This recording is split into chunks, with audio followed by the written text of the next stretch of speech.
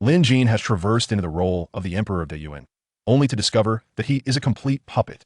The Prime Minister, Qin Song, wields immense power, treating him as a mere marionette. The chieftain of the Northern Wolf Court has broken through to the legendary realm of Earthly Immortals, forcing him to cede territory and submit. Even the beautiful concubine sharing his bed has poisoned his wine, eagerly anticipating his demise. Ding! The National Destiny System has been bound.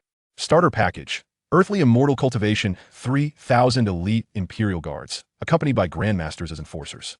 In the next moment, the eyes of the once ineffectual Emperor upon the dragon throne transformed.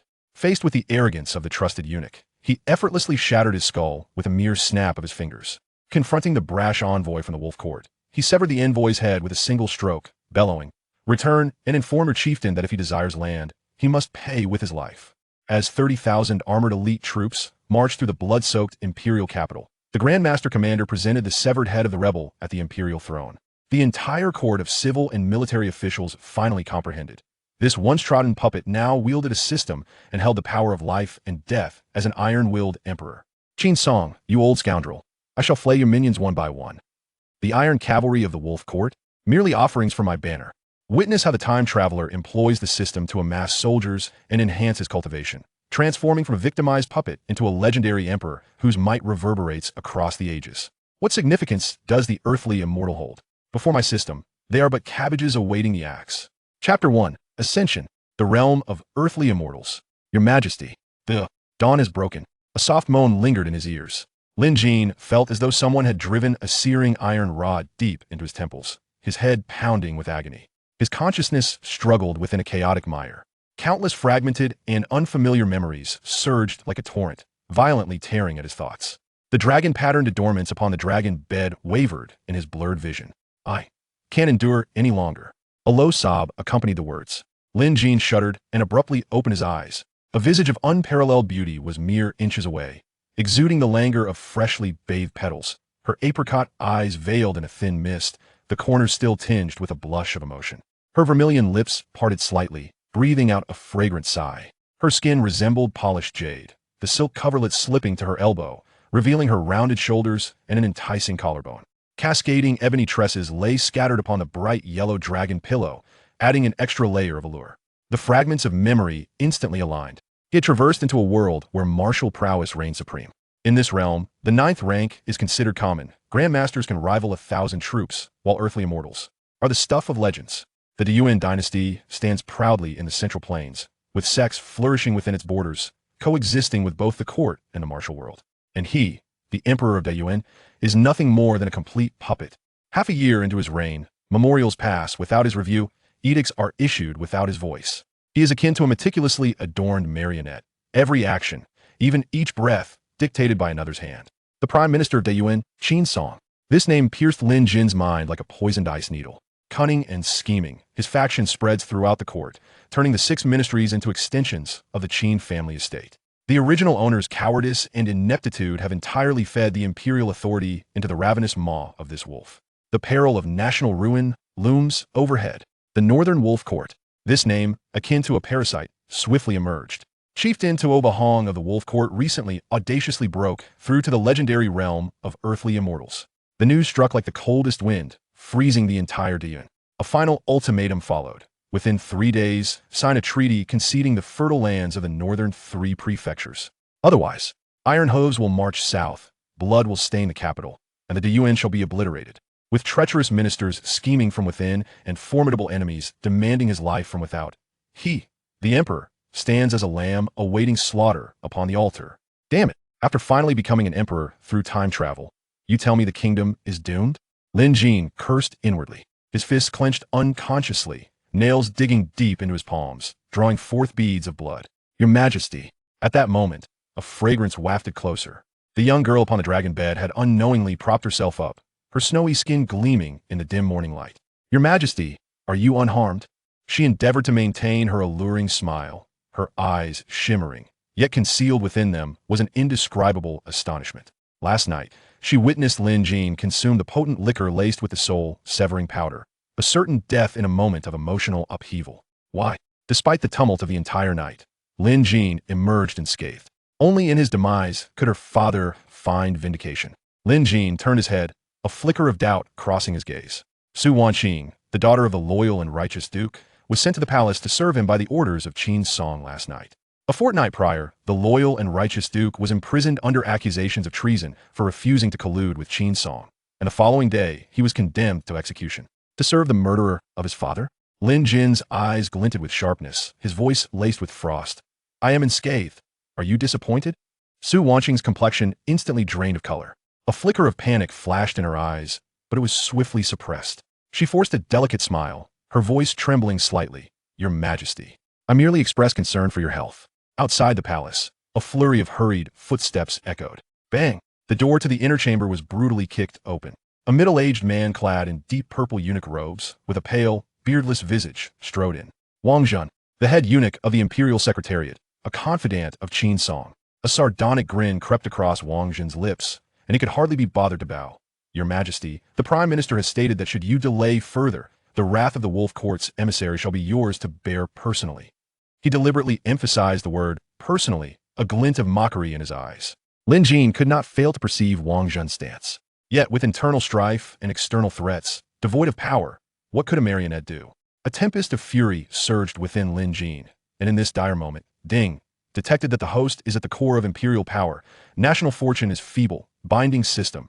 National destiny system, binding, successful. Novice gift package dispatched. Congratulations to the host for obtaining celestial immortal cultivation. Will you fuse immediately? A tremendous euphoria instantly obliterated despair. Fuse. Fuse immediately. Lin Jin roared within his heart. In a flash of lightning, an oceanic surge of energy erupted from his dantian. Lin Jin trembled as he felt a terrifying power coursing through his limbs and bones, potent enough to shake the heavens and earth. Every meridian within him resonated with the dragon's roar, and the blood flowing through his veins was no longer mundane, but a golden, true qi infused with the laws of the universe. It was as though even the air trembled. Observing Lin Jin bow his head in silence, his body subtly quaking, Wang Zhen assumed the feeble emperor had once again been cowed by fear. A colder sneer crept into his heart, and he could hardly maintain the last vestige of superficial respect. Your Majesty, do not hesitate any longer. Wang Zhen stepped forward, unleashing the true qi of a fifth-rank martial artist, reaching out to grasp Lin Jin's arm. His actions bore an unmistakable coercive intent, his tone thick with impatience. The Prime Minister is still waiting. His well-groomed hand, adorned with a jade ring, was mere moments from brushing against Lin Jin's dragon robe. In that instant, Lin Jin, who had remained silent, suddenly lifted his head. Boom! An indescribable aura of terror surged forth, akin to an ancient beast awakening from slumber or a colossal mountain collapsing. A tempest erupted around Lin Jin. The disdain, impatience, and outstretched hand of Wang Zhen froze in an instant. He felt as though a frigid, colossal hand had seized his throat, freezing his very blood. The prideful cultivation he once held now felt as insignificant as dust. An overwhelming dread coiled around his heart like a venomous serpent, filling his suddenly constricting pupils. He gazed into Lin Jin's eyes. In those depths, there was neither anger nor fear, only an abyssal indifference akin to ancient ice, and within that indifference, an absolute authority capable of shattering souls. Those were not the eyes of a mere mortal. They were the gaze of a deity surveying mere ants. You wretched servant. Lin Jin spoke, his voice not raised but carrying the chilling weight of the nine hells, each word imbued with the power to freeze souls. Who gave you the audacity? Wang Zhen suddenly convulsed violently. He had once witnessed a grandmaster unleash their power. One palm could sever rivers. No one could approach within 10 paces. But at this moment, Lin Jin merely raised a finger, and the pressure was akin to the collapse of heaven and earth. It felt as though he faced not a mortal, but the Lord of life and death from the celestial realm. To be so audacious before me. Chapter 2. Where did the wild dog come from? A faint sound, barely audible, echoed through the chamber. In an instant, a blood hole the size of a fingertip appeared in Wang Zhen's forehead. There was no cataclysmic explosion, no gory dismemberment, only an ethereal surge of pure internal energy, ruthlessly extinguishing all traces of his vitality. The expression on Wang Zhen's face was forever frozen in a grotesque mask of terror and disbelief. His outstretched arm falling limply to his side, his eyes widened in a desperate glare, fixated on the unfamiliar yet imposing visage before him, as his body collapsed like a marionette severed from its strings. Thud! The muffled sound struck the silent palace floor, reverberating painfully in Su Wanqing's heart. Time seemed to stand still. The chamber was suffused with the acrid scent of blood and an oppressive stillness. Su Wanqing remained frozen on the bed, her pupils constricted violently, her fingertips clutching the brocade blanket tightly. He killed Wang Jin. Her heart raced, nearly leaping from her chest as a torrent of thoughts flooded her mind. When had this timid emperor acquired such formidable strength? Had he been masquerading all along? Or was it possible that he was not the original Lin Jin at all? Fear seeped into her bones like icy water, but what truly unnerved her was her utter inability to fathom the man before her. Lin Jin exhaled a breath of stale air, his gaze not lingering on the lifeless body for even a moment. He felt the torrent of power coursing through him, an unprecedented sense of control flooding his heart. A puppet? A deposed monarch? From this moment forth, these titles would become relics of the past. System. What specific functions do you possess? Lin Jin inquired. Ding. The map of mountains and rivers has been activated. As the last emperor, the host shall restore the realm and expand its territories. All lands under actual control may illuminate the atlas and yield substantial rewards. In an instant, a magnificent map of territories unfurled within Lin Jin's consciousness. On the pitch-black expanse, only the area of the harem shimmered with a faint golden light, while the rest lay shrouded in thick darkness. So that is how it is. Lin Jin stroked his chin, a glimmer of brilliance igniting in his eyes. This system was clearly urging him to reclaim the throne. With every inch of territory regained, he would receive corresponding rewards. Detected that the host is located in the Great Yuan harem. Would you like to illuminate this atlas? Illuminate, Lin Jin declared decisively. Ding. Congratulations to the host for successfully illuminating Great Yuan harem. Reward received, 3,000 Imperial Guards, accompanied by Grandmaster Commander Ling Hong. A special space for storing troops has been activated for the reward. Imperial Guards? Grandmaster? Lin Jin's eyes brightened. His thoughts swept through the troop storage. 3,000 Imperial Guards stood as firm as the abyss, each a warrior of the 7th rank. Their garments billowed like waves in the void, the spring blade gleaming with a cold light, each weapon exuding a thirst for blood. They stood tall, their gazes sharp as eagles, surrounded by an aura of iron-blooded ferocity. Clearly elite soldiers forged in countless battles. At the forefront stood a figure, Ling Hong. Tall and lean, his countenance was austere, his brows and eyes sharp as blades, with a pair of deep, dark eyes that seemed capable of piercing the soul. One hand rested on his blade, the spring blade still sheathed. Yet a bone-chilling aura emanated from him. More alarmingly, his internal energy surged like a tempest, coalescing into a faint dragon-shaped phantom that coiled and twisted. The Grandmaster's pressure causing the entire storage space to tremble. System, I am utterly enamored with you, Lin Jin exclaimed with excitement. Host, please maintain decorum. Lin Jin paid little heed to the system's retort. Turning, he cast a calm gaze over Su Wanqing, who trembled as if shaken by a gale. Her complexion as pale as a ghost. Clean this up, he coldly commanded before departing. Su Wanqing watched his retreating figure, then lowered her gaze to Wang Zhan's lifeless body, a chill coursing from her feet to the crown of her head. This emperor was indeed transformed. Outside the hall, the first light of dawn spilled in, and Lin Jin stood with his hands clasped behind his back, his voice as chilling as iron. Ling Hong. Whoosh. A figure materialized like a wraith, kneeling on one knee, the spring blade striking the ground with a resounding clang. Your servant is here. Lin Jin's gaze was icy. Lead the Imperial Guards to thoroughly investigate the palace. Leave no trace of Qin Song's spies. Understood. Ling Hong clasped his fists in acknowledgement, his form vanishing like a specter into the shadows of the palace walls. Lin Jin's eyes glinted with cold light. In his resting place, he would not permit others to slumber undisturbed. He raised his head, gazing at the distant, towering Tianyuan Hall, a playful smile curling at the corners of his mouth. Qin Shofu, are you prepared to face my wrath? Tianyuan Hall, the pinnacle of imperial power. The 9-tiered staircase of white jade symbolized the utmost authority. Flanked by bronze auspicious beasts glaring fiercely, the vermilion pillars entwined with golden dragons, and the glazed tiles shimmering with a silvery hue, imposing as iron. Inside, the golden bricks paved the floor, the royal path extending straight to the black jade imperial throne, which loomed high, exuding a pressure as deep as the abyss. Beneath the resplendent dome, civil and military officials stood arrayed on either side, bowing deeply. Their heads hung low, faces interwoven with respect, flattery, and unmistakable trepidation. At the forefront of the hall, 2 purple sandalwood grandmaster chairs faced each other. To the left sat an elderly man clad in a purple-gold official robe. The powerful chancellor of the Great Yuan, Qin Song. His 50-something visage was lined with frost, his hair touched with gray. In his hawk-like triangular eyes lingered an unyielding malice. His withered fingers caressing a celadone tea cup, leisurely savoring it, seemingly indifferent to the proceedings. On the right grandmaster chair, a burly man draped in wolf fur impatiently bounced his leg. The beast bone necklace around his neck rattled with each movement, and the jeweled scabbard of his curved blade glinted with a sanguine sheen under the flickering candlelight. 2 attendants stood behind him, arms crossed, their leather armor still bearing the dust of the grasslands. their disdainful gazes sweeping over the civil and military officials like they were merely lambs awaiting slaughter. Lord Qin. The messenger from the wolf court spoke in a grating tone, as if sandpaper were scraping against bronze. The sun is nearly overhead. Does your emperor intend to have the Chanyu's golden blade come to fetch him? The clinking of the teacup against its saucer rang out sharply. Qin Song's lips curled into a semblance of a smile, though it was more a smirk. The messenger jests. His Majesty has been unwell of late. Nonsense. The messenger slammed the table, causing the teacups to leap. We prairie men despise roundabout ways. Either we see the emperor now, or he grinned wickedly, patting his scabbard. Let your city gates bear witness to the might of the wolf court's cavalry. The air in the hall suddenly thickened. The officials trembled as if struck by lightning, with a few timid ones nearly collapsing to their knees. Such was the fury of the land's demigod. Should the formidable Chanyu of the wolf court truly descend upon us, it is to be feared that the entirety of the capital shall be reduced to scorched earth beneath iron hooves. Qin Song's sinister visage stiffened abruptly, a flicker of ire igniting within his murky eyes. Yet, this fury was not directed at the envoy from the wolf court, but rather at that accursed puppet emperor. What is Wang Zhan, that good-for-nothing, dawdling about? He cursed inwardly, his knuckles, bulging with tension, drumming against the rim of his teacup. Suddenly, a thought flashed through his mind. Could it be that that wretched Su Wanqing has succeeded? At this realization, the anger that had consumed him moments ago morphed instantaneously into elation.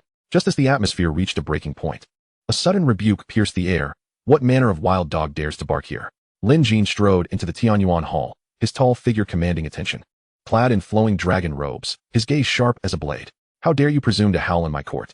Chapter 3. What audacity for mere barbarians to be so brazen before me. What did you say? The envoy from the wolf court erupted in fury, his muscles taut. The aura of a master erupting around him, rendering the very air in the hall dense with tension. With a clang, his blade was drawn, its edge gleaming coldly, emanating a palpable murderous intent. An overwhelming sense of oppression washed over the room, causing several elderly officials to collapse to their knees, pallid and drenched in cold sweat. Qin Song emitted a muffled groan, struggling to maintain his composure. Although he was a ninth-tier warrior, his prowess was merely a product of rare medicinal herbs, rendering him utterly inferior to a true master forged from the crucible of blood and battle. His gaze latched onto Lin Jin upon the dragon throne, a tempest of emotions swirling within him. The Lin Jin of old had been timid, scarcely daring to raise his voice. Yet now, he sat resolutely upon the dragon throne, meeting the master's formidable presence without so much as a blink, even wearing a hint of disdainful amusement. What is this? Has the wolf court lost its hearing? Lin Jin's fingers tapped rhythmically against the armrest of the throne, each strike resonating like a hammer upon the hearts of all present, his tone laced with icy mockery. The envoy's eyes flared with murderous intent. Great distant emperor, are you seeking war? Emboldened by the knowledge that the Chanyu of the wolf court had attained the realm of terrestrial immortals, he showed no restraint. His blade aimed directly at Lin Jin upon the throne. Your Majesty, Qin Song suddenly interjected, his tone ostensibly respectful, yet laden with an undeniable suffocating weight. This old minister has already drafted a treaty. With your seal, the wolf court shall not trouble the great distant. His expression was one of feigned concern for the nation, as if he were the true loyal subject fretting over the welfare of the great distant. Lin Jin cast him a frigid glance, then suddenly smiled. Minister Qin, are you suggesting that I cede land to seek peace? Qin Song's lips twisted in a feigned grimace. Lamenting, this old minister merely wishes to spare the common folk of the great distant from the ravages of war. He affected a posture of world-weary concern, inciting an even more frigid gaze from Lin Jin. This old fox plays his part remarkably well. Were it not for the intricate web of power surrounding this old rogue, he would have long since dispatched him with a single slap. Yet, should he act rashly now, the entire great distant court may well descend into chaos before the wolf court even sets foot upon its borders. Lin Jin withdrew his thoughts, turning to the pompous envoy from the wolf court. You desire the 3 northern provinces of the great distant? That was the price before. The envoy swung his battle blade, the keen edge slicing through the air with a sharp sound. You have just insulted my valiant warriors of the grasslands. Now, 3 provinces will not suffice to quell the wrath of the wolf court. Lin Jin raised an eyebrow. Oh, then what more do you desire? The envoy arrogantly extended 3 stout fingers, the wolf-tooth bracelet on his wrist clinking audibly. In addition to the 3 northern provinces, you shall also pay an annual tribute of 100,000 taels of gold. He sneered, adding, furthermore, you must send several princes as hostages. A wave of astonishment swept through the hall. Lin Jin's gaze turned suddenly frigid. Setting aside the fact that he had no children of his own, even if he did possess princes, to send them to the wolf court as hostages, that would be akin to delivering the very foundation of the great distant into their hands. This was no peace treaty. It was a demand for the great distant to sever its roots and become eternal slaves. The envoy thrust his blade heavily into the ground, a sinister smile crossing his face. Great distant emperor, If you wish to avoid having my 100,000 iron cavalry trample your imperial city, you'd best consider your options carefully. Such arrogance even caused Qin Song, standing nearby, to furrow his brow. Just as Qin Song was about to speak, Lin Jin's blade-like gaze pierced the weapon in the envoy's hand, and he suddenly barked, "Minister of Justice." The Minister of Justice trembled as he stepped forward. His steps unsteady, cold sweat pouring from his brow. "Your servant is here." Lin Jin languidly leaned against the dragon throne, his sleeve flicking. "According to the laws of the Great Distant, what is the penalty for brandishing a blade before the Emperor?" The Minister of Justice gulped audibly, his gaze flitting between the envoy and Qin Song, beads of sweat trickling down his forehead. Qin Song stroked his beard, interjecting, "Your Majesty. The customs of the Wolf Court, did I ask you?" Lin Jin's voice turned icy, the might of the dragon erupting, causing Qin Song to stagger back. The Chancellor was shaken to his core. What has happened to the Emperor today? Bang! The armrest of the throne was struck with a resounding crack. Lin Jin bellowed, "Speak." The Minister of Justice collapsed to his knees, his voice quaking. To brandish a blade before the Emperor is deemed treason, and according to the law, it warrants execution. Upon uttering this, he appeared as if he had emerged from the depths of water. Ha! The envoy from the Wolf Court suddenly erupted in a mad laugh. His blade pointed fiercely at the dragon throne. "Dog Emperor, do you wish to kill me?" Lin Jin nodded nonchalantly. "Is that not permissible?" Seeking death. The envoy's aura surged violently, the power of a master causing the candles in the hall to flicker ominously. A mere puppet dares to be so arrogant. Today, let the Great Distant change its Emperor. Swish. The blade flashed like lightning, the envoy lunging forward, the cold steel aimed directly at Lin Jin's throat. The hall erupted into chaos in an instant. The civil officials turned ashen, several elderly ministers collapsing to the ground in fright. A few martial generals instinctively rushed forward to protect the Emperor, only to be rooted in place by Qin Song's malevolent gaze. If the envoy could eliminate this troublesome Emperor, would that not be a heavenly opportunity? Death loomed perilously close. Just at that critical juncture, a humming sound resonated from outside the hall. In the next moment, crash. The envoy from the Wolf Court was sent crashing down upon the imperial steps as if struck by a mountain, his limbs seemingly cemented to the ground. Unable even to raise his head. This is impossible. The envoy's neck veins bulged like worms, his face turning a deep crimson, unable to so much as blink. Qin Song's jaw tightened, the sinewy veins in his frail hands standing out like a spider's web, yet his sleeves remained unmoving. This was entirely beyond his expectations. When did that timid, cowering puppet emperor acquire such means? In an instant, a shadow flickered like a specter. Ling Hong knelt on one knee, the embroidered spring knife glinting coldly. "Your servant arrives late to the rescue. Please punish me, Your Majesty." A Grandmaster? The countenance of Qin Song underwent a dramatic transformation, his murky old eyes flickering with a trace of dread. He finally comprehended why the young emperor exhibited such audacity today. It turned out that he was backed by such formidable allies. Lin Jin languidly waved his hand, his cold gaze like a blade. Looking down upon the envoy on the floor, "What right does a mere barbarian have to act insolently in my presence? Execute. Your orders shall be obeyed."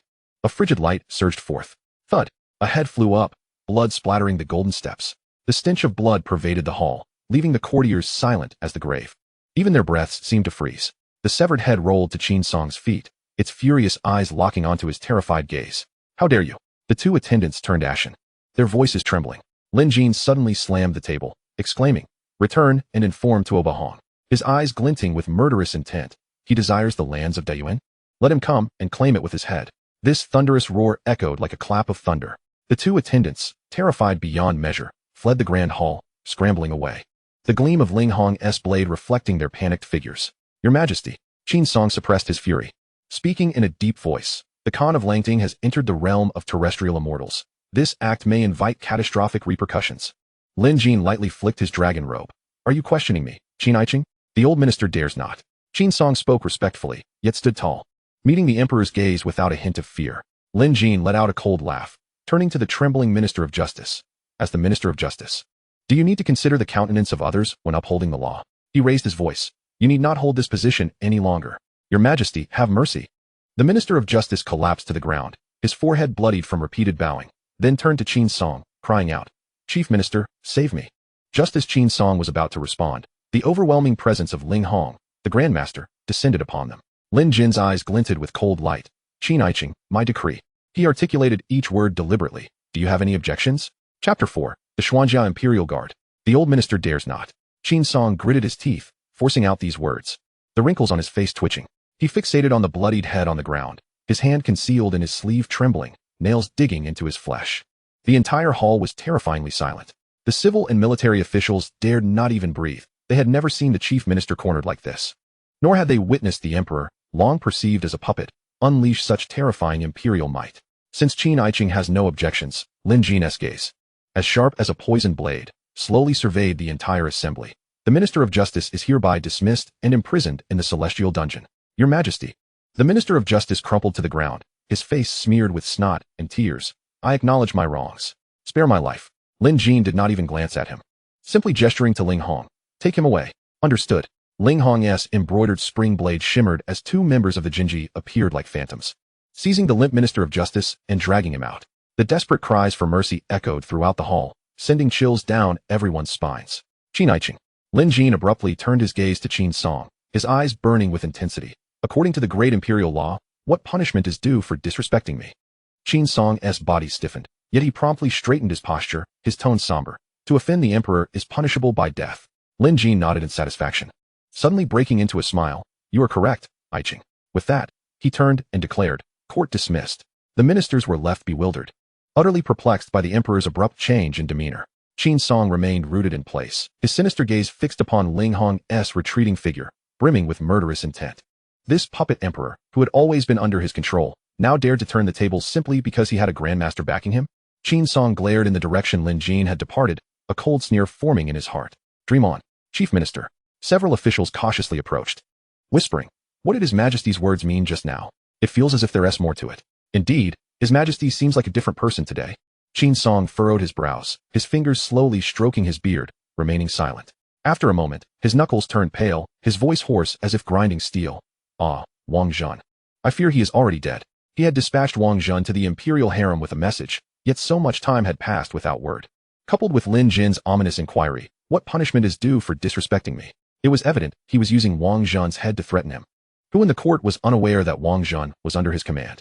Lin Jin's maneuver not only silenced him, but also dealt him a stinging slap. And he could not express his outrage. Chief Minister, with a Grandmaster at His Majesty's side, what shall we do? An official asked, trembling in fear. The Minister of Justice had already been dragged away. Their fate was all too predictable. They did not wish to become the next victims. Qin Song suddenly crushed the jade ring in his hand, the fragments cascading down. What is there to fear? The sky has not yet fallen. With that, he flicked his sleeves and strode out of the Tianyuan Hall, his demeanor foreboding. In the inner hall of Tianyuan, Lin Jin stood with his hands clasped behind his back, his gaze as deep as the abyss, watching Qin Song's retreating figure, a faint smile gracing his lips. This old fox truly knows how to endure. Wang Zhan was his man, and the Minister of Justice was also his. Having two of his arms severed, this old rogue still managed to maintain his composure? It seemed he had underestimated him. Your Majesty. Ling Hong pressed his hand on the embroidered spring blade, a fierce glint in his eyes. I shall go and slay him now. Lin Jin raised his hand to halt him, the dragon patterns in his sleeves stirring without wind. There is no rush. This old rogue must have some reliance behind him. This game has only just begun. After a brief pause, he collected his thoughts and asked in a solemn tone, what is the current situation in the palace? Ling Hong knelt on one knee, clasping his fists in report. Your Majesty, all hidden spies have been eliminated, and the Jinji has taken full control of the palace. Excellent. Lin Jin nodded slightly. He had always placed his trust in the Jinjui's swift actions. Ding. At that moment, an unexpected, melodious system notification resonated in his mind. Congratulations to the host for patrolling the Imperial Palace and successfully gaining control. Would you like to illuminate the illustration? Illuminate. Lin Jin did not hesitate. Congratulations to the host for successfully illuminating the Deyuan Imperial Palace. Reward acquired. 30,000 Xuanjia Imperial Guards, accompanied by Grandmaster Commander Wu Zhang. Lin Jin clenched his fist tightly, the candles within a 3-zhang radius dimming simultaneously. In the realm of concealed soldiers, a menacing aura surged. The 30,000 Xuanjia Imperial Guards, all 4th-tier warriors, stood like a black tide. Their dark golden armor appeared as heavy as ink. Intricate patterns resembling coiled dragons adorned their armor, and the joints bore fierce copper beasts with menacing eyes that glinted coldly in the dim light. In his left hand, he wielded a heavy iron tower shield, its surface intricately carved with vivid reliefs. In his right hand rested a cold blade, straight and narrow like ice, with a blood groove barely visible, already sending chills down one's spine before it was even drawn. At the forefront, a figure stood tall and proud like a spear. Wu Zhang, clad in ink steel Qilin armor, with shoulder guards resembling ferocious beast heads, bore a 4-foot-long saber at his waist. His visage was sharply defined, as if sculpted from stone, with a scar slicing diagonally across his brow, enhancing his menacing aura. Most striking were his eyes, cold as wrought iron and sharp as a hawk's gaze. that could chill one's very marrow with a mere glance. What a formidable iron-blooded army. Lin Jin's mind surged with images of clashing swords and galloping steeds. His heart steadied. That old dog Qin Song was likely scheming in the shadows at this very moment. With 2 generals lost in quick succession, he would not simply acquiesce. Should he act out of desperation and incite turmoil in the capital, it would certainly pose a problem. Yet now, gazing at the steel torrent of soldiers within the concealed military realm, a glint of cold light flickered in Lin Jin's eyes, reminiscent of the clash of weapons. With 30,000 elite armored troops guarding the imperial city, under the command of a master, no matter how transcendent Qin Song's abilities, he could not hope to stir any waves. Wu Zheng, Lin Jin commanded, his voice echoing like thunder. Boom! A sudden gust of wind swept through the hall, and a towering figure strode heavily into the chamber. Your servant, Wu Zheng, commander of the elite armored troops, pays his respects to your majesty. Wu Zheng knelt on one knee, his right fist striking heavily against his armored chest, producing a resounding clang. With a flourish of his grand sleeve, Lin Jin summoned forth a robust surge of true energy, lifting the master warrior, lead the elite armored troops to patrol the imperial city. Any who dare to incite chaos or oppress the common folk, be they officials or civilians, a cold gleam flashed in his eyes. Execute without mercy. Your servant will obey. Wu Zheng clasped his fists in acknowledgement, turning to leave, his cloak billowing dramatically, resembling a deity of death stepping beyond the palace gates. Outside the hall of heavenly abyss, dark clouds loomed ominously. Lin Jin, hands clasped behind his back, surveyed the murky sky, his words sharp as ice. Ling Hong, your servant is here. Investigate the backgrounds of the civil and military officials. Lin Jin's voice dropped to a whisper. Also, make a trip to the dungeons. The last few words were spoken so softly, yet they made Ling Hong's pupils contract. Understood. 2 hours later, in the imperial study. Bang! Lin Jin's palm shattered the dragon table, unleashing the overwhelming pressure of a terrestrial deity. The entire study trembled, and the memorials upon the table burst apart. Ling Hong knelt on one knee, veins bulging on his forehead, cold sweat streaming down his austere face. Even as a grandmaster, under such pressure, he gritted his teeth, his knuckles whitening with strain, yet his back remained as straight as a spear, refusing to bend. Well, Lin Jin laughed in anger. In this entire court, not even a handful are clean. The incriminating evidence on the memorials was shocking. Corruption, factionalism, selling titles. 90% of the officials were Qin Song's minions. Had he not witnessed it with his own eyes, he would scarcely believe his court had rotted to such depths. It was evident. Had he not traversed time and received the system's support, even without the wolves from the court, the great Yuan dynasty would likely have faced a change in dynasty. Your Majesty, Ling Hong managed to suppress his anxiety, speaking in a low voice. The one you seek has been brought forth. Bring her forth. Lin Jin reigned in his imposing presence, his tone laced with urgency. Yes. Ling Hong bowed and took his leave with swift strides. Moments later, several ragged figures were ushered in. Their faces and bodies were marred with bloodstains, their steps unsteady, clearly having endured great torment. Upon seeing Lin Jin on the dragon throne, they stumbled to their knees, their voices faint. The guilty subjects pay their respects to your Majesty. Long live, long live, long live. A glimmer of dark light shifted in Lin Jin's gaze as he abruptly rose, sweeping his sleeve. In an instant, a robust stream of true energy surged forth, not only supporting the individuals, but also healing their wounds as if a gentle spring breeze had arrived. There is no need for such formalities, my loyal ministers. He spoke softly. Please, take a seat. These individuals were pillars of the court, wrongfully imprisoned for refusing to conspire with Qin Song. Particularly, the one in the center. Zhu Jun, though merely in his early 40s, bore the appearance of a man in his 60s, his visage gaunt, revealing the extent of his suffering in the dungeons. Lin Jin had no desire to reveal his terrestrial deity strength just yet. By concealing his true abilities, he could feign weakness, thereby causing Qin Song to lower his guard, allowing him to uproot the intricate web of forces hidden behind him. But therein lay the dilemma. The entire court was filled with Qin Song's lackeys. He had not a single capable ally by his side, making many plans impossible to execute. Thus, he had instructed Ling Hong to visit the dungeons, intending to bring Zhu Jun and the others out.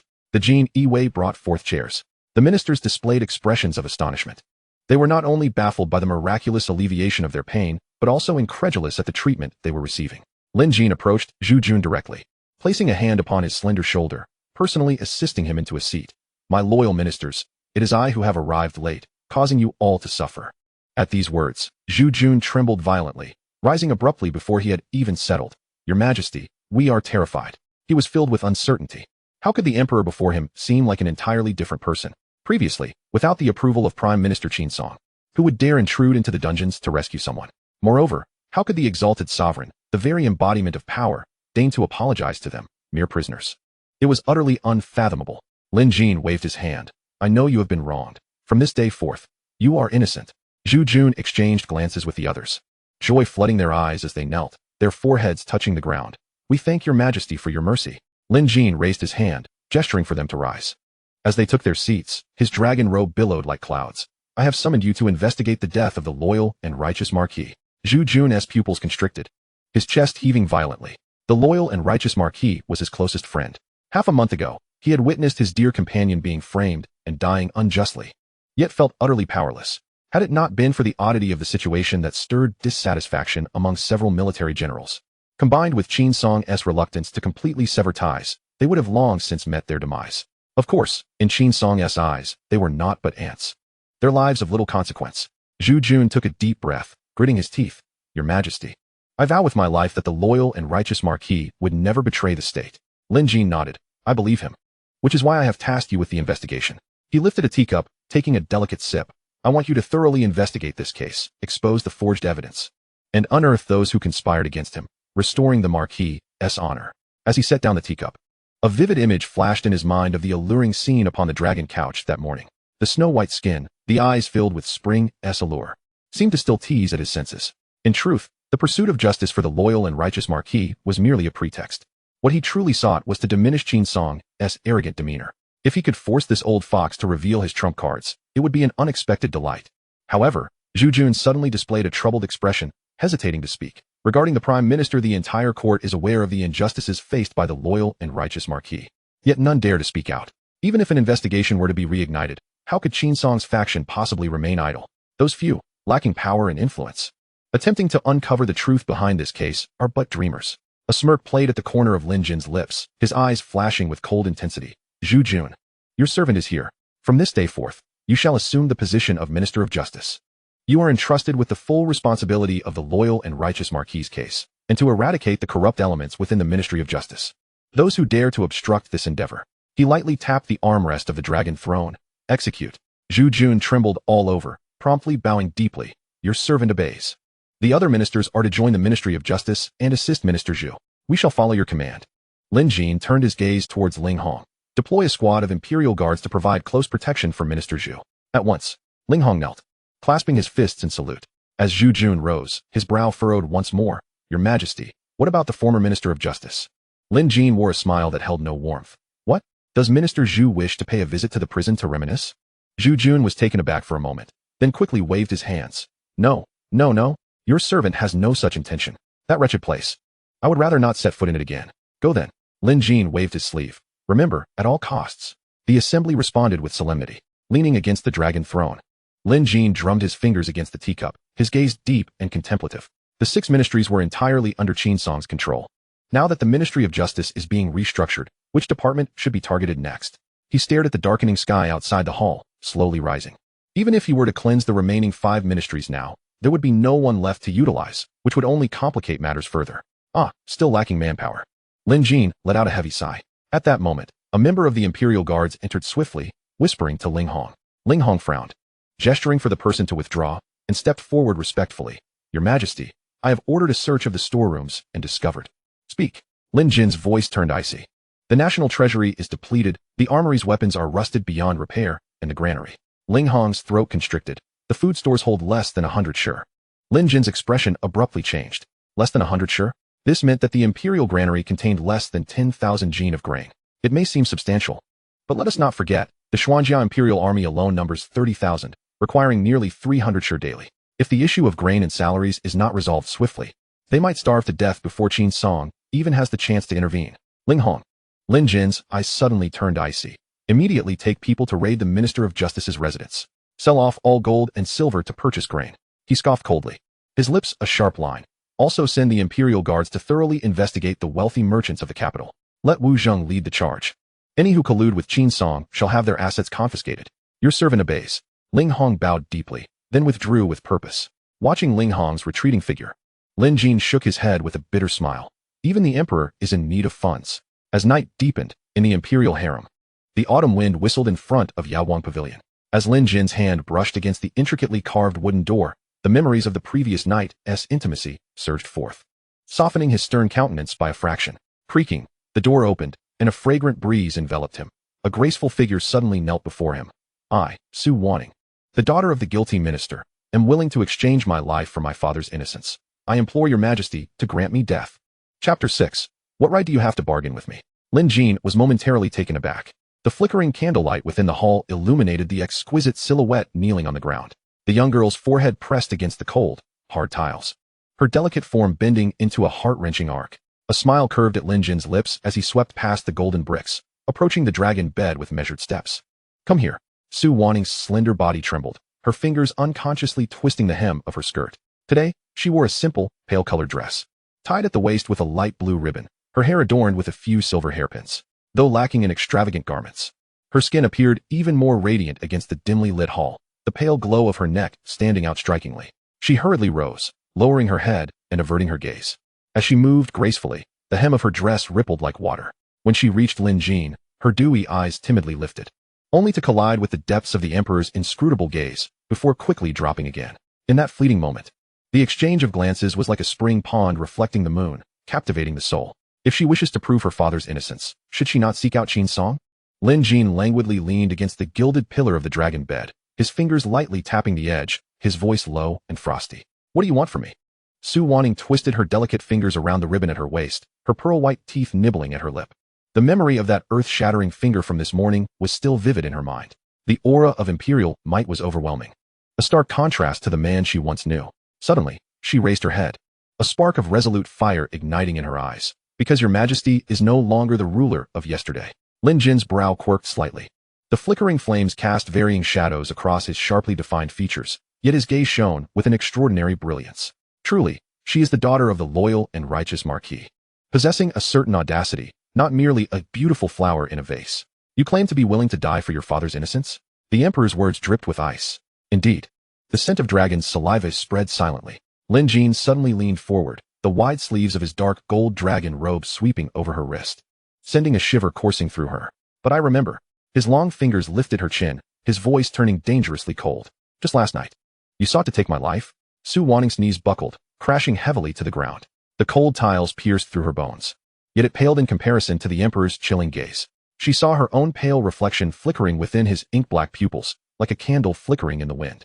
The crime of regicide deserves the annihilation of 9 generations. Lin Jin's fingertip grazed her trembling lips, his tone low and menacing. What right do you have to bargain with me? I. Xiao Xuan's mouth opened slightly, but the words lodged in her throat.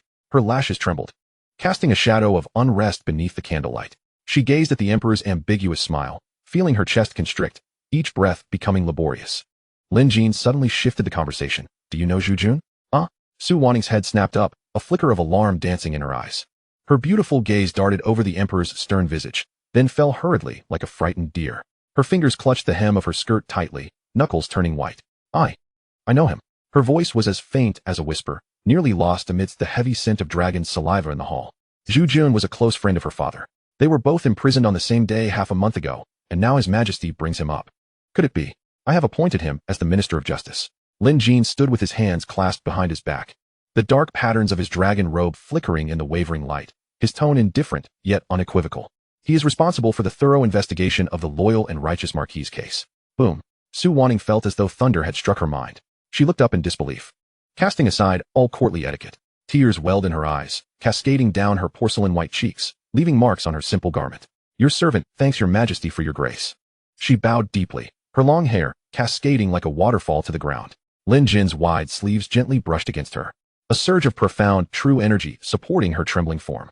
His gaze, sharp as a blade, scrutinized the girl before him, whom he had completely possessed the night prior. Xiao Xuan felt a tightening sensation envelop her as he regarded her intently. Her eyelashes quivered incessantly, yearning to lower her head and evade his searing gaze. Yet she dared not defy the divine will, clenching her lower lip in a bid to endure. The hall was momentarily engulfed in a chilling silence. Why did Qin Song specifically target your father? Lin Jin suddenly inquired, his voice ice cold. Throughout the realm, those who opposed Qin Song were far from limited to the loyal and righteous Marquis alone. Zhu Jun and several military generals in the court had not fully aligned themselves under Qin Song's banner. Though their steps were arduous, they had not met a tragic end. Only the loyal and righteous Marquis had suffered such a fate. There must be a hidden truth behind this. Xiao Xuan's body shuddered, the flush of shame instantly draining from her face. She slowly raised her head, determination flashing in her eyes. Has your majesty ever heard of the Xian poison cult? The Xian poison cult? Lin Jin's brows furrowed slightly as he searched his memory, but found no fragments of knowledge. The original owner had long resided within the depths of the palace and possessed scant understanding of worldly affairs. Su Wanqing's gaze sharpened, her jade fingers involuntarily digging into her palm. Though this cult was established merely over a year ago, it has already gained infamy. They test poison on living beings, feed children to their goo, and have turned an entire village of 100 people into blood overnight, all for the sake of testing new goo. Their heinous deeds are utterly appalling. As she spoke, a hint of derision danced at the corner of her lips. It is laughable that those so-called righteous sects, fearing the prowess of their grandmaster, feign ignorance. Lin Jin let out a cold laugh, a look of disdain crossing his features. These so-called righteous sects had always prioritized their own safety. How could they provoke a grandmaster for the sake of so-called righteousness? What does this have to do with the loyal and righteous Marquis? He asked in a deep voice.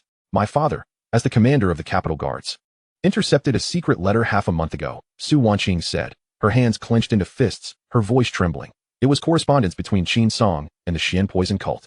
Lin Jin's eyes narrowed sharply, his tone icy. What did the letter say? Su Wanqing stepped forward, concentrating to recall. The Gu urn is hungry, prepare 1,000 in haste.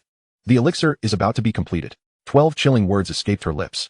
Upon hearing this, Lin Jin's brows furrowed deeply, his fingers tapping rhythmically on the table. The connection between the Gu, the thousands, and the elixir sent shivers down his spine. What did the thousands refer to? Living beings? Young boys and girls? As he pondered, a glimmer of cold light flickered in his eyes. Are there any other leads? He raised his gaze to ask, only to see Su Wanqing shake her head despondently, tears glistening in her eyes. Lin Jin narrowed his eyes slightly, internally contemplating. The Xian poison cult is so malicious that its existence is unwarranted. However, more pressing than the conspiracy between the Xian poison cult and Qin Song is the issue of provisions. The 30,000 armored elite troops consume vast amounts daily, and if supplies cannot be secured in time, the consequences would be dire.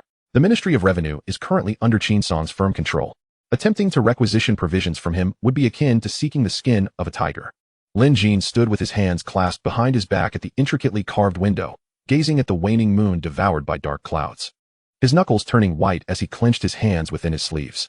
He wondered how much the Ministry of Justice and the wealthy merchants of the capital could provide in terms of financial support. Yet, that would only alleviate the immediate crisis, not resolve the root of the problem. What strategy should I employ to break this deadlock? He weighed his options, the furrows on his brow deepening. At that moment, a clear voice suddenly resonated in his mind. Detecting that the situation in the Imperial City is unusual, activating segmented illumination function. Current control level of the Imperial City, 30. Would you like to immediately illuminate the partial map? Chapter 7. Could this system possibly be a female? It can operate in such a manner? A look of elation burst forth in Lin Jin's eyes. Qin Song's influence is deeply entrenched, pervading the entire Imperial City. To gain full control would likely require months of effort. Yet, to his surprise, the system is so intelligent, supporting gradual illumination by region. At this moment, the Ministry of Justice is already under control, and with the 30,000 armored elite troops patrolling the Imperial City, only 30 of the progress has been illuminated. This figure sent a jolt through Lin Jin's heart. Qin Song's influence has infiltrated to such a terrifying extent. Illuminate. Lin Jin focused his mind and decisively issued the command. Congratulations, host, for successfully illuminating the Great Yuan Imperial City. Partial. Reward, 10,000 stone of millet, including potato seeds. As the system's voice faded, Lin Jin stood frozen in place. Even with his temperament, he could not help but feel astonished by this generous gift. Once he regained his composure, he immediately plunged his consciousness into the armory realm. In that vast and boundless special space, a majestic small mountain suddenly appeared in the northwest corner. Countless burlap sacks were neatly stacked, each bulging with the promise of plump millet grains shining enticingly through the seams. He could almost smell the unique fragrance of millet, the aroma of grains infused with sunlight, intoxicating to the senses. This 10,000 stone of millet would be sufficient to sustain the 30,000 armored elite troops for over a month. Lin Jin felt a surge of reassurance. This meant he had ample time to reorganize the court and fundamentally resolve the food crisis. What delighted him even more was that several bags of potato seeds were also stacked nearby, and they were already germinated seedlings. It should be noted that potatoes can yield 2,000 to 3,000 gene per mu. If mass-produced, this could completely resolve the army's food supply issues, allowing them to face even the harshest of years without fear. Regrettably, there was currently no suitable land for planting, and he could only bide his time for the right opportunity. Oh, system. Lin Jin felt elated, teasing inwardly. If you could take on human form, I would bestow upon you a fortune of 10,000 taels of gold and 10 stunning beauties. Unfortunately, the system remained aloof and unresponsive. Lin Jin couldn't help but chuckle. Could this system possibly be a female? Subsequently, he withdrew his consciousness from the armory realm, A look of satisfaction painted across his features. Turning to the still-standing Su Wanqing, he noticed her eyes still filled with alarm, and he spoke in a deep voice. Rest assured, I will thoroughly investigate this matter and restore your father's innocence. Thank you, Your Majesty, for your great kindness. Su Wanqing's eyes brightened at his words. Immediately preparing to kneel in gratitude, Lin Jin lightly waved his sleeve, a gentle force lifting her up. A playful smile gracing his lips. Is this how you express your gratitude? Su Wanqing was taken aback, still unable to react when she saw Lin Jin approach the couch. His arms slightly outstretched. I am weary, attend to my change of clothing. After last night's torrential events, Su Wanqing was no longer the naive girl she once was, and her cheeks flushed crimson. She bit her lip lightly, her delicate fingers trembling as she began to unfasten the jade belt of his dark dragon robe. The dragon robe had scarcely left his grasp when a sudden vertigo enveloped him, and he found himself lifted effortlessly into the air. Breathless and startled, she was cast upon the silken bed covers. The Emperor's gaze burned with a fervent desire, causing Su Wanqing's cheeks to flush a deep crimson. Turning her head aside only intensified Lin Jin's yearning for conquest. Having just taken possession of this body the previous night, despite indulging in ecstasy, he felt an insatiable hunger for more.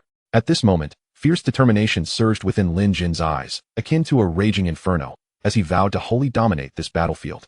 His internal energy erupted suddenly, tearing asunder his robes, while Su Wanqing's delicate garments were similarly transformed into fluttering fragments. With a startled gasp, she instinctively sought to shield her modesty, only to have Lin Jin seize her wrist with a firm grip. Am I permitting you to cover yourself? His voice thundered, laced with an undeniable authority. Su Wanqing's eyelashes fluttered, her lips parting slightly.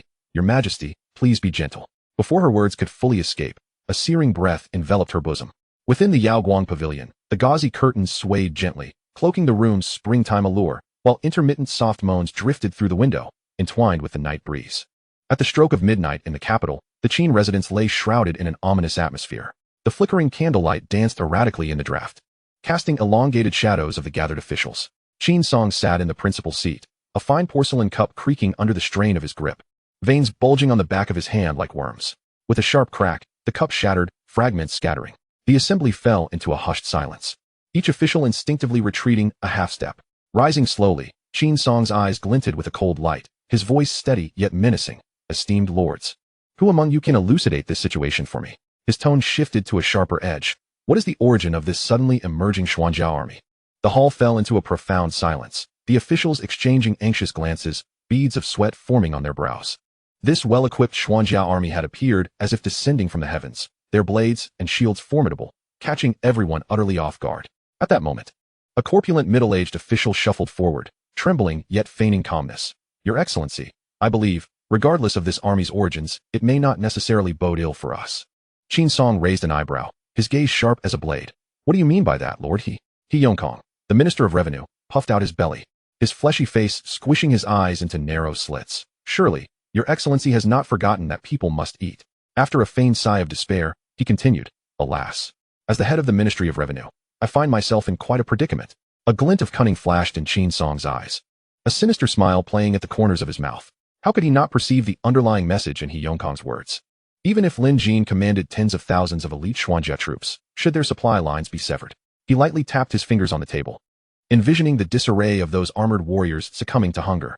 As for the flow of funds from the Ministry of Revenue, that was merely a matter of his command. Suddenly, Qin Song burst into laughter, his wide sleeves billowing as he resumed his seat. Indeed, Lord He, your foresight is commendable. Narrowing his eyes, he continued with veiled meaning. Since the Ministry of Revenue is in such dire straits, I shall leave it to His Majesty to arrange for military funds.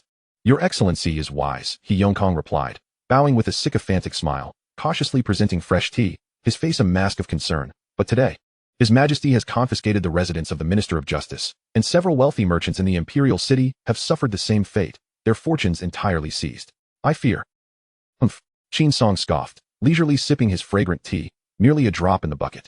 He had already taken measures in advance, relocating a considerable sum from the Minister of Justice's estate, leaving the remainder as a gift for His Majesty. As for the affluent merchants, the provisions for tens of thousands of troops could not be resolved by seizing a few merchants. After a moment of silence, an official stepped forward, speaking in hushed tones. Your Excellency, His Majesty has released Zhu Jun from the dungeons and appointed him Minister of Justice. Upon taking office, he immediately replaced all our contacts within the ministry with his own personnel and has begun reviewing the case files related to the loyal and righteous Marquis. Upon hearing this, Qin Song's expression remained unchanged, his fingers loosening as the porcelain teacup settled soundly on the table, emitting a soft sound. And so, a faint smirk graced his lips, his face radiating mockery. The evidence and testimonies in this case have long since. He traced a finger lightly across his neck, turned to ashes. In the pause that followed, Qin Song suddenly rose, his voluminous sleeves stirring as if propelled by an unseen wind, convey to the ministry that they must fully cooperate with the Ministry of Justice in their investigation. At these words, the room erupted in commotion. The officials exchanged incredulous glances, their faces betraying disbelief. With a flourish of his sleeves, Qin Song stood tall, proclaiming, "We, as officials, are upright and just. Why should we fear scrutiny?" The officials initially froze, then swiftly came to a realization. After exchanging knowing looks, they all donned sycophantic smiles. "Your Excellency's integrity is commendable. I shall certainly take you as my model." Pleased, Qin Song nodded, a glint of derision flashing in his eyes. "All traces have already been meticulously erased. No matter how deeply you dig, you shall uncover not a single fragment." As the hourglass continued its steady descent, the officials gradually took their leave. Alone in the courtyard adorned with intricate carvings and jade, Qin Song gazed skyward. The clouds obscured the moon, leaving only a waning sliver of light. The internal energy of a ninth-grade martial artist surged through his veins, his robes billowing as the leaves within a 3-zhang radius disintegrated into fine powder. Shadows. As the words fell, a dark figure emerged like a specter from behind the rockery. The newcomer was shrouded in a pitch-black cloak, a fearsome iron mask obscuring their face, revealing only a pair of lifeless eyes. Kneeling on one knee, they awaited orders, their breath barely audible. Qin Song clasped his hands behind his back, his voice as cold as ice. "Relay to the Xian poison sect that I shall provide double the rations," urging them to spare no effort in concocting the elixirs. The shadow bowed in silence. A chilling breeze swept through, and the figure seemed to vanish into the darkness. Standing in the courtyard, Qin Song fixed his gaze on the spot where the shadow had disappeared, his countenance cloaked in a frigid aura of menace. "The true performance is only just beginning." His voice, as sharp as a blade, echoed hauntingly in the night. Chapter 8. What a patient old fox. At dawn the following day, golden sunlight streamed through the intricately carved window frames, casting dappled patterns upon the disheveled dragon bed. Lin Jin slowly opened his eyes. The girl nestled in his embrace. Her skin, once as smooth and white as congealed fat, was now adorned with cherry-red spots, resembling fallen blossoms on a snowy ground, adding an enchanting allure. Recalling her audacious fervor from the previous night, a playful smile crept upon his lips. Perhaps it was the knowledge that her father would soon be vindicated. Su Wanqing had displayed astonishing passion last night, devoid of any naivete typically associated with first experiences. Her soft, pliable body concealed an astonishing resilience and vitality. With merely a gentle gesture from him, she responded intuitively, their movements perfectly synchronized. Had he not reached the pinnacle of earthly immortality, he might have truly succumbed in this tender haven. A soft, delicate moan suddenly resonated through the air. The young woman nestled in his embrace fluttered her eyelashes, her autumn-like, clear eyes slowly opening. In that fleeting moment of gazing into each other's eyes, a torrent of memories from the previous night surged within him. Su Wanqing's cheeks flushed crimson, resembling a startled fawn as she buried her face into his solid chest. "Your Majesty," she whispered. Lin Jin chuckled softly. His large hand glided along her smooth spine, suddenly slipping beneath her arm. The unexpected wave of sensation caused Su Wanqing to gasp, instantly igniting the dormant flames within him. As the silken coverlet was tossed aside, he found himself pressing her beneath him, gazing at the young woman's alluring, wavering demeanor. Lin Jin felt his breath quicken, poised for another passionate encounter, when suddenly, his expression shifted, turning towards the palace door. After a brief moment of perception, he could only manage a wry smile, lightly brushing his fingers against Su Wanqing's pert nose. "For now, I shall spare you." Suppressing the turmoil within, Lin Jin rose to change his attire. Just as Su Wanqing prepared to rise and bid him farewell, she realized the coverlet had slipped away. Recalling that her gown had been torn to shreds by true energy the previous night, she shyly retreated beneath the covers, revealing only her enchanting eyes. "Rest well." Lin Jin secured his dragon robe and jade belt, glancing back at the lingering beauty on the bed, his gaze darkening. "Await me tonight." Watching the emperor's tall figure disappear beyond the palace doors, Su Wanqing bit her crimson lip, her fingertips unconsciously tracing the lingering marks on her body. The blush-inducing scenes from the previous night lingered in her mind, and a hint of anticipation stirred within her heart. "Your Majesty." Outside Yaoguang Pavilion, Ling Hong spotted Lin Jin's silhouette and hastened towards him, kneeling on one knee in salutation while presenting a ledger with both hands. "This is the detailed account from last night's raid. Please review it, Your Majesty." Lin Jin accepted the ledger, casually flipping through its pages. Ling Hong then reported in a solemn tone, "Your Majesty, last night, I led a team to raid the residences of 6 wealthy merchants in the capital, seizing gold, silver, jewels, antiques, and paintings, amounting to approximately 400,000 taels of silver. He paused briefly before continuing. As for the residents of the Ministry of Justice's minister, only a little over 1,000 taels of silver were confiscated. Lin Jin's brows shot up, a glint of cold light flashing in his eyes. The Minister of Justice, a high-ranking official of the second rank, had wielded the power of law enforcement for many years and was in cahoots with the current chancellor. It was hard to believe that he would only be guilty of such a meager sum. That old fox moves quickly. Lin Jin tightened his grip on the ledger. Speaking in a chilling tone, it is evident, even without thinking, that Qin Song must have arranged for the silver to be moved beforehand. Ling Hong continued. Most of the wealthy merchants in the capital have business dealings with Qin Song. To avoid causing unrest among the populace, I only raided a few with irrefutable evidence. Lin Jin nodded. If all the wealthy merchants were arrested indiscriminately, it would not only shake the capital's commercial backbone, but also incite public panic. Well done, Lin Jin praised. Ling Hong bowed deeply, his sleeves fluttering lightly. I am flattered. He then added, without disrupting the lives of the common people. I have instructed my men to exchange part of the silver for grain, replenishing the state granaries, and have also dispatched individuals to neighboring prefectures to procure food. Lin Jin nodded lightly. Closing the ledger, he glanced at the rising sun, suddenly recalling something. Have all the officials arrived? Reporting to your majesty. They are already waiting in Tianyuan Hall, Ling Hong replied. Lin Jin's lips curled into a meaningful smile, then let them wait a little longer. With that, he turned back towards the Yaowang Pavilion. Go fetch a few palace maids of reputable background.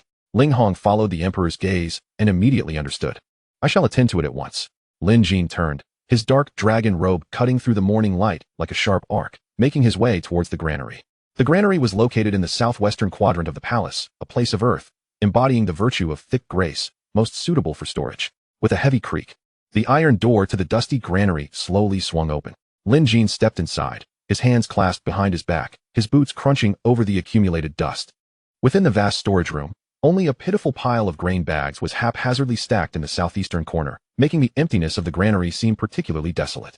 Lin Jin flicked his broad sleeves, and a torrent of millet poured forth, quickly filling nearly half of the granary with neatly stacked grains. Ling Hong's pupils constricted.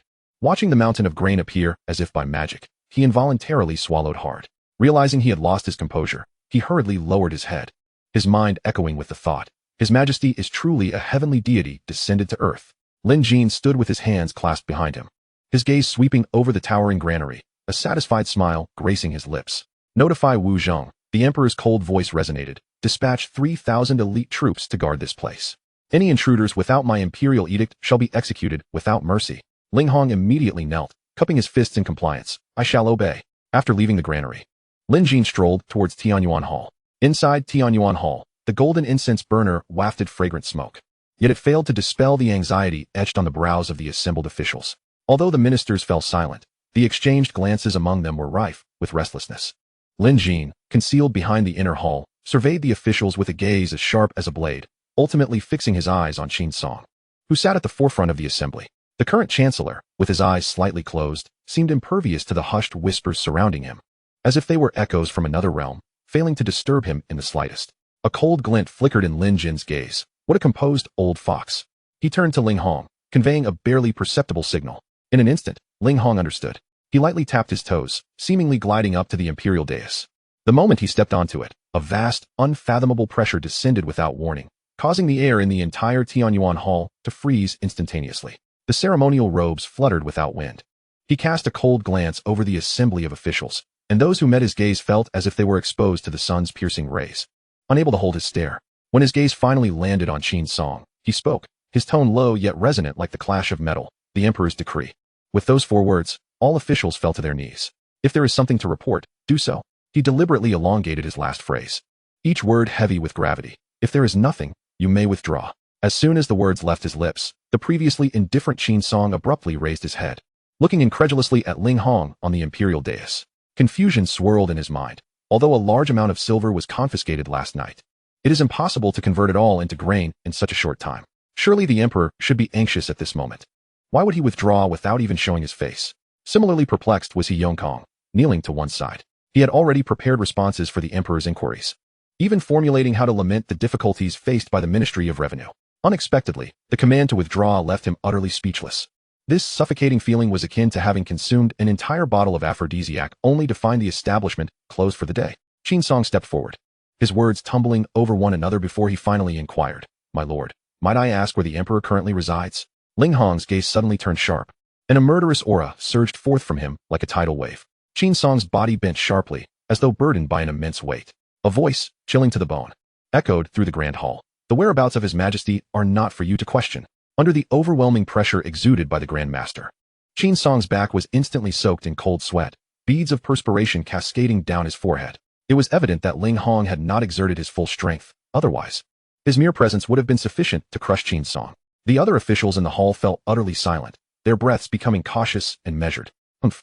After a brief pause, Ling Hong coldly snorted, retracting his oppressive aura, and declared icily, "Court dismissed." With that, he turned away, disregarding the drenched and disheveled Qin Song. Gasping for air, Qin Song clenched his fists tightly in his sleeves, his nails digging deep into his palms, blood seeping through his fingers. He lowered his head, his murky eyes swirling with an insatiable desire for vengeance. Having navigated the treacherous waters of the court for half his life, never had anyone dared to subject him to such a profound humiliation. "My lord, are you all right?" He Yongkong stammered as he approached, attempting to offer his support. Bang! Before he could finish, Qin Song suddenly unleashed the true energy of a ninth-grade martial artist, sending He Yongkong flying through the air. The latter hit the ground heavily, blood spilling from his mouth, yet he dared not show a hint of dissatisfaction. Qin Song rose, straightening his back, and glared fiercely at the empty dragon throne, silently vowing, "Lin Jin, I shall remember this humiliation today." Within the inner hall, Lin Jin observed the entire scene unfold, a hint of a cold smile gracing his lips. Ah, two dogs biting each other, how amusing. He quickly concealed his smile and turned to Ling Hong, saying, "Let us proceed to the imperial study. Summon Lord Zhu Jun for an audience." In the imperial study, the scent of sandalwood wafted through the air. Lin Jin sat behind the dragon desk, a cup of clear tea before him, the steam curling around his stern features. "Your Majesty," Ling Hong bowed as he entered, "Lord Zhu has arrived." Lin Jin took a sip of tea, raising his gaze slightly, announced him. Before long, Zhu Jun, clad in a blue round-collared robe with a plain silver belt devoid of ornamentation, hurried in. As he knelt, the hem of his robe spread out like clouds, and his forehead struck heavily against the golden bricks. "I, Zhu Jun, humbly wish the Emperor peace. Long live the Emperor." Lin Jin tapped a bronze paperweight with his fingers, the sound resonating in the hall. "You need not be so formal. Thank you for your benevolence, Your Majesty," Zhu Jun responded while rising. Today, despite the frost gracing his temples and the bloodshot veins in his eyes from sleepless nights spent on investigations, his previously hunched back now stood straight as a pine. And even the subtle cloud patterns woven into his official attire appeared particularly vibrant. There was no hint of the despondency that had once marred his demeanor. Lin Jin absently traced the rim of his teacup, casually inquiring, "What have you discovered?" Zhu Jun's posture stiffened, his knuckles whitening from the pressure of his grip. "In response to Your Majesty, the Qin faction employs ruthless methods. Those involved in the case are either dead or have fled, and not a single scrap of paper remains." His voice trailed off, rage boiling within his eyes. He loathed his own impotence, as his dear friend was wrongfully slain, yet he could not even secure a semblance of justice. Lin Jin chuckled lightly, his wrist flicking as the teacup chimed softly. "It is only natural that you cannot find clues, as Qin Song has always been meticulous in his actions." He suddenly raised his gaze, piercing as a drawn sword. "However, since we cannot find evidence to prove the loyalty of the Marquis Qing, we must." Zhu Jun immediately knelt before him. "I am incompetent." "Rise." Lin Jin waved his sleeve gently, a subtle force lifting Zhu Jun. "What I mean is." He took a meaningful sip of tea. "Whoever asserts must provide evidence. This principle should be clear to you." Zhu Jun's shoulders tensed, his eyes gleaming with determination. Before he bowed deeply, "Your Majesty is wise." Lin Jin tapped the dragon desk 3 times with his fingertips. "At tomorrow's court session, I wish to see the necessary evidence." Zhu Jun understood the implication and solemnly pledged, "I shall not fail your expectations." Lin Jin furrowed his brow, shifting the topic with a grave tone. "In your opinion, where should I begin with the other 5 ministries?" Zhu Jun's brows furrowed slightly, and after a moment of contemplation, he clasped his hands. "I believe we should prioritize the Ministry of Revenue." "Oh." A flicker of interest sparkled in Lin Jin's eyes. The Ministry of Revenue controlled the nation's finances, a vital lifeline for the court. Zhu Jun's tone suddenly turned cold. He Yongkong has held the ministry for many years, engaging in rampant corruption. Moreover, his eyes glinted with a fierce light. Half of Qin Song's illicit silver has passed through this ministry. Severing this arm will surely wound his vitality. Lin Jin nodded slightly. Though Zhu Jun harbored personal grievances, his words struck true, aligning perfectly with Lin Jin's own thoughts. A silence enveloped the hall. Noting Lin Jin's contemplative silence, Zhu Jun presumed his words had not been fully understood and added after a moment's thought, "Your Majesty, yesterday the Xuanjiao army, numbering in the tens of thousands, appeared in the imperial city, resulting in significant expenditure for military supplies, and yet the ministry." His thoughts were left unspoken, Yet the implication was clear. Lin Jin's lips curled into a slight smile. Zhu Jun's hatred for Qin Song had reached a point where he yearned to cut off his limbs entirely. He composed himself, slowly rising from the dragon throne. Your words are most astute. Henceforth, I decree a thorough investigation of the Ministry of Revenue. I accept the decree. Zhu Jun could hardly conceal his delight, bowing deeply. Additionally, Lin Jin suddenly seemed to recall something. If you have the leisure, it would be prudent to visit the merchants in the dungeon. I understand. Zhu Jun paused momentarily, then comprehended the intent, bowing his head as he withdrew. Lin Jin stood with his hands clasped behind his back at the intricately carved window. The autumn sun filtered through the patterned window, casting dappled shadows upon his dark dragon robe. The autumn wind rustled the copper bells at the corners of the hall, producing a series of clear chimes. Yet it could not dispel the contemplation knitted upon his brow.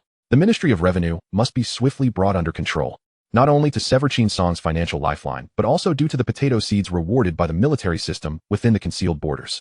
With autumn sowing imminent, if fertile land could be found and planted in time, it might avert the famine of the approaching winter. Yet, having overseen the land records for many years, would he Yongkong willingly relinquish control? Ling Hong. Lin Jin abruptly turned, the hem of his robe billowing. Your servant is here. Ling Hong appeared like a wraith, his swift attire fluttering.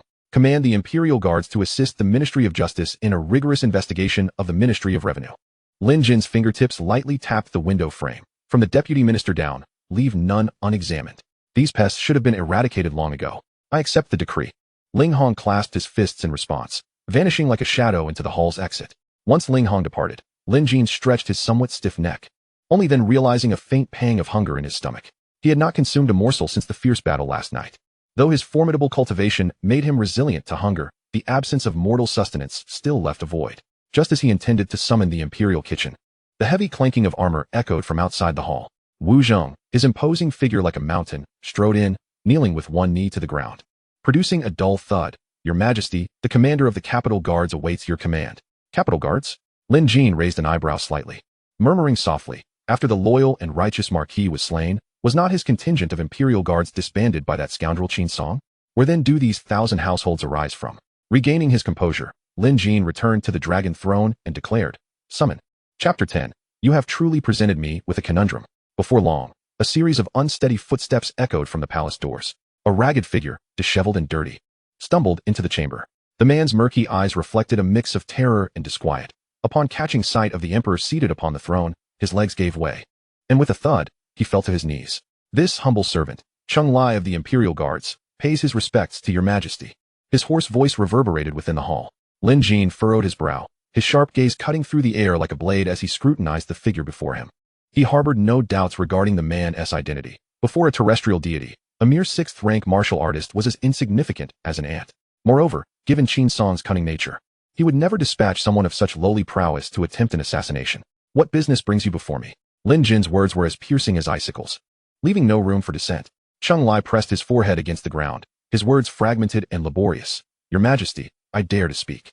He gritted his teeth, seemingly summoning every ounce of strength as he continued. I wish to seek justice for the commandant. A faint, almost elusive smile curled at the corners of Lin Jin's lips as he languidly leaned back against the throne. The case of the loyal and righteous Marquis has lingered for over half a month. Do you not think it rather tardy to arrive now?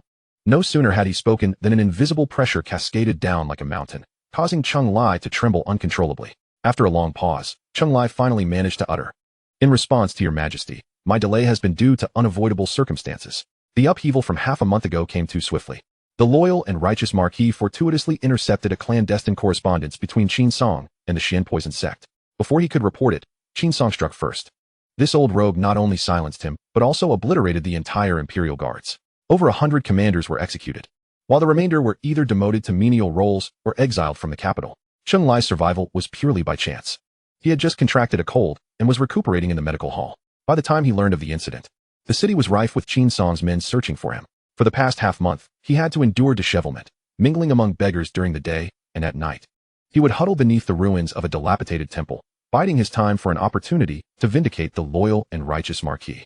Recently, he finally glimpsed a turning tide. The Minister of Justice was imprisoned, and Zhu Jun took over the ministry. Coupled with the emergence of the Xian Armor Imperial Army, those unscrupulous rich merchants and bullies were being dealt with one by one. These changes led him to believe that perhaps the winds of change were truly blowing within the palace.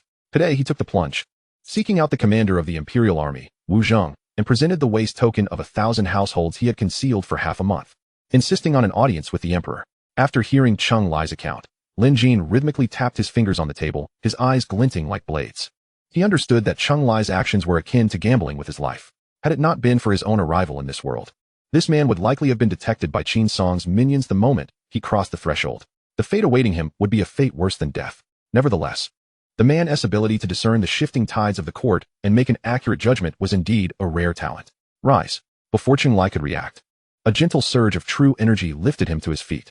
Thank you, Your Majesty, for your gracious favor. The weight upon his heart finally lifted. He knew he had won his gamble. Lin Jin fixed his gaze on Cheng Lai, asking in a low voice. You claim to seek justice for the loyal and righteous Marquis. Do you possess any tangible evidence? I do. Cheng Lai replied emphatically. Trembling hands, caked in grime, retrieved 2 blood-stained letters from his bosom. These are the incomplete memorials that the commandant was unable to deliver before his demise, along with the forged orders that led to the relocation of the Imperial Guards. Wu Zheng stepped forward swiftly to accept the letters, presenting them respectfully. Lin Jin unrolled them, scrutinizing them closely, his brow gradually furrowing as the temperature in the Imperial study plummeted. Cheng Lai felt an invisible pressure wash over him, and his knees buckled almost to the ground. On the incomplete memorial, Qin Song's name was barely discernible, alongside a blood-stained character that sent chills down the spine. Regrettably, the word Xian poison had been torn away. The forged order bore the clear imprint of the Ministry of War seal. It was this order that had diverted the Imperial Guards when the loyal and righteous Marquis needed support the most. How did you come by these? His tone was sharp, cutting like a knife. If Cheng Lai had truly been recuperating in the medical hall, how could he have obtained this memorial? A look of anguish crossed Cheng Lai's face. In response, it was entrusted to me by the commandant's deputy. During the ambush by the Ministry of War, the deputy happened to take refuge in the medical hall and entrusted me with the documents, but he himself. At this, the stalwart man could say no more. Tears, once held back by dirt and grime, cascaded down his face, leaving dark spots on the blue brick floor. With a long sigh, Lin Jin rose slowly. These 2 letters alone are insufficient to condemn Qin Song. Your Majesty. Cheng Lai suddenly lifted his head, his eyes blazing with defiance. As the Prime Minister, Qin Song's clandestine dealings with the sects of the Jianghu are already a grave transgression. Moreover, without his directive, how could the Ministry of War dare to unilaterally dispatch troops to besiege the Imperial Guards? With that, he struck the ground heavily with his head. The sound of his forehead hitting the floor echoed starkly in the stillness of the Imperial study. I implore your Majesty to take charge for the brothers who died unjustly, and for the commandant. Once, twice, thrice. The crimson blood began to spread across the cold blue bricks, resembling tragic blossoms. Lin Jin's sleeve brushed lightly, a gentle force halting Cheng Lai's incessant prostrations.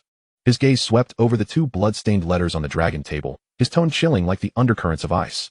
On the morrow in the court, do you dare confront Qin Song face to face? I would gladly risk my life. Cheng Lai's eyes were bloodshot, fresh blood trickling down his resolute face. Yet it could not conceal the determination etched upon his brow. Lin Jin nodded slightly, and instructed Wu Zheng beside him. Take him to find Zhu Jun. Your servant obeys. Wu Zheng clasped his fists in acknowledgement, the sound of armor clanging echoing as he departed. Once the 2 had withdrawn, silence reclaimed the Imperial study. Lin Jin gazed at the letters, now dried with blood, as if he could hear the lamentations of the Imperial Guards from that fateful day. Ah, dear Qin, he mused, his fingers lightly tapping the table, a chilling smile gracing his lips. You have indeed posed a formidable dilemma for me. Meanwhile, at the Qin residence, a sharp sound abruptly shattered the stillness. Crash. A priceless antique vase smashed to the ground, shards scattering like snowflakes. Qin Song's true energy surged, his robes billowing without a breeze, and a cold light flickered in his weathered eyes. The humiliation endured in the hall of heavenly abyss lingered vividly in memory. A surging intent to kill coiling within like a venomous serpent gnawing at the soul. Shadow. A sharp command reverberated throughout the hall.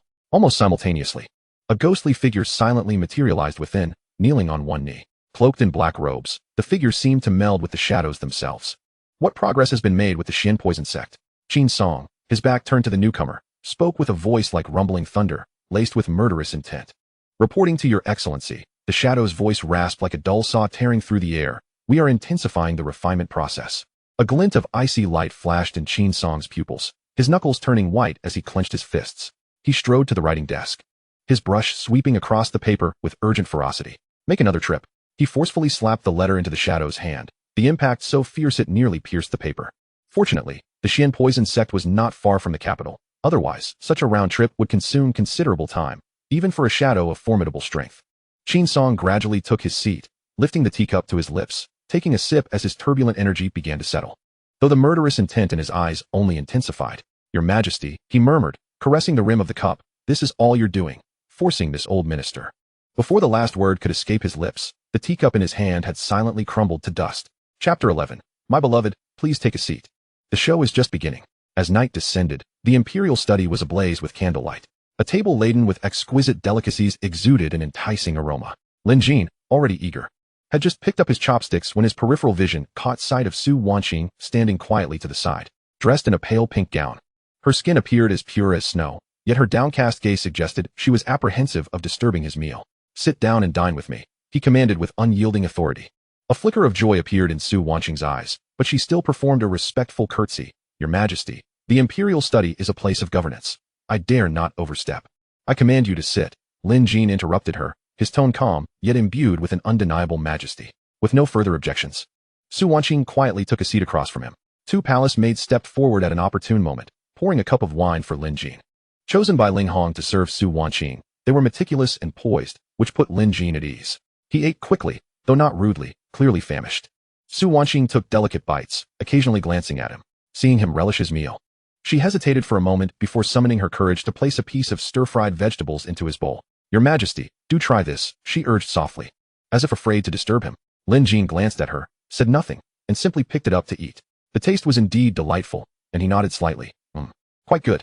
A subtle smile graced Su Wanqing's lips, her eyes shimmering with satisfaction. To please him was her greatest joy. Before long, Lin Jin set down his chopsticks, drained the last drop of wine, and let out a long sigh of relief. After a day and night of toil, he felt considerably more at ease now that he was satiated. He looked up at Su Wanqing, only to find her bowl nearly untouched, his brow furrowing in concern. Is this all you intend to eat? Su Wanqing quickly set down her chopsticks, responding obediently. Your Majesty, I am already full. Lin Jin did not press further. After all, he had summoned her for a meal. Whether she was satisfied was her own concern. Should there be vigorous activity later? Do not blame me for your lack of strength if you find yourself hungry. Gazing at Su Wanqing's exquisite visage, he suddenly spoke. You shall move to Kuan-Ning Palace tomorrow. It is more spacious there. Su Wanqing abruptly stood, her beautiful eyes wide with disbelief as she stared at Lin Jin. Your Majesty, Kuan-Ning Palace is the Empress's residence. How could I dare to intrude? Her voice trembled slightly, though a glimmer of uncontainable joy flickered in her gaze. Could it be that the Emperor intends to make me Empress? I shall immediately confer upon you the title of noble consort. You will move into Kuan-Ning Palace tomorrow. Lin Jin's tone was flat, yet carried an undeniable authority. Su Wanqing instantly knelt, her voice choked with emotion. I thank your Majesty for your great grace. Though she had not been made Empress, the title of noble consort placed her just beneath one. Moreover, with the harem currently empty, what difference did it make between her as noble consort and the Empress? Lin Jin's sleeve brushed against her, gently lifting her up. In the candlelight, her pink gown swayed, accentuating her graceful curves, her blushing cheeks adding to her allure. Lin Jin's gaze shifted slightly to the two palace maids standing by. You may withdraw.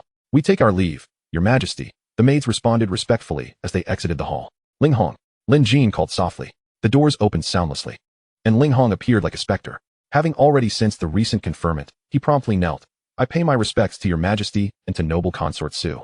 Su Wanqing, fidgeting with her sleeves, could not hide the joy illuminating her features. Lin Jin commanded in a deep voice, increase the number of maids attending, and assign another squad of imperial guards to station at Kuan-Ning Palace. Su Wanqing had entered the palace under the deceit of Qin Song. That old rogue was currently preoccupied and could not attend to this matter. However, should he manage to divert his attention, it was highly likely he would send someone to infiltrate the palace and harm her. As you command, Ling Hong replied, preparing to withdraw. Suddenly, he froze, an icy killing intent crashing over him like a tide. Ling Hong's muscles tensed instantaneously, the embroidered spring blade in its sheath humming ominously. He leaned forward slightly, his right hand resting on the hilt, the pressure of a grandmaster radiating outward. Lin Jin's gaze sharpened. He stealthily stepped forward, positioning himself behind Su Wanqing for protection. A fleeting glint of cold light entered his eyes, a mocking smile forming in his heart. Has the old fox finally lost his composure? Whoosh. A cold flash sliced through the window, a dagger carrying a fierce wind aimed directly for Lin Jin's throat. Lin Jin stood with his hands clasped behind his back, not even lifting his eyelids. Su Wanqing's beautiful eyes widened in horror, the reflection of the deadly cold light mirrored in her pupils. Her heart raced violently, and without thinking, she opened her arms to shield Lin Jin, completely forgetting that with his strength, he would hardly fear such a trivial dagger. Just as her foot moved, clang. Ling Hong's embroidered spring blade erupted from its sheath, the blade's light like a thread, accurately severing the dark projectile.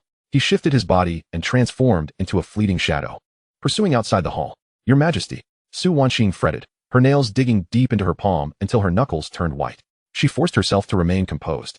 Yet her slightly trembling eyelashes betrayed her anxiety.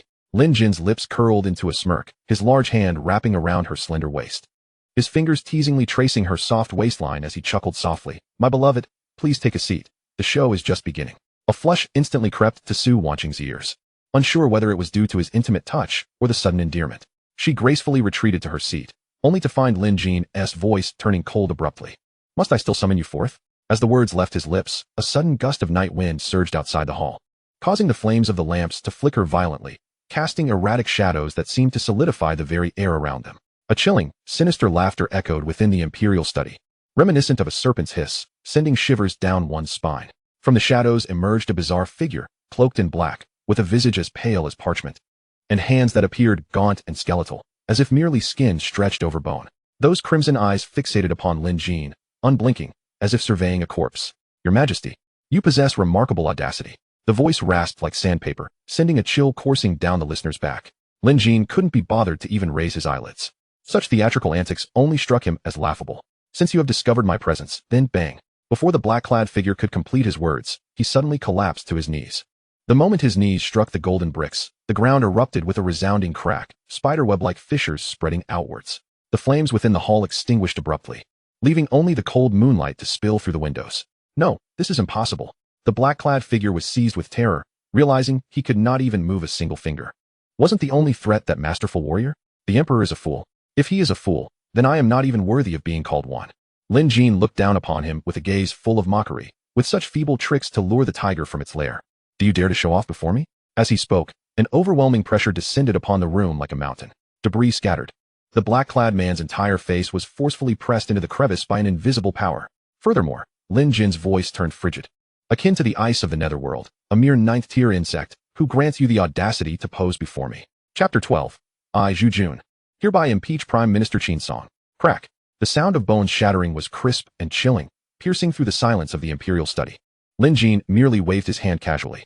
The oppressive force akin to divine retribution descended, causing the black-clad figure's body to crumple, bones fracturing inch by inch, his innards being ground into a pulp by the unseen force. The blood that gushed forth had not yet reached the ground before it was incinerated by searing true energy, dissipating into a scarlet mist within the incense-laden hall. Whoosh! At that moment, Ling Hong swept into the hall like a swift wind. His gaze swept over the nearly embedded corpse in the ground, and his pupils constricted slightly before he knelt and clasped his fists. His voice hoarse and taut. "I have failed to protect your Majesty. Please punish me." During the chase, Ling Hong had sensed a warning. Such an assassination was likely a ploy to lure the tiger from its lair. However, your Majesty's cultivation is boundless, even if lowly ruffians approach. They are but ants trying to shake a mountain. Lin Jin's expression remained indifferent as he lightly tapped the table with his fingers, the water in the celadone cup undisturbed. Let him escape? Ling Hong's grip on his sword tightened, knuckles protruding sharply as the scabbard emitted a faint, mournful cry under the immense pressure. He gritted his teeth, a low and hoarse reply escaping his throat. "I am incompetent." He had initially intended to strike with fervor, to eliminate the rogue and eradicate future threats.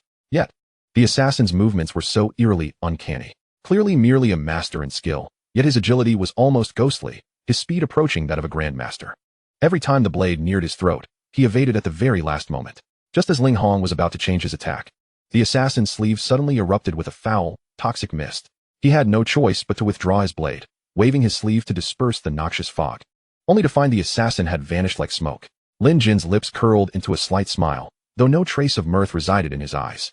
The vast expanse of Daiyuan, with its deep waters of the rivers and lakes, even a grandmaster could not roam freely without consequence. He understood better than anyone that this realm was never short of wolves lurking in the shadows. Investigate thoroughly. Those 3 words caused the temperature in the hall to plummet. Ling Hong responded solemnly, lifting the limp body. Upon seeing the twisted and pale face of agony, a flash of cold light flickered in his eyes, and he promptly bowed and retreated. The incense coiled around them once more, and the imperial study fell into silence. Only the silent cracks in the floor whispered of the recent bloodlust. Su Wanqing gracefully moved, delicate hands grasping a pot as she poured a cup of hot tea for Lin Jin. With a slight furrow in her brow, she softly inquired, "Your Majesty, is this the doing of Qin Song?" Lin Jin's fingertips abruptly halted, the tea in the cup instantly freezing into ice. He gazed at the cold reflection in the ice, slowly speaking, his words sharp as a blade scraping against cold iron. Who but this old rogue would dare? This old rogue was evidently enraged by the humiliation suffered in court today. However, considering his cunning nature. It was unlikely he would send his own men on such a reckless endeavor. This was precisely why Lin Jin had instructed Ling Hong to investigate. He was eager to see what hidden forces lay behind this old scoundrel. Lin Jin reined in his thoughts, his peripheral vision catching Su Wanqing's shaken expression. He pulled her onto his lap, the warmth of her soft form filling his embrace. Do not let this old rogue dampen the mood. Su Wanqing's cheeks flushed. As her gaze flitted around, she was anxious that someone might intrude. She shifted nervously on his lap, her voluptuous curves undulating with her movements. Her soft voice carrying a hint of pleading. Your Majesty, why not retire to Yaoguang Pavilion? The elastic sensation beneath her caused Lin Jin's eyes to darken suddenly. And he swept her up and strode towards the inner chamber's dragon bed. Tonight, it would be in the imperial study. He tossed her onto the embroidered quilt. Just as he was about to act, he saw Su Wanqing rise up on her knees, her slender fingers deftly untying the sash of his dragon robe. As the dark robe slipped away, her lashes lowered, her ears blushing crimson. Under Lin Jin's intense gaze, her ruby lips parted slightly as she slowly leaned down. Hiss! Lin Jin inhaled sharply, every muscle in his body tensing suddenly. The following morning, the air in the imperial study still lingered with an intimate ambience. Lin Jin held the still drowsy Su Wanqing close, mischievously pinching her pert backside, eliciting a soft protest from the beauty in his arms. Her supple body instinctively rubbed against him, compelling Lin Jin to take a deep breath to suppress his early morning urges. Assist me in dressing.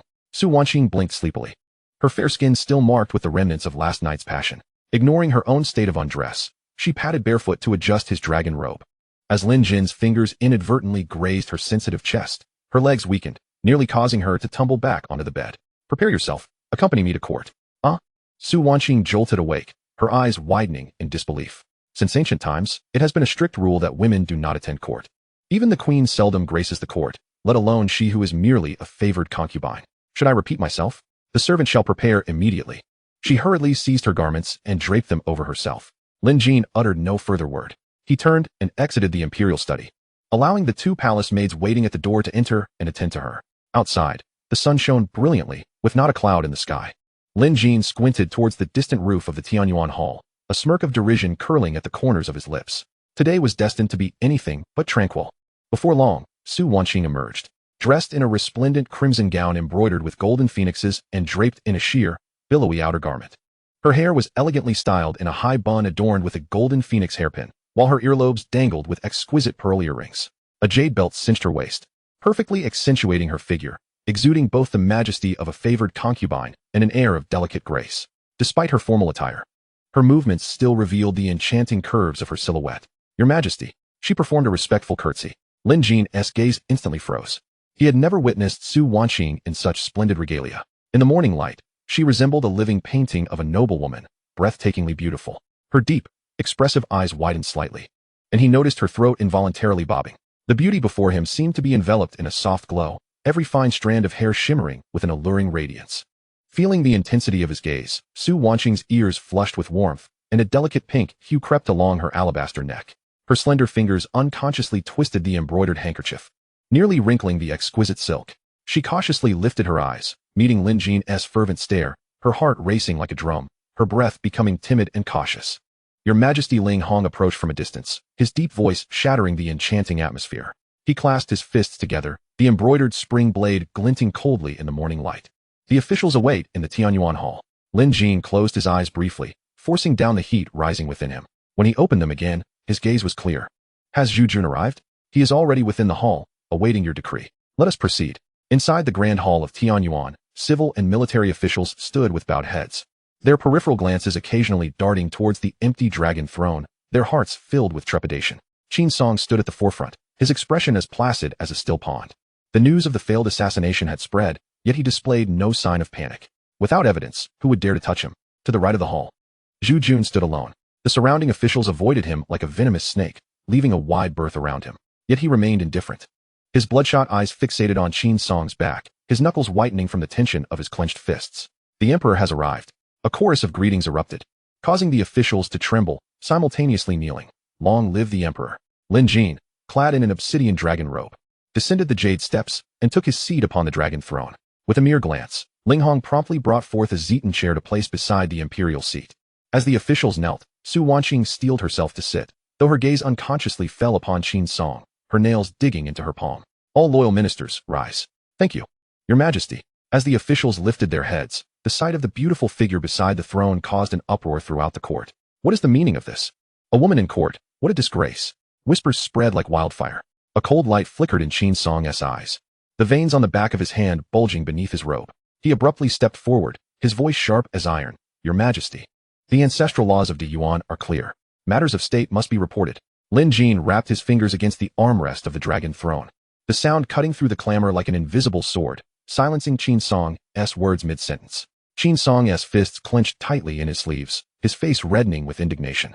Just as he was about to speak again, Zhu Jun's booming voice shattered the silence of the court. Your Majesty, I have a petition to present. He strode forward, his official boots thundering against the golden bricks. As he knelt, his jade belt struck the ground with force, and he lifted his gaze to meet Qin Song's eyes. Aflame with righteous fury, I, Zhu Jun, hereby impeach the Prime Minister Qin Song on 3 counts. Chapter 13, Retribution.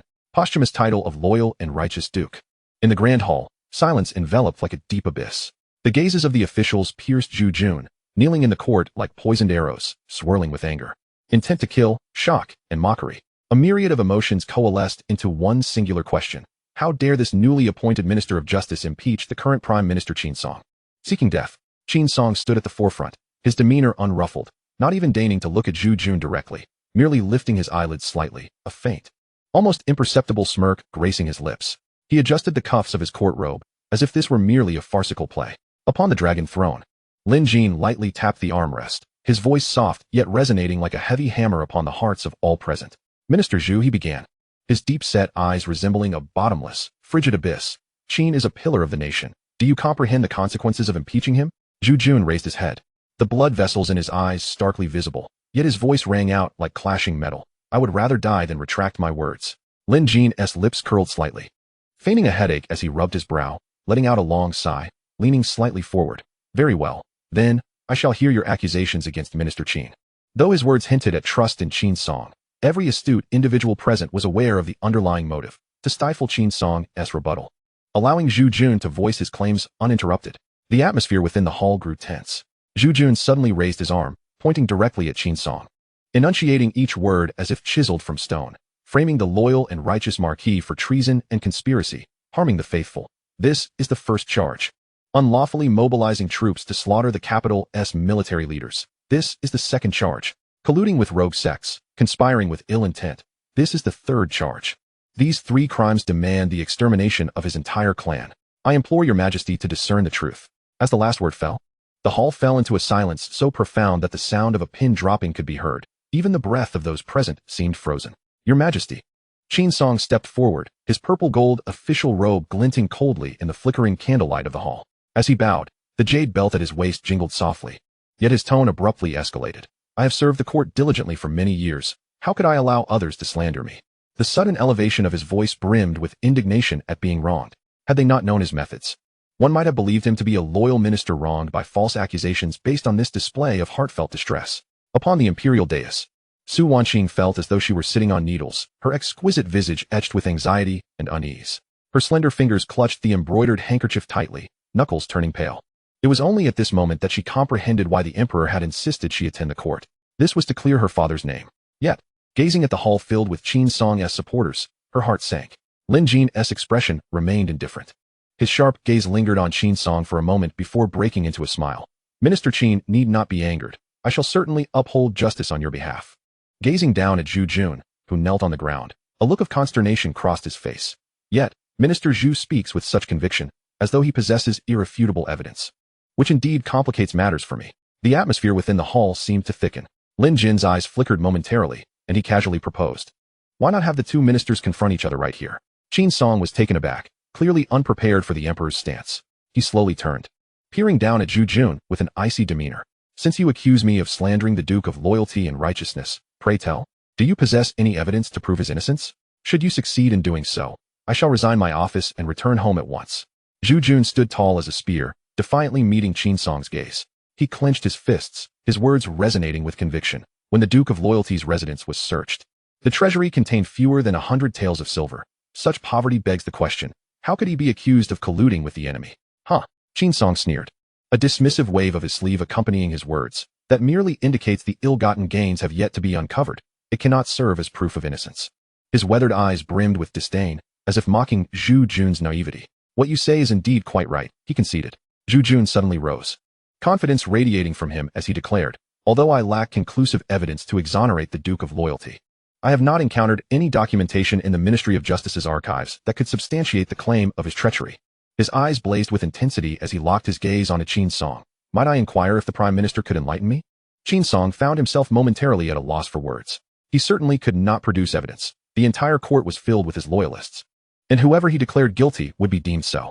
Furthermore, fabricated evidence could hardly endure for long, having been thoroughly destroyed. He never anticipated that someone would dare to advocate for the Duke of Loyalty's cause.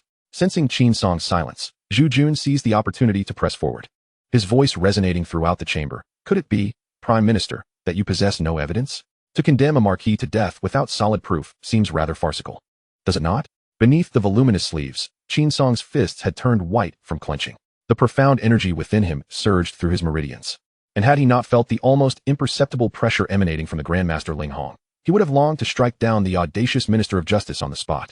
Observing Qin Song's continued silence, Zhu Jun turned to face the dragon throne, bowing solemnly, Your Majesty. In my recent inquiries, I have discovered that the Duke of Loyalty is an upright official, compassionate towards his subordinates, and beloved by the people. He could in no way be guilty of treason. I implore Your Majesty to see the truth and restore justice for the Duke of Loyalty. Upon hearing this, Su Wanqing's beautiful eyes sparkled with hope as she cast a pleading glance at Lin Jin. Lin Jin offered her a reassuring look, raising a hand to stroke his chin thoughtfully, feigning hesitation as he regarded Qin Song. Minister Qin, this indeed places me in a difficult position. Qin Song gritted his teeth, poised to defend himself, but Lin Jin suddenly shifted his tone, since no one can present evidence of the Duke of Loyalty's treachery. It stands to reason that he is innocent. I have decided to posthumously honor the Duke of Loyalty with the title of Duke of Loyalty and Valor, and he shall be enshrined in the ancestral temple alongside other meritorious figures. This declaration sent shockwaves throughout the court. Although the Duke of Loyalty held a marquisate, he had neither illustrious military achievements nor significant political contributions. To acquit him was already a considerable act of imperial grace. Yet to bestow upon him the title of Duke and enshrine him in the ancestral temple was unprecedented. Su Wanqing trembled slightly, tears welling beneath her long lashes. She understood all too well that her father received this honor solely due to the emperor's affection towards her. With this thought, she resolved to cast aside all reservations that night and serve the emperor wholeheartedly, in whatever manner he desired. Lin Jin's gaze was sharp as he surveyed the ministers one by one, ultimately fixing his eyes on Qin Song, his tone turning suddenly icy. Minister Qin, do you have any objections? As soon as the words left his lips, Ling Hong stepped forward with an unyielding demeanor, the weight of a grandmaster's presence crashing down upon Qin Song. Under this overwhelming pressure, Qin Song's body trembled slightly, and he could only force out 3 words through clenched teeth: no objections. Since there were no objections, this matter would be laid to rest. Lin Jin nodded in satisfaction. But as his focus shifted to Zhu Jun, his voice grew cold. Minister Zhu, you previously accused Minister Qin of 3 grave offenses. Now that the first has been clarified, should you fail to provide substantial evidence for the remaining 2, I shall hold you accountable for slander, thereby seeking justice for Minister Qin. His words were delivered with righteous indignation, and any unknowing observer might mistake him for a ruler deeply concerned for his loyal minister. Zhu Jun maintained his composure, bowing respectfully as he replied with steady conviction, Your Majesty, I dare to request the presence of witnesses to testify. Oh, Lin Jin's brows arched slightly, a glimmer of amusement flashing in his eyes as he feigned surprise. There are witnesses? Summon them. Chapter 14. Blood Seal shocks the hall. Let the witnesses enter the hall. As the command echoed, the sound of clanging armor grew nearer. Cheng Lai, clad in battle armor, strode into the grand hall with the poise of a dragon. Facing the scrutinizing gazes of the court officials, he maintained unwavering focus, striding boldly to the center of the hall. I am Cheng Lai, and I pay my respects to Your Majesty. His voice resonated through the hall, reverberating off the walls. He knelt on one knee, the clash of his armor against the ground producing a dull thud. Lin Jin raised a hand slightly at ease. Thank you for your great grace, Your Majesty. As Cheng Lai rose, his eyes were bloodshot, like a blade tempered in fire, piercing directly at Qin Song, who stood at the forefront of the civil officials. The hatred in his gaze was palpable, causing the surrounding officials to involuntarily take a half-step back. Qin Song frowned slightly, alarm bells ringing in his mind. He was certain he had never encountered this man, yet the murderous intent in his eyes was unmistakable. Minister Qin, do you recognize this man? Lin Jin's voice drifted down from the dragon throne, imbued with a playful tone. Qin Song regained his composure, respectfully clasping his hands, replying to Your Majesty. This old minister has never seen this individual. He must be someone Minister Zhu has summoned from who knows where, aiming to slander me. Upon hearing this, Lin Jin's lips curled into a knowing smile. yet he refrained from commenting. This old fox bites back first. Zhu Jun exhaled sharply through his nostrils, akin to a venomous snake, then lifted his eyelids to meet Qin Song's gaze directly. As the Prime Minister, you naturally do not recall a mere 1,000 households from the Capital Guard. The Capital Guard? The word sent ripples through the court. Hadn't the Capital Guard been disbanded long ago? Qin Song's fingers clenched tightly within his wide sleeves, his eyes darting towards the Minister of War, Lu Feng. Lu Feng's complexion turned ashen, clearly taken aback by the revelation of a remnant. Cold sweat trickled down his forehead, soaking the front of his official robe. Lin Jin observed the unfolding drama keenly. His fingers, well-defined, tapped rhythmically on the armrest of the dragon throne. Cheng Lai. Do you understand the repercussions of falsely accusing a high-ranking court official? Cheng Lai clasped his hands at his chest, his voice booming. I would offer my head as a guarantee. Should there be a single word of falsehood, I willingly accept the punishment of death by 1,000 cuts. And my entire family shall face the same fate. He suddenly turned, pointing an accusing finger at Qin Song, each word dripping with anguish. A fortnight ago, Qin Song conspired with the Ministry of War, fraudulently transmitting military orders to besiege the capital's garrison. The commanding officer was framed and imprisoned. And what is even more appalling is, at this juncture, the stalwart man's voice thickened with emotion. They slaughtered the garrison leaders overnight. Aside from my fortunate escape, all other comrades were mercilessly slain. Before he could finish, tears welled in his fierce eyes. He knelt heavily upon the ground, the sound of his forehead striking the gold brick resonating throughout the court, sending a tremor through the hearts of all present. I implore your majesty to champion the countless wronged souls of the garrison. Slander. A sharp rebuke suddenly erupted. Minister Lu Feng of the Ministry of War, without waiting for Lin Jin to speak, hastily stepped forward, his wide sleeves billowing with the force of his movement. He bowed deeply, his throat constricting as he stammered fragmented words. Your Majesty, please discern. What this man claims is pure fabrication and utterly untrustworthy. Without the Emperor's decree, to unilaterally mobilize troops is a capital offense. He would never confess to such an act. Lin Jin slowly lifted his gaze, a glint of coldness in his eyes. Yet his face remained impassive. Minister Lu, when have I stated that I would trust him? Your urgency surprises me greatly. Lu Feng staggered, panic-stricken. He instinctively stole a glance at Qin Song, only to meet a pair of eyes that seemed laced with venom, causing him to feel as if he had plunged into an icy abyss. Hastily lowering his head, I merely. Enough. Lin Jin waved his hand dismissively, turning slightly to Cheng Lai, his tone edged. Do you have evidence? Indeed. Cheng Lai's voice rang out like the clash of metal. I have attached irrefutable evidence to the memorial, which I presented before your majesty yesterday. This was the prearranged statement he had discussed with Zhu Jun. Lin Jin feigned surprise. Oh? I recall there was indeed a memorial condemning Minister Qin. He lightly rubbed his temples and suddenly laughed. I thought it was mere nonsense and casually discarded it. Qin Song's lips twitched involuntarily. What a performance. Were it not for his knowledge of the truth, one might genuinely believe the emperor held him in high regard. Shortly thereafter, Ling Hong hastened forward, cradling a brocade box. Lin Jin withdrew 2 blood-stained letters, his countenance darkening like molten iron solidifying. When he unfurled the military order adorned with a vermilion seal, the air within the Tianyuan hall seemed to stagnate. Minister Lu, Lin Jin's voice turned as frigid as ice. You just claimed this is slander? The seal on the order glimmered ominously under the candlelight. Lu Feng's knees buckled, collapsing to the ground, his official hat askew, disregarding the need to straighten it. This must be a forgery. Your Majesty, please see clearly. Bang. The armrest of the dragon throne resounded ominously under Lin Jin's palm. Forgery? The emperor leaned forward, tossing the order directly before Lu Feng. Then tell me, is this seal of the Ministry of War also forged? Ling Hong silently stepped forward, drawing his blade with a metallic hiss, its cold sheen glimmering like snow. The oppressive aura of the Grandmaster bore down like a landslide, crushing Lu Feng's spine. The hem of the minister's robe visibly darkened with sweat, his teeth chattering as he struggled to articulate a coherent response. The order could potentially be faked, but that vermilion seal, a symbol of the court's authority, who in the realm would dare to counterfeit it? Even Qin Song could not bear the weight of such a heinous crime that would obliterate his entire lineage. Your Majesty, Qin Song suddenly stepped forward, the wide sleeves of his court robes barely concealing a tremor, suppressing the urge to strike Lu Feng down on the spot. As he bowed, his pupils narrowed to pinpricks. The old minister believes this case is clearly a result of someone unlawfully utilizing the Ministry of War seal, leading to the tragic events of the garrison. Oh, Lin Jin's gaze swept over Lu Feng, sharp as a blade. Minister Lu, is what Minister Qin said the truth? Lu Feng trembled, catching the glint in Qin Song's eyes, and immediately understood. Yes, your Majesty. It is indeed so. He swallowed hard, his voice rising to a near shriek. Upon my thorough investigation, it was the Ministry's officer who embezzled, and I have already dismissed him and imprisoned him, recovering the seal. Huh. Zhu Jun scoffed. Minister Liu, your falsehoods are delivered with such a straight face. The seal of the Ministry of War is heavily guarded. How could a mere 6th-rank officer manage to steal it? And why would he steal it? His eyes narrowed sharply, locking on to Qin Song, unless someone prompted him. Qin Song's elderly eyes narrowed beneath his white brows, his jade ring spinning rapidly in his hand. Absurd. Lin Jin slammed the table, startling the flickering candles in the hall. The court's vital treasure was stolen as if it were a mere game. He slowly rose, the golden threads of his black dragon robe shimmering in the candlelight. If the ministry is incapable of safeguarding the seal, then I shall take possession of it. Your Majesty. Qin Song interjected, every syllable laden with heavy authority. The ministry oversees the military documents of the realm.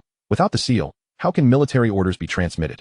He stepped forward, his voice reverberating through the hall. Furthermore, it is against ancestral traditions for the emperor to personally handle the ministerial seal. The seal of the Ministry of War is more than just a stamp. It holds the power of the Tiger Talisman, the key to commanding the military. Should the emperor truly seize it, years of planning would come to ruin, and the forces outside the capital would be irrevocably lost to control. Minister Qin, you worry too much. Lin Jin suddenly chuckled lightly. I shall appoint someone to guard it, and return it once the ministry has been properly restructured. After speaking, he fixed a hawkish gaze upon Lu Feng. Minister Liu, do you have any objections? Lu Feng felt as if his blood had run cold. I believe. He struggled to find his voice, his eyes darting between the emperor on the dragon throne and the prime minister. Yet Lin Jin suddenly smiled faintly, tapping his fingers lightly on the dragon table. Ling Hong, at your service. From this day forth, you shall personally lead the investigation into the theft of the Ministry of War's seal. Lin Jin's tone was calm, yet each word carried the weight of 1,000 pounds. All involved, regardless of rank, shall be treated as conspirators. Upon hearing this, Lu Feng's complexion drained of color. What monitoring of embezzlement? Where was this officer of the ministry? This was merely a lie he had concocted in his desperation, following Qin Song's suggestion. If the Jinyui truly delved into this, the first to lose his head would be none other than himself. The prime minister was deeply entrenched, and the emperor could not touch him for the time being. But he, Lu Feng, was merely a minister of war. The former minister of justice was still languishing in prison, his fate uncertain. He had no desire to become the second. Your Majesty. Lu Feng suddenly knelt, the sound of his forehead striking the gold brick echoing through the hall. I am foolish. It is indeed most prudent for the Ministry of War's seal to be entrusted to your Majesty for safekeeping. Lin Jin's lips curled into a fleeting smile. Yet Qin Song brimmed with murderous intent. The ravines etched across his face contorted into a grimace, and he regarded Lu Feng with eyes that resembled those of a predator eyeing carrion. Chapter 15. Returning to the old homestead? A dream. Your Majesty.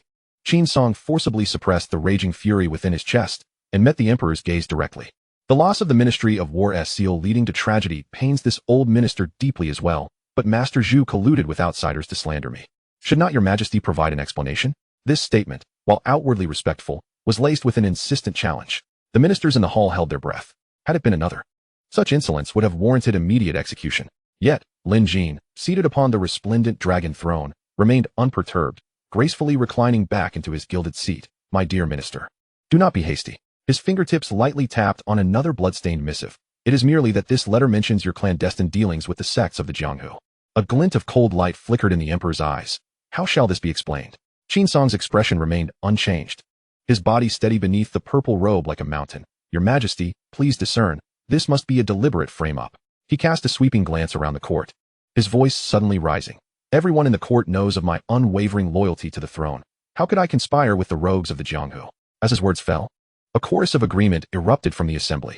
Officials from various departments rushed forward, clamoring to defend the chancellor, their flattery rising like a tide, elevating Qin Song to the status of a saint. Lin Jin's countenance grew increasingly grim. These ministers, who subsisted on the court's stipends, now resembled sycophantic hounds, wagging their tails in servile adoration towards the powerful, truly contemptible. To one side, Su Wanqing sensed the emperor's mood, a flicker of worry crossing her brow. Yet her position compelled her to remain silent. Minister Qin, Lin Jin suddenly chuckled lightly. As the saying goes, where there is no wind, there are no waves. A flash of hostility momentarily appeared in Qin Song's eyes, only to vanish just as swiftly. He immediately bowed in deference. This old minister is willing to cooperate fully with your Majesty's thorough investigation to prove my innocence. Lin Jin lowered his gaze to the blood-stained letter in his hand. Abruptly, he clenched his fingers, and the paper disintegrated into fine fragments, cascading like snowflakes. He raised his eyes, a smile that was neither genuine nor false upon his lips. There is no need for an investigation. I trust you. This missive from the loyal and righteous Marquis was devoid of substantial evidence. His appearance in court today was for two purposes: to vindicate the Marquis and to reorganize the Ministry of War. With those objectives accomplished, all else was mere pretense. Do any of you have further business to address? He swept his sleeves and rose, his gaze sharp as a blade, surveying the assembled officials. If there is no pressing matter, then, Your Majesty, Qin Song suddenly knelt, his voice as cold as iron. The Minister of Justice has slandered this old minister.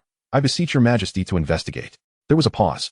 His aged voice sharpened suddenly. Should Your Majesty insist on favoritism? His purple robe quivered as he bowed deeply. This old minister is willing to relinquish my title and return to my fields. Boom.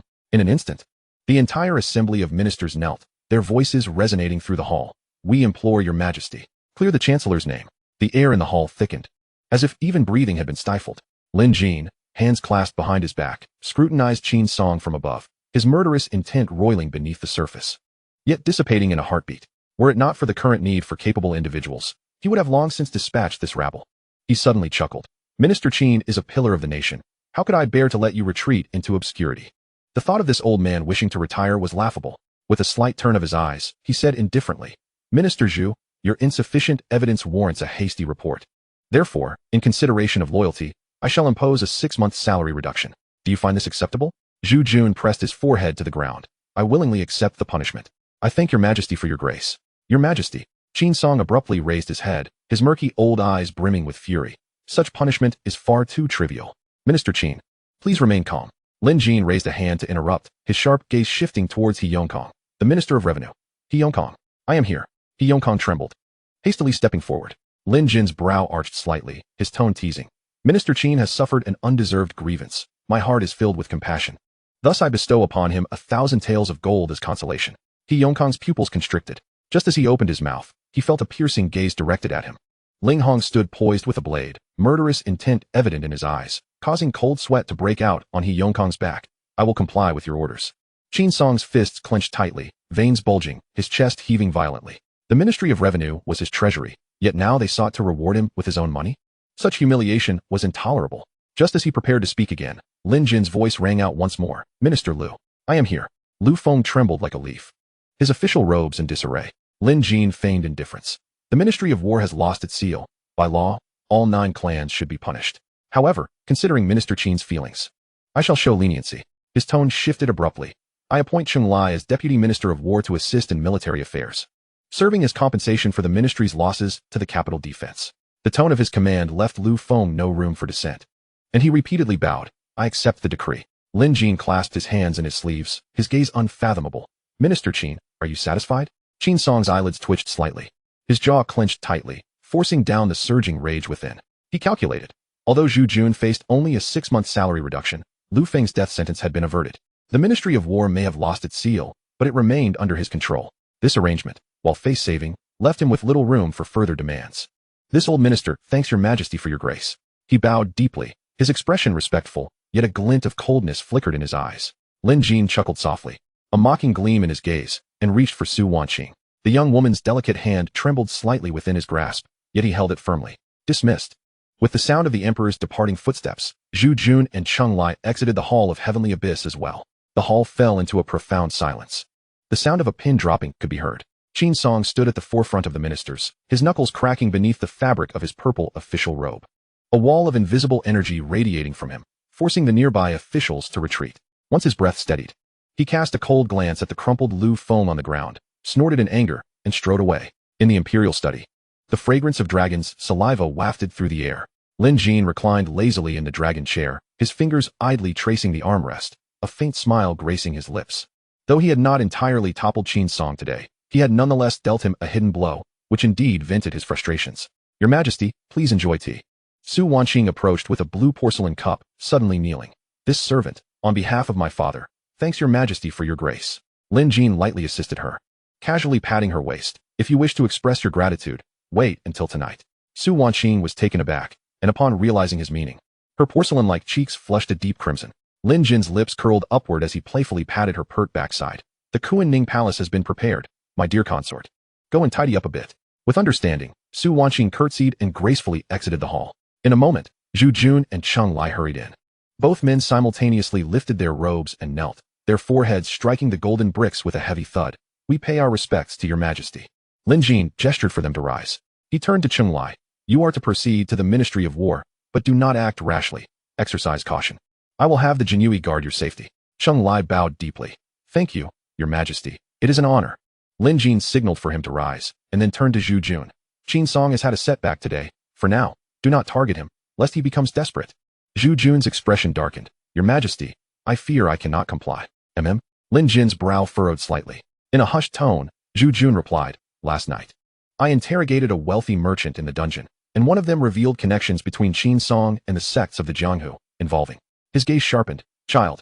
Young maiden. Chapter 16. Do you really think of yourself as the villain in a fantasy novel? Lin Jin's sword-like brows furrowed sharply. A chilling aura, as sharp as a blade drawn from its sheath, instantaneously enveloped the hall. The flames of the candles extinguished in unison, and the air seemed to be gripped tightly by an invisible hand. Zhu Jun and Cheng Lai felt their bones creak, as if they were on the verge of being crushed at any moment. Fortunately, this suffocating pressure dissipated in an instant. Lin Jin narrowed his eyes and spoke coldly. Speak clearly. Zhu Jun let out a long breath, his knuckles turning white as he wiped away the beads of sweat cascading from his temples, and clapped 3 times towards the hall's entrance. Before long, 2 officers from the Ministry of Justice escorted a rotund prisoner who stumbled in.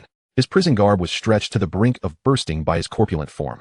Even more astonishingly, this figure concealed the aura of a second-tier martial artist. Please, don't kill me. The wealthy merchant curled up like a shrimp, his body quivering like frightened lard, clearly having been tormented to the brink of insanity in the dungeon. Zhu Jun stepped forward and kicked him, barking, repeat the confession from last night. The merchant's gaze was still vacant, his lips twitching uncontrollably. Lin Jin waved his sleeve, channeling his true energy into the merchant's body. The merchant's murky eyes suddenly cleared a little. Upon recognizing the emperor before him, he immediately slumped to the ground. Your humble subject pays his respects to your majesty. Lin Jin stood with his hands clasped behind his back, his tone as calm as a butcher sharpening his knife. Speak. The merchant swallowed hard, fearing delay, and began to spill his secrets like beans from a bamboo tube. It turned out he managed a sizable trading caravan. A month prior, a mysterious person approached him, offering a handsome sum to transport goods. Although he was unaware of the contents, upon discovering that the mastermind was the current prime minister, this money-driven merchant began to indulge in dreams of climbing the social ladder. However, during one of his transports, a massive wooden crate emitted ominous thuds, accompanied by faint cries of children. Compelled by some instinct, he pried open a small gap, and under the moonlight, he was horrified to see the sight inside the crate. Unconscious boys and girls, with hundreds of boxes being transported each time.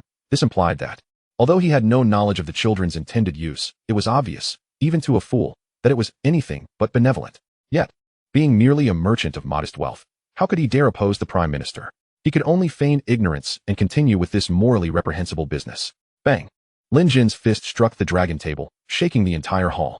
The furious pressure descended like a tangible force, and Zhu Jun and the others immediately knelt, finding it difficult to even breathe. What a Qin Song! Lin Jin's eyes glinted with a golden light, the murderous intent nearly solidifying into form. Coupled with the secret letter intercepted by the loyal Marquis, the poison pot is hungry. Prepare 1,000. The elixir is near completion. This 1,000 was evidently. Just the thought of this possibility made Lin Jin wish to flay Qin Song alive. Such barbaric conduct was unforgivable, deserving of 1,000 deaths. Where are the goods being sent? His voice was as cold as the ice of the 9 hells. The merchant was pressed to the ground by the terrifying aura, his face pressed against the cold tiles, gasping for breath. I truly do not know. Lin Jin lightly tapped the dragon table, each sound like a death warrant. Your Majesty, spare my life. The merchant mustered an unexpected surge of strength, springing up and shouting. Every time, they are delivered to Laolpo, 30 miles northwest of the imperial city, where men in black will receive them. As for their final destination, he swallowed hard in terror. Those men are at least 5th or 6th tier experts. How dare I follow them? For a 2nd-tier martial artist, 5th or 6th tier indeed qualified as formidable. Yet for Lin Jin, they were merely ants waiting to be slaughtered. Your Majesty. The merchant frantically bowed his head like a pestle, his forehead striking the tiles with a loud thud. I have told you everything I know. I beseech you. Spare my life. Lin Jin cast a disdainful glance at him and signaled to Cheng Lai. Cheng Lai understood and stepped forward, his iron grip seizing the back of the merchant's neck. As he was dragged out of the hall, his trousers were thoroughly soaked, leaving a winding trail on the ground, akin to a fat maggot that had urinated in fear. The merchant felt relieved to have escaped with his life. Little did he know, as he turned the corner, a chilling sensation crept up his neck. Crack! The crisp sound of bone breaking echoed sharply through the corridor. His eyes widened in terror, wanting to scream, but only able to emit a wheezing sound. His throat shattered. His corpulent body collapsed like a pile of mud, the light in his eyes fading swiftly. Until his last breath, he could not comprehend why his greed led to such a fate. In the imperial study, Lin Jin leaned against the ornately carved golden chair. his eyes slightly closed, a bloodthirsty aura swirling in his brow. Did this old dog truly think of himself as a villain in a fantasy novel? Using children to refine elixirs? Zhu Jun. Lin Jin's eyes snapped open, his gaze sharp as a poisoned blade. Hundreds of children have gone missing. And no one has reported it? Not a single missing person report. Cold sweat broke out on Zhu Jun's forehead as he hastily knelt. Your Majesty, please quell your anger. There may have been reports, but the previous Minister of Justice. He swallowed hard, weighing his words, ignored them. Lin Jin's gaze darkened. It dawned on him that Zhu Jun had only been in office for a few days and had yet to untangle the ministry's long-standing issues. Zhu Jun's expression grew more serious as he pressed on. Moreover, the case files from the capital are all managed by the Ministry of Revenue. I dispatched someone yesterday to request them, but, he gritted his teeth, the Ministry of Revenue refused to cooperate, making it exceedingly difficult for me to ascertain the exact numbers. A chill surged in Lin Jin's eyes as he slowly raised his hand, signaling for him to rise. It seemed that every syllable uttered from the emperor's lips was laced with the taste of rust. The Ministry of Revenue requires a thorough cleansing. At that moment, Ling Hong strode into the imperial study, holding a bronze seal in his hands, kneeling on one knee. Your Majesty, the military seal has been retrieved. The emperor glanced sideways, merely nodding slightly. That seal, symbolizing military authority, paled in comparison to the urgency of eradicating the poison cult. Ling Hong's eyes shifted as he continued. Your Majesty, the origins of last night's assassin have been uncovered. The emperor tapped his fingers on the table, his expression indifferent. It must be the poison cult, is it not? His tone was as calm as if discussing the weather. The audacity to venture deep into the palace, aside from the poison cult, which conspired with Qin Song, could not be attributed to anyone else so reckless. Ling Hong was momentarily taken aback, then clasped his fists, declaring, Your Majesty sees clearly. I have located their lair and am prepared to depart immediately, ensuring none of them escape. As a grandmaster, such audacious words came without a hint of discord. Lin Jin's long fingers brushed over his chin. The recent affairs of the court had inadvertently allowed these scoundrels to survive a little longer. Such a malevolent cult, which inflicts suffering upon the living, indeed deserves to be utterly eradicated from this world. As he was about to speak, his peripheral vision caught sight of the recently retrieved seal of the Ministry of War, and a glimmer of brilliance flashed in his eyes. Summon Wu Zhong, Lin Jin commanded, his tone suddenly turning cold and stern. Come at once. Chapter 17, The General of Extermination. Moments later, the sound of powerful footsteps resounded outside the hall. Clad in dark steel Qilin armor, Wu Zhong strode in with the grace of a dragon and the ferocity of a tiger. The menacing scar across his brow added to his imposing aura, and as he knelt on one knee, the armor emitted a crisp metallic clang. Your servant greets your Majesty. His voice was as sharp as a blade scraping against iron, causing the candle flames to flicker. Lin Jin waved his sleeve and struck the seal of the Ministry of War upon the dragon table with great force. Wu Zhong, heed my command. I appoint you as the General of Extermination. Immediately lead 10,000 elite troops to seize control of the Tianwei camp with this seal. His gaze turned icy. As for any affiliates of Qin Song, they are to be executed without mercy. After a brief pause, a fierce killing intent surged in Lin Jin's eyes. Then, using the Tianwei camp as the vanguard, eradicate the Xuandu sect. The Tianwei camp had long been poisoned by Qin Song's influence. Not only were the commanders his staunch supporters, but even the lower-ranked soldiers had largely been bewitched, revering him as a deity. Given this, it would serve well to allow them to fulfill their final value during the extermination of the Xuandu sect. To combat poison with poison, resulting in mutual destruction, was that not fortuitous? Moreover, it was precisely this army that had aided in the tyranny, leading to the complete annihilation of the Imperial Guard. This blood debt must be repaid. I shall accept the decree. Wu Zhong took the seal of the Ministry of War with both hands, his knuckles turning white from the effort. As Lin Jin turned to Ling Hong, his tone softened. The leader of the Xuandu sect is a grand master. Exercise utmost caution. Yet despite his words, he felt no trepidation. As the saying goes, what the system produces must be of exquisite quality. Ling Hong was indeed a genuine pinnacle grandmaster, more than capable of dealing with the mere leader of the Xuandu sect. Contemplating this, Lin Jin slowly took his seat, secretly calculating, after exterminating the Xuandu sect, it was imperative to accelerate the control over other cities. Otherwise, the system's functions would be severely hampered. A proud smile graced Ling Hong's lips as he clasped his fists. Your Majesty need not worry. I shall present you with his head. Killing is sufficient. There is no need to present the head, Lin Jin said with a wry smile and a dismissive wave. In this era, who still collected heads? Did he take the emperor for a collector of grotesque figurines? Finally, Lin Jin's expression turned serious as he solemnly cautioned. This night, the operation must be conducted in secrecy. Those who leak information will be dealt with by military law. We shall obey. The thunderous response reverberated, shaking the dust from the rafters. After the two departed, Lin Jin's gaze fell upon Zhu Jun and Cheng Lai. Under Zhu Jun's reform, the Ministry of Punishment had begun to show signs of order, and given time, It would surely implement laws with precision. Cheng Lai, with the secret protection of the Jinyui, could also ensure that Lu Feng would think twice before acting recklessly. Even when approaching the Ministry of War, at present, the most pressing issue lay with the Ministry of Revenue. Although the grain rewarded by the system could alleviate immediate woes, it was not a long-term solution. Without swift control over the treasury, he would remain hindered at every turn. Reflecting on this, Lin Jin could not help but sigh. There was no one available.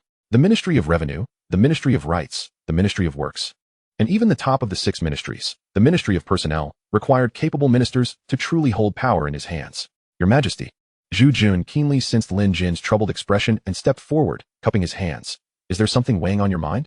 I am willing to share your burden. Lin Jin paused momentarily, then raised his gaze, inquiring. Zhu Aiqing, do you have any esteemed friends or classmates of exceptional talent?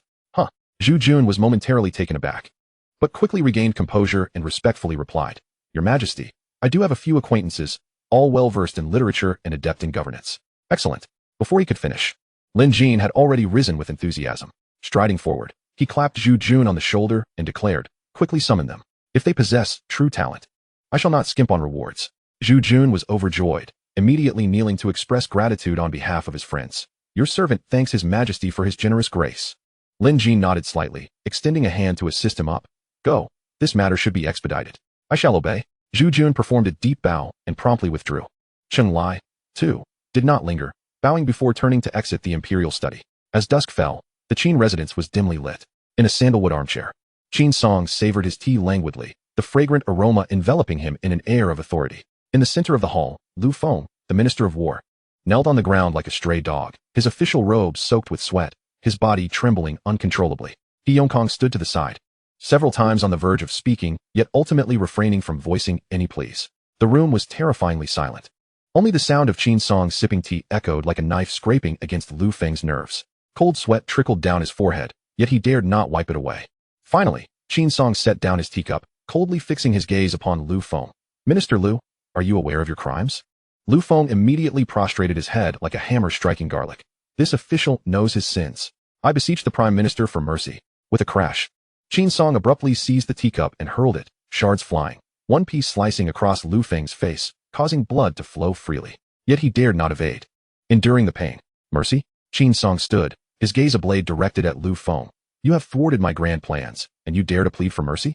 Without the seal of the Ministry of War, it will be difficult for you to covertly mobilize troops in the future. Lu Feng's voice quivered. Prime Minister, this official was compelled by circumstances. If I do not surrender the seal, should the Emperor conduct a thorough investigation, I simply cannot endure it. Fool, Qin Song roared. The oppressive aura of a 9th-grade martial artist surged forth, pressing down on Lu Feng's chest like a giant stone, causing his bones to creak. Investigate? What can he use to investigate? With me as Prime Minister, what do you have to fear? Lu Feng was left speechless. After leaving the palace, he had come to realize the truth. The Emperor had no solid evidence. It was merely a tactic to intimidate him into self-sabotage. Had he simply resisted and not surrendered the seal, and instead thrown a scapegoat to take the fall, this matter would have been brushed aside. But now, it was too late for regret. Prime Minister, He Yongkong cautiously offered a fresh cup of tea, softly advising. The Ministry of Punishment has already fallen.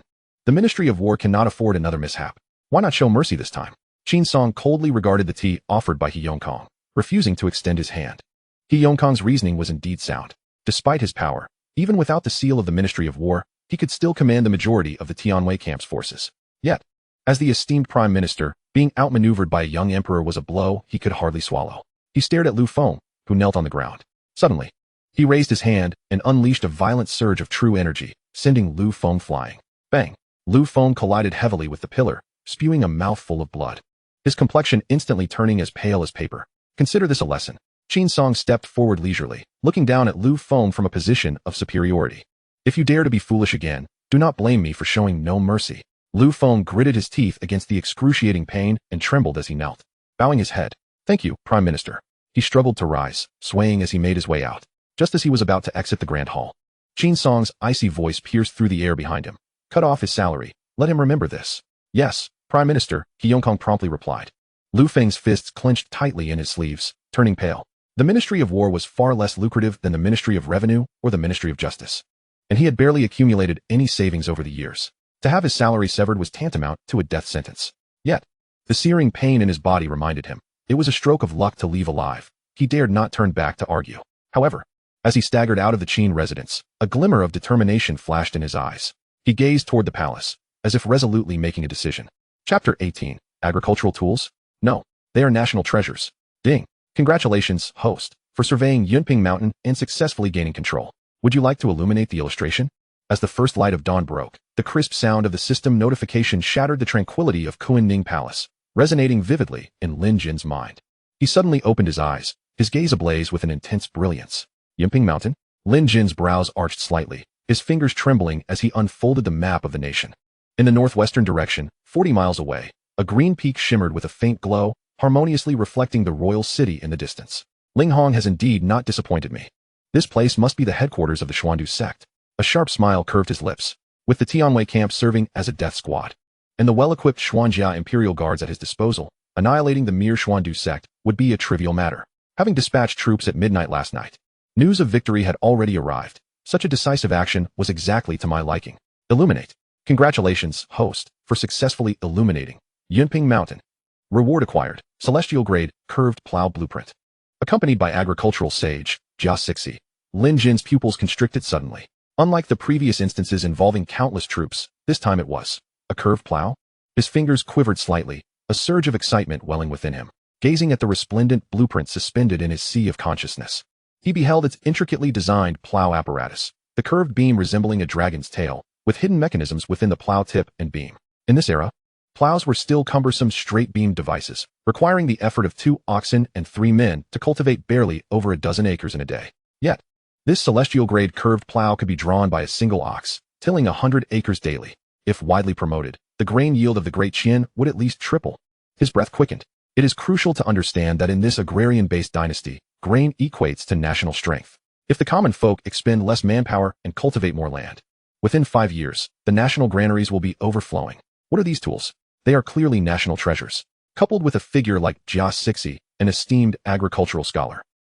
In the realm of concealed warriors, a figure clad in a blue robe gradually materialized. The newcomer appeared to be around 50 years old, with a gaunt face that exuded an air of scholarly refinement. Dressed in a simple hemp robe with a plain cloth belt around his waist and worn cloth shoes on his feet, he bore no signs of true energy fluctuations. Yet his calm demeanor commanded respect. Xiao Xuan, Lin Jin's gaze sharpened. This man was indeed the true agricultural sage of Chinese history. His work, Essential Techniques for the Common People, systematically summarized agricultural techniques prior to the Northern Way, serving as an ancient agricultural encyclopedia. With his assistance, how could the Great Abyss not prosper? Were it not for the inconvenience of the moment, he would undoubtedly wish to engage him in deep conversation. Subsequently, Lin Jin gathered his thoughts, turning his attention back to the map of the nation. With a mere thought, the image of Yunping Mountain expanded before his eyes. Though the main peak was high, its slope was surprisingly gentle. As his vision widened, a vast expanse of flat land appeared behind the mountain. Though obscured by the limitations of the map, the flat terrain and sparse vegetation were enough to leave one awestruck. Heaven is aiding me. Lin Jin's eyes sparkled with brilliance. Such fertile land is perfect for cultivating potatoes. No wonder the system rewarded me with agricultural tools and a scholar. It was all preordained. The hidden fertile soil behind Yunping Mountain was tailor-made for my experimental fields. At that moment, a delicate voice chimed in his ear. A figure, warm and soft like jade, instinctively pressed close to him, gently nudging against him, pulling Lin Jin's thoughts back to reality. He folded the map of the nation and finally noticed that he was sprawled across the dragon couch, the bright yellow quilt in disarray beneath him. In his arms, Su Wanqing curled up like a languid cat. The wild joys of the previous night had left mottled red marks on her snow-white skin. Most notably, several vivid red handprints were clearly imprinted on her pert backside. A satisfied smile graced Lin Jin's lips. Last night, this little girl had been particularly passionate. From the dragon couch to the table, then to the soft couch by the window, and back to the dragon couch, not stopping until the dawn light began to break. Su Wanqing let out a soft murmur, sleepily nesting closer into his embrace, her disheveled hair brushing against his neck, causing a slight itch. She lifted her long, delicate leg, inadvertently resting it directly on the emperor's body. This girl, Lin Jin chuckled softly, realizing that had he not come from a modern background with open-mindedness, such an audacious act alone would have been enough to banish her to the cold palace. He quietly rose, gently covering her love-marked body with the quilt. The autumn morning breeze had begun to carry a chill, yet the exhausted Su Wanqing remained blissfully unaware, still sleeping soundly. Stepping out of Kunning Palace, the sun rose just right. Lin Jin stretched his limbs, inhaling the fresh air. Your Majesty. The old eunuch, hunched over, approached respectfully, saying, "It is time for court." Lin Jin's peripheral vision swept over the bowing figure of Eunuch Hai, who had been carefully selected by Ling Hong, possessing a clean background. Although his 4th-grade cultivation was not top tier, his reliability made him an excellent aide. Eunuch Hai, have all the officials arrived? Lin Jin casually inquired, gazing toward the direction of the Tianyuan Hall. Replying to your majesty, all the lords have been waiting in the hall for quite some time. Eunuch Hai bowed his head. Lin Jin lightly stroked the sleeve of his dragon robe, saying nonchalantly, since they are all here, let them disperse. Understood. Just as Eunuch Hai was about to respond, he suddenly froze, his throat tightening as he stifled his words. When he raised his head, he saw the emperor had already turned to head toward the imperial study. The black dragon robe cutting through the morning light with a sharp arc yesterday. I made Qin Song publicly embarrassed. Today's court meeting would merely serve to escalate verbal disputes. If pressed too hard, I fear this old fox might act out of desperation. It would be wiser to let him simmer for a while. In the imperial study, as Lin Jin settled into the dragon chair, he was greeted by the sound of hurried footsteps. Ling Hong, clad in a flying fish robe, strode in with an air of urgency, his garments billowing despite the absence of a breeze, and knelt on one knee. Your Majesty, I humbly pay my respects. Return so swiftly? Lin Jin tapped his fingers lightly on the table. Ling Hong rose, clasping his fists. I have returned ahead of schedule to report that the Xian poison sect has been entirely eradicated, but his voice dropped ominously. The assassin from that night in the imperial study has escaped again. Kneeling once more, he declared, I have failed in my duties. Please punish me, your majesty. Lin Jin raised an eyebrow slightly. To escape twice under the watch of a grandmaster, this assassin possesses considerable skill. No matter, he waved dismissively, his fingers lightly tapping the dragon table. Were those children rescued? Ling Hong's fierce gaze burned like steel, his iron fists cracking ominously. Reporting to your majesty. Over 300 children have been saved, and Commander Wu is escorting them back to the capital. His voice was as rough as sandpaper. Lin Jin's brow relaxed a fraction. These children represent the future foundation of Daiyuan. Perhaps among them lie the pillars of the nation. Contemplating this, a chilling light flickered in his eyes. That old dog, Qin Song, deserves 1,000 deaths. Your majesty, Ling Hong suddenly knelt, his knees striking the ground with a dull thud. He swallowed hard, forcing the words through clenched teeth. Though we rescued the children, their household registrations are in the Ministry of Revenue, and I am unable to reunite them with their families. With that, he slammed his fist onto the ground, causing cracks to radiate across the surface of the blue bricks. The Xian poison sect's headquarters is a veritable hell on earth. The dungeons are filled with the remains of children. Crack. The porcelain teacup in Lin Jin's hand inexplicably developed web-like fissures. Yet he forcibly restrained it with his inner energy, preventing it from shattering.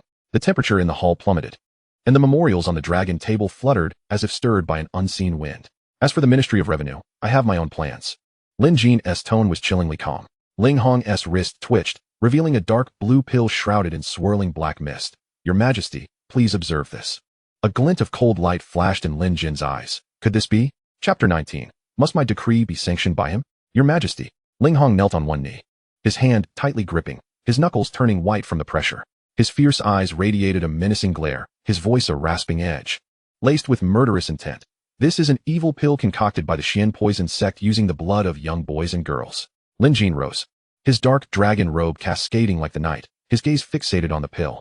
Its surface was obsidian black, entwined with sinister mist, as if countless vengeful spirits were struggling within. Yet within, a powerful surge of true energy roiled, akin to a dark undercurrent, chilling to the bone but imbued with enough terrifying power to shake the very foundations of one's realm. Huh. Lin Jin let out a low laugh, his eyes gleaming like blades before swiftly dimming. No wonder that old scoundrel Qin Song would forsake all morality to compel the Xian poison sect to concoct this pill. He has already reached the peak of the 9th rank. Should he ingest this pill, even if it damages his foundation and binds him with resentment, it would be sufficient to forcibly break through to the Grandmaster level. Ling Hong spoke gravely. Your Majesty, this pill is malevolent and should be destroyed immediately. Lin Jin's fingers curled, his true energy acting as a lock, instantly suppressing the black mist emanating from the pill. It must indeed be destroyed. But not at this moment. Before his words faded, he flicked his wrist, and the pill vanished into the storage realm. Turning back to his dragon chair, Lin Jin placed his palm atop the dragon table, rubbing the cracks in the teacup, and suddenly shifted the topic. Ling Hong, behind Yunping Mountain. Is there an open area? Ling Hong's spine stiffened, a flicker of astonishment flashing in his eyes. He distinctly recalled never informing his majesty about the Xian poison sect's encampment at Yunping Mountain. Even more shocking was that the secret clearing behind the mountain was something he had only discovered after eradicating the Xian poison sect. Could his majesty possess foresight? At this thought, a chill ran down Ling Hong's back, deepening his respect for the young emperor before him. Suppressing his shock, he respectfully replied, reporting to your majesty. There is indeed a spacious open area, quite considerable in size. A dark glimmer flickered in Lin Jin's eyes. Although the Ministry of Revenue remained under Qin Song's control, making it impossible to obtain accurate land records, with this natural arable land, combined with the improved plow and agricultural expert Xiao Xuan, the plan to cultivate potatoes was already taking shape. After a moment's contemplation, Lin Jin issued a decisive command: convey my edict. Command Wu Zhang to deploy 1,000 Xian armor imperial guards to garrison Yunping Mountain. Without my decree, no one is to approach. Publicly announce that we are hunting down the remnants of the Xian poison sect. As you command, Ling Hong replied, though filled with doubts. He bowed and retreated 3 steps before turning to leave. Just then, Eunuch Hai, hunched and shuffling, entered, whispering, Your Majesty. Lord Zhu is waiting outside the hall with several others. Summon them. Lin Jin replied casually. Footsteps approached from outside the hall. Zhu Jun, clad in a scarlet round-collared official robe, his embroidered peacock insignia swaying with each step, was about to stride forward to pay his respects when he suddenly stumbled. Ouch! He lurched forward, staggering a few steps before regaining his balance, narrowly avoiding a collision with the table's edge. Lin Jin raised an eyebrow, a glimmer of amusement crossing his gaze. Lord Zhu, it seems that a mere day apart has made you miss me so? Zhu Jun scrambled to his feet, his face flushed with embarrassment. Turning back, he discovered the shattered blue bricks on the ground, the very cause of his stumble. Anger surged within him, and he pointed at the broken brick, exclaiming, The Imperial Study is a critical place for governance. How could the floor tiles be broken? What is the Ministry of Works doing? A playful smirk danced on Lin Jin's lips, that was shattered by Ling Hong just now. Should I call him back to let you reprimand him in person?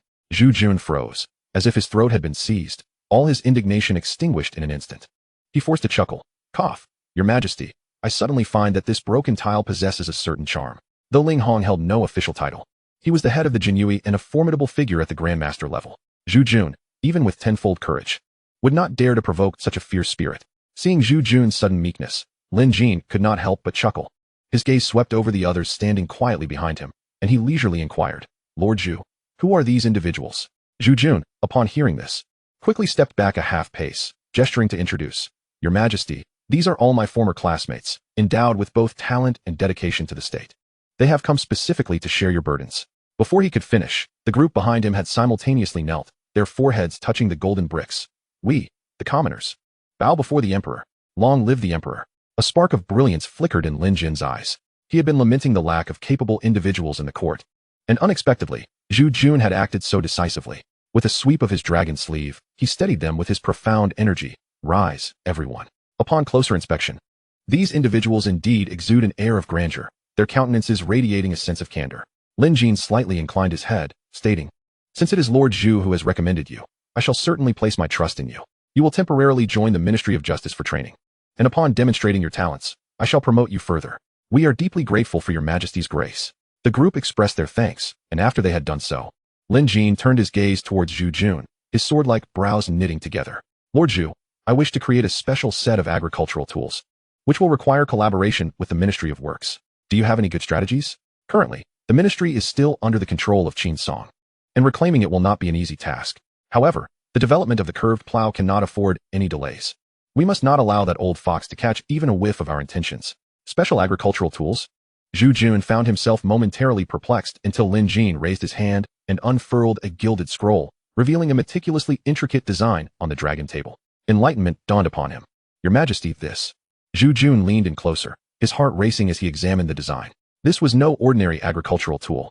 The exquisite mortise and tenon joints could not possibly be crafted by an ordinary artisan. He retreated a step with a wry smile. My knowledge is limited, I truly. Suddenly, from the corner of his eye, he caught sight of a figure, and his expression brightened. However, Brother Guo might be able to resolve this dilemma. Oh. Lin Jin's gaze sharpened, following Zhu Jun's indication to the individual in the corner. The man appeared to be in his early 30s, with skin as dark as iron and a lean frame, dressed in a somewhat worn blue robe that starkly contrasted with the elegantly attired scholars. Realizing he was under the Emperor's scrutiny, he hurriedly stepped forward, kneeling heavily on the golden bricks. I am Guo Jinhao, here to pay my respects to your Majesty. Zhu Jun timely interjected, Your Majesty, Brother Guo is not only well-versed in knowledge, but also hails from a family of carpenters. Lin Jin rapped the table with his fingers, his voice low and grave. Come closer and speak. Guo Jinhao rose, trembling, rubbing his rough palm against his robe. As he approached the dragon table and leaned down to scrutinize the design, his previously dull eyes suddenly widened in astonishment. This pear-shaped plow can actually bend like a bow? Your eyesight is commendable, Lin Jin remarked with a slight smile at the corners of his mouth. This implement is called the curved plow, which can save 30% of the draft power. Do you believe you can replicate it? Guo Zhenhao studied the plans intently, his brow furrowing and relaxing intermittently.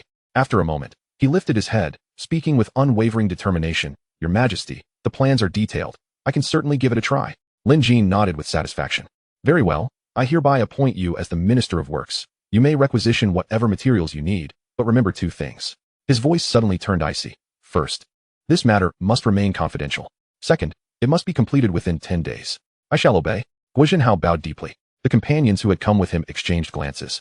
One unable to restrain a murmured comment. Had I known, I would have learned carpentry back in the day. Lin Jin's ears perked slightly, and with a half smile, he glanced at the individual. If you are interested, my imperial stables are in need of someone to shoe the horses. The man immediately recoiled, chuckling nervously. I think I shall stick to my studies. At that moment, Zhu Jun leaned in slightly, his voice barely above a whisper. Your Majesty. That old scoundrel Qin Song still controls the Ministry of Works, and mastered Guo's position as minister. Lin Jin scoffed derisively, his fingers tightening suddenly, causing a teacup on the table to crack. Does Lord Zhu believe that my imperial decree requires Qin Song's approval? Thud. Zhu Jun instantly felt as though he had plunged into an ice chamber, panicking as he knelt on the ground. I am at fault. Your Majesty, please quell your anger. Lin Jin paid him no heed, his gaze directed towards the palace exterior, coldly stating, from this day forth, a new bureau of construction shall be established in the western gardens of the imperial city, directly under my command.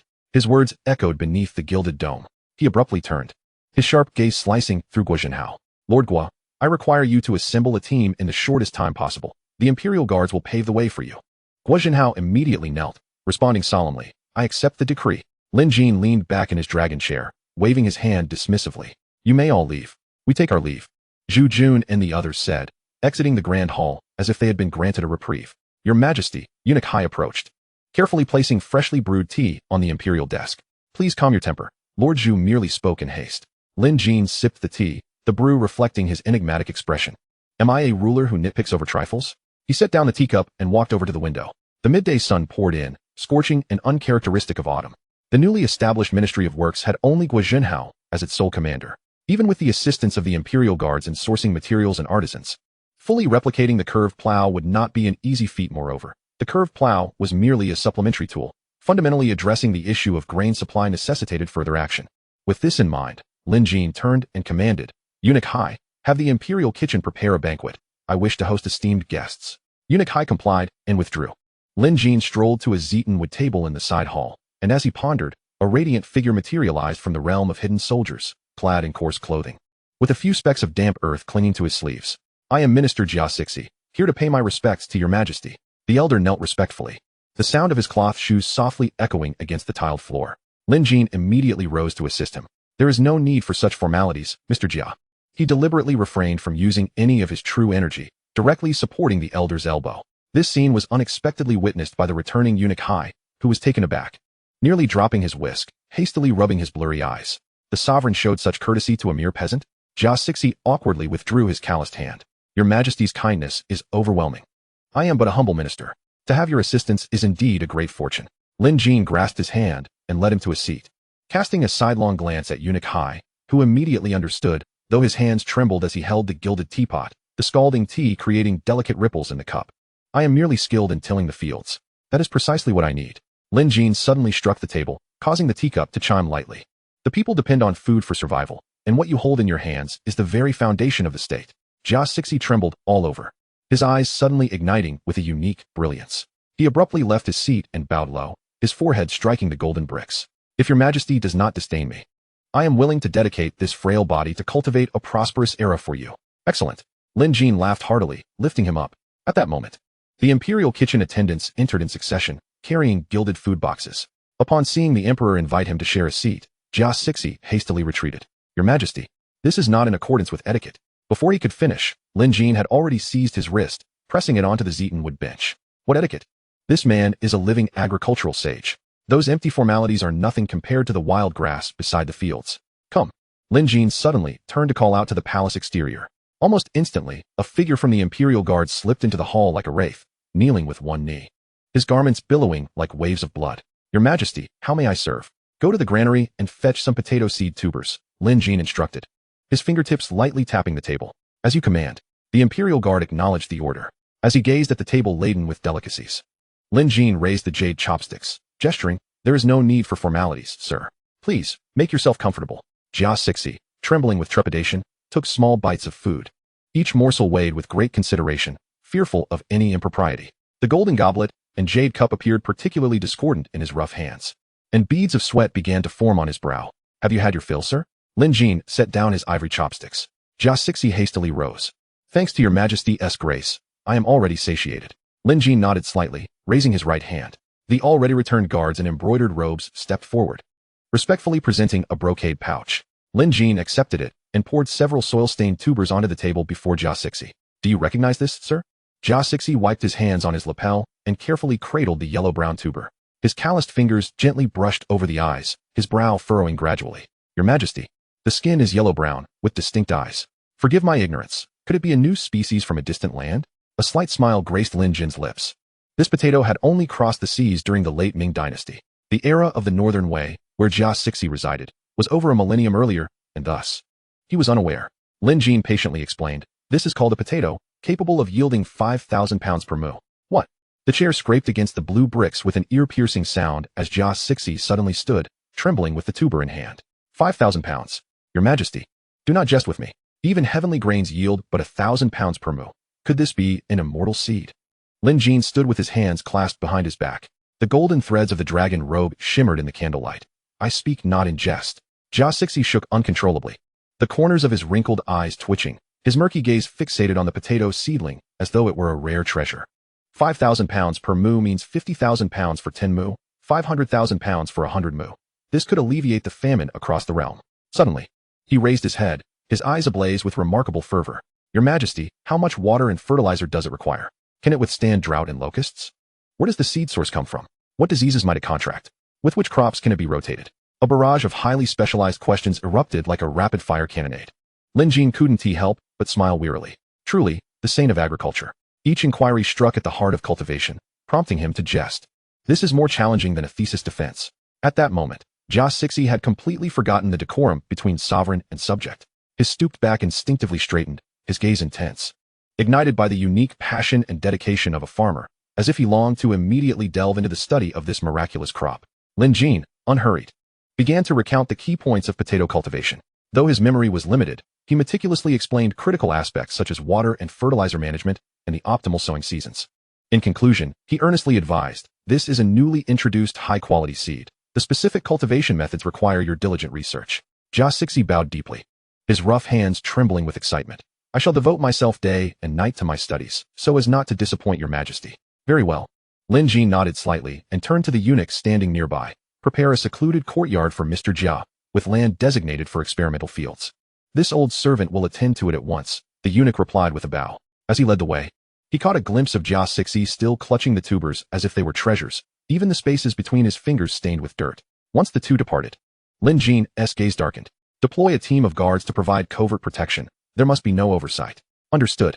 The guards clasped their fists in acknowledgement, their spring knives glinting coldly at their waists. Lin Jin lightly tapped the table, a glint of cold light flickering in his eyes. If Qin Song, that old fox, were to learn of Xiao Xuan's existence, he would undoubtedly resort to any means to harm him. However, at present, he should have no mind for anything else, should he? At the Qin residence, within the study, the scent of incense wafted from the bronze burner. Qin Song was engrossed in his writing when he noticed the candlelight flicker. My lord, a shadow materialized like a specter, kneeling without disturbing a single speck of dust. The Xian poison cult has been eradicated. Chapter 21. This game of chess has just begun. Clang. The words hung in the air. The sound of the wolf hair brush dropping shattered the silence, and the still wet ink spread grotesquely across the rice paper. Qin Song's body trembled violently. The true energy of a ninth-tier martial artist erupted, shattering the inkstone on the desk, ink splattering across the gauzy curtains. His fingers dug deeply into the desk corner, knuckles whitening, veins on the back of his hand bulging like coiling dragons. After a long moment, he finally squeezed out a chilling question through gritted teeth. Who did this? The shadow's icy reply was, the Emperor. Crack. The hard rosewood splintered in his grasp, wood shavings falling like rain, and Qin Song laughed in fury, his murky eyes glinting like poisoned blades. Good Lin Jin. At this moment, the ceremonial decorum of the court lay in tatters, the Emperor's name ground between his teeth.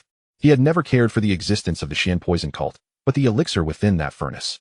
Considering this, his eyes exploded with brilliance. It was the key to his advancement to the Master Realm. Are there any survivors?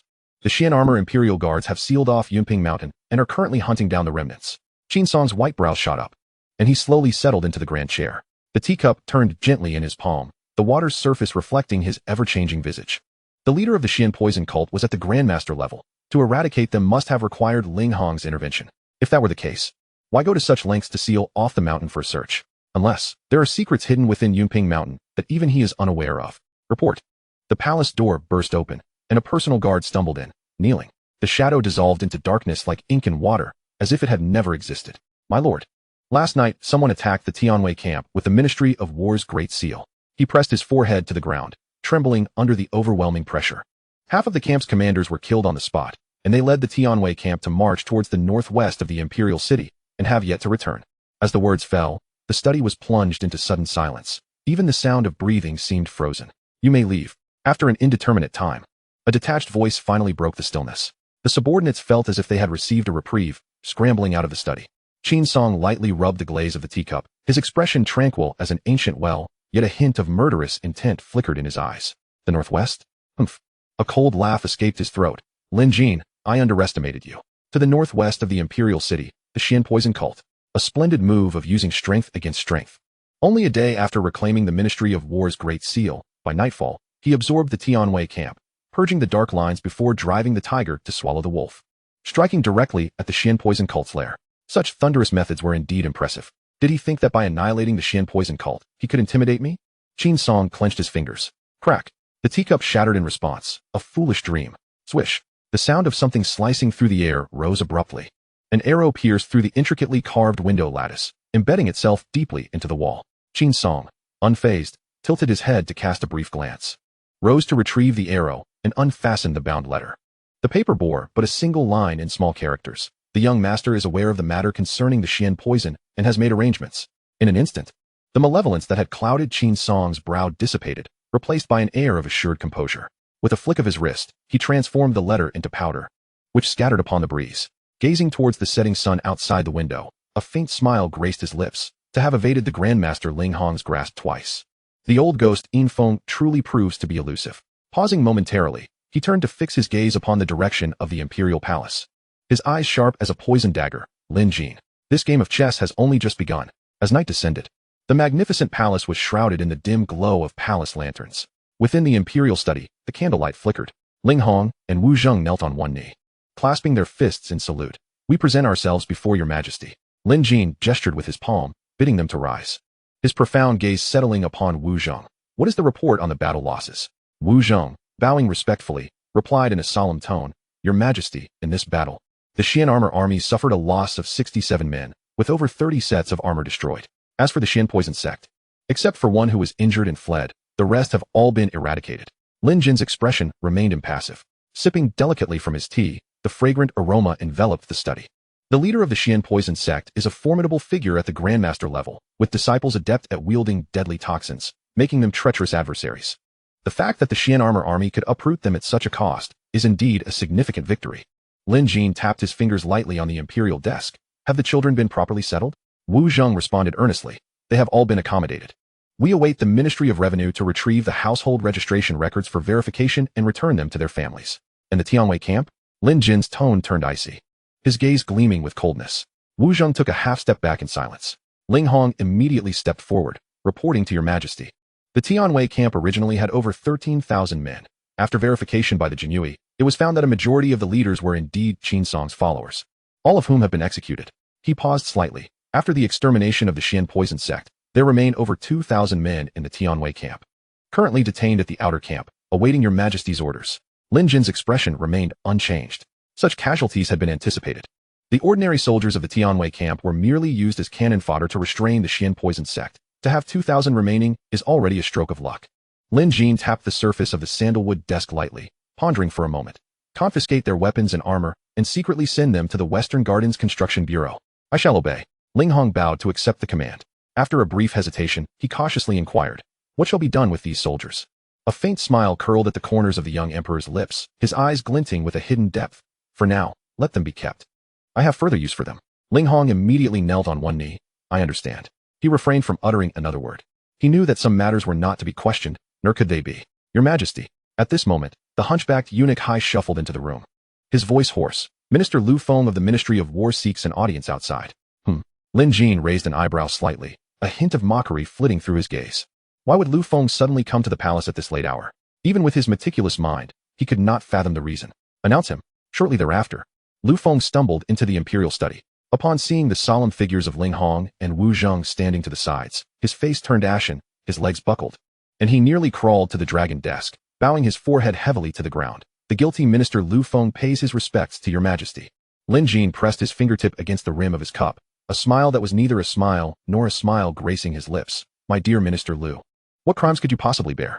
Lu Feng trembled as he raised his head, his official hat askew, neglecting to adjust it.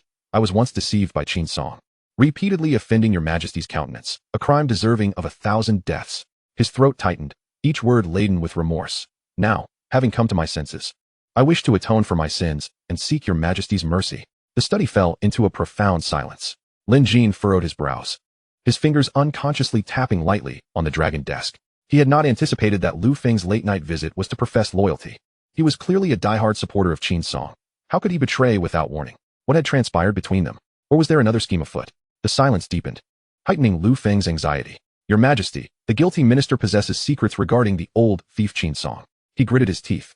Speaking bluntly, have you heard of the Lanyu Pavilion? Lin Jin's brow furrowed slightly, the name failing to evoke any recognition. Eunuch Hai, standing nearby, appeared perturbed, bending forward to whisper, Your Majesty, the Lanyu Pavilion is the largest brothel in the imperial city. Oh, Lin Jin's eyes narrowed, a flicker of intrigue passing through. Since his arrival in this world, embroiled in court intrigues and power struggles, he had yet to step outside the palace gates. Now that the situation had stabilized somewhat, perhaps it was indeed time for an outing. Of course, the sovereign would never indulge in such establishments. It was merely to gauge the sentiments of the populace. Lin Jin collected his thoughts. What connection does the Lanyu Pavilion have with Qin Song? That old thief Qin Song is the mastermind behind the Lanyu Pavilion. And moreover, Lu Feng lowered his voice dramatically, delivering a shocking revelation. The Lanyu Pavilion is not merely a brothel. Chapter 22, The Unruly Head of the Officials. What do you mean? Lin Jin inquired, somewhat puzzled. Lu Feng's teeth chattered. Outwardly, it presents itself as a brothel, yet it is engaged in unspeakable dealings. Lin Jin's eyes sharpened, his body leaning slightly forward. Stand straight and speak clearly. Lu Feng took a half step forward, propping himself up while still too fearful to straighten his back. That old thief exploits the Lanyu Pavilion to scour for young and beautiful women. He hesitated before continuing. With slight training, he turns them into playthings to infiltrate various sects, thus extracting intelligence and acquiring rare medicinal materials to aid his breakthroughs in martial arts. Crack. The teacup in Lin Jin's hand shattered in response. How ambitious Qin Song is. To seek to control all the sects of the martial world? No wonder he could break through to the 9th tier. How many women's blood and tears were sacrificed in exchange for those precious materials? Lin Jin's fingers tapped lightly on the dragon desk, his gaze icy as frost. Over the years, not a single sect in the martial world has noticed? Lu Feng bowed in reply, reporting to your majesty. Indeed, some sects have sensed something amiss, but his neck muscles tightened, his official robe soaked through with sweat. Qin Song has other backing in the martial world, and that support is formidable. Support? Lin Jin's fingers suddenly stilled. Could it be the Xian poison sect? The moment that thought emerged, Lin Jin ruthlessly dismissed it. Though the leader of the Xian poison sect is a grandmaster, he is not enough to silence the entire martial world. Do you have any specifics? I do not know. Lu Feng shook his head. This was merely something Qin Song drunkenly mentioned, which I happened to overhear. Lin Jin's pupils constricted like needles, a chill running through him. It seems I have underestimated this old fox's resources. Then Lu Feng emitted a hoarse growl from his throat. Furthermore, whenever there is the slightest stir in the provincial capitals, those official secret missives flutter to the Lanyu Pavilion like snowflakes. He clenched his fists, the knuckles turning a deep shade of blue from the exertion. The corrupt transactions of buying and selling official positions, embezzling relief funds, all must pass through the scrutiny of Qin Song. Those secret letters. Lu Feng scoffed derisively through his nose. They are to be ranked by the amount of silver offered in tribute. The more one contributes, the sooner their matters will be addressed. He abruptly raised his head, his voice tearing through the air like rusted iron scraping. This old scoundrel audaciously speaks of benefiting the people, truly the height of shamelessness. Lin Jin's eyes burned like smoldering embers.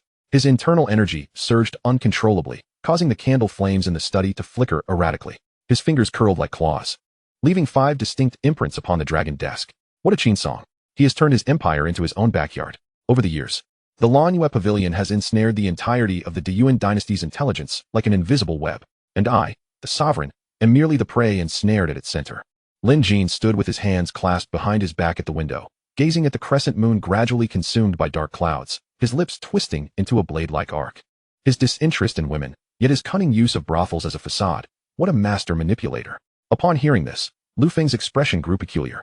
After a moment's hesitation, he murmured, "Your Majesty, I have heard that Qin Song is not entirely indifferent to women. Rather, he almost forced the words out in a breathy whisper. In his early years, he practiced to the point of error. And in his greed for potent pills to enhance his prowess, he has been impotent for many years." Huh. Lin Jin suddenly erupted into laughter, startling the night owls outside the palace. What a head of officials who cannot stand upright. Ling Hong and Wu Zheng exchanged glances, struggling to suppress their amusement. Afterwards, Lin Jin collected his thoughts and shifted the conversation. "So, it follows that Qin Song has no offspring?" Lu Feng stiffened, hesitating, replying, "To your Majesty, there are rumors that the old scoundrel had an illegitimate son in his youth, but he broke into a sweat. He rarely makes appearances, and I am not well informed." Lin Jin raised a hand to stroke his chin, not pondering further. He pivoted to face Lu Feng, his gaze sharp as a blade. The unspoken pressure causing Lu Feng's knees to buckle, and he fell to the ground. "My dear Lu Aiqing." Lin Jin approached slowly, the hem of his dark dragon robe sweeping across the floor. "What you have said today, I shall tentatively believe you 3 parts. Lu Feng pressed his forehead to the ground. Soon, a pool of sweat spread across the bluestone slab. "Your Majesty, may you discern. I speak not a word of falsehood. I grant you an opportunity for redemption." Lin Jin's robe swept dramatically, and with a flick of his sleeve, a blank memorial was flung onto Lu Feng's lap. "The Ministry of War, over these years." The Emperor's words pierced like ice. "How much empty salary has been taken? How many military supplies have been sold? How many troops have been privately transferred? Who is complicit? Write it down." Lu Feng's fingertips trembled, his gaze fixed upon the memorial as if it were a death warrant. The hand gripping the brush shook so violently it nearly slipped from his grasp. "What is this?" "It is clearly a blade dipped in the blood of colleagues." "Your Majesty." Lu Aiqing. The Emperor's voice hissed like a venomous serpent. "I am giving you an opportunity. If the Jinui uncover it, it will be too late." No sooner had he spoken than Ling Hong's embroidered spring blade emitted a soft chime. In that moment of cold light, Lu Feng felt as though struck by lightning, beads of sweat rolling down his temples. Lu Feng's brush slipped through his spasming fingers, ink splattering upon the jade tiles, blooming into grotesque black flowers. He stared fixedly at the Xian paper before him, as though he could see his life ebbing away with each crooked stroke. Lin Jin stood with his hands clasped behind his back beside the dragon desk, his gaze weighing heavily upon the ink-stained paper, his eyes glimmering with cold light. Each name on that densely packed list felt like a knife, ruthlessly carving into his heart. Not a single person in the Ministry of War was innocent. The Emperor swept his sleeve and turned away, the dark dragon robe tearing through the air with a sound like a ripping fabric. He strode back to his dragon throne, his fingers cracking under the strain of suppressed rage. If he looked one more time, he feared he would lose control and execute this scoundrel on the spot. Half an hour later, when Lu Feng finally collapsed to the ground, a pool of sweat had accumulated upon the gold bricks before him. Those few thin sheets of paper bore the weight to crush the entire Ministry of War. Your Majesty." Lu Feng emitted a dying croak akin to a wounded animal. Eunuch Hai swiftly tucked away the list, but Lin Jin could not be bothered to look again. He waved his hand dismissively. "Withdraw?" Lu Feng felt as though he had received a great pardon, prostrating himself fervently. As he exited the study, he tripped over the hem of his official robe. Ling Hong glared at the list, his eyes filled with murderous intent. "I shall proceed to the Ministry of War at once." Lin Jin gestured for him to be silent, not uttering a word. If he were to truly act according to the law, the Ministry of War would likely be left with no one by morning. This was not the outcome he desired. After a moment of contemplation, Lin Jin gazed toward the direction Lu Feng had fled, a meaningful cold smile curling at the corners of his lips. "Ling Hong," he called softly, a hint of amusement in his tone. "I am here." Ling Hong stepped forward immediately, bowing his head in readiness.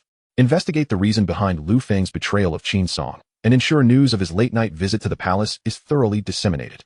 As Lin Jin rose, his dark robes billowed, the candlelight casting a shadow upon his handsome, yet somewhat sinister visage. "Especially let Qin Song be aware." Ling Hong paused for a moment, then quickly comprehended, kneeling on one knee and clasping his fists. "I shall obey." Chapter 23. Those who dare obstruct shall be executed without mercy. The following day, at dawn, the autumn wind swept through the palace walls, carrying a chill.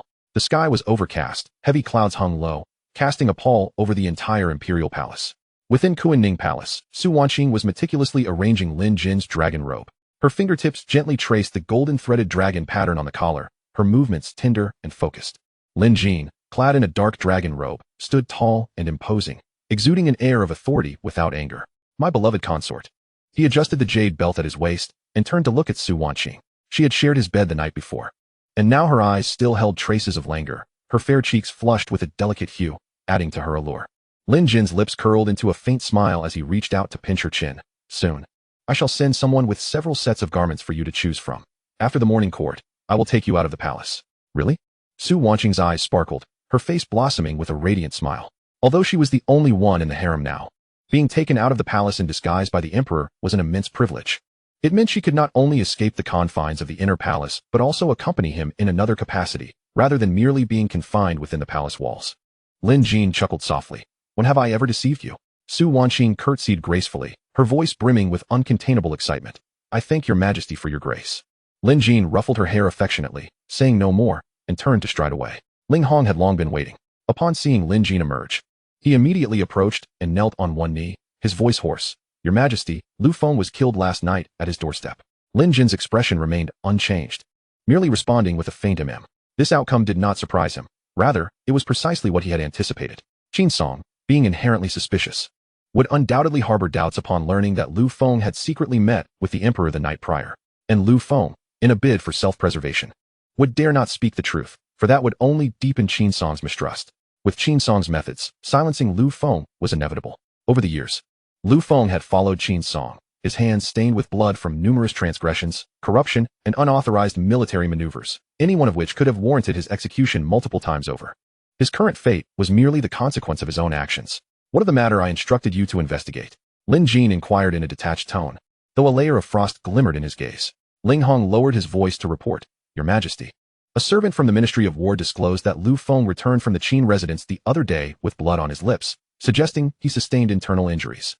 He paused briefly, his voice scarcely audible. Upon verification, Lu Feng returned the ministry's official seal, which enraged Qin Song, leading to him being injured on the spot. Furthermore, Qin Song ordered the Minister of Revenue, He Yongkong, to terminate his salary. Lin Jin's sword-like brows furrowed sharply, his eyes flashing with cold brilliance.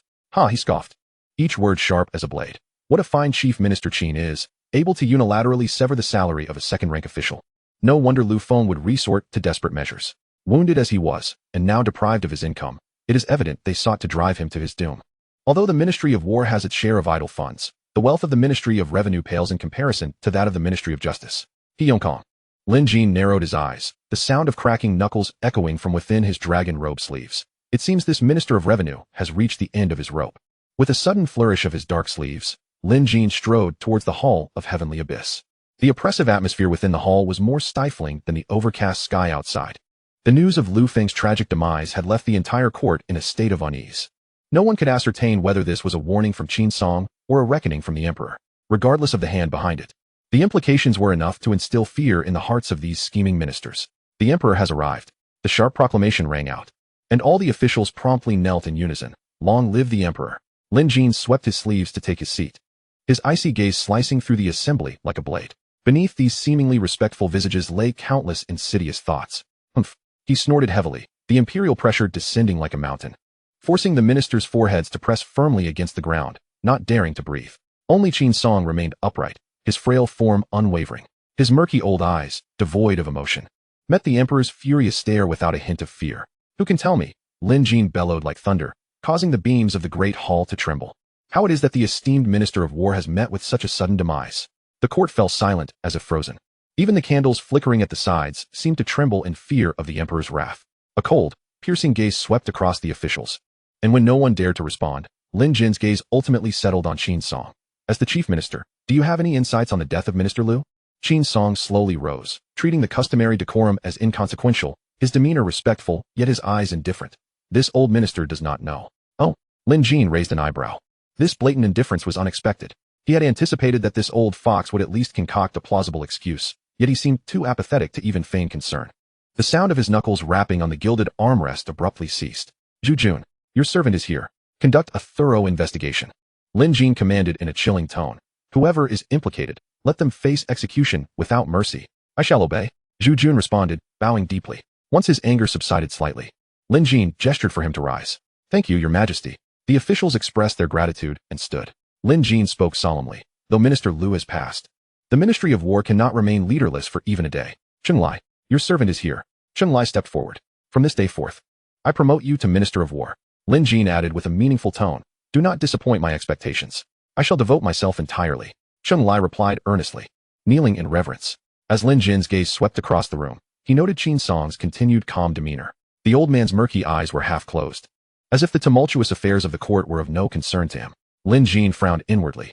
Why is this old fox behaving so unusually today? Under normal circumstances, he would certainly have protested. After all, Cheng Lai's ascension means Qin Song has lost all control over the Ministry of War. How could he remain so composed?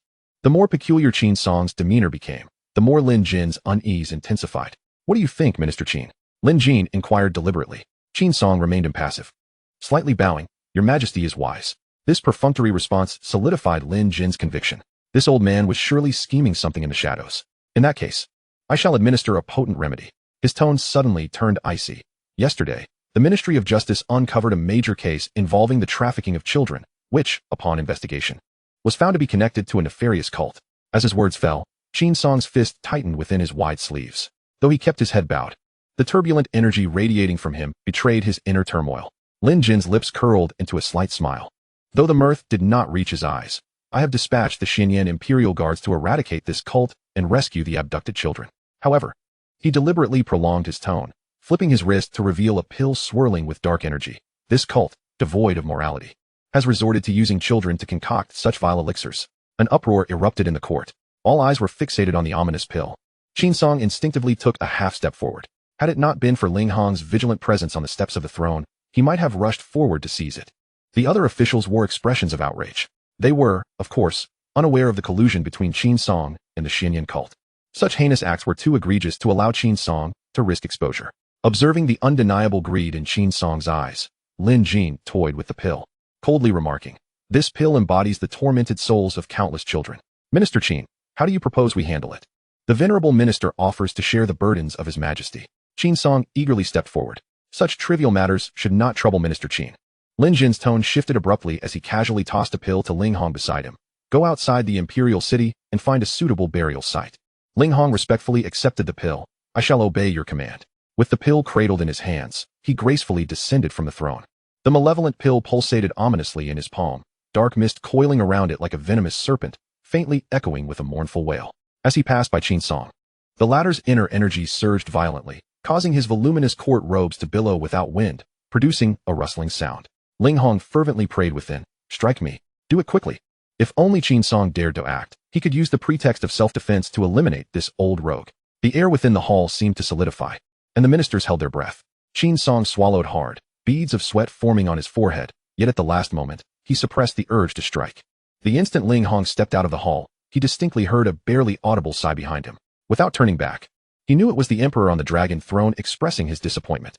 This old fox, after all, had not bitten the bait. Your Majesty. Qin Song unexpectedly performed a deep bow, his voice feeble and trembling. Recently, the autumn winds have been bleak, and I, the old minister, have suddenly felt unwell.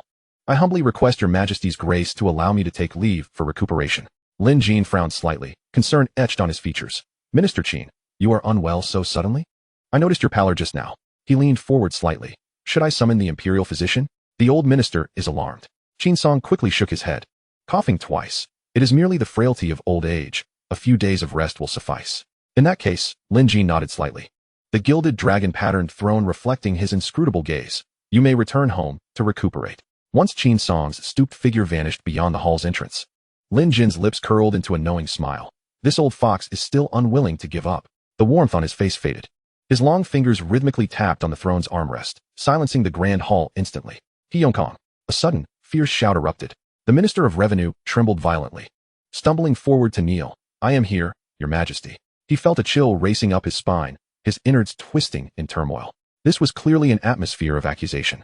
Lin Jin gazed down upon him, his eyes glinting with murderous intent akin to a venomous blade. Within and outside the imperial city, children have been disappearing one after another. As the Minister of Revenue, are you blind or deaf? Hyeongkong shook uncontrollably, his forehead pressed against the cold golden bricks, stammering. Your Majesty, please see reason. The matter of the missing children should rightly fall under the jurisdiction of the Ministry of Justice. Preposterous. The gilded dragon pattern creaked under Lin Jin's grip, producing a deafening sound that reverberated through the hall. The emperor's wrath manifested as a palpable pressure, dimming even the candles within.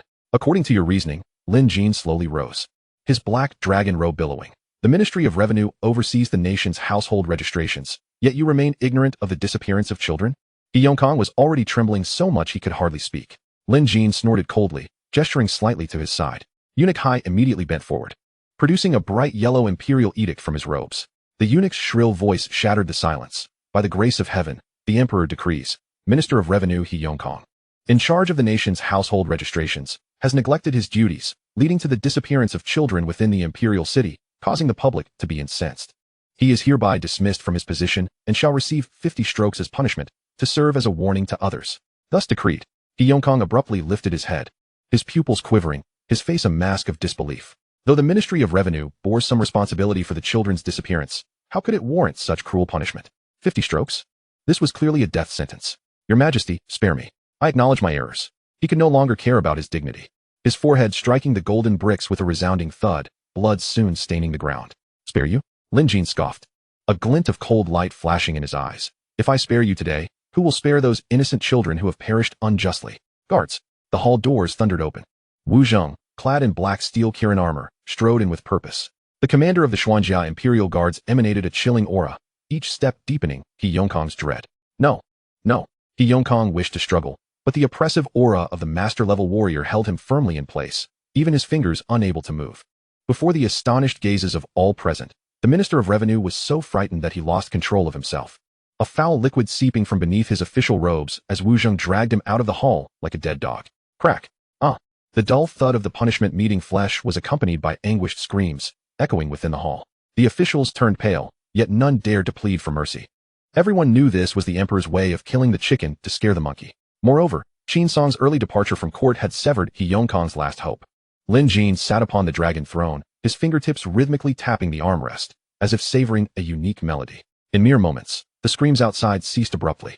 Wu Zheng quickly returned to report, Your Majesty, Minister, he did not survive. The officials trembled at the news, with several timid ones even collapsing to their knees. Lin Jin feigned displeasure, furrowing his brow. My dear Minister, I commanded you to execute the punishment, not to take a life. I acknowledge my transgressions.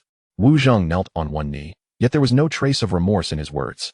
Eunuch Hai stood to the side, his head bowed deeply, his shoulders trembling incessantly, secretly thinking, Your Majesty, this performance is far too contrived. He Yongkong, as a die-hard loyalist to Qin Song, had exploited his position to impose unjust burdens, embezzle relief funds, and commit all manner of wrongdoing. Now, facing execution, he was merely reaping what he had sown. Enough. Lin Jin waved his hand, his gaze falling upon Zhu Jun. Minister Zhu, the position of Minister of Revenue is temporarily vacant. You shall serve as acting minister while concurrently holding the role of deputy minister. Immediately retrieve the household registration records and collaborate with Commander Wu to return the rescued children to their rightful homes.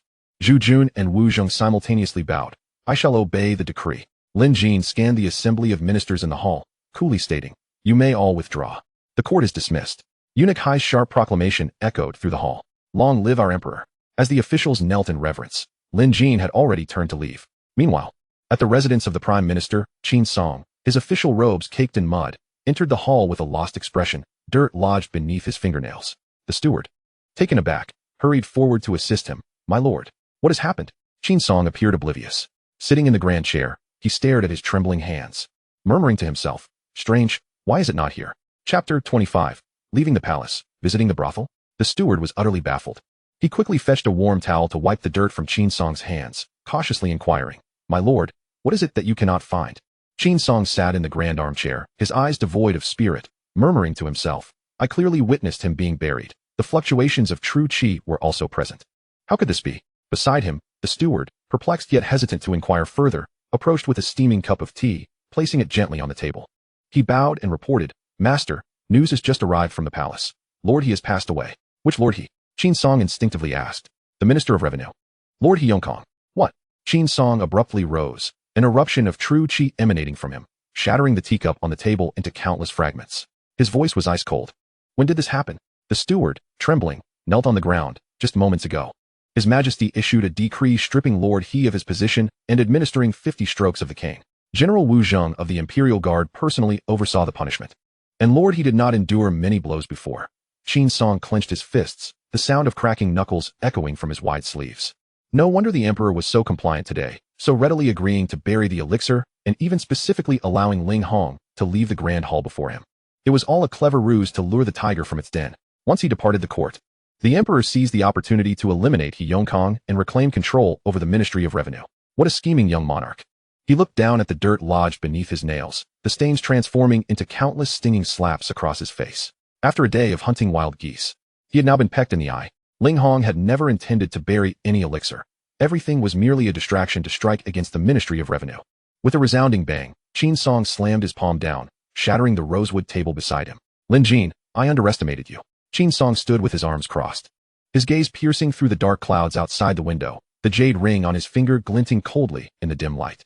He slowly caressed the patterns on the ring, his thoughts deepening. What of the successive changes in the Ministry of Justice, the Ministry of War, and the Ministry of Revenue? A cold smile crept upon his lips, the words from the shadowy missive of the ghost of the chilling wind still dancing before his eyes. It wouldn't be long.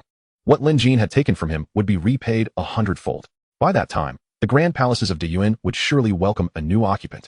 Thinking of breaking free from the puppet strings, Qin Song narrowed his eyes, the shadows from the clouds outside casting darkness upon his gaze. You may continue to struggle for a few more days. In the imperial study, Lin Jin's gaze fell upon Ling Hong, who had been waiting patiently. With a slight lift of his brow, he inquired, has it been taken care of? Ling Hong's cheeks twitched slightly as he suppressed a smile, his tone laced with mischief. Your Majesty, if you had seen the old scoundrel digging in the dirt, you would surely burst into laughter. He spread his fingers, revealing an ominous dark elixir that emitted a strange glow. His demeanor resembled that of a father burying his own son. Huh. Lin Jin chuckled softly, picking up the elixir between his fingers, a hint of mockery flickering in his eyes. The old scoundrel must have realized what was happening by now. He would likely be enraged to the point of a stroke. Then, with a sudden concentration of true qi in his palm, the elixir erupted instantaneously, dissipating into a wisp of black smoke, vanishing without a trace. Your Majesty. The eunuch Hai approached, sweeping the floor lightly and bowing as he entered. Lord Chung requests an audience. Lin Jin lightly tapped the dragon table with his fingers. Raising his gaze slightly, let him in. As the palace doors opened, Chung Lai strode in with purpose, dropping to one knee. I, your servant. Pay my respects to your Majesty. Ah, just in time, my dear Minister Chung. Lin Jin gestured for him to rise, his eyes ablaze with intensity. The Ministry of War has been plagued by long-standing issues, with corruption deeply rooted. This rectification will be a daunting task. Chung Lai straightened his back, his tone resolute and powerful. I shall do my utmost to fulfill your Majesty's trust. Lin Jin gave a slight nod, producing a list from his sleeve. This roster should aid you in working more efficiently. As Chung Lai received the list handed over by the eunuch, he quickly scanned it, his pupils narrowing. Your Majesty, this. Lin Jin took a sip from his teacup, his voice calm, yet commanding. Methods aside, whether through execution or punishment, within half a month, I expect to see a completely transformed Ministry of War. With a thud, Chung Lai gripped the list tightly, kneeling heavily once more. His eyes burned with determination as he declared, I will not fail your Majesty's expectations. Lin Jin brushed his sleeve lightly, a solid wave of true qi lifting Chung Lai up. The Jinui will assist you from the shadows. Go now. I take my leave, your Majesty. Chung Lai bowed and exited the grand hall, his steps firm and resolute. Ling Hong observed Chung Lai's departing figure, a trace of concern crossing his brow as he murmured, Your Majesty, could this be too risky? Lin Jin waved his hand dismissively. He understood well the implications of Ling Hong's words. The downfall of the capital guards was inextricably linked to the Ministry of War. Should Chung Lai be blinded by hatred and take this opportunity to settle personal scores, the ministry would undoubtedly run red with blood. But then again, what of it? The ministry was infested with corruption. Even if they were all eradicated, it would matter little.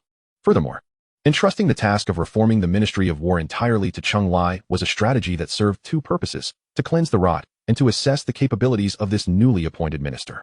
A 6th-rank thousand-house officer suddenly elevated to a 2nd-rank minister. Such a rapid ascent could easily lead one astray. This assignment was the perfect opportunity to reveal his true character. Lin Jin collected his thoughts, shifting the topic. Change into different attire. Accompany me out of the palace. Ling Hong clasped his fists. As you command. Outside Kunning Palace. As Lin Jin prepared to push the door open, the intricately carved door swung suddenly from within. Ah! A light exclamation rang out, and a slender figure collided into his embrace.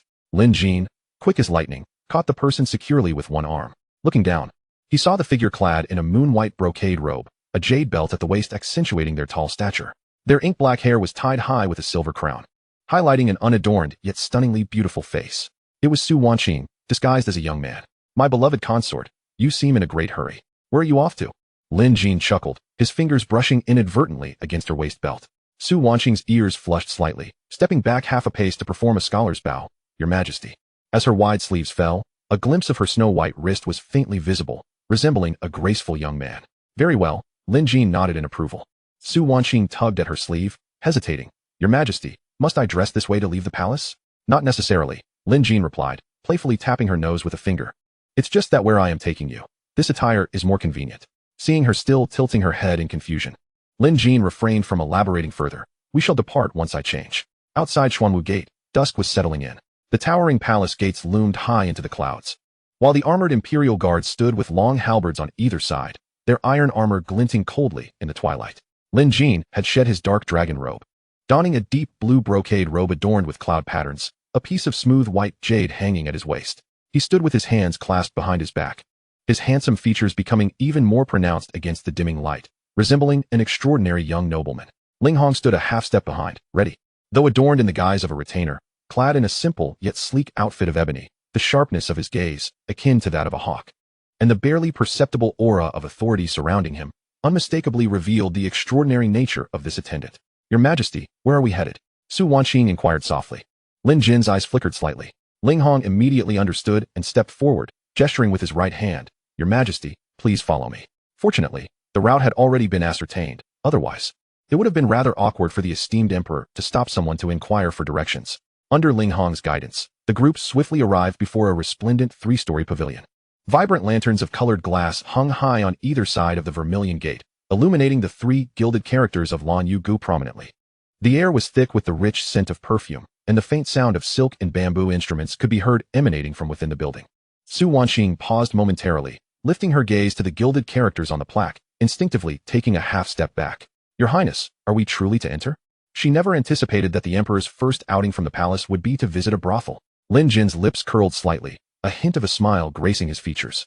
Just as he was about to speak, a heavily made-up matron approached with a sway of her hips. She fanned herself with a handheld fan, the jingling of her golden hairpins accompanying her steps. Oh, this young master looks unfamiliar, but one glance reveals a connoisseur of pleasures. The matron appraised Lin Jin with a honeyed tone that dripped with sweetness. The private rooms upstairs are warm, and there are ladies skilled in playing the xiao. Would you care to ascend and offer some guidance? Chapter 26. The wealthy young master engages in novel pursuits.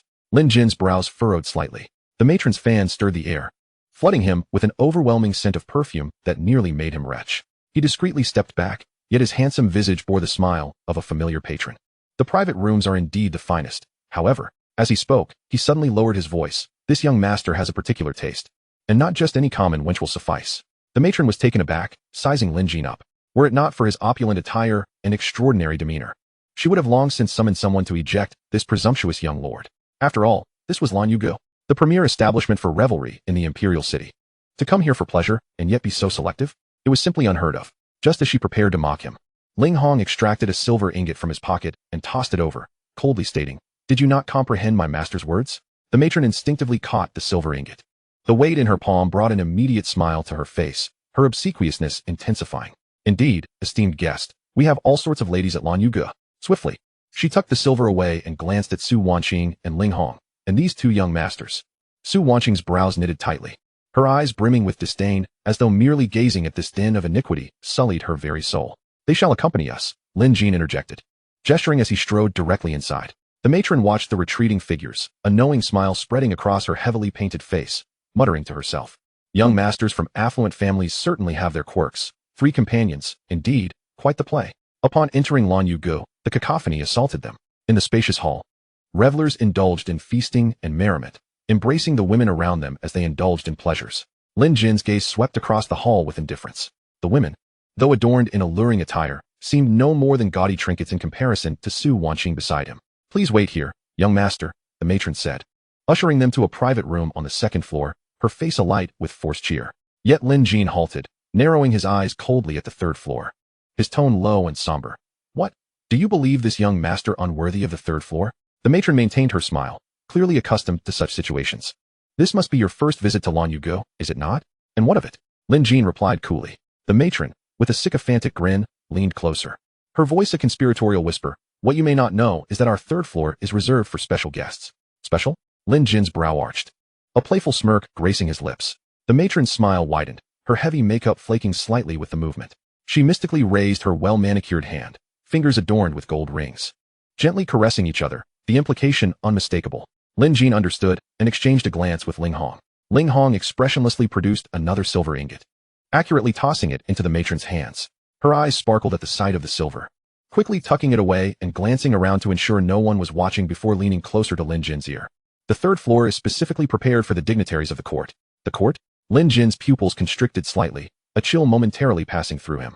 No wonder Qin Song could so easily manipulate the court. It appeared that Lan Yugu was one of his bargaining chips. Officials indulging in pleasure here naturally place their hold in the hands of others, bound to comply under the slightest threat. Are you not concerned that the court might find out? Lin Jin's tone turned icy. The matron waved her hand dismissively. And if they do? A hint of arrogance graced her features, from the highest-ranking officials to the lowly clerks, who isn't a frequent guest at Lan Yugu.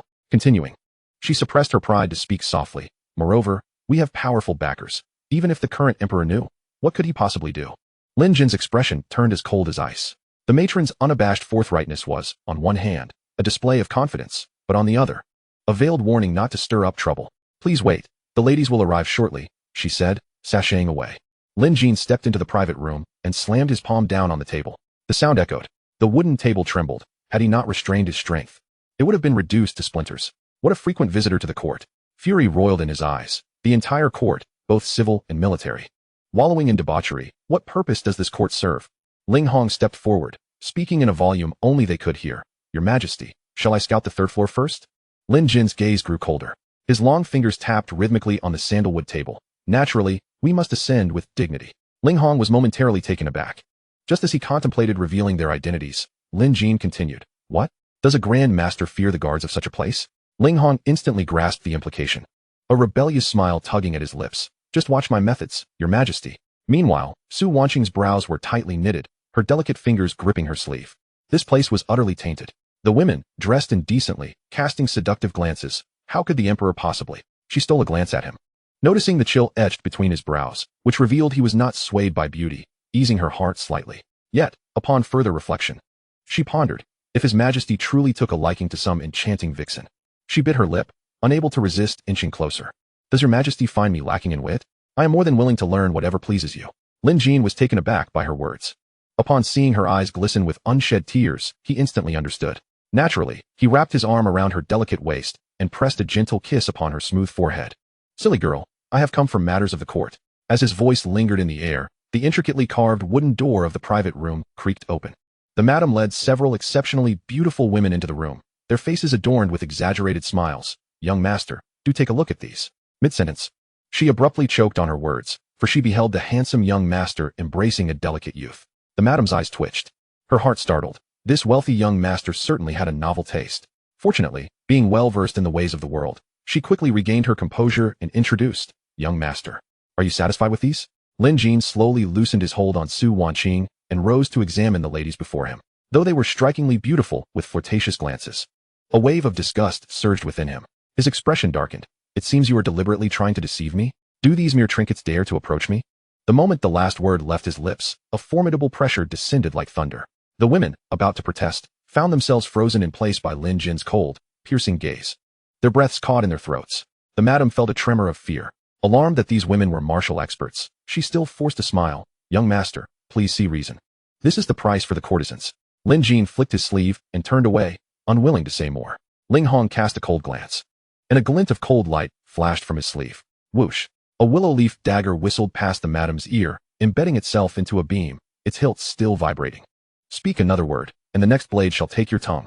A flicker of anger appeared in the madam's eyes, but vanished almost instantly as she maintained a forced smile. Young master, please calm your anger. I will fetch new ladies right away. As she spoke, she hurriedly pushed the girls out of the private room. Once everyone had retreated, Ling Hong turned to Lin Jin, who gave a slight nod, and he immediately understood.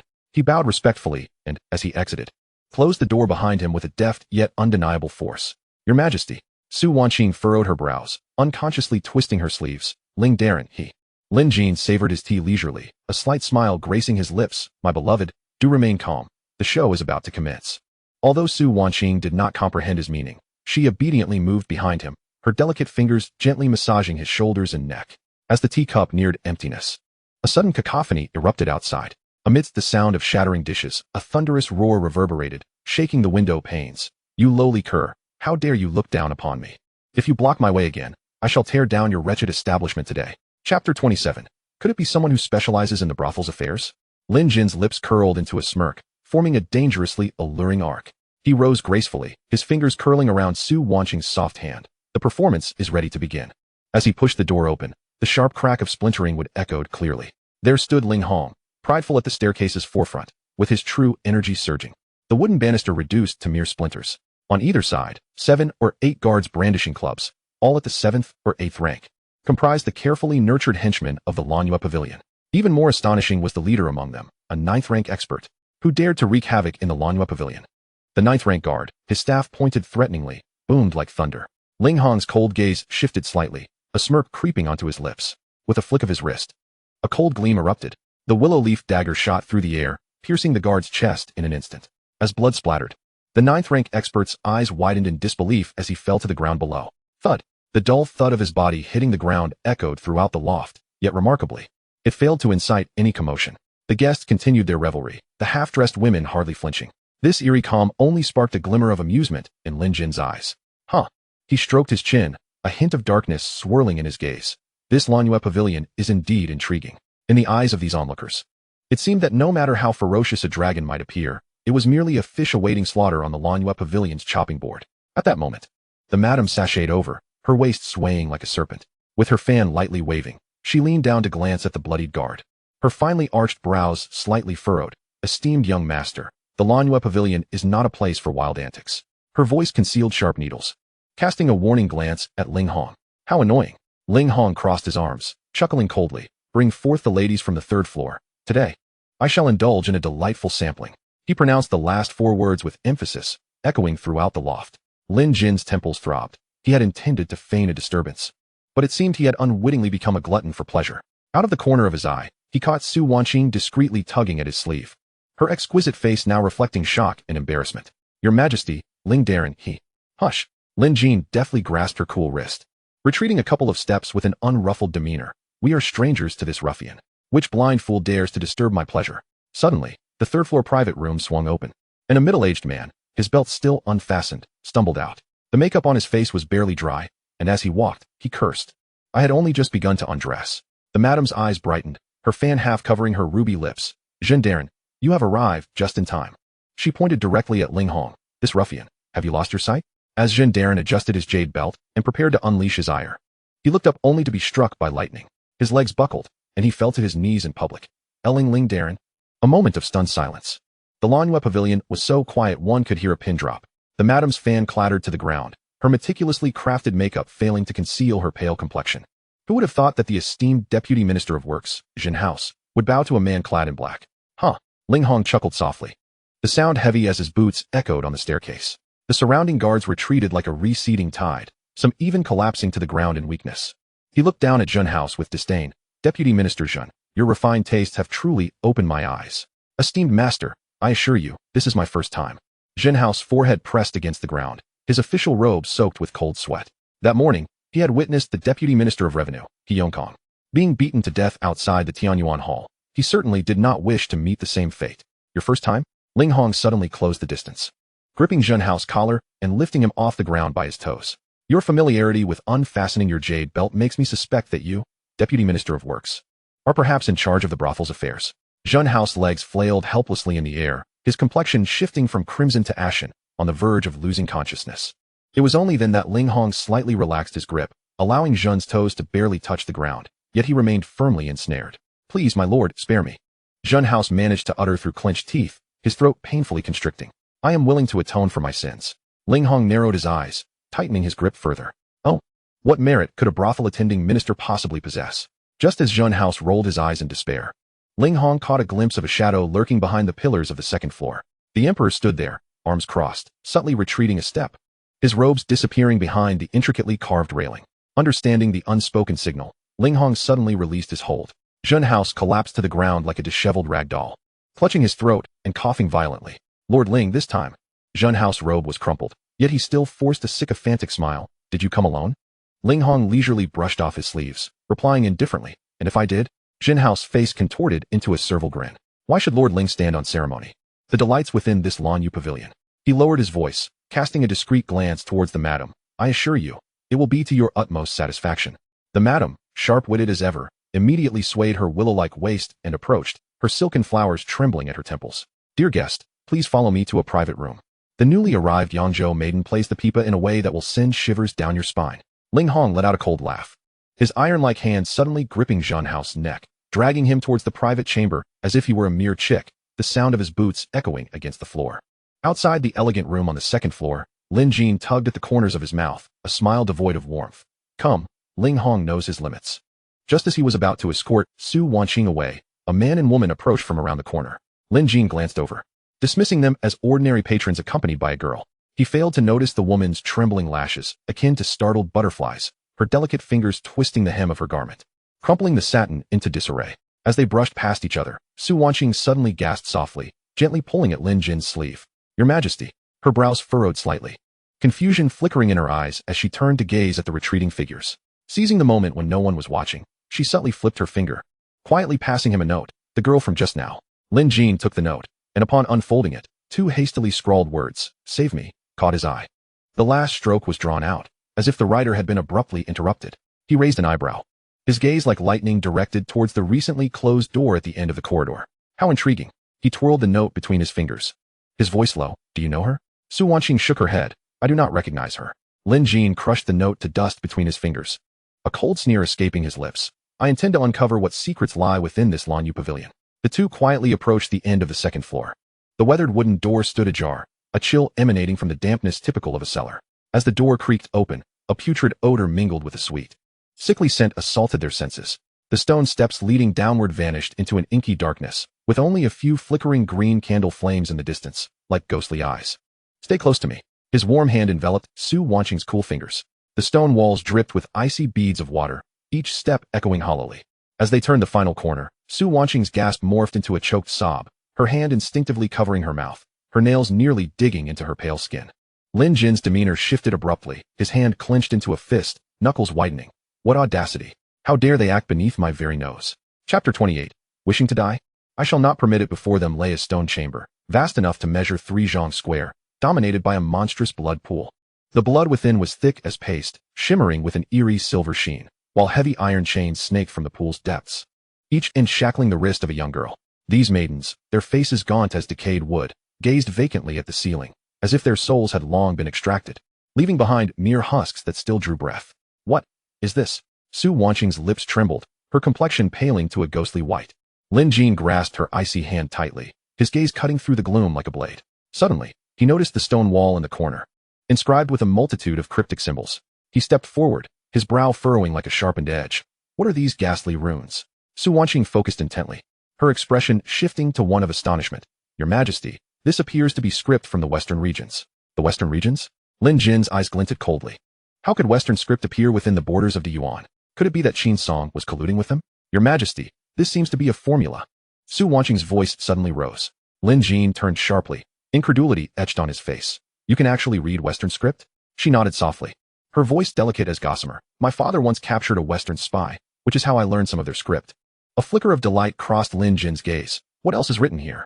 Su Wanqing's brows knitted tighter, her beautiful eyes smoldering with rising fury, her silver teeth gritting. "The ultimate Yin pill, using the 3 blood pools as focal points. It sets up the 3 Yin soul locking array, drawing in the energies of heaven, earth, and humanity. It requires the essence blood of 81 maidens, combined with moonlight grass and xianyin flower, to be refined on the night of the full moon, aiding the saintess in breaking through to the 9th level of the ultimate Yin body." Before she could finish, Lin Jin fell into deep contemplation, stroking his chin, his expression fluctuating between shadows and light. The 3 Yin soul locking array? The ultimate Yin body? Could this be yet another cult akin to the Shin poison sect? The night of the full moon. That is merely 3 days away. Lin Jin surveyed the surroundings. Only 27 chains extended from the blood pool. According to the formula, there must be 2 more such blood pools hidden in unknown locations. Damn it. Lin Jin's fist slammed down, extinguishing the candle flames. There was no way Qin Song could be unaware of the situation here. For the sake of that so-called saintess's breakthrough, he would not hesitate to harm so many innocent maidens. It seems Qin Song's existence has become unnecessary. "Your Majesty." Su Wanqing's exclamation pierced the air, her gaze fixated on the farthest end of the blood pool. There, a girl in an apricot-hued skirt was weakly struggling. The same girl who had passed him the note moments prior.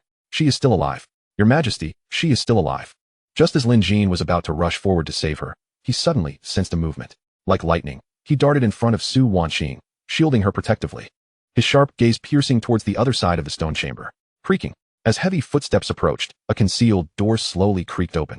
Several figures clad in gray robes emerged in succession, the leader proclaiming as they walked, "Once we have extracted the last maiden's essence, we shall promptly send these medicinal ingredients back to the sect. The true energy within the saintess is on the verge of overwhelming her. She may not last until the next full moon." The words abruptly ceased. Numerous chilling gazes ensnared Lin Jin like venomous serpents. Without warning, the leader of the gray-robed men erupted into a piercing, grotesque laughter. "Look, we have an esteemed guest." They regarded Lin Jin with a calm detachment, their eyes reflecting a profound indifference akin to that reserved for the lifeless. A smirk of disdain curled at the corner of Lin Jin's lips. He understood the source of their confidence. The leader was a master at the pinnacle of his craft. In an era where terrestrial immortals are as rare as phoenix feathers, a grandmaster is indeed nearly invincible. "Reveal the locations of the other two strongholds, and I shall grant you a swift end," Lin Jin stated bluntly, each word sharp as a blade. The gray-robed man's pupils constricted. He had not anticipated that the opponent was aware of the existence of two additional strongholds. Nor did he foresee that the figure before him was the current emperor. "Ah," he chuckled ominously, his inner energy surging like a tidal wave as he stepped forward with deliberate slowness. "I had wondered who it was. Turns out it is His Majesty the Emperor. Today seems to be our lucky day." "Oh." Lin Jin's brow arched slightly, a smile that was neither fully a smile nor entirely devoid of mirth gracing his features. "What do you mean by that?" the gray-robed man unabashedly declared. "Your head has already been claimed by my young master. We intended to take it after the full moon, but you have conveniently delivered yourself to us. Kill." With a swift motion of his hand, the gray-robed leader commanded, and several figures behind him lunged forth like famished wolves. Such trifling opponents were hardly worth his personal attention. In an instant, a flurry of frigid blades of energy tore through the air, aiming directly for Lin Jin's throat. Yet Lin Jin remained utterly still. With his right hand resting behind his back and his left gently shielding Su Wanqing at his side, his expression remained calm and unperturbed. One thought pervaded his mind. Who is the young master spoken of by the gray-robed man? The blades were a mere 3 inches from his head. Suddenly, Lin Jin's gaze turned icy. An overwhelming aura of pressure erupted forth. The advancing gray-robed men froze mid-motion, their faces contorted in malice. Yet their inner energy boiled like water reaching a boil. In the next heartbeat, their bodies disintegrated like sand sculptures confronted by a tempest, vanishing into ash before the eye could blink. This cannot be. The gray-robed master's pupils constricted, every hair on his body standing on end. Such a display of power was beyond the reach of even a grandmaster. Could it be that this young emperor before him had already flee? The thought barely formed when his legs felt as heavy as lead. It was as if a mountain were pressing down upon him, embedding him deep into the bluestone floor, leaving no room for struggle. A mere master, huh? Lin Jin advanced slowly, the hem of his robe sweeping across the blood-stained ground, each step seeming to tread upon the frayed nerves of the gray-robed master on the brink of collapse. With a casual flick of his wrist, a violet golden energy surged forth like a venomous dragon, burrowing into the man's dantian. The gray-robed master's features contorted, decades of painstaking cultivation gushing forth like a breached dam. What filled him with despair was that every vein within his body was sealed by that profound energy, making even the thought of self-destruction a distant luxury. "Wanna die?" Lin Jin scoffed, his wrist twisting lightly, the energy acting as an unseen hand lifting the limp body. "Have I permitted that?" His fingers, like iron clamps, gripped the man's throat. The gray-robed man's neck emitted a sickening crunch, as if it were on the verge of shattering. "Speak." Lin Jin's voice was colder than the blood in the pool. "Who is your young master?" The gray-robed master's eyes bulged, teetering on the brink of death. He stammered in a daze. "The young master, he." Chapter 29. The 3 talents positioning, bound by 100 li. Before he could finish, the gray-robed master trembled violently, a flicker of clarity flashing through his murky pupils. A bitter smile twisted at the corner of his mouth, and his jaw clenched tightly. Crack. A crisp sound resonated as the poison pouch hidden within his teeth shattered. Hiss. A foul black blood spewed forth from his 7 orifices. Lin Jin swiftly retreated, his dark robe slicing through the air with a sharp arc. The gray-robed master's flesh began to dissolve at a visible rate, leaving behind only a skeletal frame. Where the black blood splattered, the bluestone floor was corroded into countless honeycomb-like holes, hissing as white smoke billowed within the stone chamber. What a tyrannical poison! As Lin Jin's wide sleeves swirled, his profound energy transformed into a fierce wind, sweeping away the incoming toxic blood. A flicker of lightning flashed in his eyes as he spoke coldly. To have cultivated a martial arts master into such a deathly weapon. Your young master possesses commendable methods indeed. However, compared to that enigmatic young master, what weighed more heavily on Lin Jin's mind was the saintess, said to embody the ultimate embody. His gaze turned somber as he fixed it on the direction of the blood pool. There lay the true crux of this conspiracy. Silence enveloped the stone chamber, broken only by the sound of the viscous liquid swirling in the blood pool. Su Wanqing's fingertips trembled as she gazed upon the young girls shackled by iron chains, her voice strained. Your Majesty, these young ladies. Lin Jin's gaze darkened. A torrent of true energy enveloped the entire stone chamber, and after a moment, he sighed heavily. Their meridians are exhausted, and their souls have scattered. There is no saving them. He glanced down at the only woman still clinging to life, clad in apricot-colored garments. With a gesture akin to a sword, he severed the iron chains with a wave of energy, subsequently infusing a gentle aura into the woman's body to protect her collapsing heart pulse. With a faint sound of a whimper, the woman slowly opened her eyes. Upon realizing her surroundings, she instinctively attempted to struggle. But Su Wanqing gently restrained her. Do not fear, we are here to rescue you. The woman raised her eyes in panic. Upon recognizing Su Wanqing's jade-like visage, she was momentarily stunned. In the next instant, tears streamed forth uncontrollably, and she threw herself into Su Wanqing's embrace, weeping openly. Seeing this, Lin Jin's temples throbbed, and he mused inwardly. Could it be that this girl has taken a liking to my beloved consort? Reflecting on Su Wanqing's current guise as a man, her ethereal beauty indeed surpassed his own as the true Dragon Emperor, rendering it unsurprising that someone might be captivated. Yet, a pang of discomfort stirred within his heart. I must ask you. Lin Jin stepped forward a half-pace, his cold gaze like ice. Why did you exclusively hand the note to her? Were you not afraid of encountering a lecherous patron? In this moon-gathering pavilion, what gentleman could be found among the revelers? The woman, upon hearing this, gazed at Lin Jin through tear-streaked eyes, then tilted her head to scrutinize Su Wanqing, kneeling respectfully on the ground. Your Majesty, I believe no woman would seek entertainment in a brothel, would she? At this, Lin Jin momentarily faltered, his brows arching slightly. You knew she was a woman all along? The woman weakly nodded, a faint smile gracing her lips. Such an obvious disguise as a man is hard to overlook. Her gaze drifted, sweeping over Su Wanqing's neck and chest. Lin Jin followed the direction she indicated. There, the absence of a man's Adam's apple was conspicuous, and the curves barely restrained by the binding cloth were indeed difficult to conceal. He cleared his throat to mask his embarrassment. Turning his attention to the densely inscribed words of the western regions on the stone wall, a sudden rumble echoed. With a powerful wave of his wide sleeves, his vital energy transformed into 5 ferocious golden dragons. As the dragon scales shimmered, their sharp claws resembled divine blades, tearing through the stone wall, which crumbled inch by inch, the bizarre inscriptions disintegrating into dust in an instant. Let us proceed, Lin Jin commanded, his voice as cold as ice. Su Wanqing supported the woman as they walked slowly. Passing the blood pool, her eyes reddened as they lingered on the 26 pale figures. Her slender fingers unconsciously tightened, yet she refrained from asking further. She trusted that His Majesty would make the right decision. Upon passing through the hidden door, the scene before Lin Jin caused his pupils to constrict. Who could have imagined that behind the opulence of the moon-embracing pavilion lay such a chilling and desolate place? There were no melodious instruments or fluttering sleeves. Only the cold wind sweeping through the alleys, carrying a biting chill. Lin Jin stood with his hands clasped behind his back. In a deep voice, he addressed the patrolling armored guards nearby. Summon Wu Zheng to see me at once. Before long, the clang of armor echoed, approaching from afar. Wu Zheng, clad in dark iron armor, knelt on one knee, the metal clanging heavily. Your servant pays respects to your Majesty. Lin Jin raised a hand in a gesture of support. His brows knitted with an unshakable chill. He briefly recounted the events surrounding the blood pool, and as he spoke of the unfortunate demise of the women, each word felt as though it were ground out from between clenched teeth. Ensure their bodies are properly tended to and buried in a suitable location. Convey my decree to Zhu Jun to oversee this immediately, and instruct the Ministry of Revenue to conduct a thorough investigation into the backgrounds and relatives of these women. Each household shall receive 100 taels of silver, and be exempt from taxes and labor for 3 years. Wu Zheng clasped his fists in acknowledgement. Your servant obeys. He left 4 elite guards behind, and turned to lead the remaining armored soldiers into the secret chamber, the heavy footsteps echoing through the stone corridor. Lin Jin looked up at the sky. Thick clouds, as dark as ink, swallowed the stars and moon. The oppressive night mirrored the state of his heart, devoid of any glimmer of light. After a few moments, Lin Jin forcibly suppressed his distractions and spoke to the nearby armored guards in a low voice. Escort the lady back to the palace without error. As you command. The 4 armored guards responded, their iron armor clanging robustly. Su Wanqing furrowed her delicate brows, gently tugging at Lin Jin's sleeve. Your Majesty. Lin Jin grasped her cool hand, his tone softening. My beloved consort should return to the palace first. I must visit the Prime Minister's residence.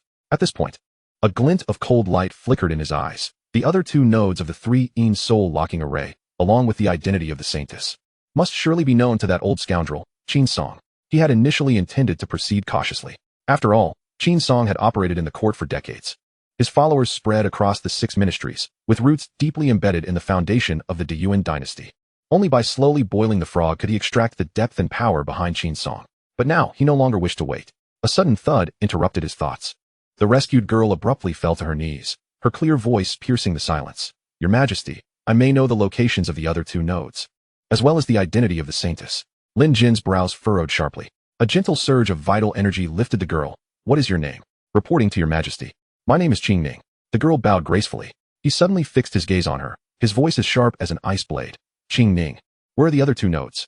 Qing Ning trembled violently, as if recalling something terrifying, her tone carrying an almost imperceptible quiver.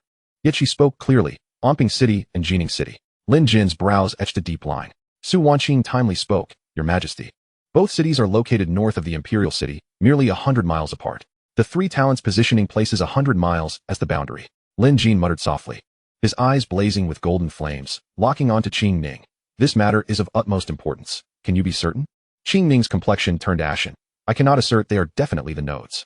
She bit her lip, her nails almost embedding into her flesh. "That day, they believed I was unconscious, and during their conversation, they specifically mentioned Anping and Jining." Lin Jin's eyes glimmered with golden light, his vital energy surging like a raging tide. Now that he was aware of their locations, regardless of whether those 2 places were indeed the nodes, or if there were survivors, it was imperative to investigate thoroughly. "And the saintess?" Lin Jin pressed. Qing Ning replied, "I only heard them mention the Blood Lotus sect." "The Blood Lotus sect?" His expression grew grave. It was a sect he had never heard of before. In an instant, the night wind picked up. Ling Hong appeared like a ghost, kneeling on one knee. "Your Majesty, the matter concerning the 3rd floor of the moon-embracing pavilion has been clarified." Lin Jin's eyes gleamed with brilliance. "You arrived just in time. I need you to go immediately." Before his words had fully left his lips, a crisp system notification unexpectedly rang out. "Ding. Congratulations, host. The control over the Imperial City has reached 60. Would you like to immediately illuminate the partial map?" Chapter 30. The Great Snow Dragon Riders. Sangshuo. A bright light flickered in Lin Jin's eyes. With the rectification of the Ministry of Revenue and the Ministry of War, along with the establishment of the new Ministry of Construction, control over the Imperial City had finally surpassed the halfway mark. The long silent system had finally responded once more. "Illuminate it," Lin Jin commanded without hesitation. "Ding. Congratulations, host. Successfully illuminated the Deyuan Imperial City, partial. Reward, 10,000 Great Snow Dragon Riders, accompanied by Grandmaster Commander, Sangshuo." Great Snow Dragon Riders. As the system notification faded, Lin Jin's pupils constricted sharply, his breath momentarily caught. He immediately closed his eyes, concentrating deeply, immersing his consciousness into the hidden armory realm. Upon entry, a bone-chilling cold surged over him like a tidal wave. Before him lay an endless expanse of snowy plains, the leaden sky hanging low. 10,000 iron riders donned silver-gray heavy armor, their plates coated with fine frost, reflecting a metallic sheen in the dim light. They wielded dragon-riding spears of impressive length, the spearheads dark and ominous, exuding a fierce aura that seemed capable of tearing everything apart, even in their stillness. All were 5th-tier martial artists. Their combined vital energies formed a heavy, oppressive force on the snowy plains, suffocating in its intensity. Coupled with their heavy armor, even 6th-tier martial artists would find it hard to breach their defenses. Even more astonishing was their steeds, standing nearly 10 feet tall. The northern dragon steeds were clad in light armor, their muscular limbs imbued with incredible explosive power. The mist from their nostrils crystallized instantly. Beneath their hooves, the snow was effortlessly parted by an invisible force, creating perfect circular depressions. The entire army stood in solemnity, a formidable presence of 10,000 5th-tier warriors resonating and coalescing into a colossal vortex of turbulent true qi, stirring the snowstorm around them. The wind and snow danced and twisted in chaotic reverence, as if the very heavens trembled before the might of this iron cavalry. At the forefront of the ironclad formation, Sangshuo sat majestically upon his dragon steed, his dark iron armor glistening with frost and snow. Merely his stillness enveloped the area within 10 paces in a chilling aura, rendering the swirling wind and snow motionless in the air. Lin Jin's gaze slowly swept across the silvery gray tide of steel, a flicker of barely perceptible satisfaction crossing his eyes. Such imposing might, sufficient to crush any adversary daring to obstruct its path. "Your Majesty?" Ling Hong, noticing Lin Jin's sudden silence, stepped forward with a hint of confusion. "Your Majesty, where do you command me to go at once?" Lin Jin withdrew his awareness from the hidden army realm and casually waved his hand. "No matter. With the presence of the Great Snow Dragon Riders and Grandmaster Sangshuo, there is no need for you to take action against the heart of the 3 soul-locking array." His gaze sharpened as he abruptly shifted the topic. "What did you say about the 3rd floor of the Lanyu Pavilion?" Ling Hong's eyes shimmered with a cold glint as he clasped his fists and replied solemnly. Your Majesty, everything Lu Feng stated is true. The Lan Yu Pavilion is indeed the nerve center of intelligence, with the third floor being its core. Moreover, he paused momentarily, his tone growing increasingly frosty. It is meticulously organized, presenting confidential reports for review at regular intervals, having seemingly become a nation within a nation. Feeling the elusive yet terrifying pressure emanating from Lin Jin, Ling Hong instinctively straightened his back and continued his report. As for the cultivation of women to infiltrate the sects, Zhen Haosei's standing is limited, and therefore, he possesses little knowledge on the matter. Lin Jin stood with his hands clasped behind his back, nodding slightly. The purpose of visiting the Lan Yu Pavilion was to verify the authenticity of Lu Feng's intelligence. Now that it had been confirmed, the remaining trivial details were of no consequence. With the Ministry of Revenue, the Ministry of Justice, and the Ministry of War all under control, even if Qin Song wished to sell official positions as before, he would find himself powerless. As for the entangled forces within the martial world, they would be dealt with gradually. I understand, Lin Jin spoke calmly, a cold glimmer in his eyes. Send someone to monitor the Lan Yu Pavilion. I wish to see the contents of the submitted confidential reports. Additionally, continue the investigation into the infiltration of the sects.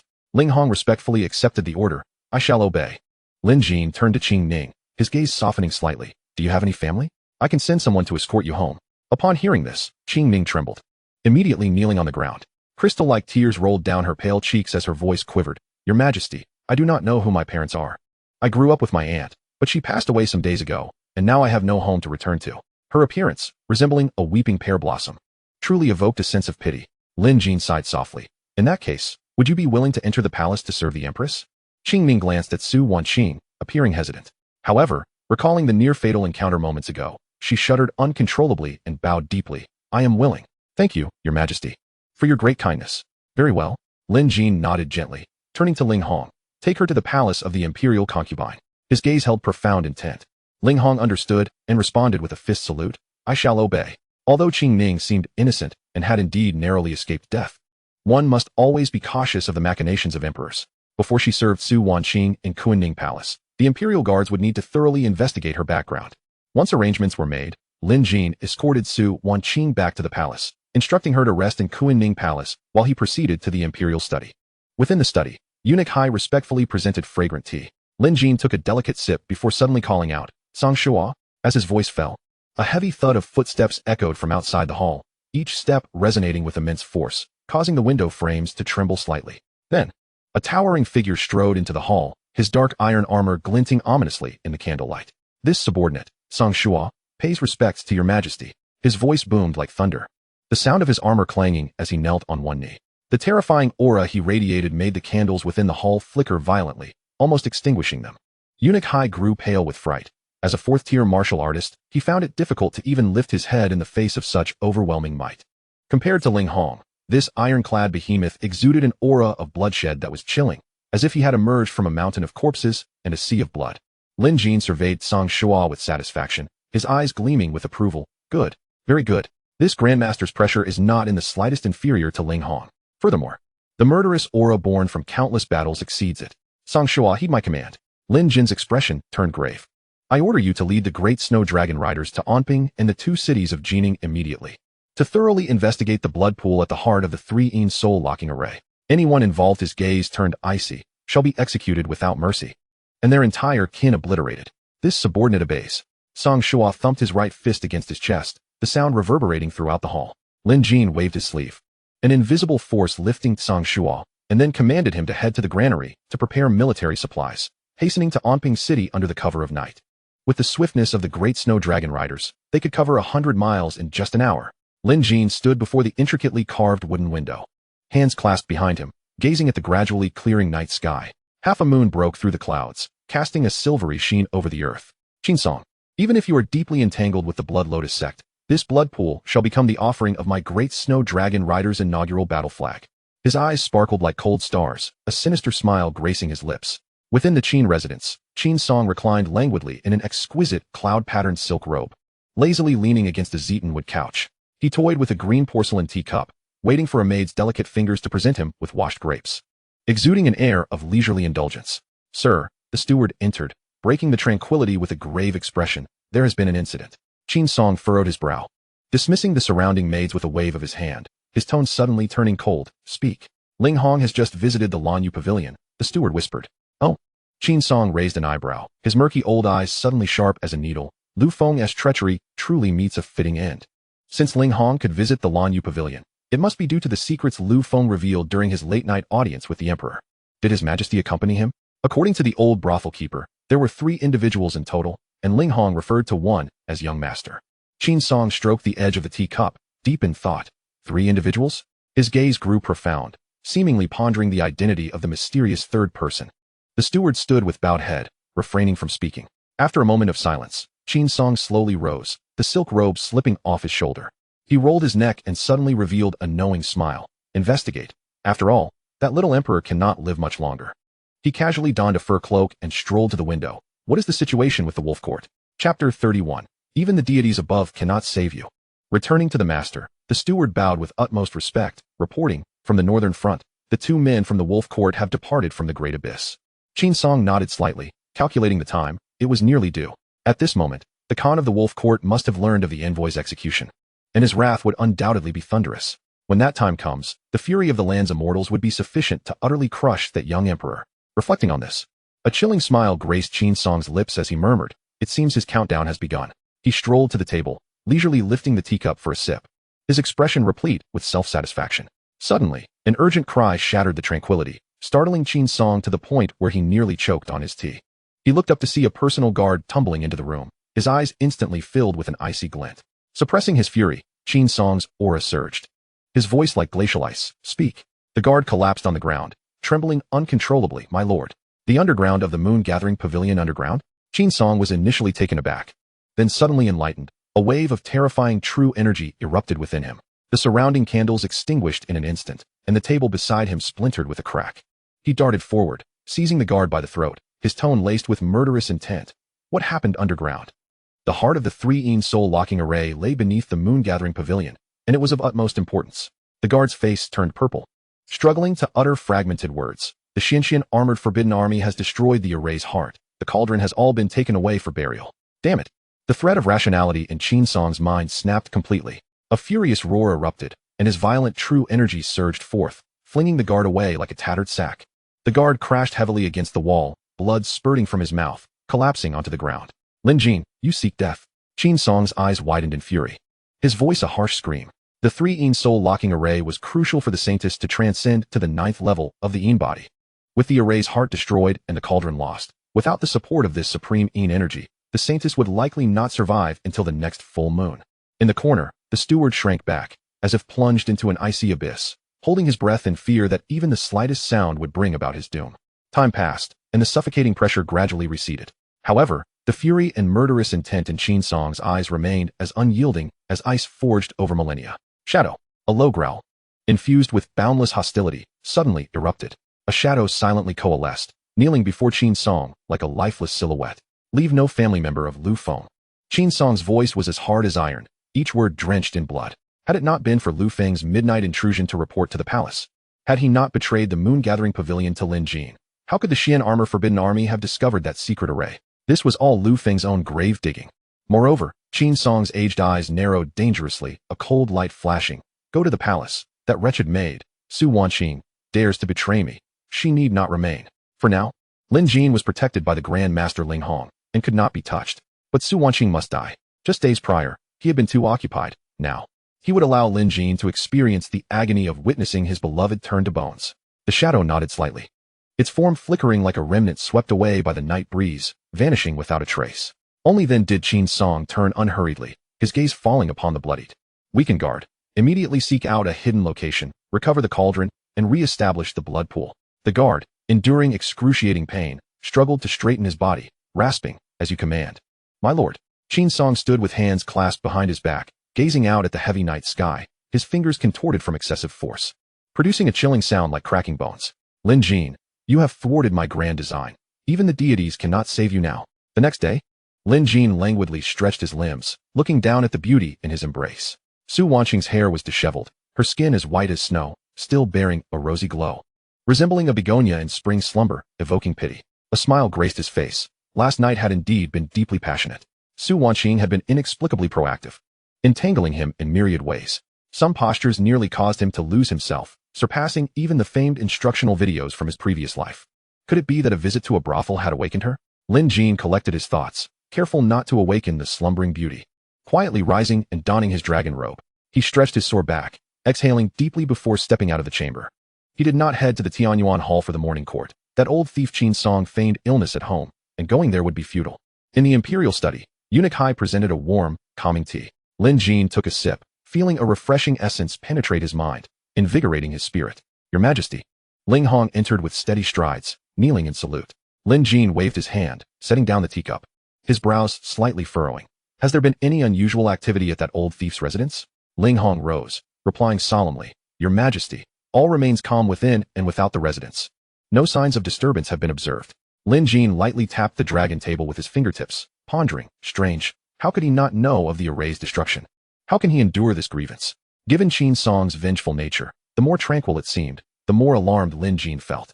However, Ling Hong stepped forward a pace, cupping his hands to report, last night, the former Minister of War Lu Feng and his entire household were slaughtered, their deaths most horrific. Oh, Lin Jin raised an eyebrow. This was self-evident. It must have been Qin Song's doing. His midnight visit to the moon-gathering pavilion had not escaped that old fox's eyes. He dared not directly defy the imperial authority, so he vented his anger on Lu Feng's family, a despicable act indeed. Very well, Lin Jin waved his hand. His tone indifferent, have someone properly collect and bury them. Lu Feng had been allied with Qin Song for many years, and his family was no better. Now that they were dead, grievances would naturally extinguish. Ling Hong clasped his fists in acknowledgement. Lin Jin slowly rose, inquiring, what of Jin House? Is he unharmed? Ling Hong replied, since leaving the moon-gathering pavilion last night, he has remained behind closed doors and has not stepped outside the residence. Humph. A hint of disdain played upon Lin Jin's lips. Such a fear of death. He must be like a startled bird, terrified of meeting the same fate as Lu Feng, falling victim to Qin Song's treachery. With this thought, a glimmer of amusement flickered in Lin Jin's eyes as he leisurely said, issue an edict to Wu Zhong. Dispatch a squad of the Xian Armor Army to guard the entrance of the minister's residence and ensure Jin minister's safety. Ling Hong, perceiving the emperor's meaningful smile, understood immediately, and promptly bowed in acquiescence before swiftly departing. Lin Jin took another sip of soup and, tilting his head, commanded, summon Zhu Jun and Guo Jinhao for an audience. The eunuch Hai bowed his head in acknowledgement, as you wish. Lin Jin's eyes gently closed as his fingers lightly tapped the table. With Qin Song incapacitated by illness, it was imperative to have Zhu Jun utilize the resources of the Ministry of Revenue to hasten the establishment of the new Ministry of Works. Of utmost importance was the construction of the curved plow, which must be expedited. The fertile land behind Yunping Mountain had long been waiting in vain. I wonder how matters are being managed on the other side of Anping City, Lin Jin murmured softly, with the great snow dragon riders and the Grand Master stationed there. He was not overly concerned, merely curious. At that moment, a cold yet familiar electronic notification echoed in Lin Jin's mind, as if it had divined the Emperor's thoughts. Congratulations, host, for overseeing Anping City and successfully gaining control. Would you like to illuminate the illustration? Chapter 32, Phoenix Feather Guards. Yanjingxue. Lin Jin's fingers abruptly froze upon the dragon table. Anping City was secured. The thought flashed through his mind.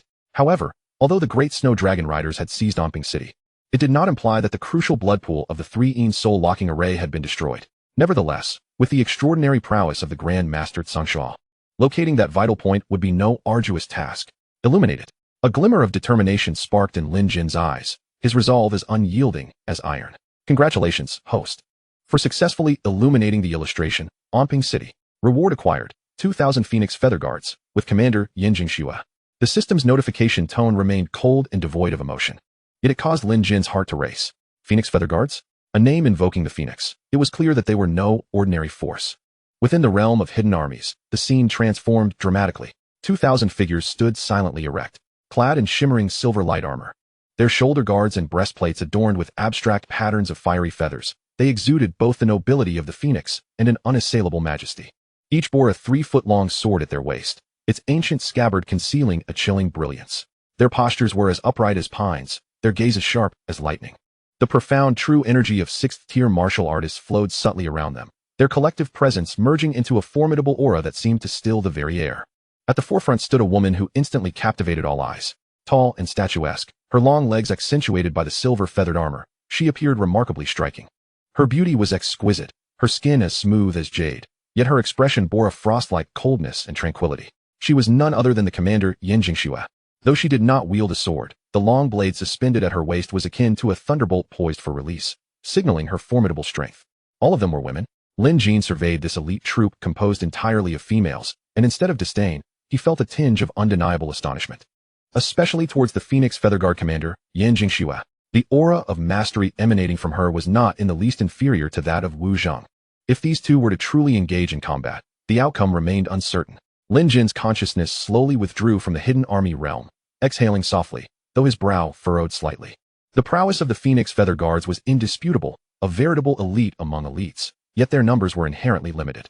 If they were to charge into battle, it might not be the optimal choice. In terms of intelligence gathering, the capabilities of the Jinyui surpassed theirs. In that moment, the placement of such a powerful and unique force posed a conundrum even for Lin Jin, the emperor. Your Majesty. Just then, Eunuch Hai entered the study, bowing deeply. In his hands, he carefully held a warm jade pot. This is the nourishing herbal tea freshly presented by the imperial kitchen, specially prepared for you by the consort. As he spoke, he cautiously poured tea for Lin Jin. Lin Jin lifted the warm teacup, taking a gentle sip.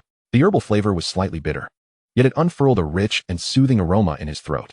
He smacked his lips, a quiet chuckle escaping his lips. Did this girl find me lacking last night? Or is she worried that my dragon vitality has been drained? TSK, it seems I must prove my vigor tonight.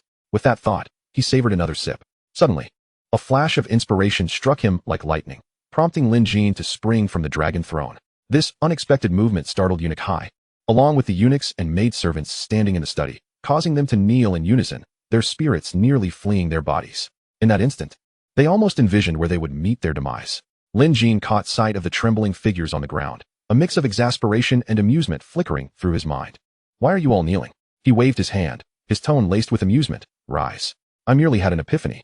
Thank you, Your Majesty, for your great kindness. The crowd, as if granted a reprieve, hurriedly expressed their gratitude and stood cautiously. Eunuch Hai discreetly wiped the cold sweat from his brow, still feeling a tremor of fear. Lin Jin looked down at the still warm herbal tea in his hand, shaking his head in mirth, muttering with a hint of mischief. My dear consort, this tea was indeed delivered at the perfect moment. In a shadowy corner of Kuan-Ning Palace, a small team of Jinyui had been lurking to protect Su Wanqing. However, the Jinyui were ultimately men, and their prolonged concealment within the deep palace was fraught with inconveniences in terms of propriety and conduct. In contrast, this Phoenix Feather Guard, composed entirely of women with exceptional martial skills, was perfectly suited to safeguard the imperial harem. Yan Jingxue. Lin Jin gradually resumed his seat, his tone steady and imbued with undeniable authority. Upon finishing his words, he sensed a chilling and sharp aura sweep through. As a tall and striking figure stepped into the hall, she moved silently yet exuded an overwhelming sharpness. The silver-feathered armor accentuated her flawless form, her long legs displaying both power and speed with each stride. Her stunning visage seemed to be encased in eternal ice, her gaze calm yet piercing, exuding an unnerving pressure even as she consciously restrained herself. Your servant, Phoenix Feather Guard Commander Yan Jingxue, pays respects to Your Majesty. Yan Jingxue approached the steps of the throne, kneeling gracefully on one knee, her movements crisp and precise, the sound of her armor echoing softly. Her posture respectful yet undeniably valiant. Lin Jin nodded in satisfaction, gesturing for her to rise. Yan Iching, stand. His gaze was piercing, directed at the core of the matter. From this day forth, you are to lead the Phoenix Feather Guards to guard the harem. You must protect the consort at all costs, and allow for no oversight. Yan Jingxue clasped her fists in acknowledgement, her voice resonating like the clash of gold and jade. Your servant obeys. Eunuch Hai. Lin Jin commanded. Take the esteemed Yan to Kuan-Ning Palace to familiarize her with the route. Additionally, convey my imperial edict to Ling Hong, instructing him to immediately withdraw all hidden guards of the Jinyui from the inner palace. Your command shall be obeyed. Eunuch Hai respectfully acknowledged, gesturing for Yan Jingxue to proceed. As they exited the hall in single file, Lin Jin leaned back against the broad backrest of the dragon throne, feeling a measure of relief wash over him. With the Fengling Guard stationed within the depths of the palace and Yan Jingxue, a masterful protector, safeguarding Su Wanqing, he could not boldly declare himself entirely at ease. Yet he at least no longer had to worry about that old scoundrel, Qin Song. The task ahead was to swiftly eradicate the remaining pests within the three departments, deal with the old rogue Qin Song and the hidden forces of the Jianghu behind him, and seize complete control of the court. Suddenly, a resounding explosion reverberated through the air, shaking the entire imperial study to its core. Beams creaked ominously, dust cascaded from the ceiling, and the ink and paper on the desk trembled violently. Lin Jin gathered his thoughts, his eyes flashing with a cold light. In a blink, he became a wraith, darting out into the corridor outside the imperial study. Dust and smoke billowed around him. What was that monstrous sound? His voice cut through the haze. Before his words had fully settled, a Jinyui officer, moving like a black tempest amidst the dust, knelt heavily before him, urgency and fury evident in his voice. Your Majesty, an assassin has appeared in Kuan-Ning Palace. Their target is the esteemed consort. What?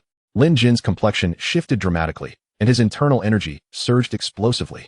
In an instant, he became a streak of light, tearing through the air with murderous intent, racing toward Kuan Ning Palace. Chapter 33.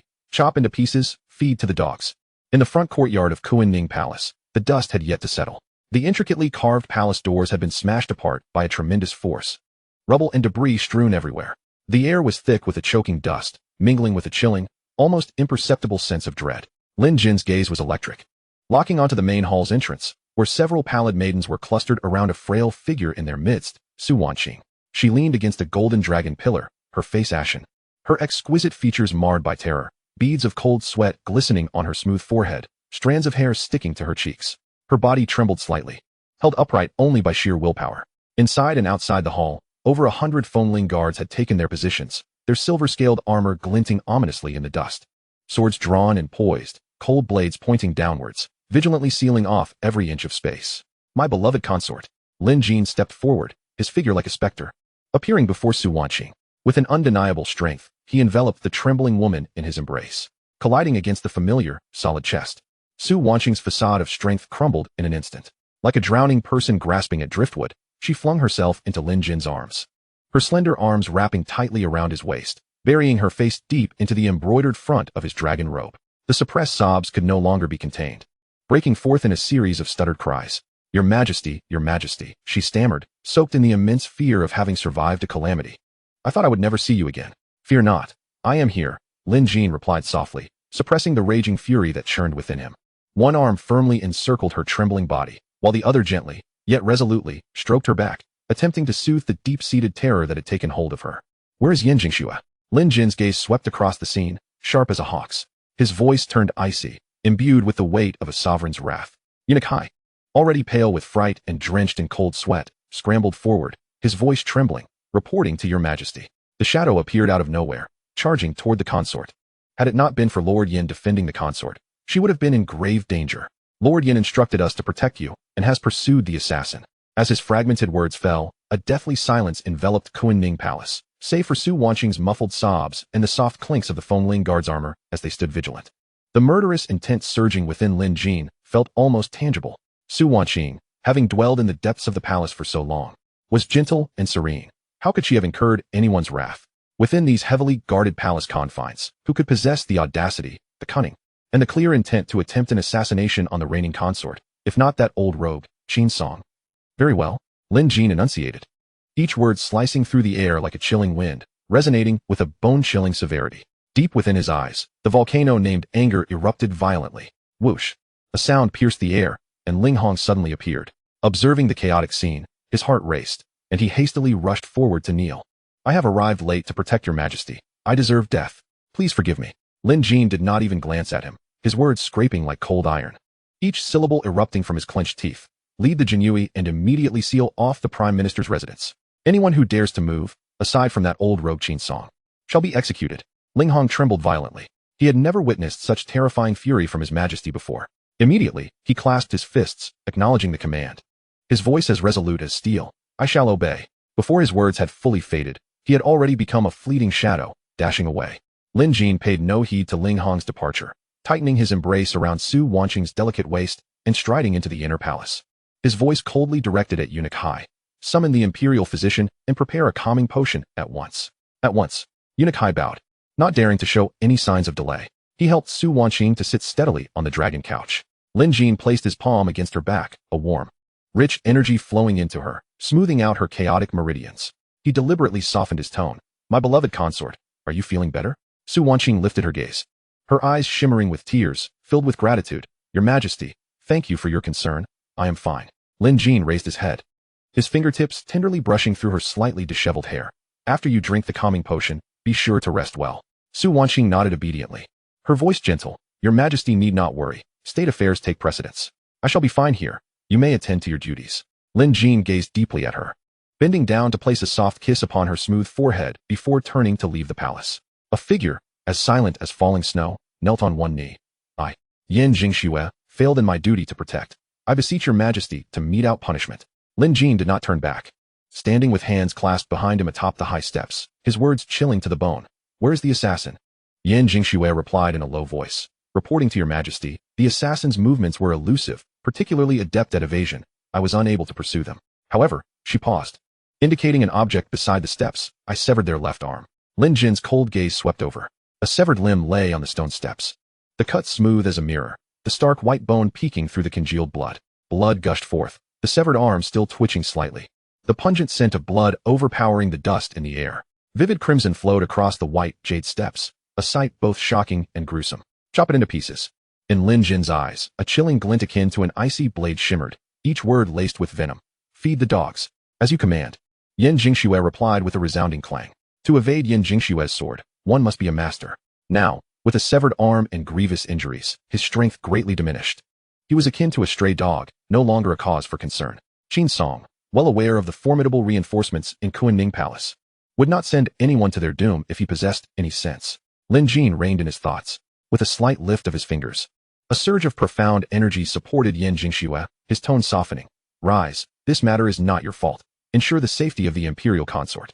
Yan Jingxue stood tall and resolute as a spear, her voice resonating like gold and jade.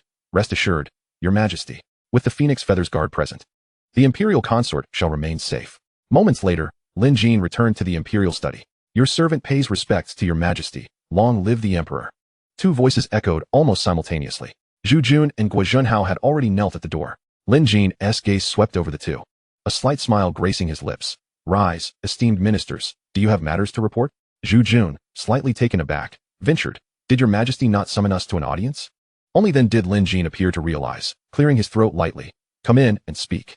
Taking his seat upon the dragon throne, Lin Jin shifted his focus to Zhu Jun. As you hold dual roles in the Ministry of Justice and the Ministry of Revenue, are you managing to cope?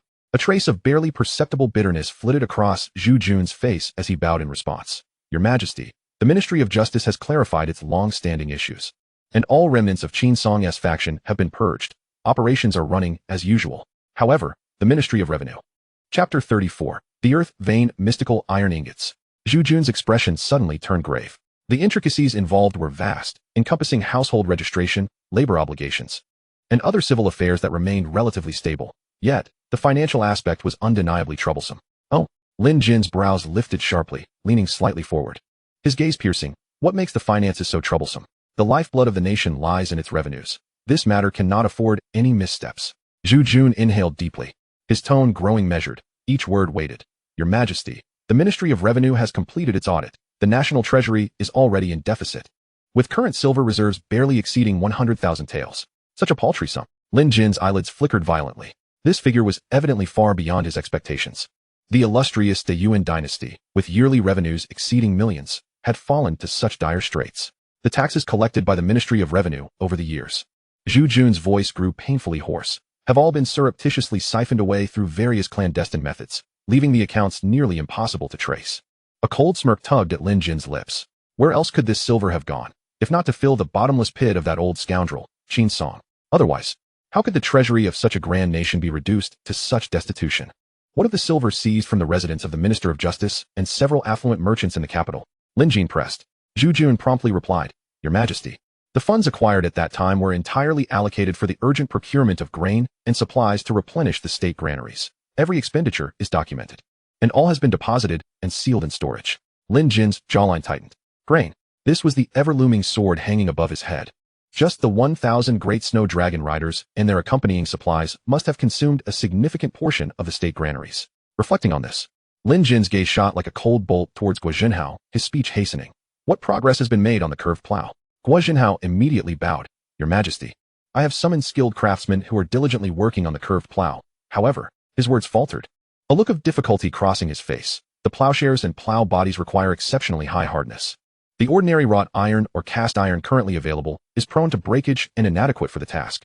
Moreover, some special steel is not only prohibitively expensive but is prioritized for the military. I dare not commandeer it. Lin Jin's fingers unconsciously tapped against the dragon pattern table, a deep furrow forming between his brows. Given De Yuan's current craftsmanship, it was not impossible to temper wrought iron into sufficiently hard metal, but it required repeated forging, consuming time and effort, with an exceedingly lengthy cycle. Such efficiency would make mass production of curved plows and land cultivation within a short time frame akin to a fool's errand. Contemplating this conundrum, Lin Jin mused, Wait for me. Ding. Before he could finish, a chilling notification abruptly resounded in his mind. Congratulations, host, for patrolling Jining City and successfully gaining control. Would you like to illuminate the illustration? Lin Jin's eyes sparkled with excitement. The fact that Jining City had been secured implied that the blood pool formation in Onping City had been utterly eradicated. Otherwise, the Great Snow Dragon Riders would never have divided their forces to Jining. Illuminate it, Lin Jin thought, his mind racing. Ding. Congratulations, host, for successfully illuminating the illustration, Jining City. Reward, 100 Earth Vein Mystical Iron Ingots. Lin Jin's brows arched slightly, a flicker of confusion crossing his gaze. In previous instances of illuminating illustrations, the rewards typically comprised elite troops, or, at the very least, provisions or exceptional individuals. This time, however, the illumination of Jining City yielded neither army nor additional support. This outcome inevitably cast a shadow of disappointment over him. Subsequently, he delved into the armory domain. In a corner lay 10 wooden boxes, measuring 3 feet 6 inches in length, 1 foot 8 inches in width, and 1 foot 2 inches in height. The dovetail joints were perfectly fitted, reinforced with 2 strips of wrought iron to prevent cracking. Lin Jin flicked his wrist, and the wrought iron strips fell away with a clatter. As he lifted the lid of the box, a chilling aura enveloped him. 10 Earth Vein Mystical Iron Ingots, like dark jade, lay arrayed within the box.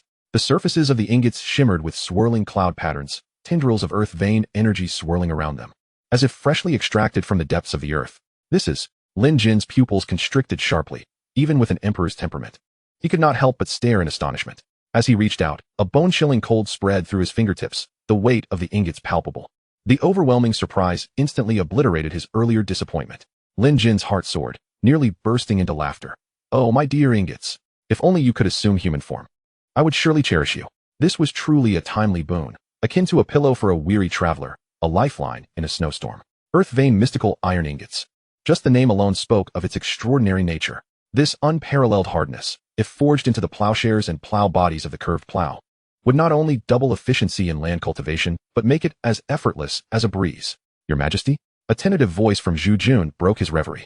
He gazed at the emperor, who alternated between deep concentration and a smile threatening to break free, a growing concern blossoming in his heart. Is your Majesty in good health?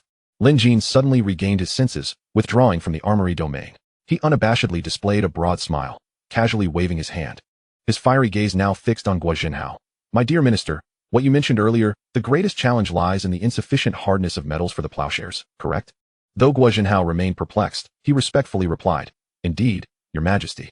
Buzz. Thunderous. As soon as the words left his lips, Lin Jin waved his sleeve, and a heavy wooden chest materialized seemingly out of thin air, crashing down before Zhu Jun and Guozhenhao with a thunderous roar that carried the force of wind and lightning. The violent shockwaves swept through the study, causing the candle flames to flicker wildly, shadows to dance chaotically, and several pages of the documents on the table to be tossed into the air. Examine this object, Lin Jin instructed, his tone calm, yet imbued with an undeniable authority. Guozhenhao's heart raced. Suppressing his astonishment, he cautiously stepped forward. Trembling, he opened the chest, revealing neatly stacked metallic ingots that glimmered with a cold, eerie light. A vague suspicion began to form in his mind. However, as he hefted one of the dark iron ingots, its unexpectedly terrifying weight caught him off guard, causing him to stagger and exclaim, Heavens, how heavy! This ingot must weigh no less than 30 pounds.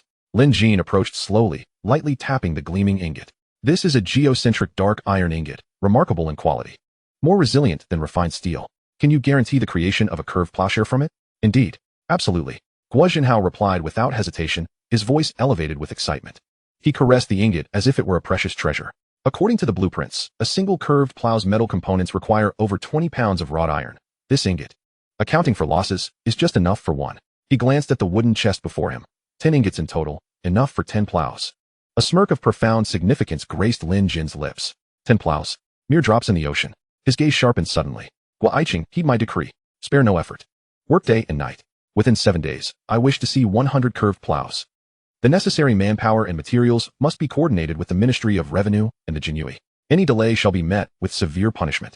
At these words, Guozhenhao's expression froze in delight, just as he was about to mention the quantity of dark iron. Lin Jin, perceiving his concerns, laughed heartily. Fear not. There will be ample dark iron ingots delivered to the Ministry of Works shortly. With a colossal weight lifted from his heart, Guozhenhao's joy overflowed, and he dropped to his knees, exclaiming, I thank your Majesty for your grace. I shall do my utmost to fulfill your trust.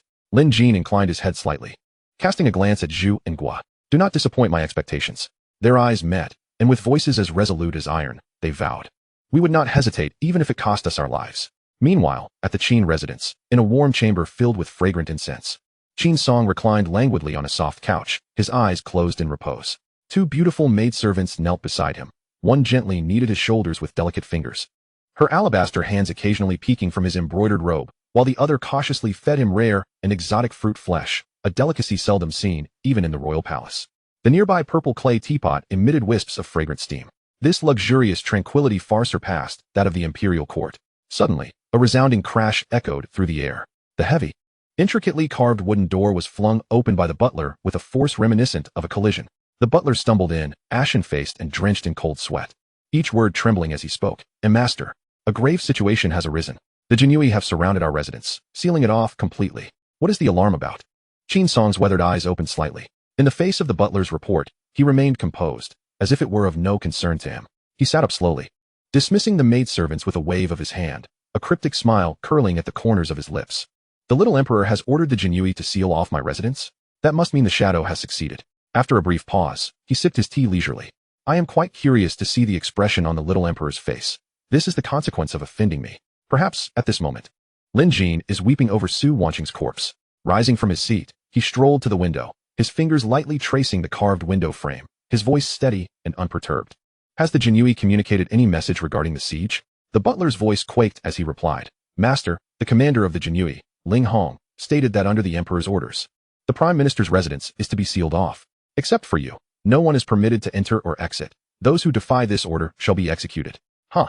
Qin Song's eyes narrowed, a cold laugh escaping his lips. They mean to force me into the palace? The more urgent they become, the less inclined I am to comply. Let them fret. Ha ha. His laughter echoed, dispelling the pent-up frustration of recent days. Just as his elation had not yet waned, a sharp sound pierced the air. A sudden, acrid scent of blood filled the atmosphere. Qin Song's brow furrowed as he turned sharply. There, in the hall, the shadow knelt on one knee. His left arm severed at the shoulder, desperately applying pressure to the gaping wound with his right hand, blood seeping through his fingers. Qin Song's expression shifted abruptly. What has happened? A chilling premonition, like a venomous serpent, coiled tightly around his heart. The shadow was a master-level expert. Under normal circumstances, it should have been a simple task to infiltrate the palace and assassinate a defenseless woman while the little emperor dealt with state affairs. How could he have suffered such grievous injuries, losing an arm? Could it be? The shadow's voice was hoarse and weak, as if he had expended his last ounce of strength to utter a few words. The harem possesses formidable experts. Before the echo of his words faded, his eyes rolled back, and he collapsed to the ground, completely unconscious. Qin Song stared at the fallen shadow, the gravity etched on his brow solidifying into something tangible. A deep-seated panic roiling within him. Just moments ago, he had reveled in the triumph of the shadow's success and the little emperor's rage at sealing the residence. Now, that triumph felt like nothing more than a naked humiliation. Outside the walls of the residence, the heavy footfalls of the Jinui resounded like thunder, synchronized as if a death knell was sounding, striking hard against his heart and jolting him from his chaotic thoughts. A fierce glint flickered in his eyes. Instantly, a powerful surge of true energy erupted within him, precisely sealing the shadow's grievous wound to temporarily halt the gushing blood. Turning to the dazed butler beside him, his voice turned as cold as the ice of midwinter. Take him to the secret room in the back courtyard. No one is to enter without my command. Those who defy this shall die. Each word pierced like a needle dipped in ice, sending a shiver through the butler. His expression vacant, he seemed struck by lightning, the blood draining from his face, leaving only boundless dread. He hurriedly nodded, nearly dragging the unconscious shadow as he stumbled out of the stifling warmth of the chamber. Silence reclaimed the warm chamber. Qin Song's tightly clenched fists crackled ominously, his knuckles widening, the veins on the back of his hands bulging like coiling dragons. The murderous intent swirling in his gaze was so intense it seemed on the verge of spilling over, as if it could freeze the very air into ice. Lin Jin. Oh Lin Jin, just how many hidden cards do you possess? He spat the name through clenched teeth, imbued with a chilling ferocity. To be acknowledged as a master by the shadow, and to have inflicted such a grievous cost upon it, returning with a severed arm, surely indicated the presence of a grandmaster. Wu Zheng, as the commander of the Xuanjia Imperial Guard, could not afford to guard the harem. And Ling Hong. If it were indeed this grandmaster who had acted, the shadow would stand no chance of survival, let alone merely losing an arm. Thus, aside from these two, it appeared Lin Jin harbored yet another unknown master by his side. In a matter of moments, Qin Song forcibly suppressed the tumult of bewilderment, frustration, and raging fury within him. He took a deep breath, and a sinister smile, eerie enough to send shivers down one's spine, crept across his aged face, reminiscent of a venomous serpent flicking its tongue. Ah, since you are so eager to see me, I shall oblige. Before the whisper faded, Qin Song abruptly flicked his sleeve, hands clasped behind his back, exuding a resolute air as he strode out of the warm pavilion, his figure swiftly merging into the oppressive shadows beyond the door. In the Kuan-Ning Palace, Lin Jin walked in with an air of composure, his gaze sweeping over the vigilant Feng Ling guards, who were as formidable as a well-fortified fortress, and the ever-stoic Yan Jingxue, standing like an ice sculpture at the entrance of the sleeping quarters. A trace of barely perceptible satisfaction flitted across his brow. Such an impenetrable defense. Unless an assassin was seeking death, there was no possibility of approaching even a fraction closer. Your Majesty. Upon Lin Jin's arrival, Yan Jingxue advanced swiftly, hand on her sword, bowing in salute with military precision, exuding a palpable aura of lethal intent. Lin Jin waved his hand casually. How is Consort Su faring? Yan Jingxue replied respectfully. The imperial physician has checked on her, and she was merely overly startled. Fortunately, her health is not in jeopardy. She has just taken a calming tonic and is now resting. Lin Jin inclined his head slightly, choosing not to speak further. With a mere gesture, the Feng Ling guards flanked him, withdrew silently, like a receding tide. He pushed the door open and stepped alone into the sleeping quarters. The room was suffused with a subtle fragrance meant to soothe the spirit. Upon the dragon bed, Su Wanqing breathed evenly and deeply, her serene visage illuminated by the gentle light filtering through the gauzy curtains, resembling a meticulously crafted portrait of a lady. Lin Jin's lips curved slightly, a tender warmth blossoming upon his features. He tread softly to her side, settling down with movements as gentle as if to avoid disturbing a fragile dream. His fingertips delicately brushed aside her slightly disheveled hair, smoothing the few strands of glossy black silk, and carefully adjusted the silk quilt that had slipped, ensuring it snugly covered her shoulders. Perhaps due to the influence of his traversing through time and space, Lin Jin regarded Su Wanqing as his beloved girlfriend. And treating one's girlfriend well is the most fundamental and rightful quality of a gentleman. Moreover, without Su Wanqing, Qing Ming would likely not have dared to seek help. He would not have discovered the blood pool beneath the Lanhua Pavilion. Nor would he have been able to decipher the Western characters or comprehend the intricacies of the three-yin soul lock array. In both personal affection and public duty, it was indeed a significant contribution. A faint, melodious murmur escaped her lips, perhaps sensing the familiar and reassuring presence. Su Wanqing's long eyelashes fluttered like butterfly wings as she slowly opened her autumn water-like eyes. Your Majesty, she spoke, her voice laced with the languor of awakening. Propping herself up slightly, Lin Jin gently pressed his palm upon her shoulder, tender yet firm, guiding her back into the quilt. His voice laced with concern. Do you feel better? A sweet smile graced Su Wanqing's lips as she nodded gently. Thank you for your concern, Your Majesty. I am truly fine. She paused momentarily, her eyes shimmering as she inquired further. Have you finished your state affairs, Your Majesty? Lin Jin nodded. He leaned down, meticulously gathering the fallen quilt, planting a soft kiss upon her smooth forehead, his voice a soothing whisper. Rest easy. I shall remain here with you. Before his words could settle, a glint of mischievousness and fervor flashed in Su Wanqing's eyes. With gentle arms, she encircled Lin Jin's neck, her warm breath drawing near. And a lingering kiss graced his lips. In that instant, it was as if a spark had ignited in a silent autumnal field, a conflagration that swept away all restraint. Chapter 36. How could anyone compare to Qin Aiqing?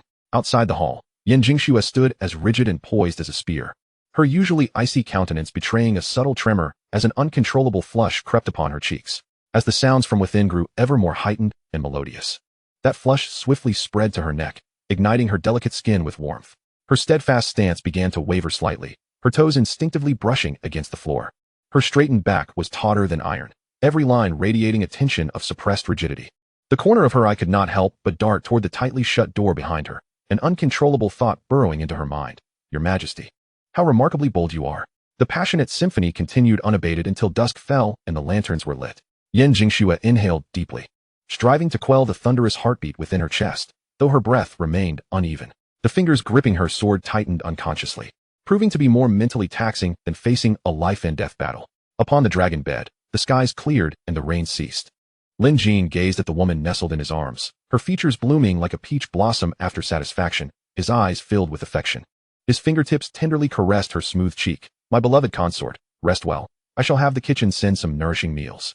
He rose, deftly donning his dark dragon robe and fastening his belt, a lingering smile of both satisfaction and significance dancing upon his lips as he turned back, murmuring, do replenish your strength. Tonight shall continue. Beneath the silk quilt, Su Wanqing, upon hearing his words, let out a shy hum, burying her flushed cheeks deeply into the bedding. Creak. Upon hearing the sound of the palace door opening, Yan Jingxue swiftly collected herself, stepping forward with a bowed head and clasped fists, greeting, Your Majesty. However, beneath her lowered lashes, Her gaze instinctively avoided his countenance, the remnants of blush lingering upon her neck. The lingering warmth of the hour-long melody seemed to cling to her ears, refusing to dissipate, stirring ripples within her heart. Commander Wu and Eunuch Hai had been waiting outside the palace for some time. She made an effort to maintain her voice's characteristic icy timbre.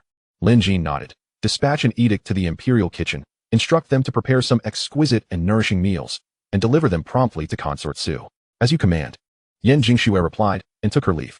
Lin Jin stepped out of the gates of Kunning Palace. Waiting at the steps below was Wu Zhang, clad in heavy black steel armor, advancing with a resolute stride that echoed like a war drum. The iron plates clashed, producing a sharp, resonant sound. He knelt on one knee, his voice booming. Your Majesty, the veins of dark iron have all been transported to the treasury of the New Works Department. The women who suffered in the 3-een soul-locking formation have been properly arranged, all laid to rest, and their families have been compensated generously as per regulations. Lin Jin displayed a look of approval, nodding slightly. Well done. He then shifted his gaze to the Eunuch Hai, who stood nearby with a slightly unusual expression. Do you have something to report? Eunuch Hai quickly bowed deeply, his voice tinged with a barely perceptible tension. Your Majesty, Prime Minister Qin is waiting outside the imperial study, requesting an audience with you. Oh, Lin Jin raised an eyebrow, a hint of amusement playing on his lips. Did he come alone? Eunuch Hai replied, Yes, Your Majesty. Lin Jin chuckled lightly. Well, he certainly has some audacity. He lifted his gaze towards the nearly full moon above. Let us see what this old rogue intends to do. Outside the imperial study, Lin Jin spotted a solitary figure standing before the hall. Who else could it be but the old scoundrel Qin Song? Qin Song, having seen Lin Jin, momentarily concealed the glint of malice in his eyes, then feigned a respectful bow. I pay my respects to Your Majesty. Lin Jin didn't even glance at him. Striding past directly into the imperial study, Qin Song straightened up, his aged visage betraying his displeasure, as he followed closely inside. Observing the emperor leisurely sipping tea upon the dragon throne, he got straight to the point. May I inquire, Your Majesty, do I bear any guilt? Lin Jin's lips twitched ever so slightly, internally cursing. Does the old fool not know his own transgressions? Nevertheless, he maintained an impassive facade, slowly placing down his teacup and feigning confusion. What do you mean by that, Minister Qin?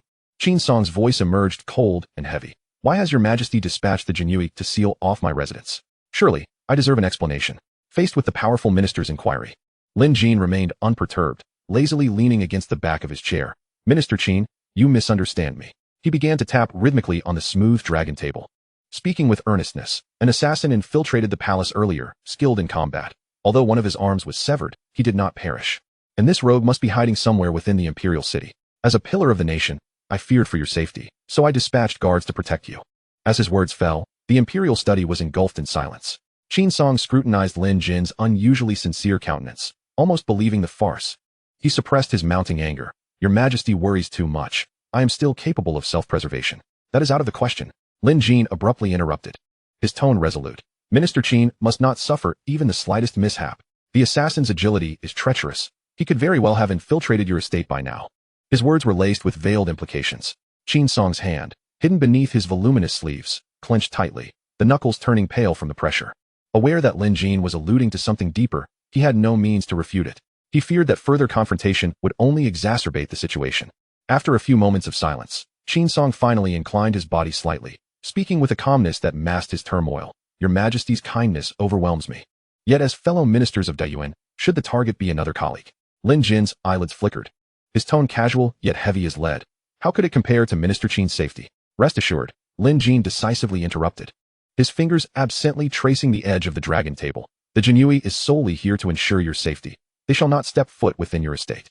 Should any matters arise, feel free to send for them, and if there is even the slightest oversight. His words suddenly turned icy. You may come to find me, and I shall ensure that strict punishment is meted out. Seated upon the dragon throne, Lin Jin supported his forehead, weariness evident in his brow. Qin Song's jaw clenched tightly, fury boiling within him. This was nothing short of blatant house arrest and surveillance. If he were to confront this affront directly, the watchful Wu Zheng would likely spring into action immediately. As this thought crossed his mind, he forcibly suppressed the fierce intensity in his gaze, bowing respectfully. Your Majesty's considerations are thorough. I am deeply grateful. A fleeting glimmer of something dark flashed in his eyes.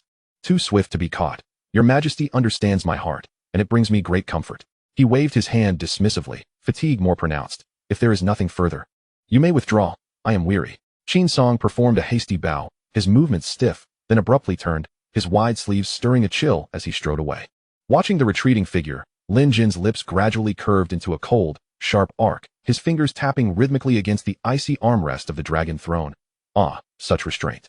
To endure such mounting pressure, Qin Song can indeed swallow this indignation.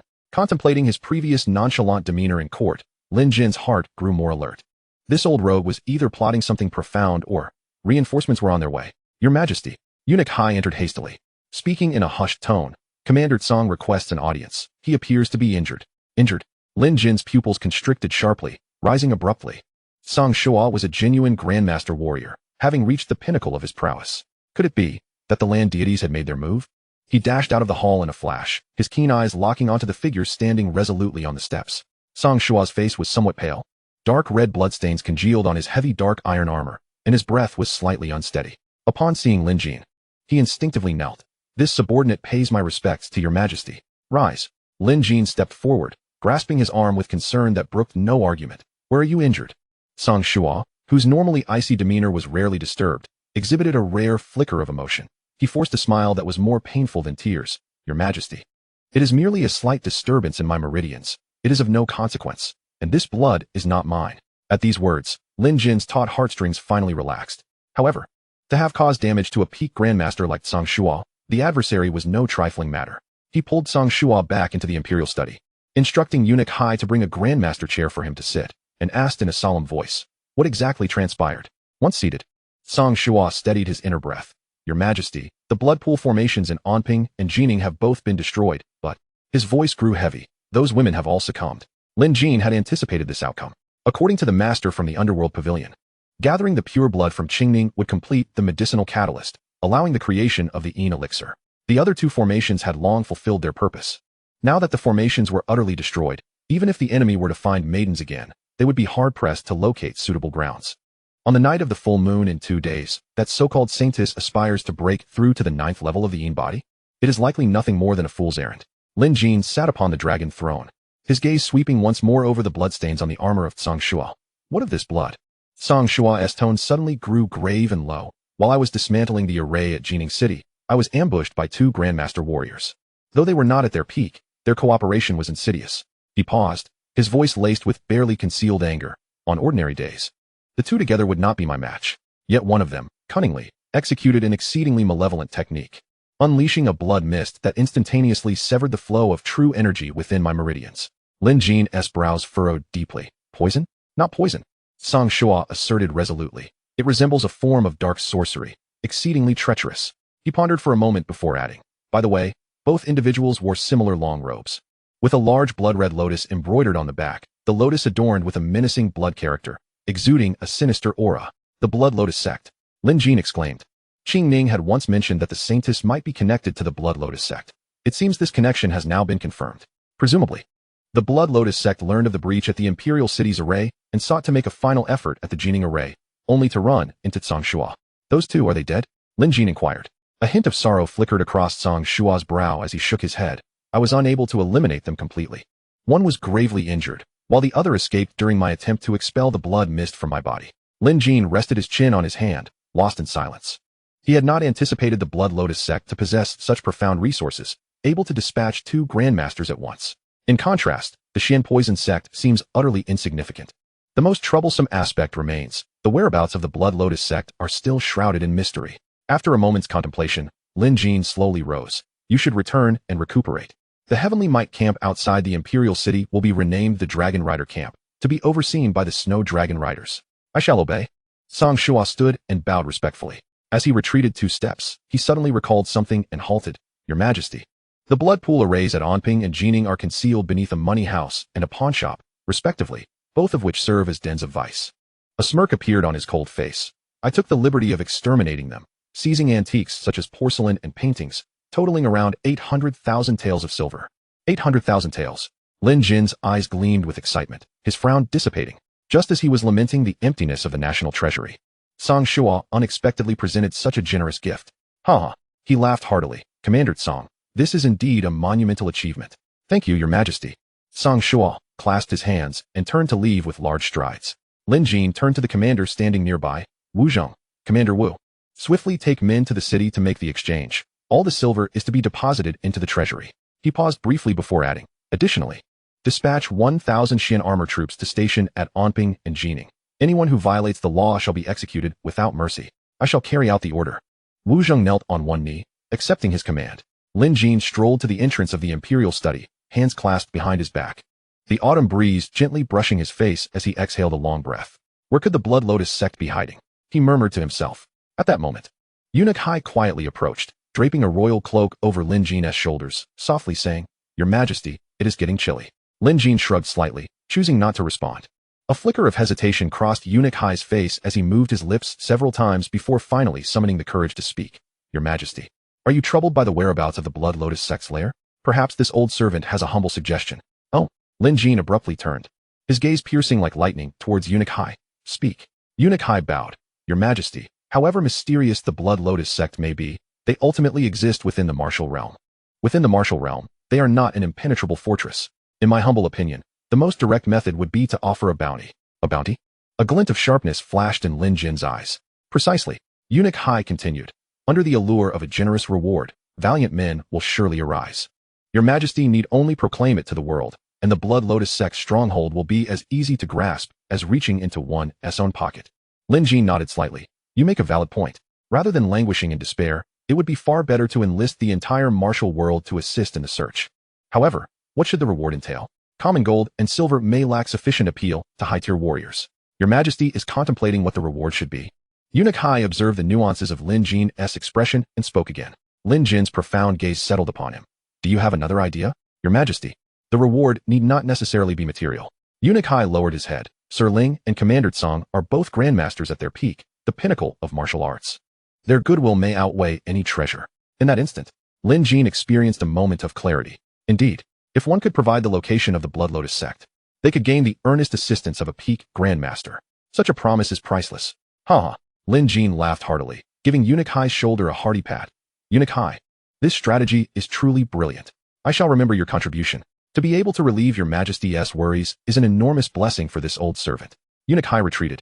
Flustered, Lin Jin's gaze was fierce, his voice resonating with authority. "Convey my decree. The Blood Lotus demon sect engages in forbidden and sinister arts, harming innocent maidens.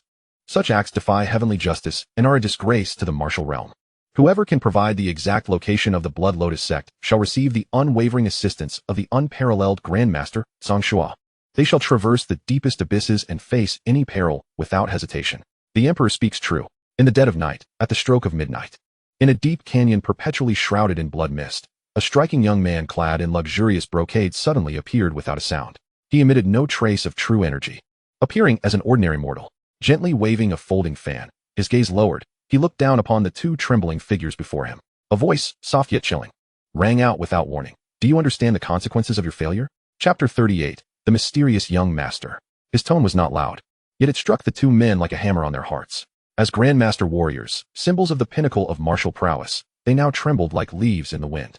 It was as if a single word from the youth could reduce them to ashes. One man, suppressing his shivers, buried his head deeply, his voice quaking as he forced out a few words, terror nearly tearing at his throat.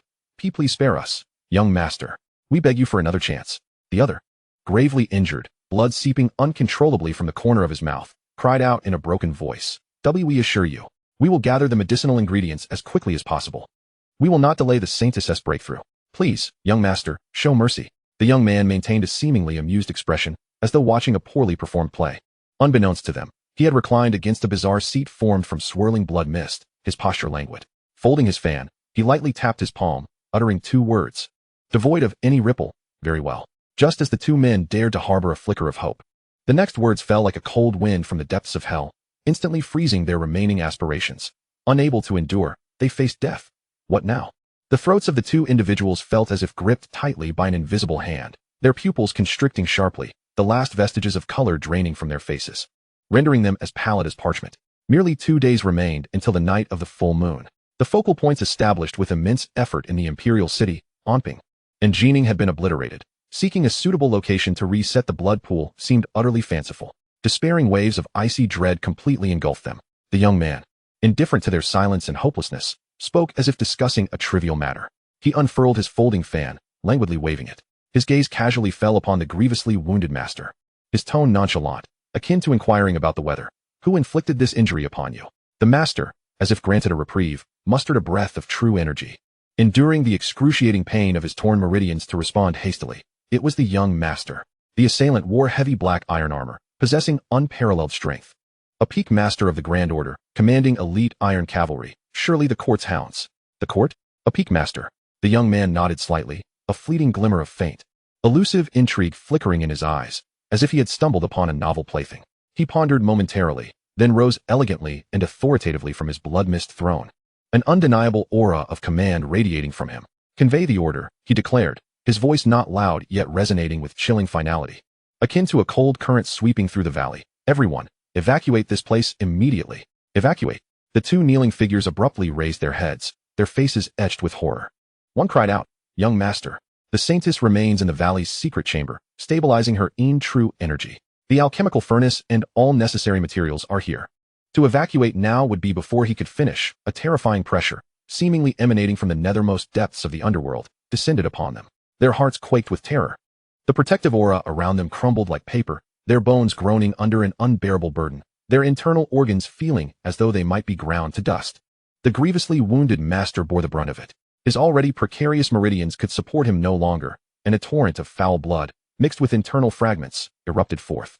He collapsed to the ground, as if drained of all strength, his breath dwindling to a mere whisper. The other man's complexion turned ghostly pale, blood seeping from his 7 orifices, his massive form pinned helplessly to the earth. A jade pendant at the young man's waist emanated a haunting azure glow. As the light shifted, it appeared as though countless vengeful spirits were silently lamenting. The young man did not even spare them a glance. His flat words pierced deeper than the coldest ice. "Do I need to repeat myself? And no, we dare not. We understand. We shall obey the young master's command." The two expended their last vestiges of strength to scream, their responses twisted into incoherent sounds by sheer terror. Without a moment's hesitation, they struggled to rise, crawling and rolling in a desperate rush towards the depths of the valley to relay the message, fearing that even a moment's delay would lead to their utter annihilation by that horrific azure light. Observing their frantic retreat, the handsome young man's lips curled into a wickedly charming smile. He gently waved his fan, and with an elegant flick of his wrist, a palm-sized, blood-red, eerie jade plate materialized in his hand. The plate was inscribed with intricate and twisted runes, exuding an ominous aura that sent chills down the spine. He raised his gaze, piercing through the dense blood mist, as if transcending space to lock onto the direction of the imperial city, his eyes cold and serpent-like. "The court? They best hurry, lest they waste the modest gift I have prepared for them." As the echo of his words lingered in the air, his arm shot up.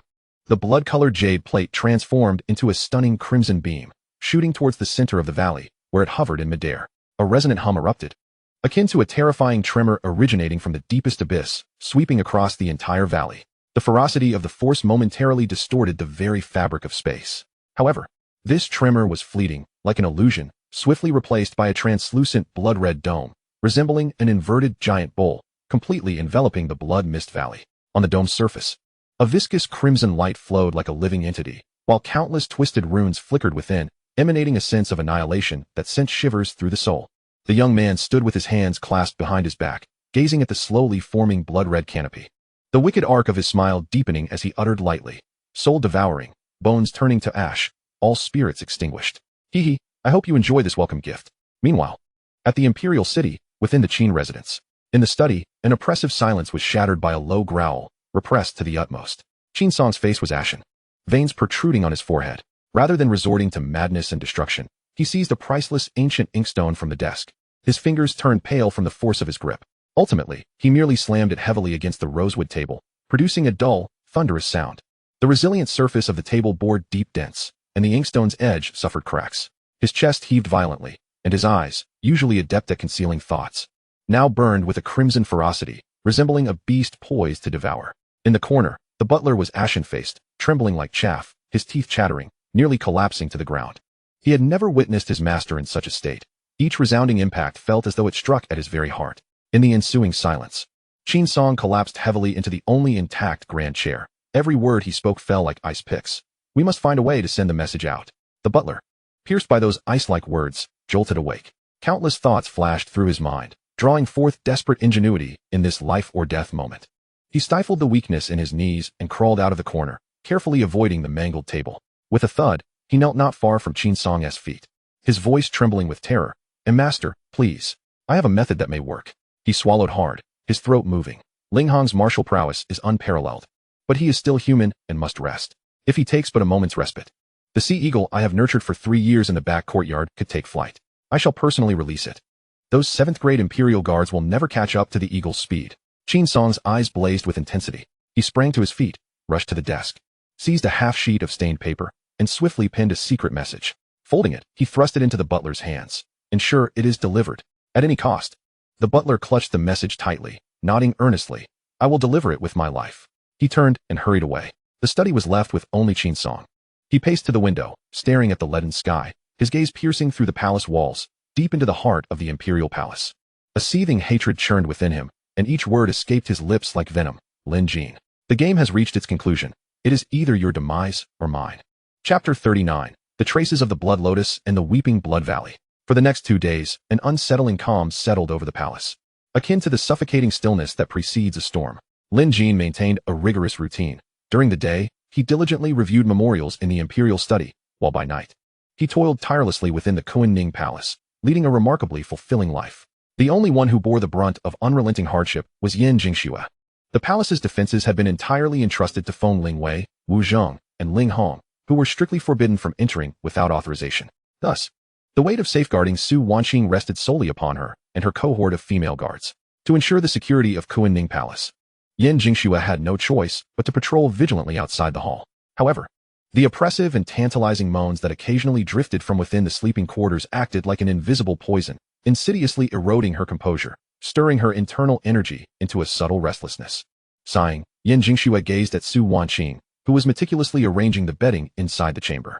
A rare flicker of helplessness and an indescribable ripple passed over her once icy and exquisite visage. Surely, His Majesty would arrive soon? Her thoughts began to stir. Little did she know that at that very moment, Lin Jin had not yet ventured into the embrace of tenderness. He remained seated upon the dragon throne in the imperial study, his fingers pressing firmly against his throbbing temples, his chiseled features shrouded in an inescapable gloom and anxiety. 2 whole days had elapsed without a whisper of news. He lifted his gaze towards the window. High above, a full moon had quietly ascended, its silvery light cascading down. Yet it brought no warmth. This night marked the full moon. While he speculated that the Blood Lotus sect's saintess might not succeed, the fear of the unforeseen loomed large. Until he uncovered the lair of the Blood Lotus sect, he would remain restless. Suddenly, a rush of air pierced the stillness, and Ling Hong's figure flitted into the hall like a specter. Do you have news? Lin Jin's brow furrowed as hope ignited within him.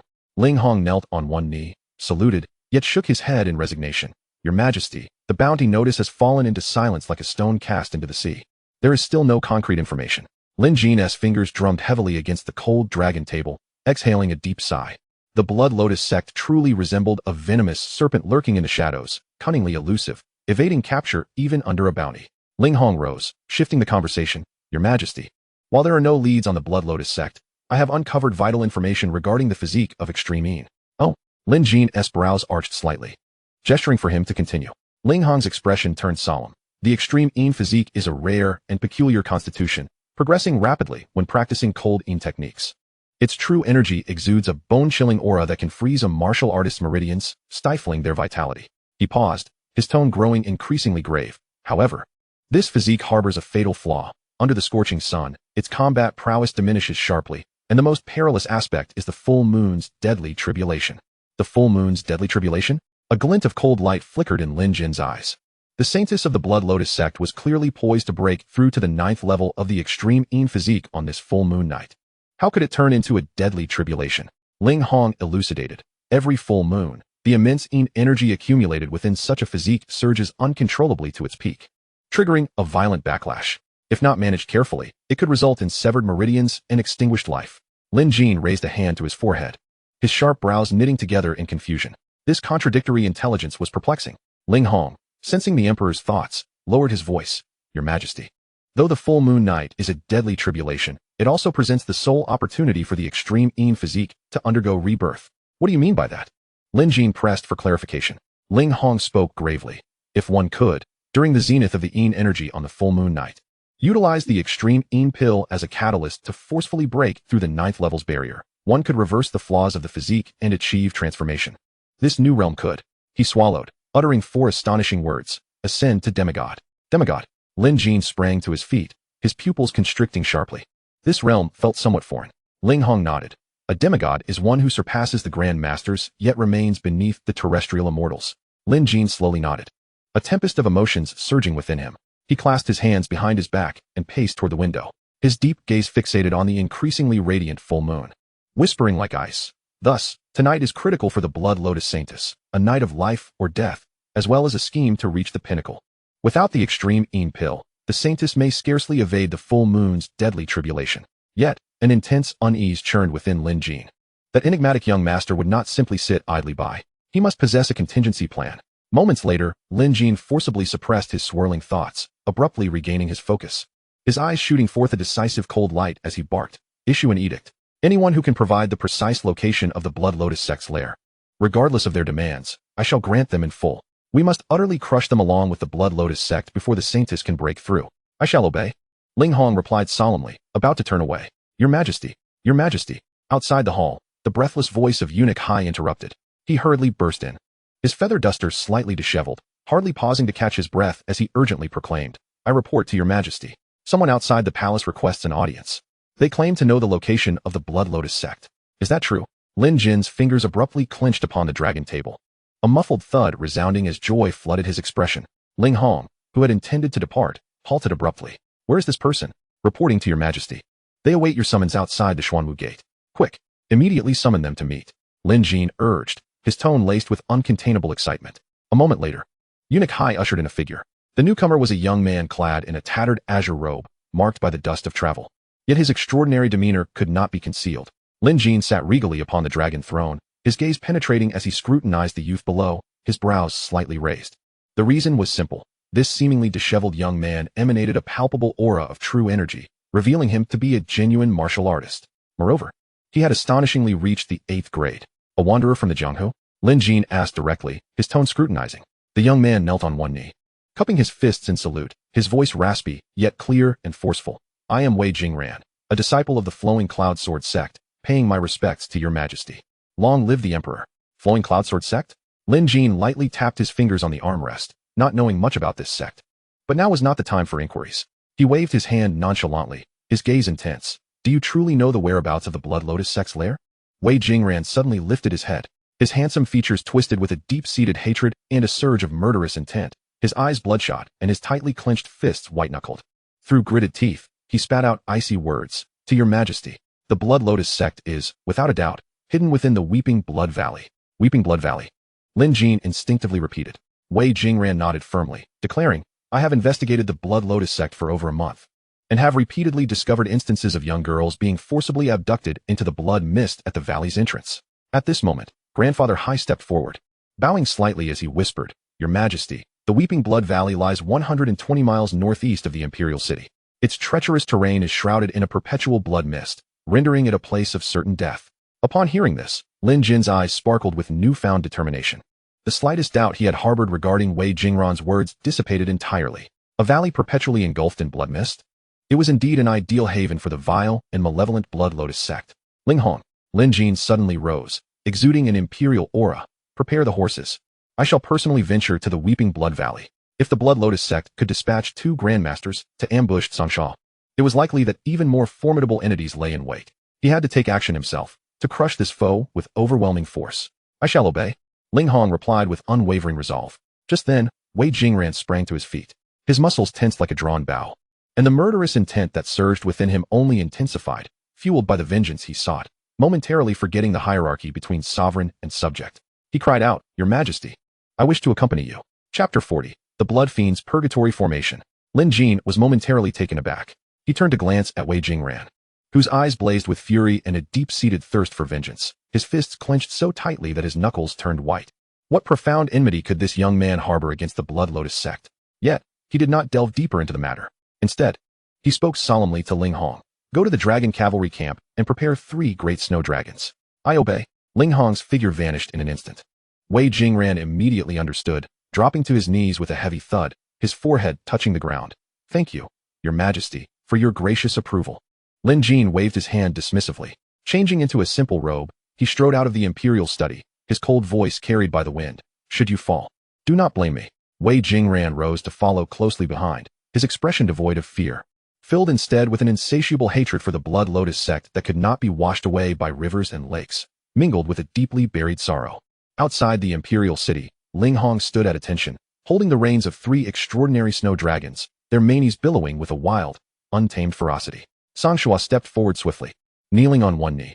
"I pay my respects to your majesty." Lin Jin mounted his steed with agility. "Commander Tsong, guard the imperial city. Any signs of unrest, and you shall show no mercy. I vow to defend the city with my life."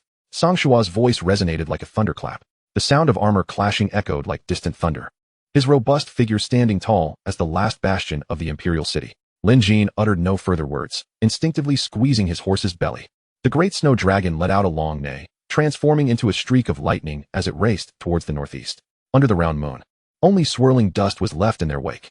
The snow dragon galloped with breathtaking speed. In merely 2 hours, they traversed the 120 miles to their destination. Lin Jin tightened the reins, causing his steed to rear up. He squinted, his sharp gaze piercing the night, locking onto the path ahead. The moonlight was dim, illuminating a deep gorge shrouded in an impenetrable, thick blood mist. Even from hundreds of meters away, an overwhelming stench of blood assaulted his senses. A chilling cold that seemed capable of freezing one's very soul. "So this is the Weeping Blood Valley?" Lin Jin's tone was indifferent. Wei Jingran urged his horse forward, pointing into the depths of the blood mist where a menacing crack was barely visible. "Your Majesty, the entrance lies there." Lin Jin nodded slightly and dismounted.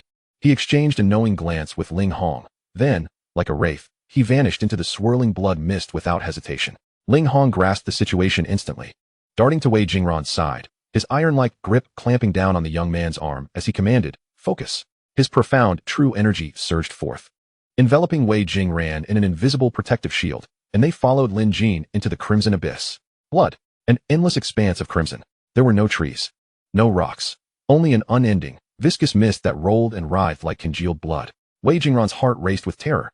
Were it not for Ling Hong's pure and powerful true energy shielding him, with his 8th-tier cultivation, he would surely succumb to the corrupting influence of this malevolent blood mist, becoming a mindless killing machine in mere moments. Uncertain of how long they traversed through the blood mist, the crimson haze before them began to thin, revealing the internal landscape of the gorge. How could this be? Wei Jingran staggered forward a few steps, disbelief etched across his face. The valley was in utter disarray.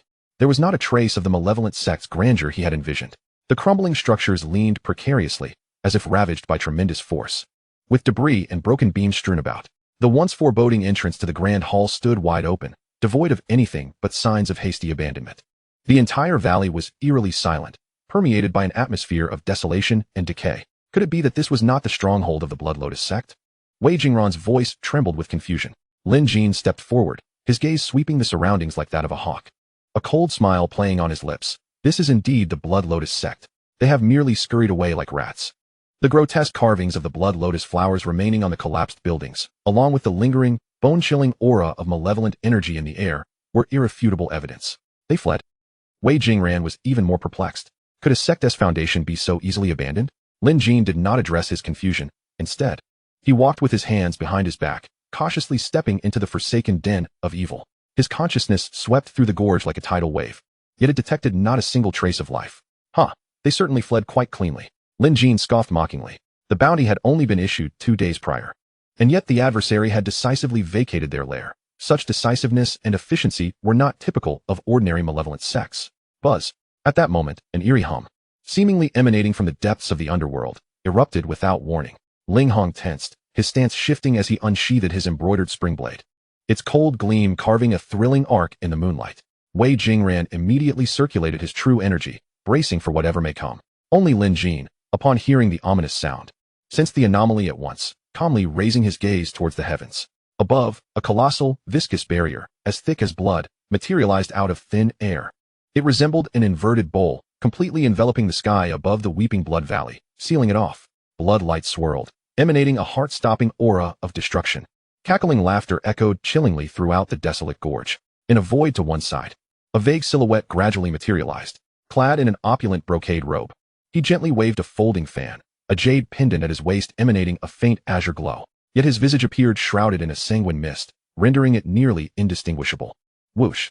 Ling Hong reacted with remarkable swiftness, drawing his blade in a swift arc. The fierce and unparalleled blade aura tore through the air, striking towards the apparition with great force. However, the blade aura passed through as if it were merely slicing through the air, encountering no resistance, failing to inflict even the slightest harm. What you perceive is not the true essence of this young master, but rather the unparalleled glory of the dying insects that you are. The voice echoed ominously, "Enjoy the blood-fiend purgatory array." A chilling, discordant laughter followed. The figure twisted and dissipated like sand carried away by the wind, ultimately vanishing, leaving only that frigid proclamation reverberating through the valley. "Is he the young master?"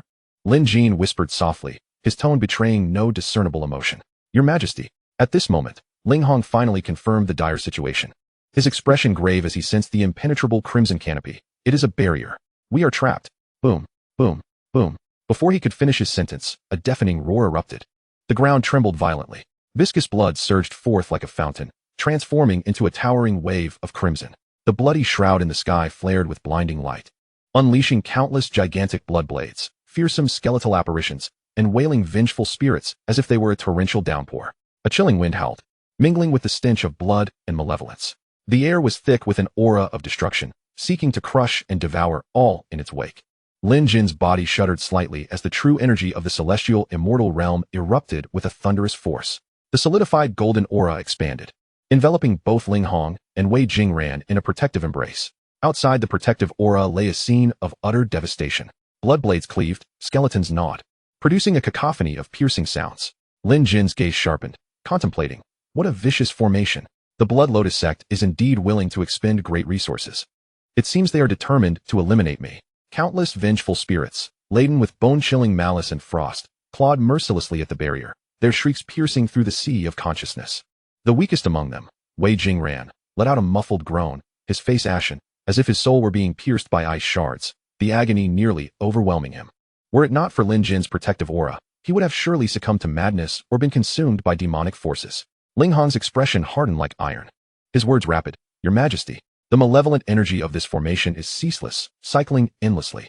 If we do not swiftly locate the array's core and dismantle it, we shall..." Boom.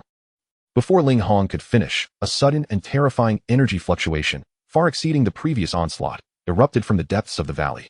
Within the valley's heart, the source of the blood gushed and collapsed, transforming into a bottomless crimson whirlpool. The pale round moon ascended to its zenith in the sky.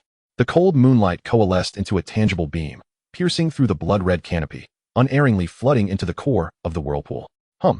A resonating hum, potent enough to rend the very soul, erupted. Centered around the whirlpool, waves of destructive ripples violently spread, distorting the very fabric of the blood-weeping valley. The blood-fiend purgatory array. At the witching hour of the full moon, when the malevolent energy reached its zenith, it finally revealed its true, soul-shuddering fangs. The blood-red whirlpool at the valley's center swelled immensely, morphing into a terrifying demonic eye, composed entirely of pure, foul blood. The demonic eye suddenly opened. A viscous, blood crystal-like beam, 10 zhang in diameter, surged forth, carrying the essence of annihilation, silent yet swift as lightning, aimed directly at Lin Jin and his companions. Wherever it passed, the space moaned. All prior attacks, the blood blades, skeletons, vengeful spirits, instantly evaporated, assimilated. Its target, the critical point of the protective aura. Simultaneously, the roiling blood canopy above no longer dispersed, but rather converged into a colossal demonic claw that obscured the heavens. Its 5 fingers resembled pillars of a hellish prison, entwined with countless twisted faces of wailing spirits.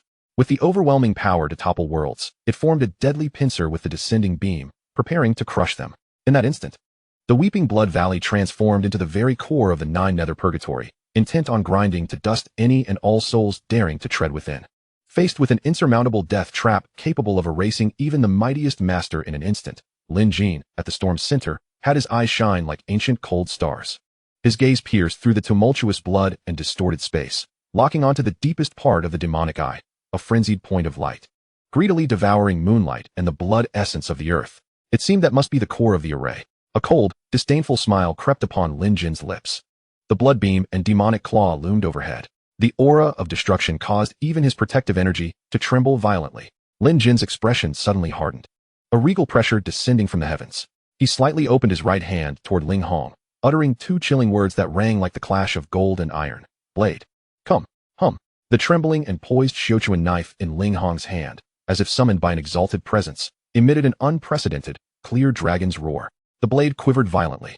In an instant, it broke free from Ling Hong's control, transforming into a brilliant stream of light that tore through the blood mist, landing squarely in Lin Jin's grasp.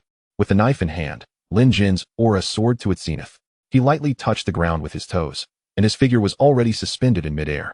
Golden light radiating around him, dispersing the encroaching malevolence and vengeful energy. Behind him, the void warped violently, and a majestic, divine, and vividly lifelike silhouette of a five-clawed golden dragon manifested. The dragon's scales shimmered with pure golden brilliance. As the dragon's eyes opened and closed, they bore an indifferent yet commanding gaze upon the world. The rich dragon energy surged like a tangible tide, centered around Lin Jin, forcefully purifying the surrounding foul blood and malevolence, scattering it. In that moment, Lin Jin was no longer a mere sovereign of the mortal realm, but an embodiment of the celestial ruler, commanding the myriad dragons. He gripped the Xiao Xuan knife tightly, its tip angled toward the heavens. The five-clawed golden dragon behind him let out a roar that resonated through the 9 heavens, merging the magnificent dragon energy with Lin Jin's pure true energy from the celestial immortal realm, channeling it all into that seemingly ordinary Xiao Xuan knife.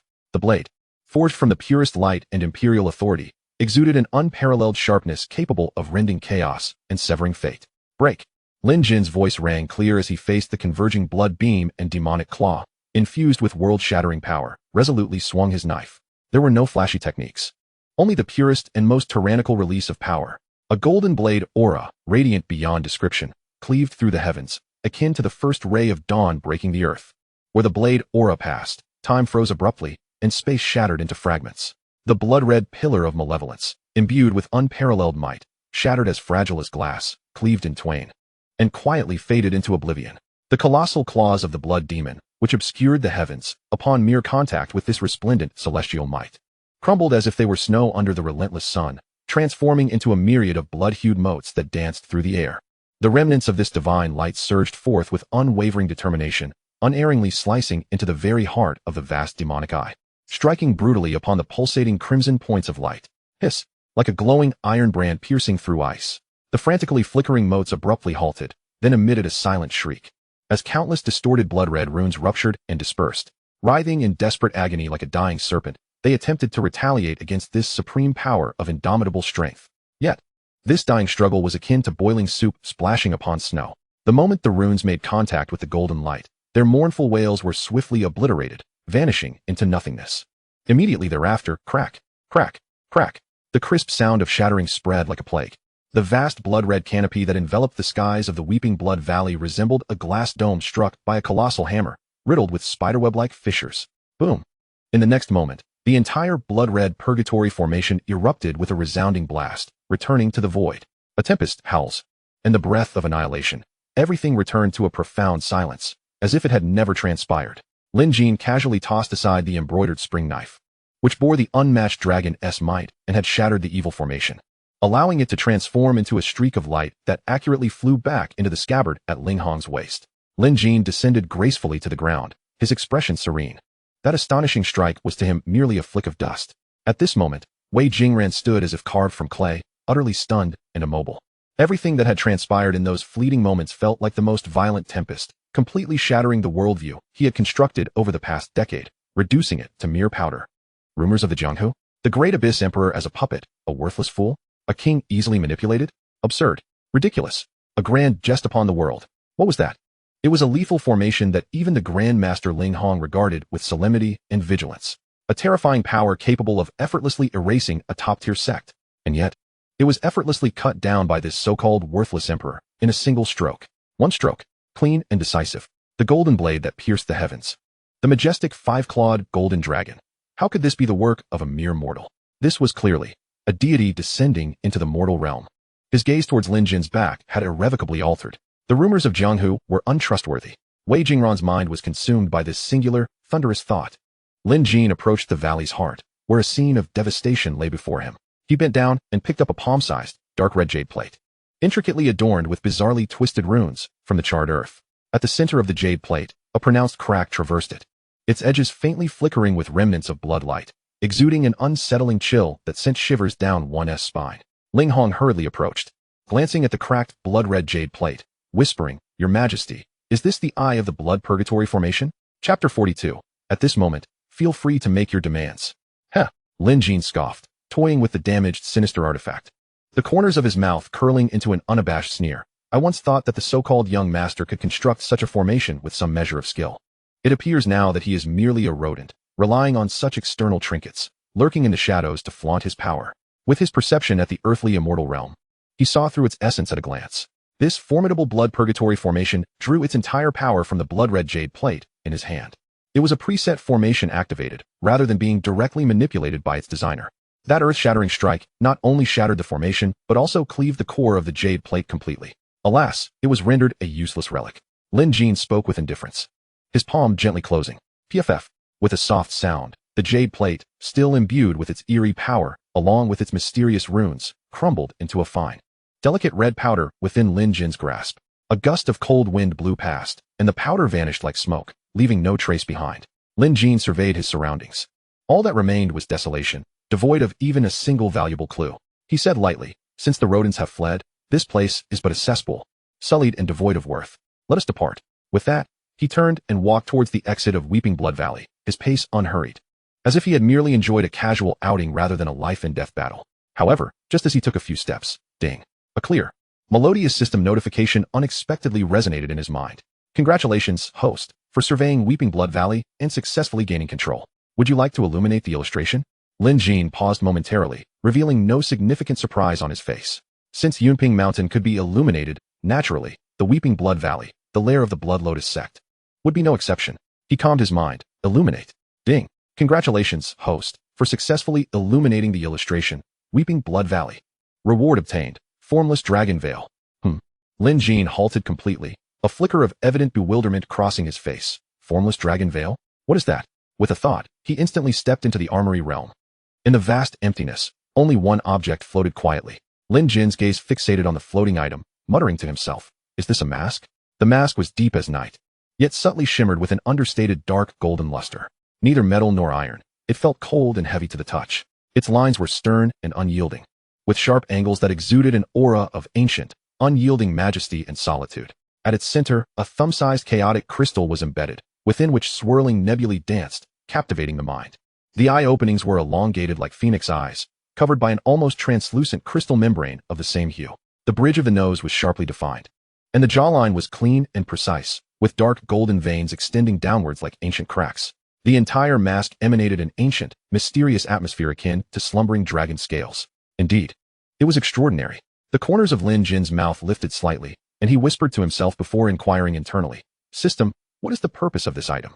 The system's voice promptly responded, "Formless Dragon Veil can sever all of the host's auras." Lin Jin's eyes sparkled with intensity. Sever all auras. This is truly a supreme instrument for concealing one's identity, a cunning guise that allows one to play the fool while striking with devastating force. He had no desire to reveal the realm of the terrestrial immortals too easily. With this object in hand, could he not assume a different identity, act with grandeur, and instill fear in the hearts of the wicked? It is as if it were tailor-made for him. "Your Majesty, might there be any misgivings?" At Lin Jin's sudden halt, Ling Hong, by his side, tightened his grip on the embroidered spring blade's hilt, scanning the surroundings with vigilance. Lin Jin sensed his consciousness withdrawing from the military realm and waved his hand dismissively. "No harm done. Let us proceed." Soon, the trio emerged from the viscous blood mist. The night breeze, laden with the nauseating, faint stench lingering at the edge of the Weeping Blood Valley, brushed past them. Lin Jin glanced back at the surging crimson barrier and spoke coldly. "Ling Hong, relay a command to Wu Zheng to station guards at the entrance of this valley." "I shall obey." Ling Hong responded solemnly. Although the Blood Lotus sect was not present here, the dense blood mist could still disturb the minds of martial artists. A moment's negligence could lead to their demise within its depths. Lin Jin mounted his horse, casting a glance at the luminous moon overhead, his reins trembling slightly as he urged his steed onward. Ling Hong and Wei Jingran followed closely behind, trailing by half a body's length. At that moment, Lin Jin's keen peripheral vision caught the lingering chill of hatred and murderous intent emanating from Wei Jingran. It pierced the night like tangible icicles. A thought flickered in his mind, and he abruptly turned his head, the voice of an emperor resonating with gravity. "What enmity exists between you and the Blood Lotus sect?" As a disciple of the Flowing Cloud Sword sect, how had he forged such a profound grudge with the notorious Blood Lotus sect? Upon hearing this, Wei Jingran's grip on the reins tightened abruptly, his knuckles turning pale as a tempest of sorrow surged in his piercing gaze. Had it not been for the Blood Lotus sect's disciple, how could she have met such a tragic end? His voice was hoarse, each word seemingly ground from the gaps between his teeth. "I would relish the opportunity to reduce every member of the Blood Lotus sect to ashes." After uttering this, he swallowed hard, seemingly forcing down the tumult of pain. Yet the murderous intent in his eyes surged violently as he added ominously, "And the Duanyue sect deserves the same fate." Lin Jin raised an eyebrow, his heart jolting. The Duanyue sect? Wasn't your junior sister slain by the Blood Lotus sect? How then were they entangled with the Duanyue sect? Subsequently, through Wei Jingran's narrative, steeped in grief and vengeance, Lin Jin finally pieced together the truth of that tragic event. Wei Jingran's junior sister, named Xiao Xuan, was the daughter of the Flowing Cloud Sword sect's master and also his fiancée. While her martial talent was mediocre, her heart was pure and virtuous. A month prior, a plague had suddenly erupted in the city near the Flowing Cloud Sword sect. Ignoring warnings, she took the initiative to lead a group of disciples down the mountain to aid the afflicted. On her return journey to the sect, she was unexpectedly abducted.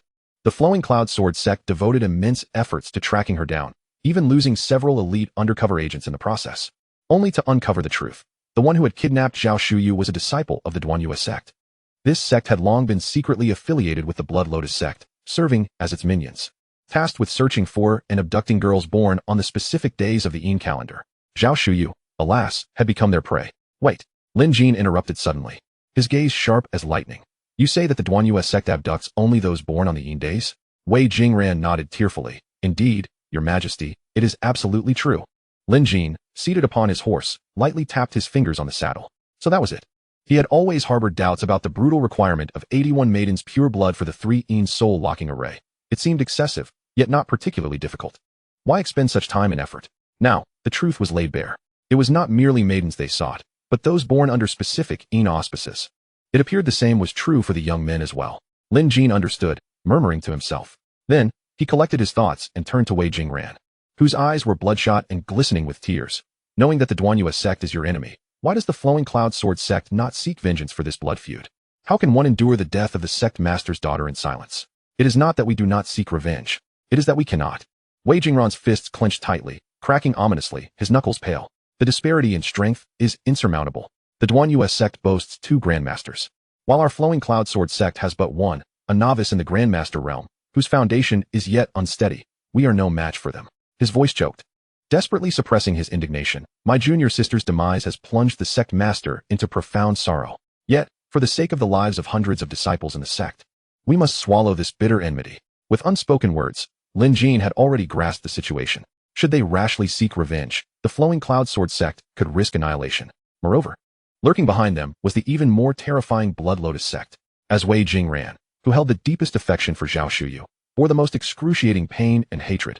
He could not bear to see his enemies revel in their freedom. He had intended to seek out the Blood Lotus sect's stronghold alone to carry out an assassination, even if it meant flying into the fire.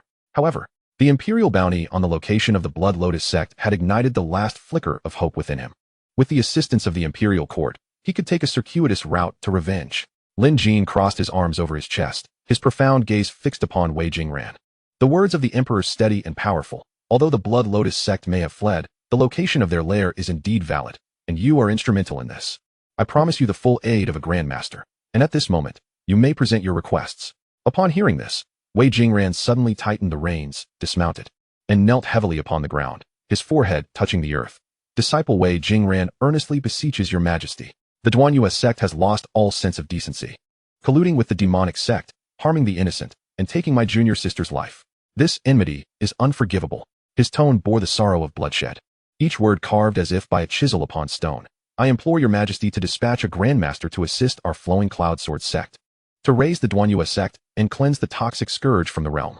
Each word struck like iron, resonating with the weight of blood.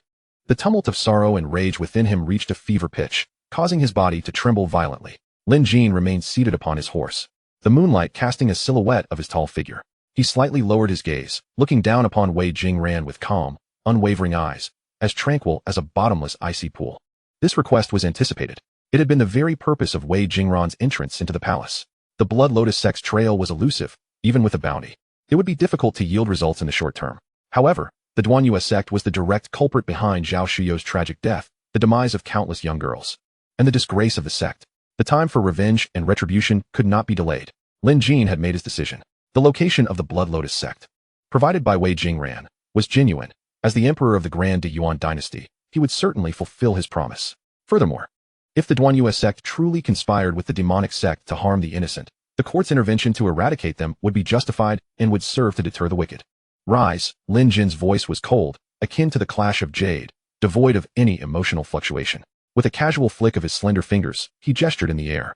An immense and gentle, yet overwhelmingly potent invisible essence surged forth, precisely supporting Wei Jingran's knees, which were on the verge of embedding themselves into the ground, and firmly lifting his forehead from the earth, compelling him to stand upright. Wei Jingran felt his body lighten, forced to stand tall. The traces of tears still lingered on his face, and the flames of vengeance flickered in his eyes. Yet, confronted with the emperor's unfathomable gaze, his heart involuntarily tightened. Did the Duanyue sect conspire with the demonic sect, perpetrating atrocities against the innocent and slaughtering maidens? Lin Jin's scrutiny bore the weight of 1,000 burdens. Resting upon Wei Jingran's countenance, his tone devoid of inflection, yet imbued with undeniable authority. Currently, all is but your word. I require verification. Thud.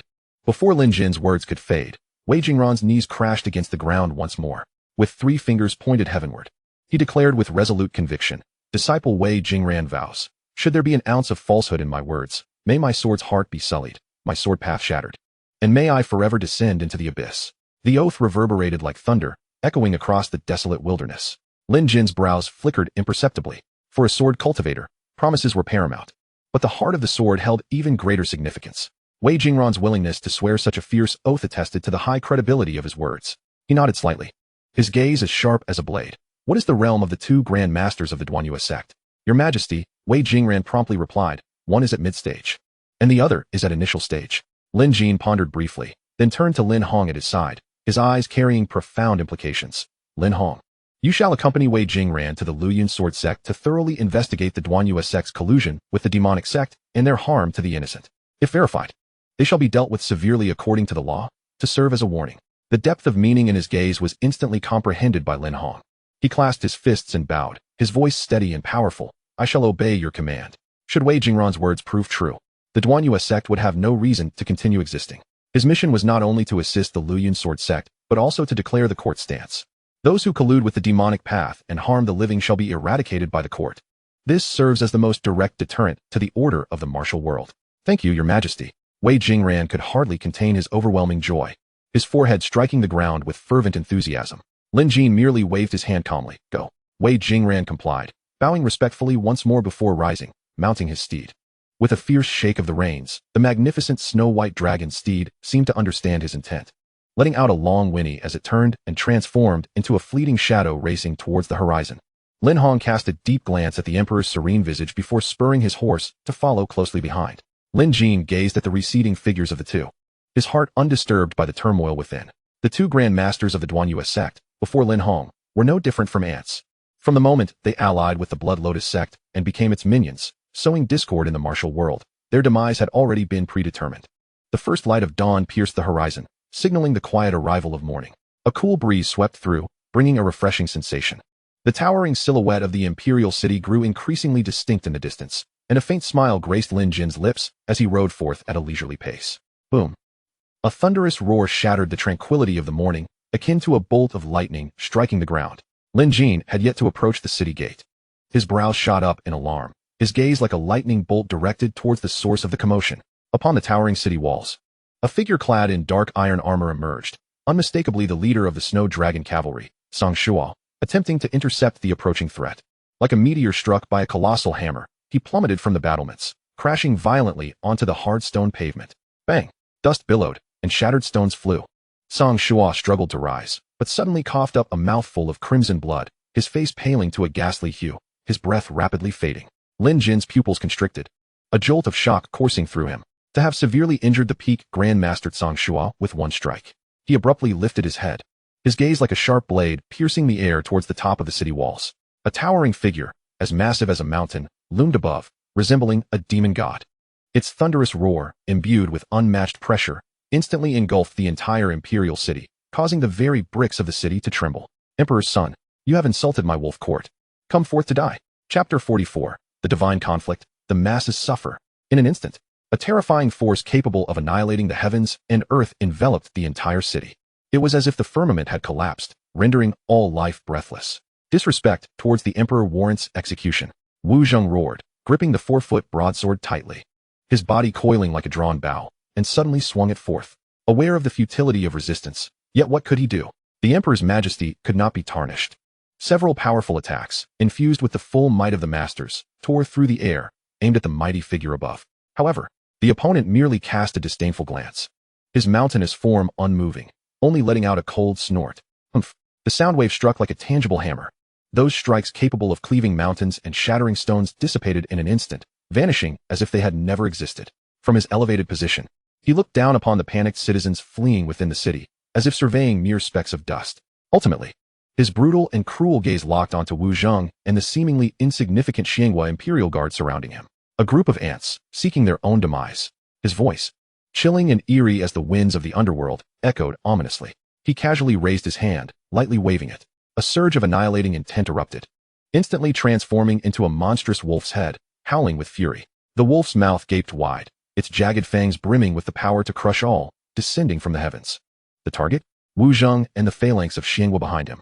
Not far away, in Lin Jin's eyes, a boiling fury and chilling murderous intent surged forth. To disregard the master's attacks and effortlessly injure a peak grandmaster. Such power was unmistakably indicative of his identity. The Chanyu of the Wolf Court, Tuoba Hong. Lin Jin hesitated no longer. With a flick of his wrist, the dark gold, mysterious glimmering wuxiang dragon, hidden mask materialized in his hand, swiftly covering his face. The chilling, bone-penetrating sensation spread throughout his being. His body trembled suddenly, all his energy converging, transforming into an inscrutable depth, rendering him an entirely different person. The chaos crystal embedded in his forehead flickered, emanating an aura that sent tremors through the very soul. Beneath the mask, Lin Jin's gaze was as cold as an icy pool. Boom. The earth quaked, and dust billowed like an enraged dragon soaring into the sky. Tuoba Hong hovered aloft, indifferently gazing down at the swirling dust below, his bloodthirsty eyes devoid of any emotion. To him, the entire imperial city was merely a breeding ground. Crushing these insects was no different from sweeping away dust. However, as the dust was torn asunder by a fierce wind, Tuoba Hong's pupils abruptly constricted. The anticipated scene of utter annihilation did not unfold. Below, Wu Zheng and the Xuanjia Imperial Guards stood miraculously unscathed, steadfast in their positions. How could this be? A tremendous shock coursed through Tuoba Hong's heart. The swirling black mist in his palm churned violently, the essence of wolfish ferocity coiling like a vortex. Swiftly forging an even more refined incarnation of the Wolf King, its destructive potential far surpassing the previous. The illustrious lord of the Wolf Court, reduced to merely preying upon the weak. Suddenly, an ancient and profound voice, imbued with unparalleled authority, reverberated through the heavens and the earth. Tuoba Hong's muscles tensed, akin to a bow-drawn taut. His beast-like gaze swept across the heavens, and he bellowed fiercely, "Show yourself. Come forth." The world fell into a deathly silence. Even the dawn breeze seemed to freeze. Moments later, a human silhouette, like a phantom, materialized from thin air, cloaked in an ancient and mysterious dark gold mask. Dressed in a plain robe, exuding an aura as deep as the ocean, it appeared as if it had stood there since time immemorial. Tuoba Hong glared menacingly at the figure, the arrogance on his face fading, leaving only gravity. "Who are you?" He could distinctly feel that the opponent's realm was not inferior to his own, especially that mask. One glance sent his consciousness reeling, far from an ordinary object. A mocking snicker emerged from beneath the mask, with a casual flick of the hand towards the still reeling Wu Zheng and others below. Wu Zheng was momentarily taken aback before swiftly realizing. He immediately commanded sharply, "Xuanjiao army, protect the civilians and retreat." Quickly, though he could not perceive the masked figure's aura. The fact that it could stand against Tuoba Hong indicated it must be a terrestrial immortal. And among the terrestrial immortals of Deyuan, there was only His Majesty, the northern barbarian chieftain, daring to invade Deyuan. Is he underestimating our Deyuan's might? Lin Jin's voice was as chilling as the depths of a polar abyss. Each word laced with supreme dragon majesty. Buzz. The heavens and earth resonated. A surge of true energy accompanied by a thunderous dragon roar erupted explosively. In the skies above, the winds and clouds shifted ominously. The sacred and majestic five-clawed golden dragon coiled in the firmament. Its dragon eyes blinked, divine light flashing like lightning. Its claws extended, seemingly capable of shattering the universe. A suffocating sense of oppression locked onto Tuoba Hong, poised to deliver a thunderous strike at any moment. Below, as Wu Zheng and the Xuanjia Imperial Guards organized the civilians' evacuation, they felt an irresistible tremor resonate deep within their minds as this overwhelming dragon might descended. It was as if an ant stood before a mighty dragon. Their knees weakened uncontrollably, an instinctual urge to worship surging forth, nearly overwhelming their reason. Had it not been for their resolute will and awareness of the dire situation, they might have already knelt in submission. "Who on earth are you?" Tuoba Hong was perplexed. Terrestrial immortals were legendary beings, exceedingly rare in this era. How could Deyuan possess one? Lin Jin, with one hand behind his back, spoke with a tone as sharp as a blade. "You are not worthy to know my identity." Tuoba Hong was taken aback, an absurd thought flashing through his mind. He blurted out, "The Emperor of Daiyuan. Impossible. That inexperienced, precarious puppet. In just a few days, how could he have reached such a realm? Absolutely impossible." Lin Jin's words dripped with derision. "Humph. Having not stepped into the mortal realm for a century, today I shall use the blood of you, the northern barbarian chieftain, to honor the mountains and rivers of Daiyuan." As the echoes lingered, his form dissipated like smoke. Whoosh. In the next instant, he appeared before Tuoba Hong. A punch hurled forth, causing the fabric of space to reveal faint cracks. Tuoba Hong's mind raced. This masked figure must be some hidden ancestor of the Daiyuan royal family. A sense of dread surged within him. Had he not broken through, this expedition southward would have led to his utter destruction. Excellent. Tuoba Hong's ferocity was fully ignited. He did not flinch or evade, channeling all his wolfish might into a punch to meet the attack. Boom. Two forces, capable of shattering mountains and splitting seas, violently collided. Visible waves of destruction surged forth, akin to a cataclysmic tsunami sweeping across the land. Below, houses crumbled like paper. Dust obscuring the sun. The heart-wrenching wails tore through the tranquility of the morning. The cries of children drowned beneath the roaring rubble, desperate arms reaching out from the ruins. Lin Jin's brows furrowed deeply. A glance at the chaos below weighed heavily upon his heart. When immortals clash, the common people suffer. The previous strike had not been his full strength, yet the residual waves had wrought this calamity. If the battle continued, the entire imperial city would be reduced to dust. A few paces away, Tuoba Hong paid no heed to the lives of the common folk, his gaze fixated solely on the masked figure, intent on delivering another fatal blow. Just as he prepared to strike again, his eyes inadvertently met the mysterious crystal embedded in the mask's forehead. Buzz. An intangible yet piercing force, as sharp as a myriad of icy needles, penetrated directly into his mind. This force was not merely a physical impact. It seemed to target the very essence of his soul, distorting his will and tainting his spirit with a curse. Even a being as formidable as a terrestrial immortal found their soul struck with excruciating pain, as countless maddening whispers erupted in his mind, threatening to shatter his sanity. What is this abomination? Tuoba Hong's heart churned with terror. The malevolence of this masked figure exceeded all imagination. The power emanating from that crystal could bypass his protective energy and formidable physique, directly assaulting his spirit. Just a single glance had sent his soul into turmoil. Had he not possessed an unyielding will, a realm of excellence, he would have likely been eroded and rendered a fool in an instant. He must not be allowed to remain. Tuoba Hong made a swift decision. With his mind disturbed, a flaw would inevitably emerge, leading to a dead end. He forcibly suppressed the violent pain surging in his mind, a bloodthirst glint igniting deep within his eyes. As his fingers tightened, the violent wolfish essence compressed to its utmost, revealing the fearsome visage of a bloodstained wolf. Die! He lunged towards Lin Jin, roaring fiercely. Lin Jin focused intently, not daring to be careless. However, unexpectedly, just as the ferocious wolf manifestation was about to be unleashed, Tuoba Hong's wrist twisted in an uncanny manner. The concentrated wolf, embodying his spirit and true energy, abruptly changed direction, hurtling down towards the most densely populated area of the imperial city below. The target? Inexorably, it was the fleeing, innocent civilians. Chapter 45, Old Inbi. Your methods are truly ruthless. Tuoba Hong, how dare you? Witnessing this scene, Lin Jin's expression beneath the mask instantly froze. His overwhelming fury and chilling killing intent erupting like a volcanic explosion long suppressed. He never anticipated. The esteemed terrestrial immortal, the lord of the wolf court, could be so despicably treacherous. As he saw the bloodthirsty wolf's gigantic maw about to engulf the terrified civilians below, Lin Jin had no time for further contemplation. His form shot down from the heavens like lightning. The vast and surging vital energy within surged wildly, intertwining with the formidable forces of heaven and earth. Roaring, the five-clawed divine dragon avatar, perched high in the heavens, unleashed a dragon's roar that resonated throughout the universe. Its sinuous form tore through the boundless sky, descending before Lin Jin with an astonishing velocity. Mere vile beasts dare to harm my subjects. Die! Lin Jin bellowed like thunder. The enormous dragon's eyes radiated an overwhelming majesty that looked down upon all of creation. The immense dragon's might, akin to a force capable of shattering stars, surged upward with ferocity, striking directly at the phantom of the ferocious wolf. In that very instant, Lin Jin held nothing back, his mighty inner strength bursting forth like a torrential river breaching its dam. In the blink of an eye, he erected a golden barrier of chi above the heads of thousands of citizens, as solid as a fortress. Boom! The heavens and earth fell silent. A terrifying explosion engulfed the skies. The violent clash of energies erupted as if a colossal, light-devouring black hole had opened in the clear fabric of the firmament.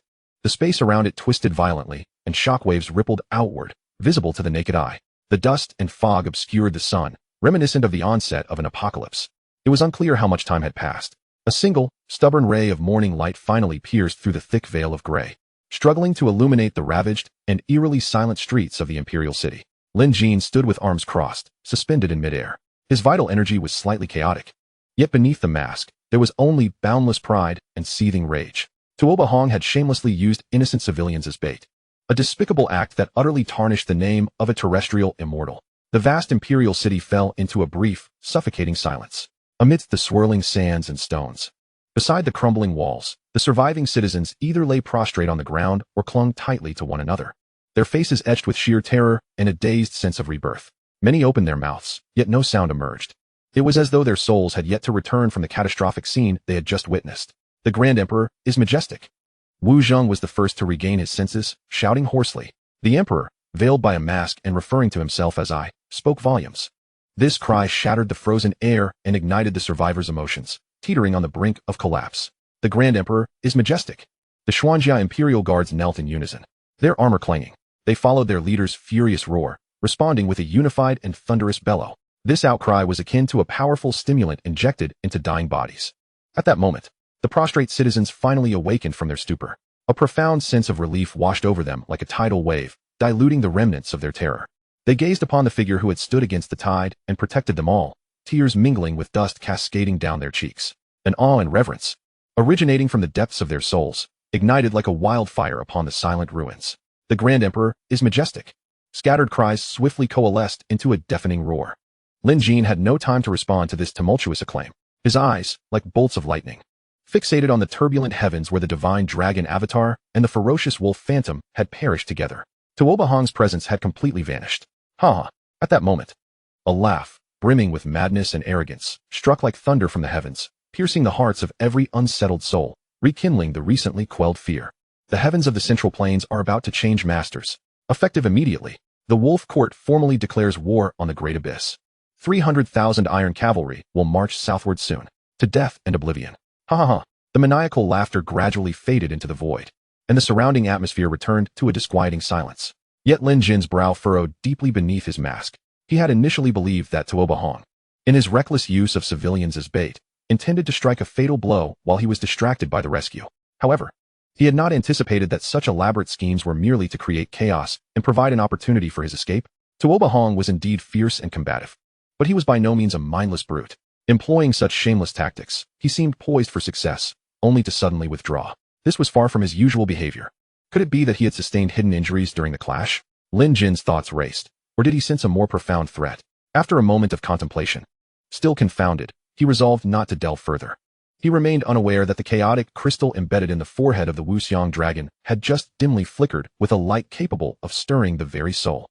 He collected his thoughts, casting his gaze toward the place where Tuoba Hong had vanished, his expression grave. Although the terrestrial immortal was powerful, facing the steel tide of 300,000 Wolf Court cavalry, individual strength would ultimately prove insufficient. More alarmingly, the military strength of the Great Abyss had already waned under the years of Qin Song's control, with merely 10,000 Dashua dragon riders and 30,000 Xuanjia Imperial Guards. How could one rest easy? Internal strife and external threats were indeed troublesome.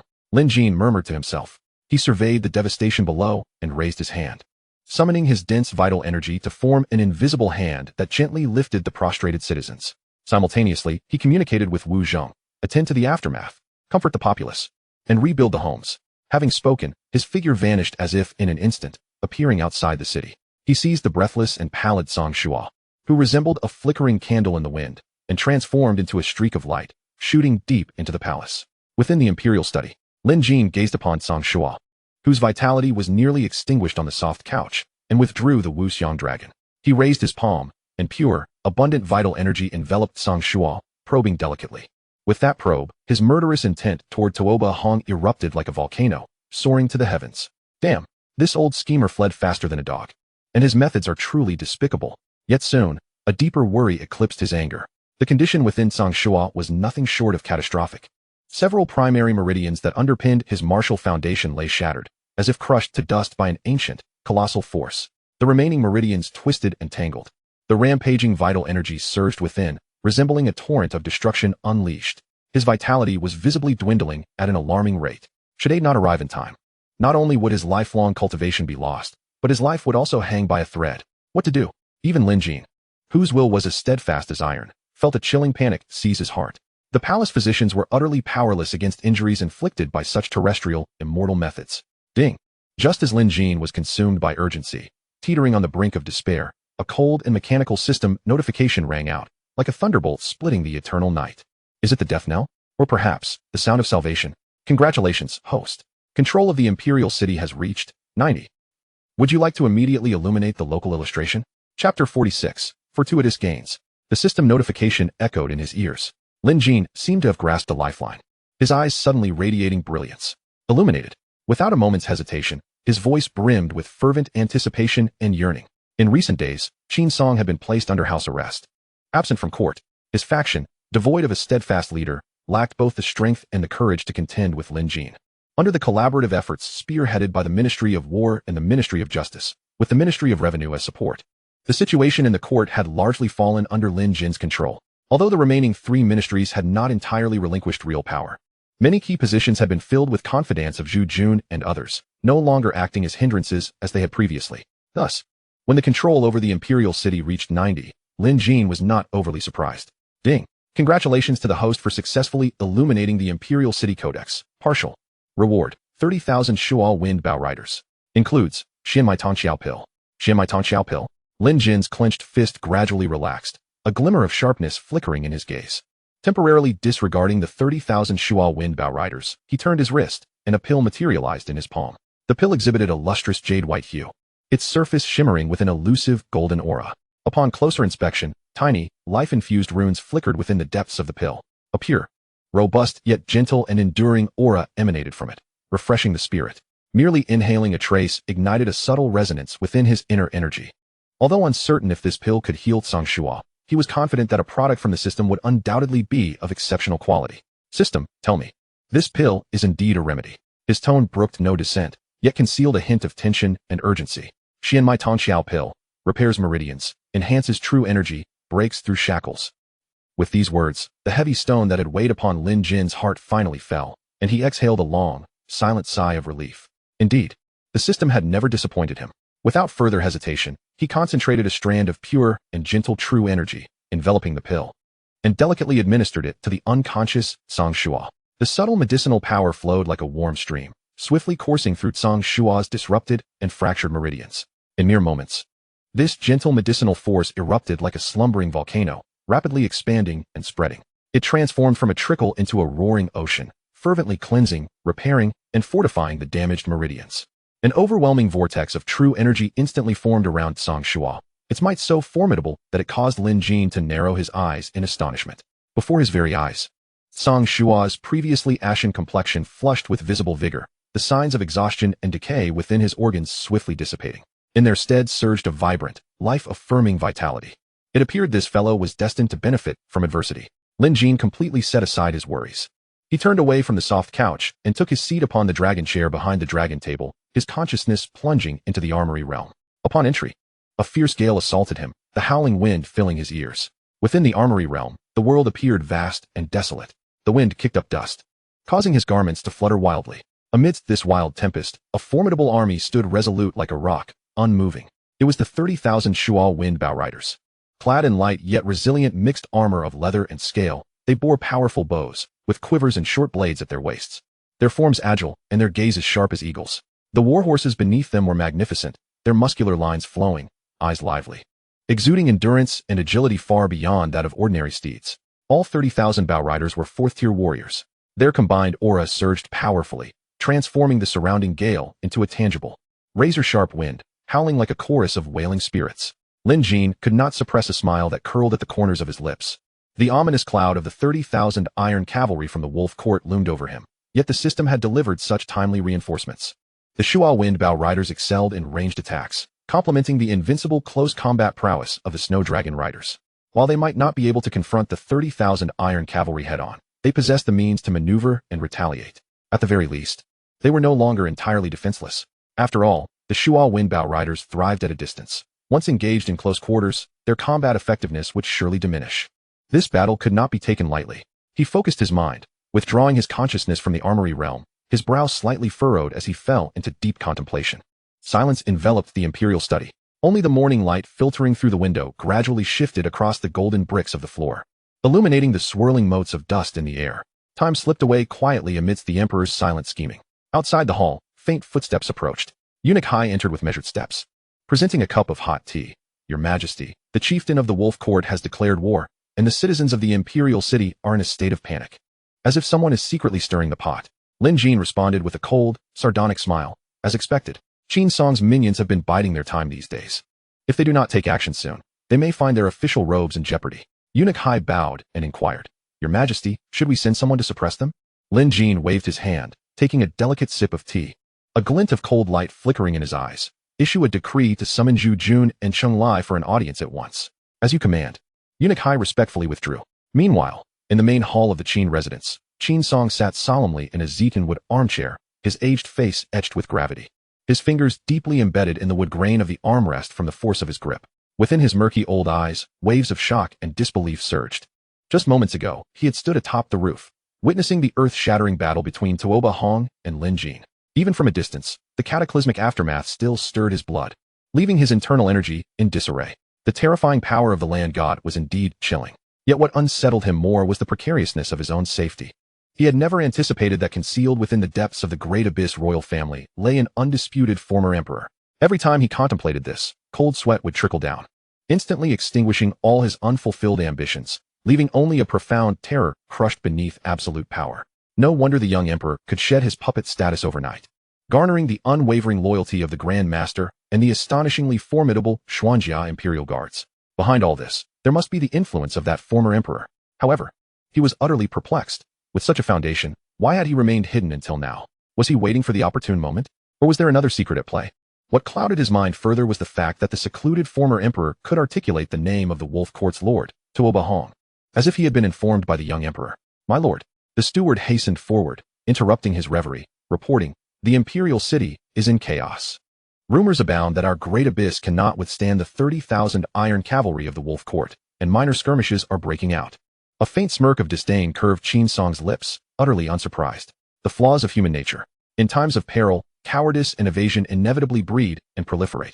The steward, observing Qin Song's silence, lowered his voice to advise, Master, with the wolves at the gate and the young emperor's forces stretched thin, this is a prime opportunity for you to exert pressure and reclaim authority. Although the Ministry of War has been usurped, many military leaders across the UN are your loyal confidants.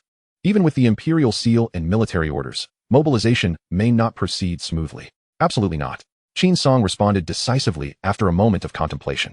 The pressing matter at hand was not to pressure the emperor, but rather he paused, delivering a shocking revelation. How can one leave the imperial city unscathed? The steward gasped. Leave the imperial city? Qin Song stroked his chin, his gaze penetrating. The terrestrial immortal, a being of such caliber, could effortlessly reduce the Qin estate to dust. The power he had painstakingly built over decades was nothing more than a laughable jest in the face of such might. With such a formidable force backing the young emperor, remaining in the imperial city could spell disaster. The wisest course was to quietly extricate himself amidst the tumult.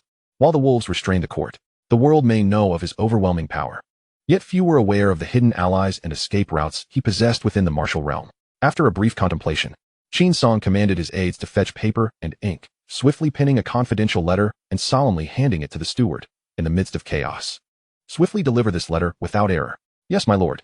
The steward responded with a solemn nod, carefully concealing the letter. Qin Song stood with his hands clasped behind his back, the distant sounds of anxious citizens filtering into the estate. His eyelids, lined with the creases of time, slowly closed, narrowing his aged eyes into dangerous slits. As he hissed in a serpentine whisper, Lin Jin's game is only midway through. Chapter 47.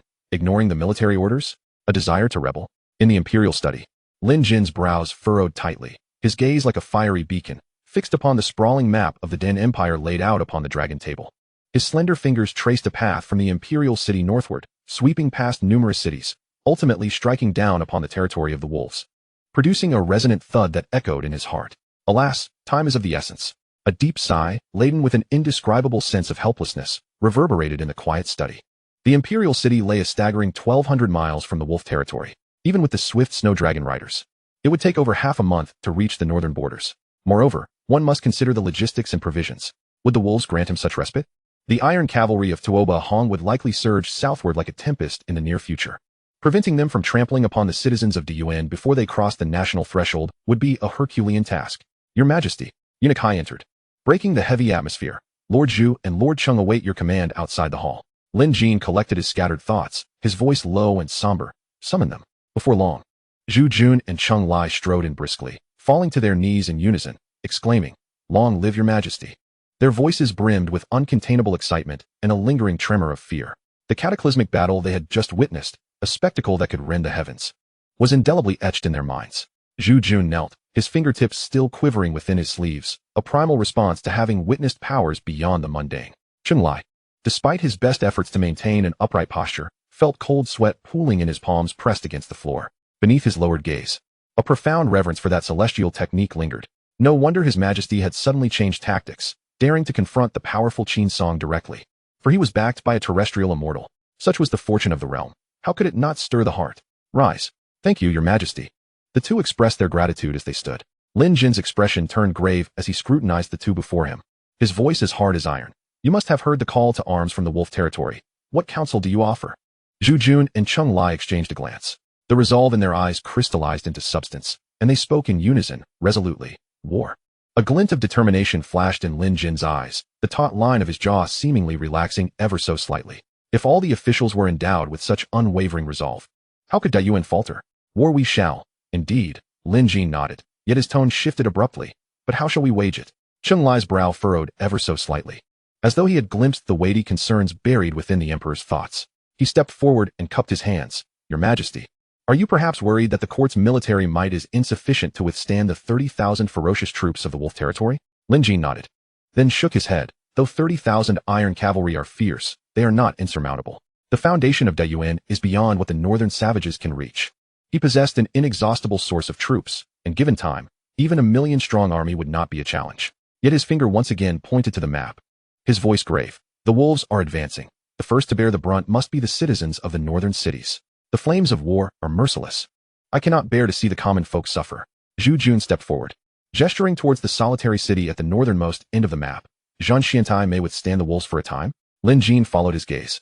But before he could speak, Cheng Lai's serious tone interjected. It cannot bear such a heavy burden. His brow knitted tightly, his eyes gleaming with suppressed anger.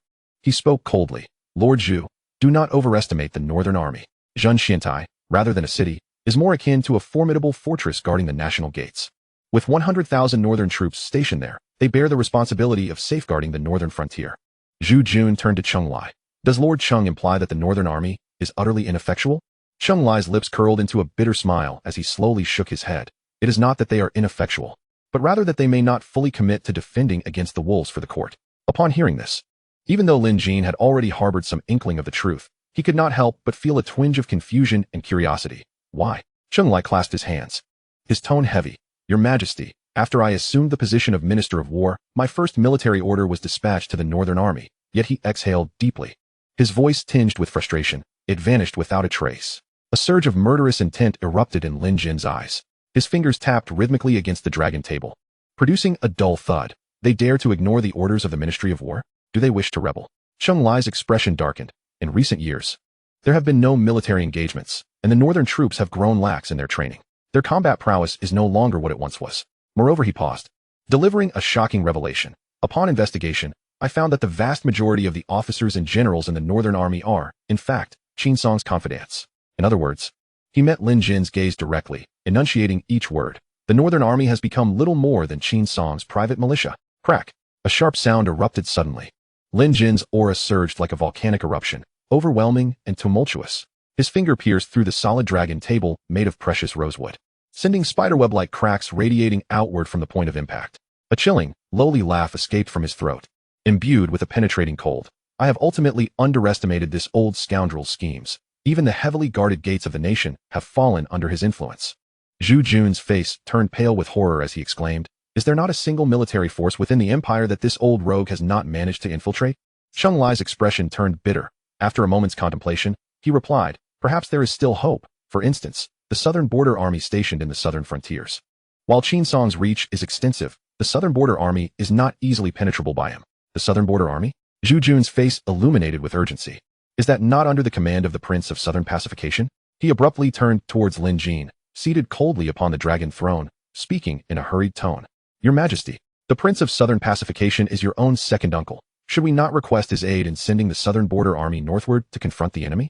Before he could finish speaking, Lin Jin slowly descended into the dragon throne, shaking his head with a languid motion. His expression bore neither joy nor sorrow, only an icy demeanor. Second uncle? Within the royal family, who speaks of familial bonds. Moreover, the southern border army lies thousands of miles away. By the time they march north to aid the throne, I fear the Wolf Court's iron cavalry will have already trampled through the imperial city. After a contemplative pause, Lin Jin's gaze returned to Zhu Jun. I have decided to dispatch the great snow dragon cavalry northward to confront the enemy, with the aim of keeping the flames of war beyond our northern borders and safeguarding my people. However, he pointedly addressed the crux of the matter. The Ministry of Revenue, can it sustain this war? Are provisions and supplies capable of keeping pace with the army's consumption? This was the weighty concern that burdened Lin Jin's heart at that moment. The grains previously provided by the system were nearly depleted, and while potatoes yield a high yield, they are of little use in an urgent crisis. Before the army could move, the provisions must be ready. This is a fundamental truth of warfare. Upon hearing this, Zhu Jun immediately bowed his head in concentration, beads of sweat forming on his brow. After a long while, he sighed heavily, his voice strained. Your Majesty, the current treasury holds but a meager amount of silver and grain, likely only sufficient to support the great snow dragon cavalry's journey to Zhengshuantai. Lin Jin's heart sank. What good was reaching Zhengshuantai? Even with the valiant great snow dragon cavalry, it would be impossible to annihilate 300,000 Wolf Court cavalry in a single day. Moreover, how would they return to the imperial city? What of the 30,000 Shuo wind archers? Could they survive on mere wind and dew?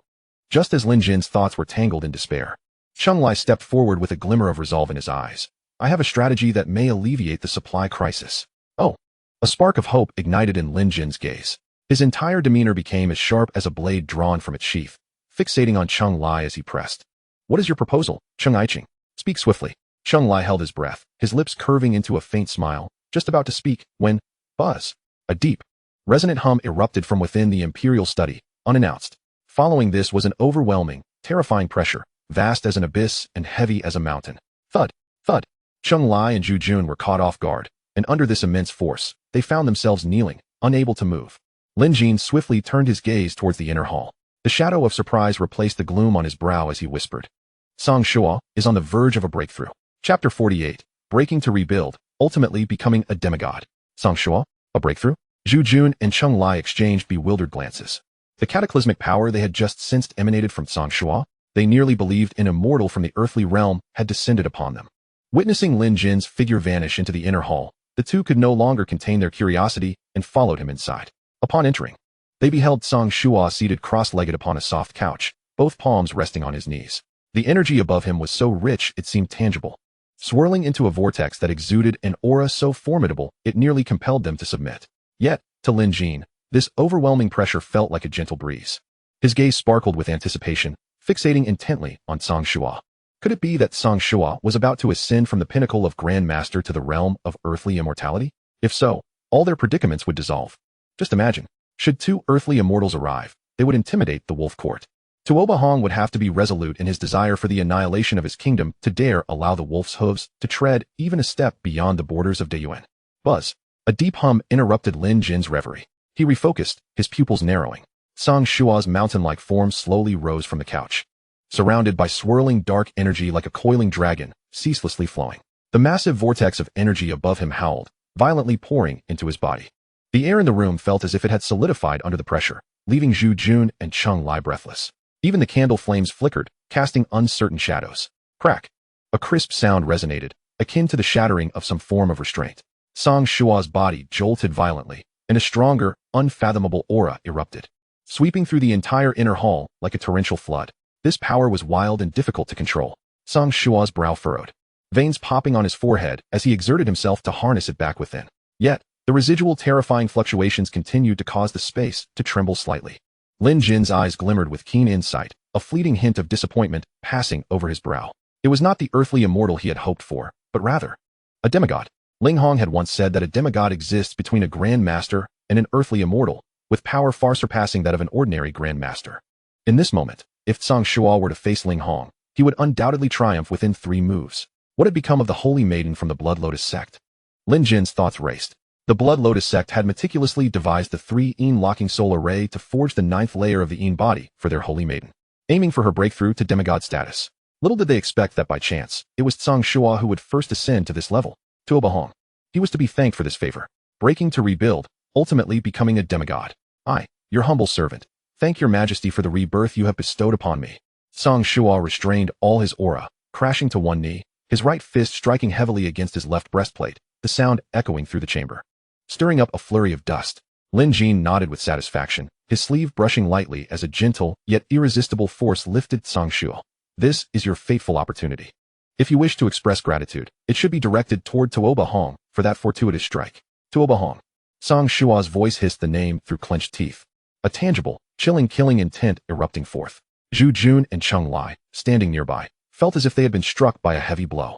Their faces turned as pale as paper, staggering back several steps, their blood surging violently, as if their very organs had been displaced. Lin Jin raised his hand, pressing his palm against the cold, hard black iron shoulder guard of Tsang Shua, speaking in a deep voice. Your breakthrough comes at the perfect time. Now. He turned back towards the dragon table, his gaze sweeping across the expansive map laid out before him, finally resting on Cheng Lai. Cheng Aiching. You mentioned a strategy to alleviate the supply crisis? Cheng Lai suppressed the awe and shock that surged within him towards Tsang Shua, taking a deep breath before responding gravely.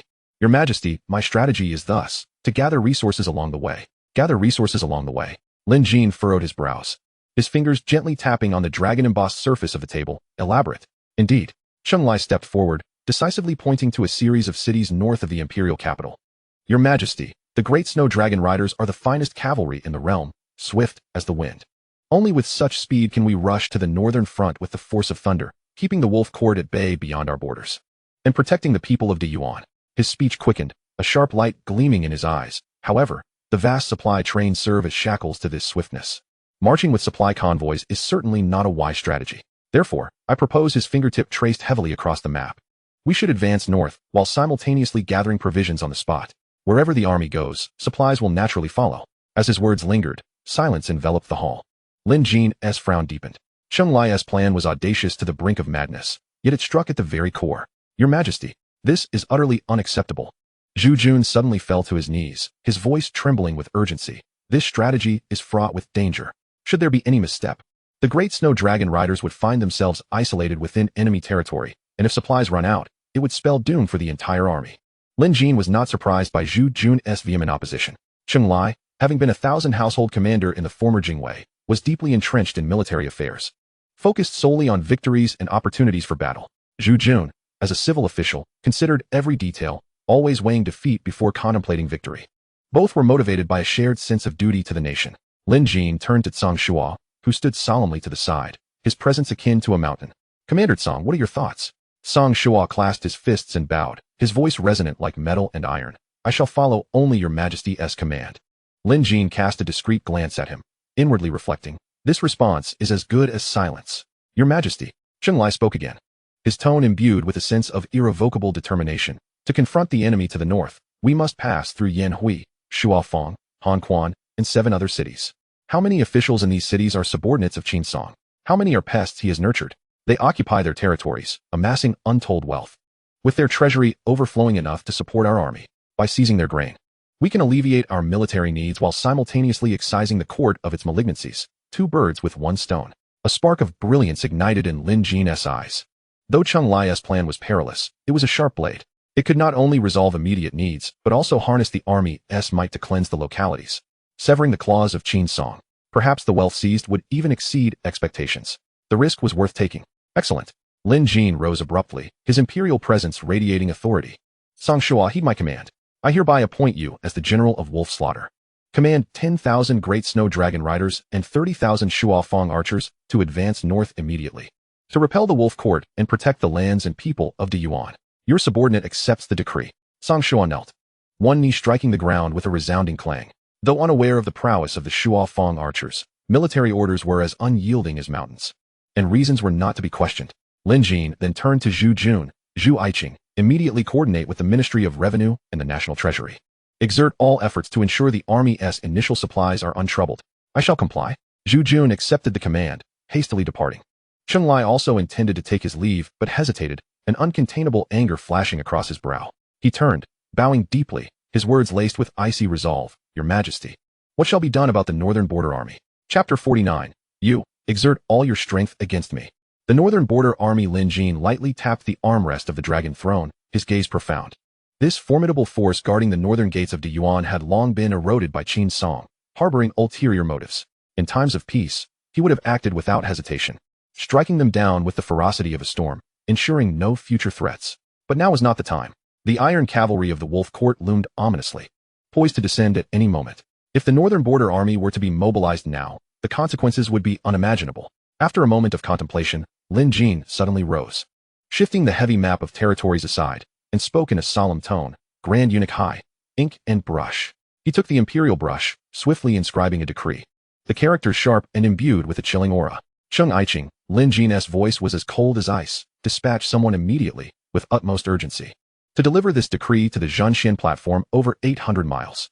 Cheng Lai respectfully accepted the decree from Grand Eunuch Hai's hands, and upon touching the 12 dripping characters, his heart sank heavily. Repel the wolf enemy, protect the nation and its people, no blame for the past. Your Majesty, he spoke with concern, hesitating. Within the Northern Border Army, there are many of Qin Song's confidants. I fear this decree alone may not suffice to intimidate them. Those commanders only have eyes for Qin Song and regard orders from the Ministry of War with disdain. How can this decree compel them? Lin Jin's lips curled into a cold, disdainful arc, a glimmer of frost flashing in his eyes, beyond the decree. We must make them aware of the reality. Cheng Lai was perplexed. Please enlighten your Majesty. Convey to the Northern Border Army. Lin Jin enunciated each word with gravity. The Grand Emperor has broken free and repelled the Wolf Court Chanyu, Tuoba Hong, with a single strike. He shall soon personally arrive at the northern border. Those who bravely kill the enemy and achieve merit shall be generously rewarded with titles and ranks. The news of Tuoba Hong's emergence from the realm of the land gods had already shaken Deyuan. How could the Northern Border Army remain unaware? Moreover, the Grand Emperor's ability to defeat him with a single blow showcased a power capable of obliterating all hope. Lin Jin's strategy served both as a reward and an intangible deterrent. To remain compliant and redeem oneself through merit could lead to wealth and honor. Yet, to dare to act otherwise would invoke the wrath of the land god, sufficient to render them to ashes. Of course, Lin Jin had never placed all his hopes on this disunited army. What he needed was merely for them to exert some residual strength out of fear, buying precious time for the great snow dragon riders to advance northward. Cheng Lai comprehended, the worry in his eyes dissipating, replaced by resolute determination. He grasped the decree tightly. Kneeling heavily, your subordinate accepts the decree. His voice resonated like metal striking stone.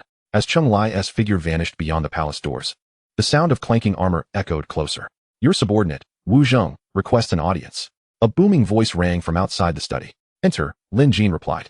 Wu Zheng strode in, his eyes flickering over the standing Song Shua, his heart jolting, pupils narrowing. He had witnessed Song Shua being grievously injured by Tuoba Hong, on the brink of death, barely clinging to life. How long had it been? He had fully recovered, even emanating a pressure more formidable than before.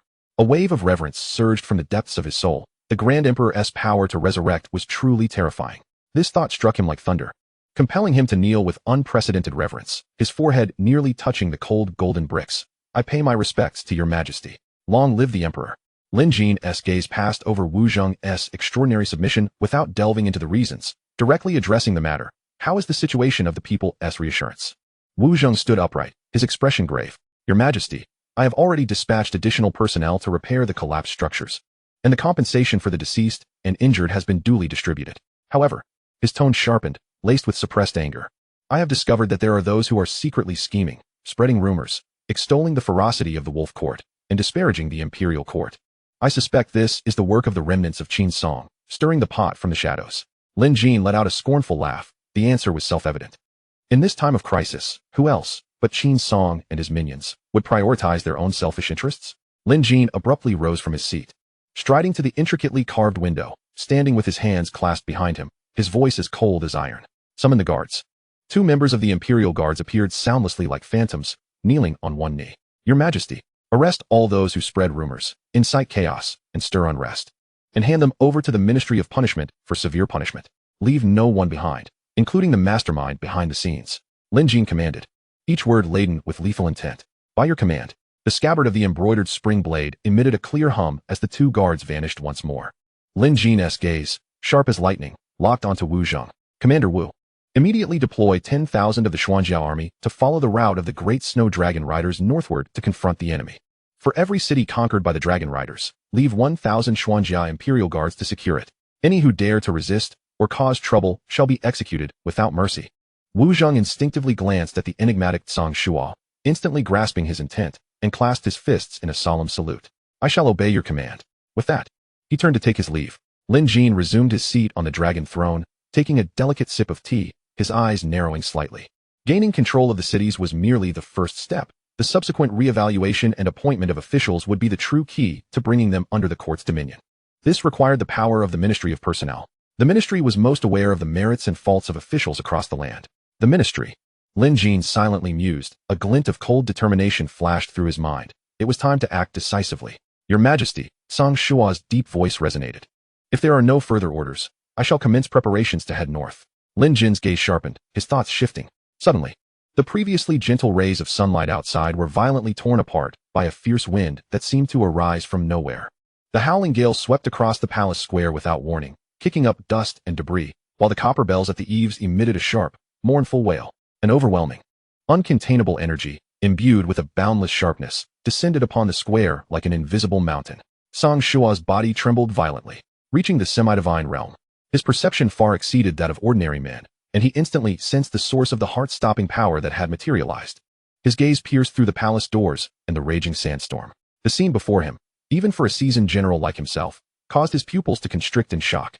His heart racing. 30,000 pairs of eyes, keen as hawks, sharp as blades, stood silently like a rock, their stillness concealing an unspoken understanding with the raging winds. Clad in light armor, with powerful bows resting against their backs, their steeds, muscles rippling, galloped wildly in the fierce wind, their beastly eyes shimmering with astonishing intelligence and ferocity. Though they remained motionless, the collective aura of 30,000 fourth-grade martial artists stirred the surrounding air, transforming it into a tangible, howling wind that spiraled ominously. What is this? Even Xiao Xuan, whose resolve was as steadfast as iron, could not help but feel a tumultuous wave of shock rise within him. This sudden appearance of an awe-inspiring cavalry force was as formidable as the great snow dragon riders, of which he took pride. Your Majesty, how many more astonishing tactics do you conceal? Lin Jin's calm yet commanding voice cut through the howling wind and the ghostly cries, reaching Xiao Xuan's ears. Xiao Xuan suddenly snapped back to attention, instinctively holding his breath and listening intently. I hereby entrust you with the command of these 30,000 Shuo windbow riders. Lin Jin's voice, though not loud, bore an authority that could not be contested. Lead them to exit the city via the Xuanwu Great Road. As the hooves strike the ground, ensure that the citizens of the imperial city witness the grandeur of our military and the ferocity of our might. He paused, his gaze seemingly penetrating the palace walls, surveying the entire imperial city and beyond. Simultaneously, relay the order for the great snow dragon riders to assemble outside the northern gate. Ready for departure. Xiao Xuan was no fool. Lin Jin's clear orders echoed through his mind like thunder. To intimidate, to proclaim, to stabilize. The emperor intended to dispel the shadows of fear brought by the wolf court and the remnants of Qin's song from within and without the imperial city with the resplendent might of his army.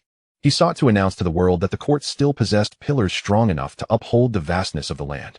A surge of fervent heat swiftly dispelled the earlier shock, transforming it into a boiling battle spirit and a profound reverence for the emperor's heart, like an abyss.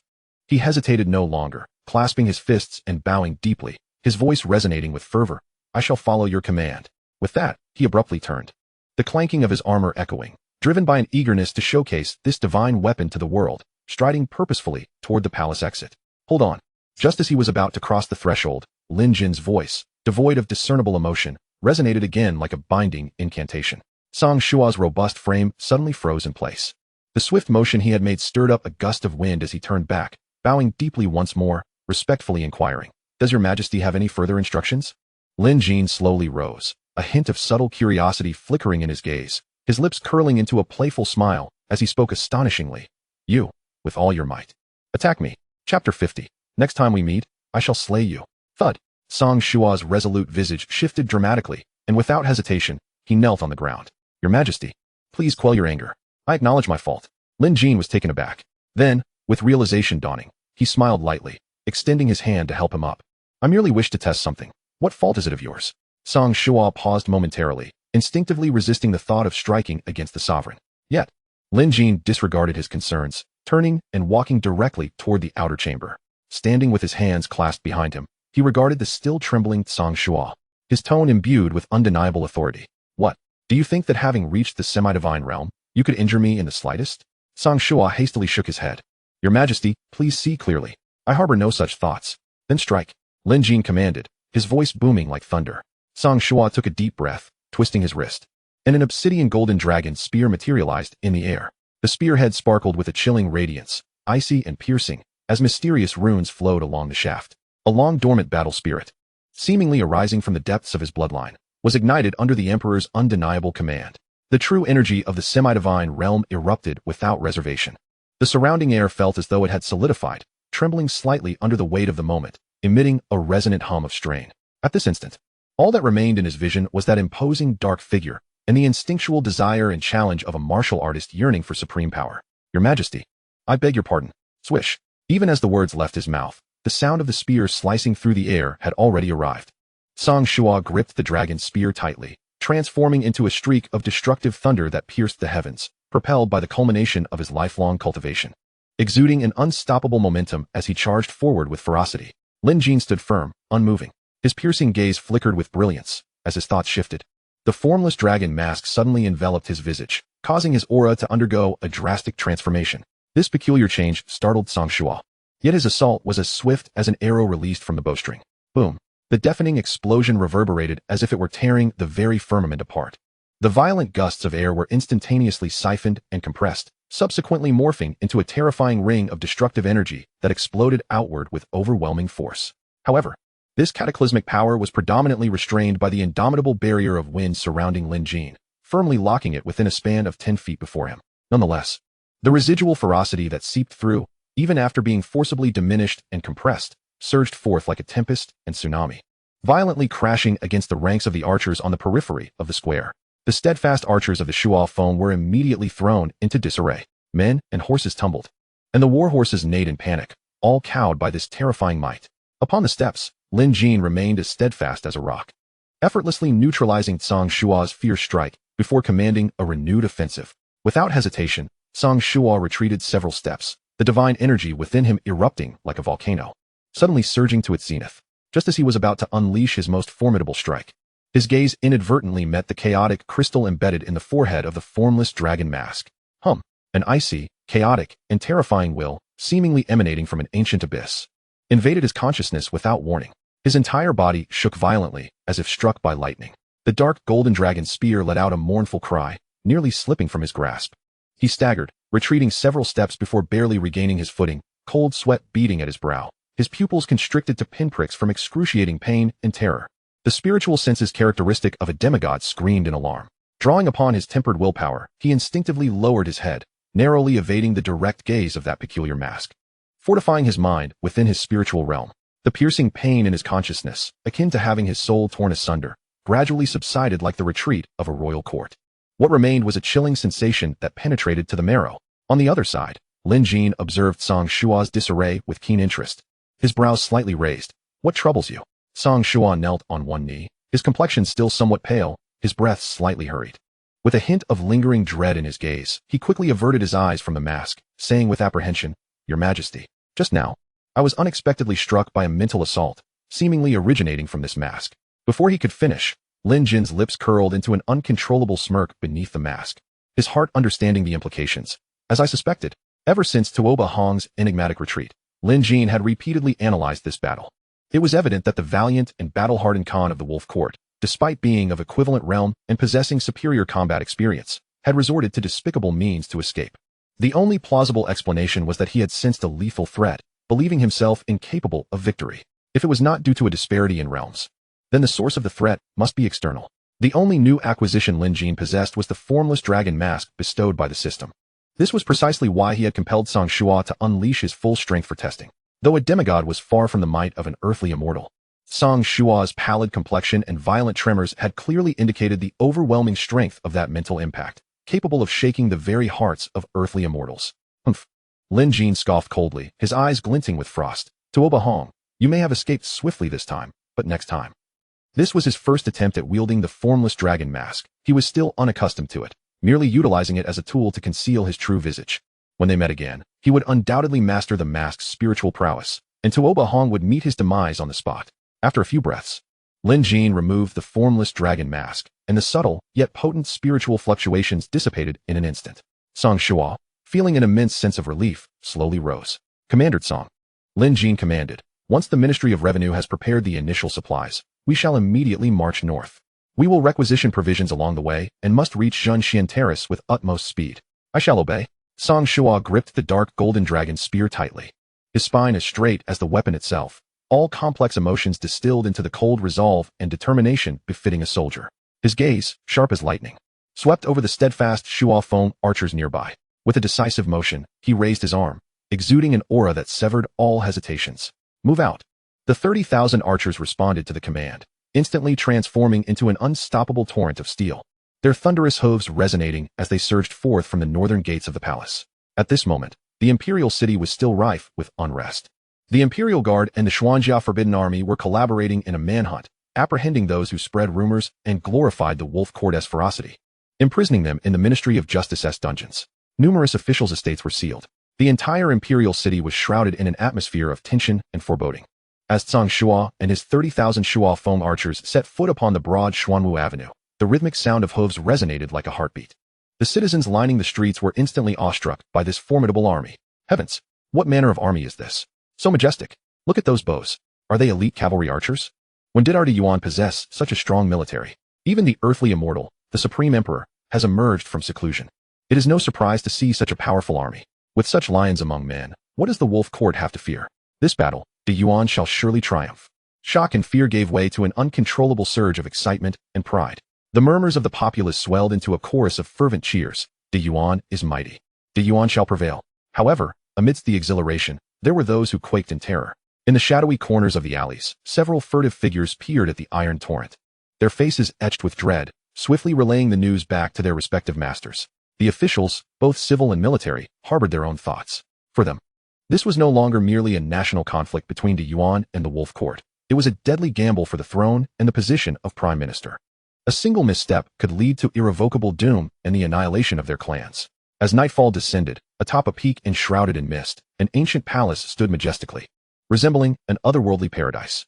In the innermost sanctum of a luxurious and imposing palace, a young man clad in resplendent robes sat cross-legged. The aura of his true energy fluctuated mysteriously, yet it faintly emanated a sense of the sacred. A weathered indigo jade pendant hung from his waist, radiating a faint glow that harmonized with the true energy within him. Time slipped away unnoticed. The young man slowly opened his eyes, retracting his aura, and raised his gaze towards the palace entrance, his voice icy and devoid of emotion. Enter. The palace doors opened soundlessly. An elderly man, exuding an air of profound authority, strode in with unexpected haste, revealing himself to be a master of the highest order. Yet, at that moment, he bore no trace of arrogance. Only the utmost reverence and sincerity, clutching a crumpled letter in his hands. Young master, urgent news has arrived from Master Qin. It appears to be a call for help. Chapter 51. Do you have affections for His Majesty? The youth stood with his hands clasped behind his back, his voice as frigid as ice. The old man, as though receiving a divine decree, trembled as he unfolded the crumpled missive, his voice faltering. The late emperor has emerged from seclusion and has forced back to Obahong. We must hasten to leave the city. Upon hearing this, the youth's strikingly handsome visage, usually as calm as a still pond, betrayed the slightest ripple of emotion. He raised an eyebrow, his fingertips instinctively brushing against the indigo jade pendant at his waist. The late emperor? Forcing back to Obahong? He was well aware that the chieftain of the Wolf Court had ascended to the realm of terrestrial immortals. Thus, it stood to reason that the late emperor could similarly compel such a retreat. Oh, rather than fear, a flicker of interest danced in the depths of the youth's gaze. He had underestimated the intrigue of Dayuan. It was no wonder he had distinctly sensed the activation of the Blood Fiend Refinement Array last night, yet felt no trace of blood energy in return. The array had claimed no lives. Now, reflecting upon it, it must have been the late emperor who had withstood the array's might. After a brief pause, the youth strode towards the hall's exit.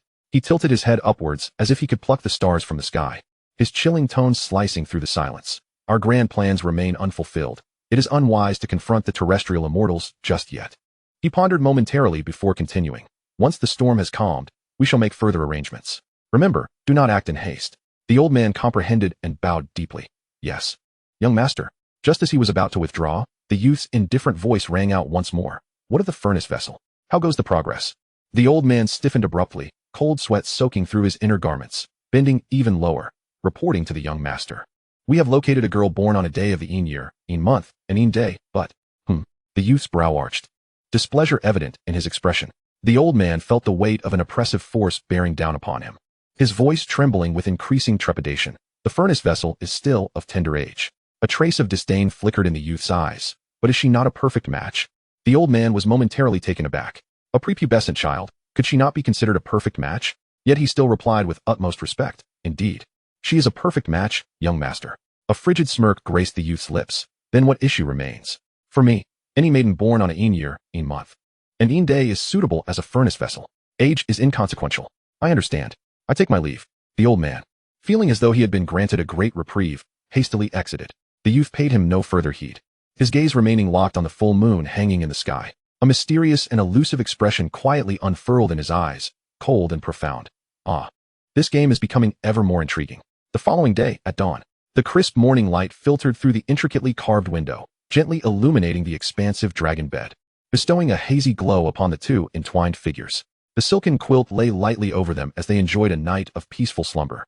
Xiao Xuan's lashes fluttered, stirring from her dreams, and upon the slightest movement, she found herself gazing into a pair of deep, smiling eyes. Lin Jin had already awakened, silently admiring her sleeping visage.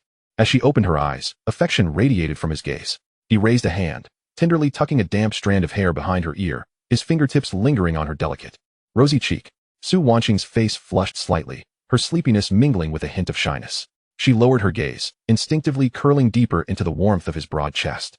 Her slender fingers unconsciously brushed against the fabric of his garment over his heart, her beautiful eyes shimmering with a tranquil reliance and an overwhelming tenderness. Lin Jin's palm gently patted her slender back, his voice low and husky from sleep. My beloved, did you sleep well? Hearing his words, Xiao Xuan nodded softly, her hair brushing against Lin Jin's neck like a whisper. Her voice, delicate and laced with shyness, replied, With your majesty by my side, I slept quite soundly. Lin Jin's eyes sparkled with deeper amusement, his arm drawing her closer. Before long, both were dressed and stepped out of Kuan Palace.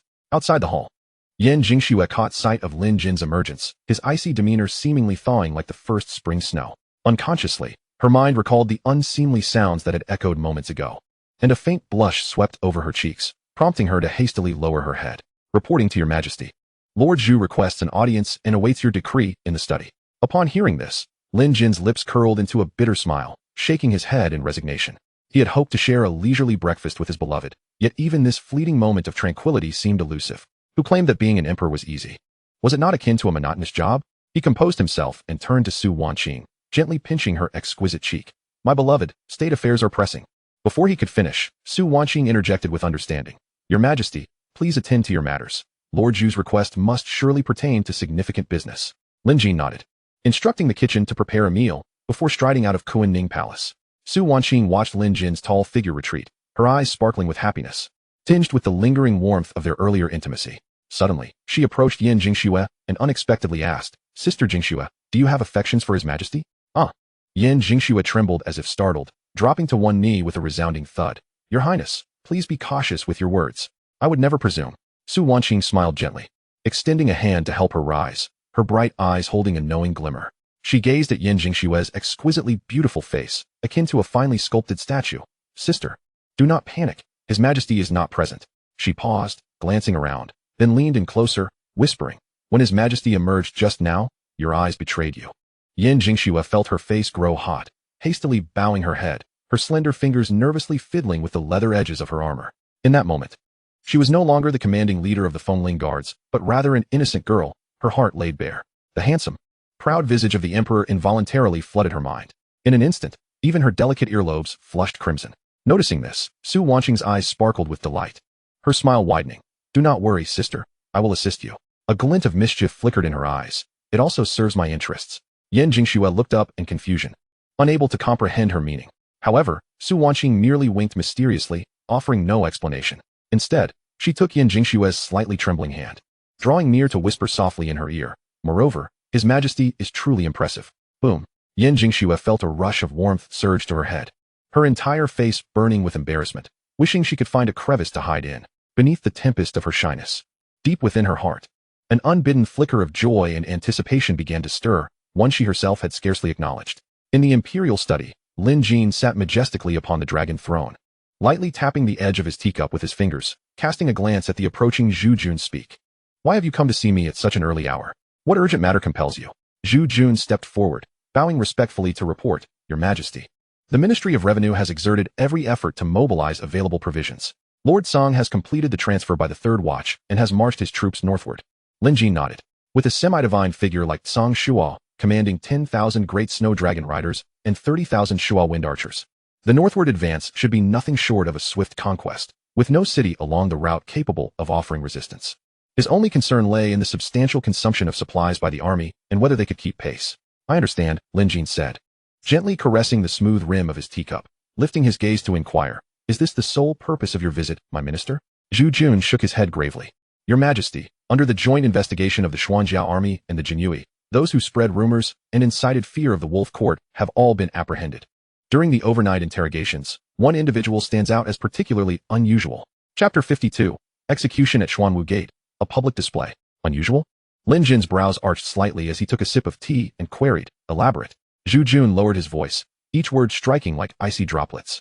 Your Majesty, the individual in question is the Deputy Minister of Works. Upon investigation, he is indeed affiliated with the Wolf Court. Crack. The sharp sound of shattering resonated abruptly. A palpable aura of terror swept through the room, reducing Lin Jin's teacup to mere dust in an instant. The source of his fury did not stem solely from this man's dissemination of rumors or his endorsement of the Wolf Court's menace, but rather from the fact that such a critical position as the Deputy Minister of Works had been infiltrated by the Wolf Court. What was the Ministry of Personnel doing? Were they negligent in their duties? Or was it a deliberate act? Suddenly, Lin Jin seemed to recall something. A flicker of astonishment crossing his eyes. Did you just say the Deputy Minister of Works? Zhen House is affiliated with the Wolf Court? The individual who was previously taught a lesson by Ling Hong at the Lanyue Pavilion. Is he not the Deputy Minister of Works? Zhu Jun replied, Your Majesty. Zhen House is the left Deputy Minister, while this man is the right Deputy Minister. Lin Jin nodded slightly, his voice turning somber. What else have you uncovered? Zhu Jun furrowed his brow slightly. This man has served as the right Deputy Minister of Works for 8 years. During his tenure, he has neither achieved great merit nor committed significant faults. The recent dissemination of rumors was indeed sudden. Sudden? Humph. Lin Jin chuckled coldly, his eyes brimming with a more profound chill. This was no mere spontaneity. It was a meticulously plotted scheme. Previously, the Wolf Court and Deyuan had maintained a tacit understanding, with only minor border skirmishes that posed no threat to the larger picture, neither side daring to break the unspoken agreement. But now, the situation had changed. Tuoba Hong had ascended to the realm of terrestrial immortals, and the ambitions of the Wolf Court were glaringly evident, coupled with his declaration of war just yesterday. This hidden pawn within the court could no longer remain concealed. Perhaps he had not anticipated that the court would act with such swift decisiveness, completely disregarding the public panic, and launch a widespread manhunt for the rumor-mongers. Otherwise, he could have easily fled the city amidst the chaos, returning to the safety of the Wolf Court before the authorities even noticed. Moreover, as the Deputy Minister of Works, he possessed crucial blueprints and processes for various projects across Deyuan, potentially even knowledge of their vulnerabilities. If such confidential information were to return to the Wolf Court, even if they were to suffer defeat in this war, they could still infiltrate Deyuan and wreak havoc at will. At that point, the collapse of a single irrigation system could spell doom for countless lives and livelihoods downstream. Lin Jin pressed his palm downward and stood slowly from the dragon throne. Does what he has confessed implicate Qin Song in any way? Zhu Jun shook his head.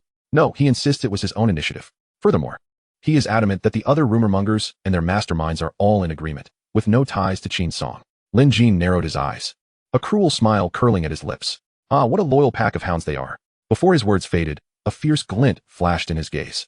The mastermind shall be executed at Xuanwu Gate at the third watch, for all to witness.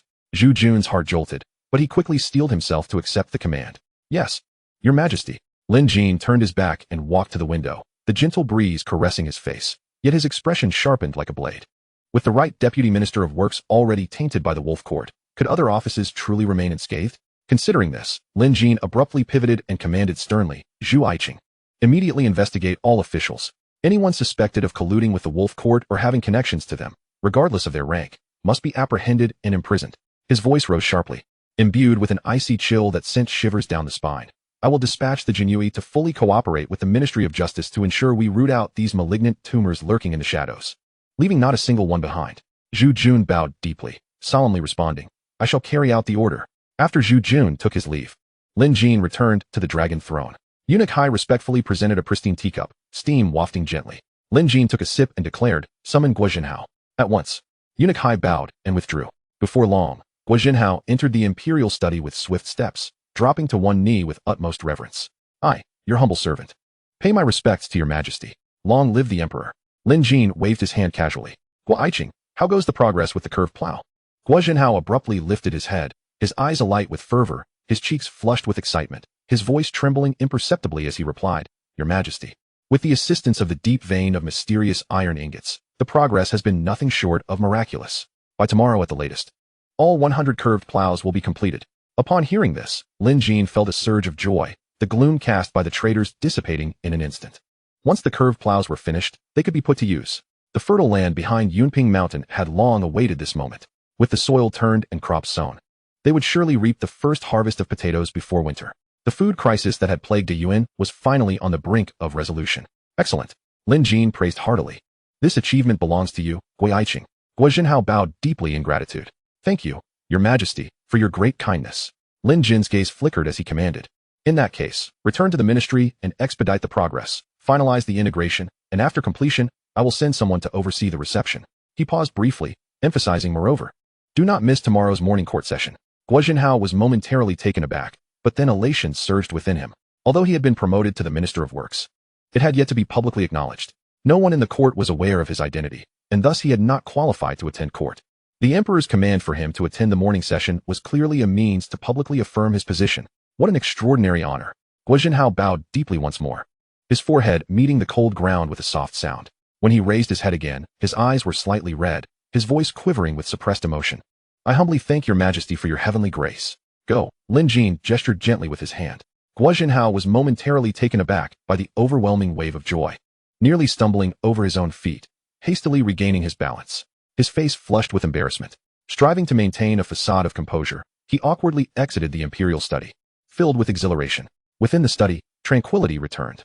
Lin Jin's fingers unconsciously tapped lightly on the armrest. Grain. It remains the lifeblood of the nation. It is the cornerstone that supports this national struggle and the future of the entire Great Yuan. The plow is set to be completed tomorrow, and the time for tilling and planting is imminent. With this thought, Lin Jin adjusted the cuffs of his black dragon robe and murmured to himself, "I wonder how Mr. Jia's research on potatoes is faring?" Amid the flurry of state affairs in recent days, he had yet to pay attention to Jia Xixi's progress. Now, with the plow as fate settled, the critical moment for potato cultivation was upon them, and the wisdom and experience of this agricultural sage were indispensable. "Master Hai," he called. "I am here," replied the old servant. "Prepare the carriage for Qinghe Garden." Qinghe Garden, nestled in the southeastern corner of the palace, basked in sunlight, abundant with illumination. Surrounded by red walls, green vines of wisteria climbed and entwined upon the walls. The entrance was crafted from green bamboo, adorned with an ancient sandalwood plaque, inscribed with the robust characters for Qinghe Garden. Lin Jin clasped his hands behind his back as he stepped into the garden. A winding path of blue stones led forward, flanked by mulberry and willows casting shade, occasionally embellished with a few flowering crabapple trees. Deep within the garden, a broad expanse revealed itself. 2 acres of thin fields had been meticulously divided into orderly ridges, already sown with seeds.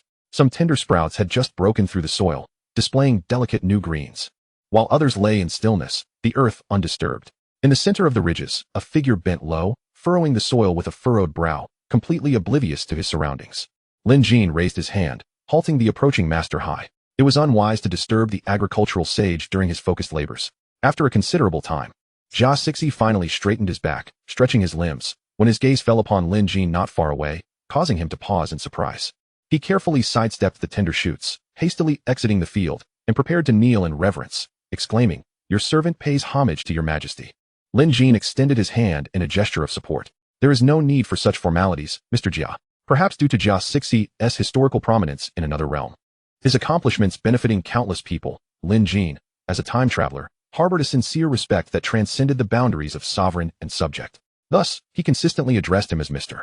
"Thank you, Your Majesty," Jia Xixi replied, adhering to the customs of gratitude, then rose to stand before him. Lin Jin took a half step forward, his gaze sweeping over the neatly partitioned ridges resembling a chessboard, and inquired, "Are you conducting an experiment, Mr. Jia?" Jia Xixi seemed to recall something, his eyes sparkling with fervor. There was a glimmer of near-manic excitement as he nodded emphatically, his tone rising slightly with enthusiasm. "Your Majesty, you have arrived at the perfect moment. I have made a significant discovery." Chapter 53, The Technique of Drought Forcing. A significant discovery? Lin Jin was momentarily taken aback. The potato seeds bestowed by the system had already sprouted successfully. All that was needed was to select fertile land and eliminate pests. What could possibly warrant such a momentous discovery that would leave even the seasoned agricultural sage in such a state? Without regard for the decorum between sovereign and subject, Jia Xixi swiftly dashed to a plot of experimental land, kneeling on the ground. his hands trembling with barely contained excitement as he delicately excavated the soil around the roots of a treated seedling. When a mini-tuber, the size of a pigeon's egg, emerged, his voice, hoarse with exhilaration, quivered as he exclaimed, "Your Majesty, come quickly and see this." Curiosity surged within Lin Jin, propelling him forward to peer down. Beneath Jia Xi's dirt-encrusted palms lay the nearly formed potato tuber, causing Lin Jin to gasp in astonishment. It's matured? How can this be possible? He had entrusted Jia Xi with the potato seed embryos only a few days prior. Convention dictated that the maturation period for potatoes spanned at least 100 days. Even if they grew to the size of pigeon eggs, it would take over a month. Yet the scene before him was undeniable.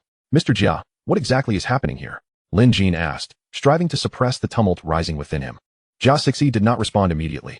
He disregarded the filth beneath him, risking damage to his garments as he stumbled towards another ridge. "Your Majesty, please observe this ridge," he said earnestly. Lin Jin focused intently. This ridge featured green, lush stalks, thriving far better than the previous one. However, when he turned his gaze underground, the tubers still retained the form of embryos, far from swelling. The stark contrast left him bewildered. Slowly rising, Jia Xi's countenance radiated an indescribable exhilaration. "Your Majesty, what differences do you perceive between these two plots?" Lin Jin's eyes flashed as he quickly scanned the fields. This ridge's seedlings are tall and verdant, brimming with vitality, indicating optimal hydration.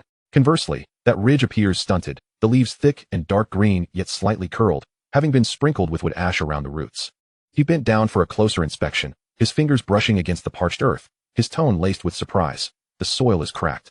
As if it has not received water in ages?" "Precisely." Jia Xi nodded vigorously, his words spilling forth like a rapid succession of arrows. "Your Majesty, after numerous attempts, I ultimately discovered that in the dry fields, though the plants are short and the leaves curled, their roots are surprisingly robust." He pointed excitedly to the ridge covered in ash. "I took the audacious step of denying this ridge water, compelling its strength to concentrate into the tubers. Furthermore, I applied aged mulberry wood ash, which not only suppresses pests but also enriches the soil." He leaned down, gently touching the pigeon-sized tuber as though it were a divine object. Upon inspection this morning, the seedlings deprived of water and treated with ash showed signs of vigorous growth, swelling like eggs. In contrast, the seedlings nourished conventionally are hollow beneath. As he spoke, he paused briefly to draw a deep breath. His chest surged with fervent emotions, his eyes sparkling like stars igniting a prairie fire. This phenomenon unmistakably demonstrates the technique of drought forcing, which can effectively restrain rampant growth, compelling vitality to concentrate into the tubers. The wood ash can expedite their maturation. Should this method be widely adopted, I dare assert with my very life that our great Yuan could harvest an additional season each year, alleviating the suffering of countless citizens from famine. As his words hung in the air, Jia Xi's face flushed with excitement, his entire being trembling with exhilarating fervor, as if pouring his lifelong aspirations into this moment. Lin Jin's heart echoed with the tumultuous tides of excitement. Before his eyes, he envisioned the golden autumn fields, baskets overflowing with plump potatoes, emaciated children, for the first time, cradling steaming potato chunks, their faces breaking into satisfied smiles. Jia Xi truly lived up to the esteemed title of the agricultural sage. In this rudimentary world, it is indeed astonishing that one can rely upon their exceptional experience, repeatedly trial and error, to successfully enhance the potato seeds bestowed by the system. Such a prodigy is worth far more than 100,000 valiant troops. 50 days. What does this signify? Within a mere 50 days, a harvest of potatoes can be reaped. In a single year, it is even possible to sow 2 crops. The granary of Dayan shall be more bountiful than ever before. The food crisis that has plagued the empire will henceforth dissipate into thin air. Ha ha. Lin Jin's thoughts surged, ultimately transforming into a hearty, resounding laugh. "Mr. Jia, to have you in our midst is indeed a blessing for Dayan." Jia Xi gazed at the tubers in the soil, which seemed to be a divine gift, and trembled as he bowed deeply. "Your Majesty, you flatter me. This is a heavenly treasure, bestowed upon humanity through your hand, fulfilling my lifelong dream.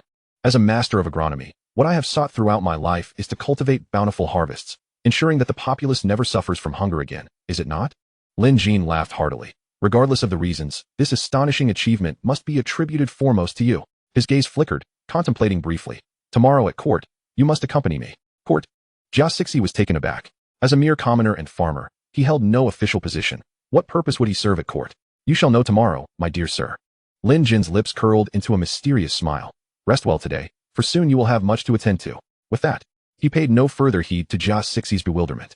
Lin Jin cast one last deep glance at the miracle beneath the ground, feeling an immense weight lift from his heart. Utterly exhilarated, the lurking traitor and the ominous clouds of war with the wolf court seemed inconsequential at this moment. Leaving Qinghe Garden, Lin Jin walked with his hands clasped behind his back, his eyes glimmering with restrained brilliance, and softly inquired, "Are those individuals from the Tianwei camp still present?" At his side, Eunuch Hai bowed in response, "Reporting to your majesty, they remain at the Tianwei camp." After Commander Tsang led the troops north, Commander Wu has dispatched the Xuanjiao army to maintain strict oversight. Lin Jin nodded slightly. "Convey an order, grant them a lavish dinner tonight." Eunuch Hai's brows subtly raised in surprise, yet he said nothing further, only obediently replied, "As you command." Before long, Lin Jin returned to the imperial study. Gazing at the mountain of memorials piled upon the dragon table, he let out a helpless sigh. Even as an emperor, he could not escape the fate of laboring. It was not until night fell that Lin Jin lazily stretched his limbs, easing the stiffness in his neck, lifted a teacup to take a sip, and exhaled deeply. When shall this tiresome existence conclude? Once he completely overthrew Qin Song, he vowed to emulate the ancient system and establish a cabinet. Let these trifling memorials be handled by his ministers, while he merely acted as the final decision-maker. Otherwise, if he continued in this manner, he truly feared an early demise. Suddenly, a sharp sound pierced the air. Lin Jin furrowed his brows, raising his gaze. He saw Yin Jingxue, entirely disregarding court etiquette, darting into the imperial study with a speed akin to lightning, her expression one of unusual urgency. "What is it?" Lin Jin asked in a low, grave tone. Yin Jingxue knelt on one knee, her voice trembling slightly. "Your Majesty, the imperial physician has reported that the Empress, she..." Chapter 54. Come. Call me father. Buzz. Before she could finish, a thunderous roar erupted in Lin Jin's mind. The dignity of the emperor was instantly cast aside as he swiftly dashed out of the imperial study like an arrow released from a bow. Yin Jingxue dared not lag behind, following closely. Within Kuan-Ning Palace, Su Wanqing reclined against the dragon bed, her cheeks faintly flushed, her breath slightly hurried. Lin Jin rushed into the hall, and upon meeting her gaze, his heartstrings quivered as he hurried to grasp her hand. "My beloved, what ails you?" He then turned to the imperial physician standing nearby, his words sharp as ice. "What is the state of the Empress?"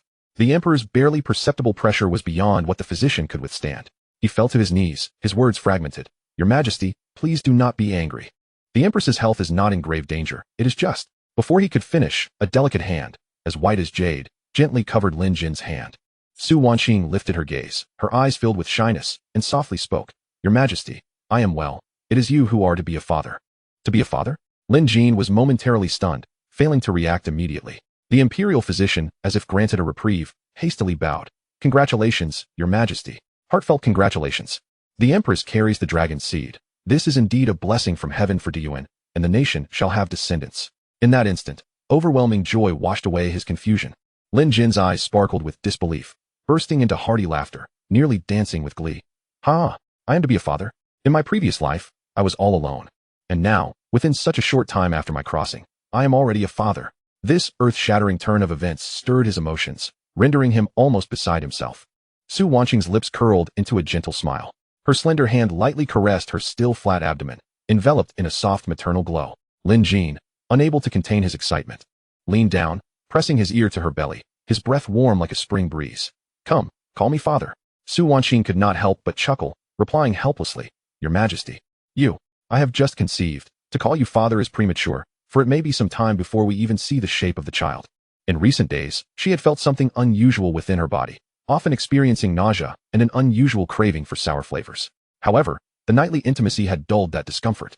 Seeking reassurance, she had instructed Yin Jingxue to summon the physician. Upon examination, it was indeed confirmed. Though the pulse was still weak, it was unmistakably the joyful pulse. Lin Jin's heart raced with uncontainable excitement, turning to the physician with a commanding voice. "Issue an edict.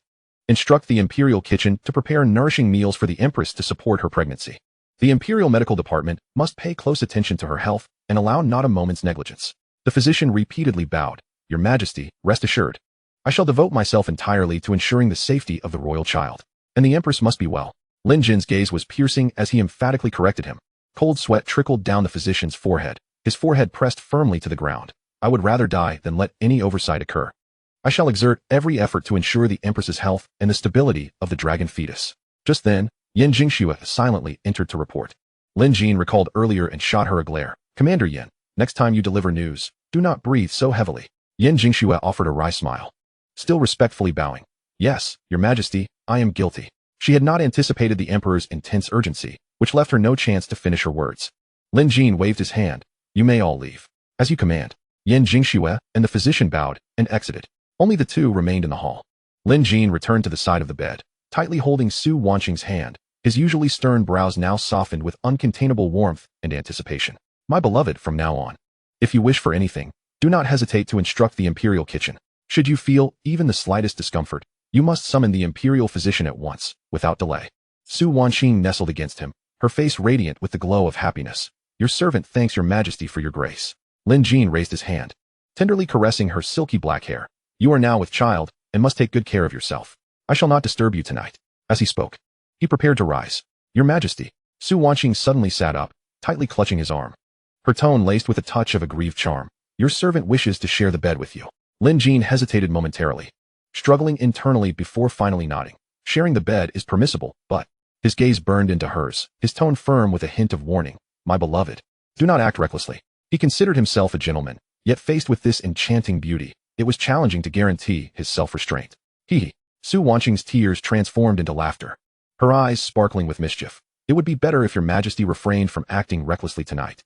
Lin Jin's expression hardened, feigning indignation. I am the sovereign, a ruler of the realm. How could I be one to take advantage of another's vulnerability? Soon, the imperial kitchen delivered exquisite nourishing dishes. Lin Jin personally ensured that Su Wanqing finished every bite before extinguishing the candlelight and lying beside her. The warmth of fragrant, soft jade pressed against him, and her restless, delicate hands roamed, stirring Lin Jin's heart and igniting his desires. He was compelled to forcefully circulate his vital energy, striving to maintain the composure befitting an emperor. Unexpectedly, Su Wanqing's lips curled into a sly and seductive smile, and that mischievous little hand slid down like a serpent. Lin Jin felt as though struck by lightning. Instinctively, he grasped her delicate wrist, his voice urgent and stern. Beloved, your pregnancy is still fragile. Do not be foolish. A glint of disappointment flickered in Su Wanqing's beautiful eyes. Suddenly, as if struck by inspiration, she tentatively inquired, Your Majesty, should I not serve you at this time? Ought we not to issue a decree to select a consort? Her fingertips danced lightly in his palm. A glimmer of sharp intelligence sparked in Lin Jin's eyes. Selecting a consort? Indeed, as the sovereign, possessing 3,000 beauties was a privilege of the emperor. Everyone aspired to ascend to the throne, desiring the allure of a harem filled with exquisite women. However, this thought was fleeting. The great Yuan faced internal threats from the powerful minister Qin Song. External dangers from the iron cavalry of the wolf court poised to invade, coupled with turbulent undercurrents in the Jianghu. With such immense burdens upon his shoulders, how could he indulge in such pleasures? He slowly shook his head, suppressing the turmoil within. His voice deep and resolute. Am I one to be so easily swayed by desire? But your majesty, Su Wanqing attempted to speak further. Enough, Lin Jin interrupted, his tone brooking no dissent. Do not mention this matter again. Rest now. With that, he closed his eyes, as if already in a meditative state. Su Wanqing gazed at his tightly shut eyes, a profound sense of emotion washing over her. The following day, as dawn's light gently illuminated the chamber, Lin Jin watched Su Wanqing still lost in slumber, a sweet smile gracing her lips as she dreamt. His gaze softened, and he leaned down to place a tender kiss upon her smooth forehead before quietly rising. Dressed in his imposing dragon robe, he stepped out of Kuan-Ning Palace. The sky was leaden, clouds hanging low. This somber sight served as a silent omen, heralding the arrival of an extraordinary storm. Take good care of the Empress. Lin Jin turned his head, his voice low. Yan Jingxue bowed in acknowledgement, her expression solemn. Yes, your majesty. Last night, the palace had been unusually quiet. The familiar soft murmurs had not graced the air, leaving her with an inexplicable sense of emptiness. In the grand hall of Tianyuan, civil and military officials stood in solemn anticipation. The atmosphere was thick with silence, devoid of the usual clamor or whispers. The expansive space felt stifling, as though an invisible storm was brewing, ready to unleash its fury at any moment. In the span of a single day, numerous colleagues found themselves imprisoned. Though they had spread rumors, who could be certain that the ever-watchful Jinyui would not uncover their unsavory secrets? Fear, like a cold vine, silently coiled around the hearts of everyone present. The emperor has arrived. The sharp, high-pitched voice of Eunuch Hai suddenly shattered the silence. The already anxious officials seemed to be struck by an unseen whip, their bodies trembling violently. In unison, they prostrated themselves on the ground, their foreheads pressed against the cold golden bricks, their teeth chattering as they uttered, Long live the emperor! Long live 1,000 times. Lin Jin sat regally upon the dragon throne, his cold gaze sweeping over the prostrated officials. The subtle yet overwhelming imperial aura weighed heavily upon all present, instilling fear in their hearts. The kneeling officials trembled uncontrollably, cold sweat soaking through their heavy court robes. Where's the Minister of Works? His voice, as frigid as ice, echoed through the hall, devoid of warmth. The Minister of Works, kneeling in the ranks, suddenly stiffened, then began to tremble like chaff, barely managing to utter, Your servant is here. Take him away. Lin Jin's tone was resolute, as if delivering a death sentence. Execute him. Chapter 55. I shall eradicate your entire clan. At this proclamation, the entire court was engulfed in shock. The Minister of Works, a high-ranking official, despite any grave offenses, was not to be judged and executed without trial. At that moment, two Jinui entered the hall like harbingers of death. The Minister of Works crumpled, collapsing to the ground, his forehead thudding against the golden bricks. Your Majesty, I am wronged. I am wronged. Upon the dragon throne, Lin Jin's expression remained unyielding, his eyes betraying no emotion. It was as though the one being dragged away was not a high-ranking minister, but rather a beast awaiting slaughter. Your Majesty, I do not acquiesce. Just as he was about to be dragged from the Tianyuan hall, the Minister of Works bit down hard, unleashing a roar that reverberated through the hall. Oh! Lin Jin raised an eyebrow, gesturing with his hand. The Jinui released their grip, and the minister's limp body slumped to the floor like a rag doll. From his elevated position, Lin Jin looked down, his gaze carrying an unseen imperial power. Cold as the depths of the abyss. Do you not acquiesce? Then I shall ensure your demise is crystal clear. Before the words had fully left his lips, his gaze shifted to Zhu Jun, understanding the unspoken command. Zhu Jun retrieved a memorial from his robes and read aloud. The Right Assistant Minister of Works has spread rumors, incited the enemy's aggression, and undermined the people's morale. Verified by the Jinui and the Ministry of Justice. This individual is a spy for the Wolf Court, seeking to steal the Great Yuan's engineering plans, thereby endangering the state and its citizens. The Minister of Works, in his position, has neglected his duties, indulging in corruption and allowing his subordinates to embezzle, causing delays in various projects, wasting resources, and inciting public outrage. Therefore, according to the laws of the Great Yuan, execution is warranted. As the proclamation concluded, the atmosphere within the Hall of Heavenly Abyss was one of profound silence, where even the sound of a falling needle could be discerned. The Minister of Works appeared as pallid as parchment, trembling violently, a foul yellow liquid seeping from beneath his official robes, instantly filling the air with a putrid stench. The gathered ministers prostrated themselves on the ground, shaking like chaff in the wind. No one dared to raise their eyes to meet the Emperor's gaze, nor did anyone have the audacity to plead for their colleague. In the face of impending disaster, self-preservation took precedence. Lin Jin's dragon-like eyes glinted with a cold light, his imposing presence crashing down like a mountain. What further words do you have? The Minister of Works stammered, his lips quivering, his throat constricting. Yet only fragmented syllables escaped his mouth. Lin Jin's patience had worn thin. With a flick of his sleeve, he commanded icily, take him away and execute him. Two guards from the Imperial Guard responded with thunderous compliance, lifting the limp form and dragging it away, leaving only a winding trail of moisture behind. Lin Jin's icy gaze swept across the assembly like a blade, his fingers lightly tapping the armrest of the gilded dragon throne. Rise. Thank you, Your Majesty. The ministers, as though granted a great pardon, rose with trepidation. However, before their feet had firmly settled, the chilling dragon's roar resonated once more. Minister Du Rue. The Minister of Personnel trembled violently, staggering forth, collapsing to his knees, his forehead striking the ground heavily. Your servant is here. Lin Jin's tone was devoid of emotion, yet it struck fear into the hearts of all. Do you have anything to say? Du Rue shivered like leaves in an autumn gale, his mouth slightly agape. Yet no sound emerged. Lin Jin's voice deepened ominously. How could the Deputy Minister of Works occupy such a crucial position, only to be usurped by a clandestine agent from the Wolf Court? As Minister of Personnel, overseeing the appointments of the officials, do you not recognize your guilt? Fear engulfed Du Rue like a tidal wave. He repeatedly bowed his head, blood oozing from his forehead. I am guilty. Your Majesty, have mercy. He fought to suppress his terror, hastily defending himself. Regarding the Deputy Minister, his disguise was exceedingly deep. The Personnel Department's annual assessments revealed no discrepancies. It was indeed an isolated incident. I implore Your Majesty to show leniency. An isolated incident? Huh. Lin Jin's cold laughter pierced like an icicle. If that is the case, I command you to collaborate with the Ministry of Justice to rigorously investigate all officials. Should I uncover any further instances of corruption, negligence, or illicit promotions? He paused. The oppressive weight of his dragon might enveloping the room once more. I shall eradicate your entire clan. Boom. Darkness clouded Du Rue's vision, nearly causing him to faint. He had intended to feign guilt and let the matter pass. After all, as the head of the 6 ministries, how could he be held accountable for such a minor oversight? He never anticipated the Emperor's severity. In this court, how many could withstand such thorough scrutiny? Catching sight of the faint smirk curling at the lips of the Minister of Justice, Zhu Jun, Du Rue, in his daze, envisioned the blood of his entire clan staining the execution grounds. Your Majesty, this. Do you dare to defy the edict? And no, I would not. The chilling reprimand sent Du Rue's soul fleeing in terror. His face turned ashen, and with a long sigh, he bowed his head. I accept the decree. Gradually, the oppressive atmosphere within the hall dissipated, and Lin Jin inclined his head slightly. Out of the corner of his eye, he noticed Eunuch Hai stepping forward without instruction. His sharp voice breaking the silence, summoned Guo Jinhao to present himself. The ministers exchanged bewildered glances, their hearts once again clouded with suspicion. Guo Jinhao? Who was this figure? Never before had they heard of him. The momentary calmness in their hearts was instantly replaced by anxiety. With the emperor's iron-fisted reforms today, was Guo Jinhao a blessing or a curse? Who could guarantee they would not be implicated? Moments later, Guo Jinhao entered the hall with a steady stride, kneeling gracefully, and addressed the emperor with clarity and respect. I am Guo Jinhao, here to pay my respects to your majesty. Long live the emperor, long live, long live. Lin Jin's expression softened, raising a hand in a gesture of support. You may rise. Thank you, your majesty. Guo Jinhao stood upright, without needing further prompting from Lin Jin.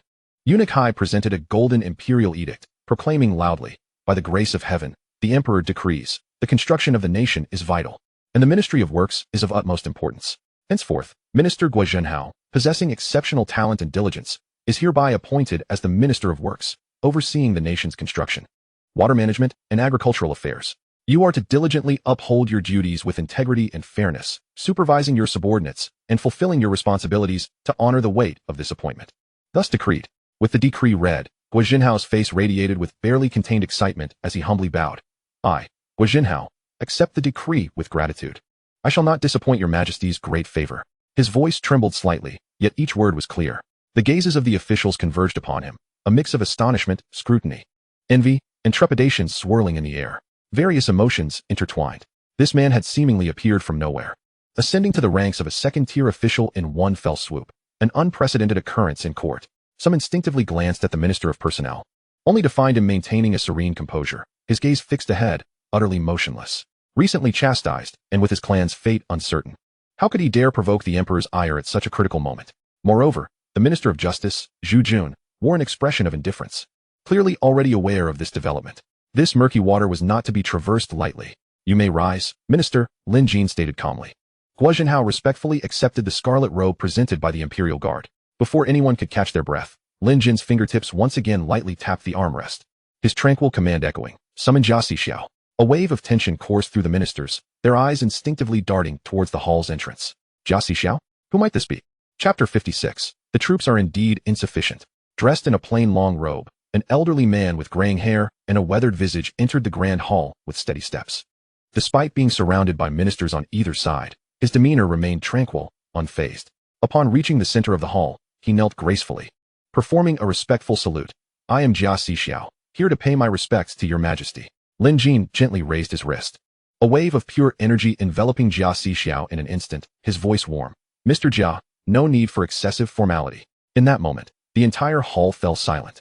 Countless pairs of eyes turned toward the elder, a tempest of astonishment swelling within the hearts of those present. Who was this esteemed individual, such that the emperor, the supreme ruler, would address him as Mr. Even the powerful chancellor, Qin Song, had never received such an honor. Among the ministers, some turned as pale as parchment. Others swallowed hard, struggling to suppress their anxiety, while a few wavered, nearly losing their footing. Only the Minister of Rights maintained a slight, enigmatic smile, appearing remarkably composed amidst the surrounding turmoil. Thank you, your majesty. Jia Xiao expressed his gratitude as he rose. At that moment, Eunuch Hai stepped forward once again, unfurling another golden scroll, his voice piercing the air. By the grace of heaven, the emperor decrees, the virtuous Jia Xiao, whose contributions uphold the state and benefit generations to come, possesses talents worthy of being a pillar of the nation. He is hereby appointed as Minister of Revenue, holding the second-tier rank, overseeing the nation's finances and household registrations. I trust you will diligently fulfill your duties and not betray my expectations. Thus decreed. As the decree concluded, a pin drop could be heard within the hall. Another minister? Just moments ago, the previously unknown Guo Jinhao had been unexpectedly elevated to Minister of Works. And now the venerable elder, whom His Majesty personally addressed with respect, has unexpectedly been elevated to oversee the vital financial lifeblood of the empire as the Minister of Revenue. Today, the court has completely overturned the officials' perceptions, rendering the Ministry of Personnel's authority utterly impotent, transforming it into mere window dressing. Even Jia Xixi himself could never have anticipated that yesterday, when summoned by His Majesty to attend the court. It was for the purpose of bestowing such a high position upon him. Your Majesty, Jia Xixi, suppressing the tumult within his heart, quickly bowed and said, I am but a humble farmer, hardly capable of shouldering such a monumental responsibility for the state. I beseech your majesty to reconsider your decree. Think thrice. The courtiers exchanged astonished glances. To be personally granted a second-rank official position by the emperor, and not only to refuse gratitude, but to outright decline it in court. This was nothing short of madness. Moreover, the emperor's formidable display of authority was still fresh in their minds. The Ministry of Works and the Ministry of Personnel had just faced punishment, and refusing now would be akin to courting disaster. Yet, the anticipated wrath of the emperor did not descend upon him. The dark dragon robe gently swayed as Lin Jin slowly rose, stepping down from the throne to approach Jia Xixi, a slight smile gracing his lips. Mr. Jia, you are being overly modest. Do you find this second-rank position to be beneath your dignity? No. Jia Xixi retreated a half-step in trepidation. I would never presume such a thing. Then it is settled. Lin Jin interrupted him with an authoritative wave of his hand, turning to the side. Minister Zhu, ensure that all matters of the Ministry of Revenue are clarified immediately and handed over to Mr. Jia. Zhu Jun bowed deeply, respectfully accepting the command. I shall obey. Lin Jin nodded slightly and said, Mr. Jia, Minister Gua, accompany me. With that, he turned and proceeded towards the inner hall. Jia Xixi and Guo Jinhao exchanged a glance, both perceiving a hint of confusion in each other's eyes, but neither dared to delay, hastily following behind. Within the grand hall, the officials looked at each other in bewilderment. Were they leaving just like this? How were they to conduct themselves? Should they leave or stay? Just as anxiety gripped their hearts, the distinctive high-pitched voice of Chief Eunuch Hai rang out once more. Court dismissed. The officials, as if granted a reprieve, knelt in gratitude and promptly filed out of the hall. Many exchanged glances, their faces etched with fear and unease, nearly overflowing with apprehension. In their hearts, one thought echoed. Quickly report to the Grand Counselor. Qin Song had been absent from court due to illness for several consecutive days. Could it be that he intended to abandon them? If this continued, the fate of the Minister of Works might very well serve as their cautionary tale. Among the crowd, only a few remained composed, seemingly detached from the unfolding events. The Minister of Rights was one such individual, his deep-set eyes sweeping over the vacant throne, lost in contemplation. In the imperial study, Lin Jin gestured for the two to wait and moved into the rear hall. Moments later, he emerged clad in a more practical dark outfit, fixing his gaze directly on Guo Jinhao. Minister Gua, have the curved plows been completed? Guo Jinhao bowed and replied, Your Majesty, all 100 curved plows are finished and ready for deployment. Lin Jin nodded in satisfaction. Relay to Wu Zheng to consolidate and load all potato seed stocks from the granary and escort them to the Tianwei camp. Awaiting orders at the western gate of the imperial city, Chief Eunuch Hai acknowledged the command. Yes, Your Majesty. Lin Jin stepped outside. Let us proceed to the new Ministry of Works. In the western garden of the imperial city, at the new Ministry of Works, within an expansive courtyard that seemed ordinary yet was quite vast, artisans were busily moving about. Upon Guo Jinhao's arrival, they all greeted him respectfully. My lord. Guo Jinhao did not respond, merely standing humbly a half-step behind Lin Jin on his right. Witnessing this scene, even the dimmest among them could discern the significance. To have the Minister of Works serve with such humility, who else in the realm could command such respect but the Emperor? We pay our respects to Your Majesty. Instantly, the courtyard was filled with kneeling figures. Lin Jin did not pause, following Guo Jinhao directly into the back courtyard. In the spacious square, 100 uniquely designed curved plows were neatly arranged. Lin Jin surveyed the surroundings, a look of contentment crossing his features. These seemingly ordinary farming tools were, in fact, the key to replenishing the national treasury. Are these plows? Jia Xixi's attention was immediately captured, instinctively stepping forward. His rough fingers, bearing the unique rarity of a farmer, gently and intently caressed the plow's body, his eyes shimmering with brilliance, as if appreciating an exquisite treasure. Observing this, Guo Jinhao felt a ripple of warmth in his heart, akin to a craftsman encountering a kindred spirit. Lin Jin remarked, Mr. Jia, you have a keen eye. This is the curved plow, which, compared to the traditional straight plow, can reduce the draft power by half, and human labor can also be significantly minimized. Half? Jia Xixi exclaimed in astonishment. Your Majesty means one person and one ox can manage it? With a smile, Lin Jin replied, the specific method of operation will be elaborated by Minister Guo later. He then ordered that the 100 curved plows be thoroughly covered with heavy black cloth and loaded onto supply carts. Under the stern guard of the armored elite troops, they departed the imperial city in grand procession. Along the route, the curious populace observed, yet daunted by the soldiers' formidable presence, none dared to approach for inquiries, burying their questions deep within. At the western gate of the imperial city, Wu Zheng stepped forward briskly, kneeling on one knee. Your Majesty. Lin Jin scrutinized the more than 2,000 soldiers of the Tianwei camp before him. Though clad in plain clothing and not mistreated, their faces betrayed exhaustion and fear. Since the annihilation of the Xuandu sect, the Tianwei camp had been under house arrest. Even with daily sustenance assured, the shadow of death loomed ever present. Last night's unusually lavish dinner had been interpreted by many as a final meal. Lin Jin offered no explanation, merely raised his hand with a wave. Depart. Wu Zheng acknowledged the command, leading the armored elite troops to guard the mysterious supply carts cloaked in black cloth. while simultaneously overseeing the 2,000 soldiers of the Tianwei camp as they advanced towards the northwest. Jia Xixie's gaze was almost glued to those supply carts, his peripheral vision occasionally darting towards the outlines beneath the black cloth, his heart ablaze with fervent excitement and anticipation.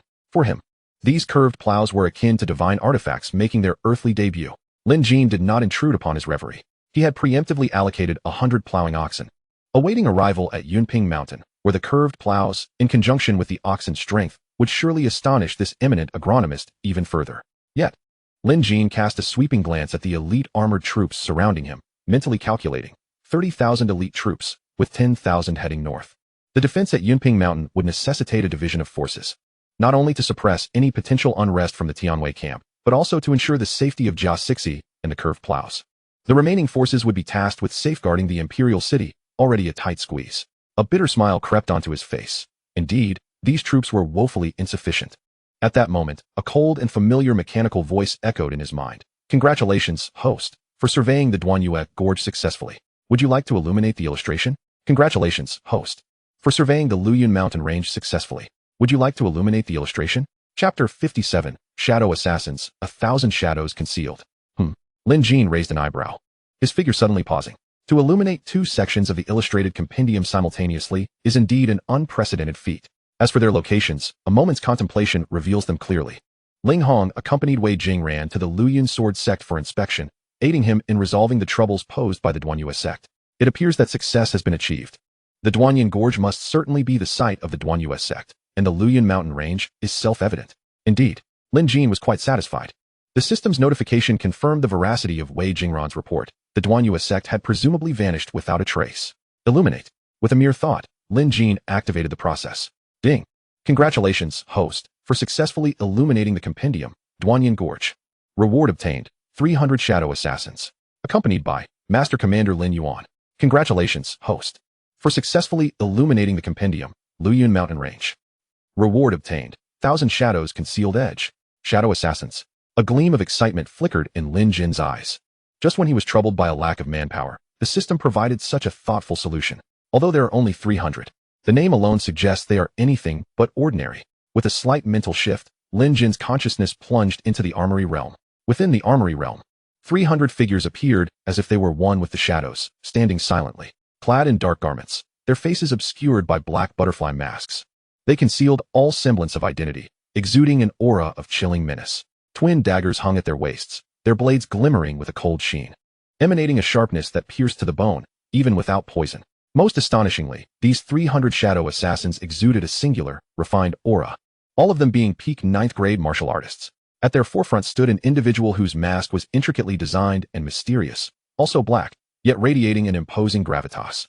His inner energy remained dormant, yet it flowed like an invisible wind, ceaselessly circulating. It seemed capable of permeating all obstacles, instilling an overwhelming sense of pressure that rendered one utterly defenseless. This was indeed the Master Commander, Lin Yuan. 9th grade? All of them are 9th grade. Lin Jin's mind was shaken. Although 300 may seem few, 9th grade martial artists represent the pinnacle of the mundane world. This force possesses combat prowess sufficient to rival 3,000 Imperial Guards. Furthermore, the Shadow Assassins specialize in stealth and assassination. If they were to conceal themselves throughout Yiping Mountain, any nefarious intentions or intruders could be quietly eradicated. The system truly understands my desires. Lin Jin's heart surged with exhilaration. Suddenly, his gaze sharpened. Not far from the array of shadow assassins, a palm-sized, ancient bronze mirror, covered in intricate ice-cracked patterns, hung silently in the air. Lin Jin raised his hand in a beckoning motion. The bronze mirror, as if possessing a spirit of its own, gently settled into his palm. The back of the mirror was engraved with interwoven shadow patterns that appeared chaotic, yet subtly formed the core of an arcane formation, its overall appearance dull and lifeless, akin to a long-sealed relic. This must be the 1,000 Shadows Concealed Edge. Lin Jin recalled the reward and communicated directly. System, provide an introduction. The system promptly responded. 1,000 Shadows Concealed Edge Formation. Activate by infusing true energy into the mirror's surface. Those entering the formation shall become invisible, leaving no trace. Within the formation, it can create illusions and confound enemies like a labyrinth, making it difficult for them to discern their position. A formation. A glint of cold light flashed in Lin Jin's eyes. He had not anticipated that illuminating the Luyun mountain range would yield a formation. System, what is the coverage area of the formation? Lin Jin inquired further. The system replied. Small, 3 zhong. Large, 3 li. Hiss. Lin Jin inhaled sharply, exclaiming in astonishment, "By the heavens!" This exclamation rang out sharply in the stillness. Wu Zheng, assuming a surprise attack, swiftly drew his blade and barked, "Protect His Majesty." The Xianyan Imperial Guard responded to the command, their armor clanking as they swiftly formed a protective perimeter around Lin Jin. The soldiers of the Heavenly Might camp, unarmed, huddled together in a panic. Guo Jinhao was so startled that he instinctively shrank closer to Wu Zheng. Only Jia Xixi remained oblivious to the commotion, his thoughts still tethered to the plow. Lin Jin suppressed the turbulent waves within his heart, a golden glimmer dancing in his eyes. The system indicated a 3-li radius, ample enough to encompass the entirety of Yiping Mountain. With this formation as a foundation, bolstered by the sharpness of the shadow assassins, this Yiping Mountain would become an impregnable fortress. With this thought, the last flicker of concern in Lin Jin's heart dissipated entirely. The stealth of the shadow assassins and the 1,000 shadows concealed edge. Together, they would ensure that Jia Xixi's safety was no longer a worry. Even if nefarious individuals coveted the unripe potatoes, they would find it impossible to disturb even a hair here. "Your Majesty," Wu Zheng's low voice broke through, his broadsword poised before him, his muscles tensed, moving silently like a leopard, his keen gaze scanning the surrounding darkness. "Are there signs of enemies?" Lin Jin withdrew his focus from the armory realm, his expression unperturbed, casually gesturing. "No matter, continue onward." Wu Zheng, though filled with doubts, saw Lin Jin's calm demeanor and chose to suppress his questions. Yet, his sharp gaze remained vigilant, sweeping across the surroundings. As night fell, the large contingent finally arrived at the foot of Yiping Mountain. The Xianyan Imperial Guard, tasked with escorting, guarding, and maintaining vigilance, proceeded at a slow pace. Lin Jin raised his eyes to behold the not particularly towering Yiping Mountain in the night. Without a moment's hesitation, he stepped forward into its embrace. With a clear objective, he made his way toward the rear mountain. Standing halfway up the slope, he gazed downwards at an expansive stretch of fertile land that seemed to extend indefinitely under the moonlight. A surge of warmth welled up within Lin Jin, and he turned to inquire of Jia Xixi beside him. "Mr. Jia, how does this land appear to you?" Hearing this, Jia Xixi immediately focused intently. As the vast expanse of barren land came into view, he felt as if his breath had been taken away. Unconsciously, he raised his arm to gesture the size, only to find it impossible to gauge accurately. "Your Majesty," Jia Xixi's voice was imbued with urgency. "I must go down and feel this soil with my own hands to ascertain if it is suitable for potato cultivation." Lin Jin nodded in assent. He commanded the Xianyan Imperial Guard to carefully transport the plow down the mountain. He then flashed alongside Jia Xixi, appearing almost like a ghost at the edge of the barren land. Jia Xixi, unable to contain his excitement, crouched down, thrusting his fingers directly into the soil. The sensation that met his fingertips invigorated him. The soil was loose and slightly moist, having not compacted into clumps at all. He scooped up a handful of earth, bringing it to his nose for a deep inhalation, and his eyes immediately sparkled with delight as he looked up, exclaiming, "Your Majesty, this is excellent soil. It is soft and breathable. When I squeeze it into a clump, it falls apart upon release. This is top-quality sandy loam." Upon hearing Jia Xixi's enthusiastic affirmation, the last stone of worry in Lin Jin's heart finally settled. He had previously harbored concerns that although the land was vast, if it proved unsuitable for potato cultivation, substantial effort would be required for improvement, which would ultimately be troublesome. At this moment, a relaxed smile finally graced his lips. "Excellent. Then I shall entrust this precious land entirely to Mr. Jia." As the words fell, Lin Jin's gaze sharpened, piercing and resolute, as he commanded in a deep voice, "Lin Yuan." Instantaneous, the shadows nearby rippled like water, and a figure clad in dark armor, wearing a mask adorned with intricate ink patterns, materialized like a ghost. It was indeed Lin Yuan. His aura was profound, seamlessly merging with the shadows, moving without a trace of mundane presence. Following him, the space behind him shimmered with subtle ripples. 300 shadow assassins, their faces concealed behind ink butterfly masks and exuding a chilling aura, stood silently behind him. "I, the commander of the shadow assassins, Lin Yuan, pay my respects to your Majesty." Lin Yuan knelt on one knee, his movements swift yet imbued with the weight of gravity. The 300 shadow assassins followed suit, kneeling in perfect unison, silent yet radiating an oppressive aura of impending doom. Wu Zheng's pupils dilated to pinpricks, his master-level perception sending a thrill of alarm through him. This cadre of shadow assassins, particularly the commanding figure at the front, posed a significant threat.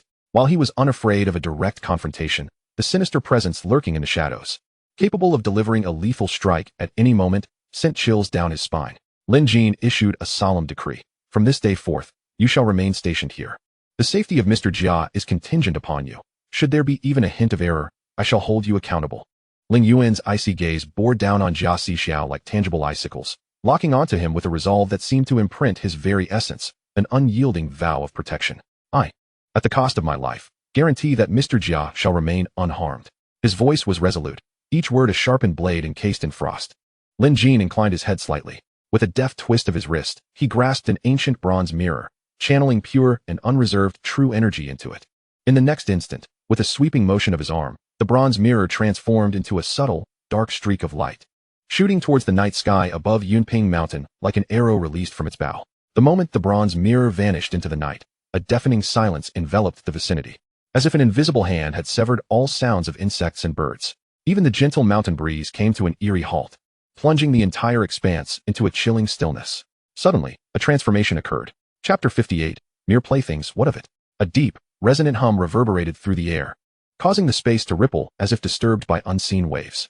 Centered around the back mountain of Yunping, the air became thick and viscous within a 3-mile radius. The moonlight distorted, casting countless intricate shadows, making the landscape appear shrouded in an ethereal veil, indistinguishable between reality and illusion.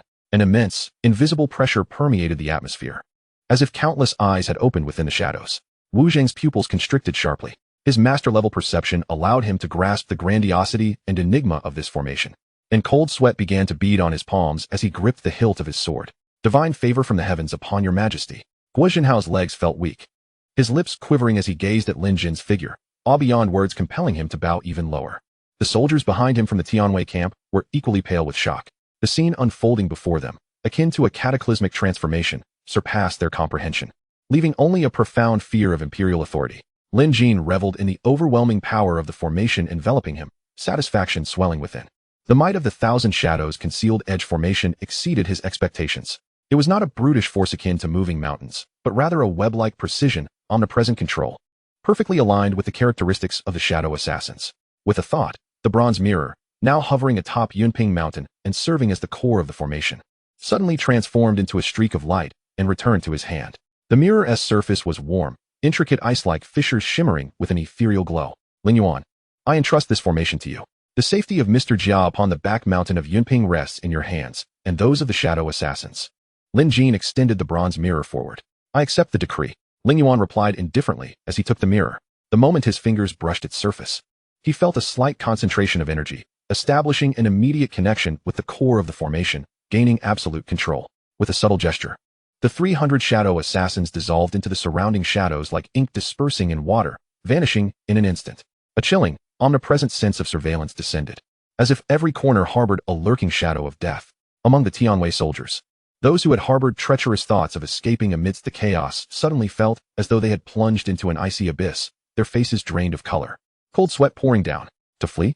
The very thought sparked a chilling sensation at their necks. In the face of this sinister formation and the elusive Shadow Assassins, the fate of any who dared to depart was singular, death. Lin Jin observed with a slight smile. With Lin Yuan, the master commander, stationed firmly, and 300 pinnacle Shadow Assassins poised to strike, combined with the indistinct yet formidable 1,000 Shadows concealed edge formation, the back mountain of Yunping was as secure as a fortress. He felt assured. Even a grandmaster would find it no easy task to infiltrate or forcibly breach this stronghold without a sound. He turned to the earthbent Jia Xiao, his tone earnest. Mr. Jia, this place is secure.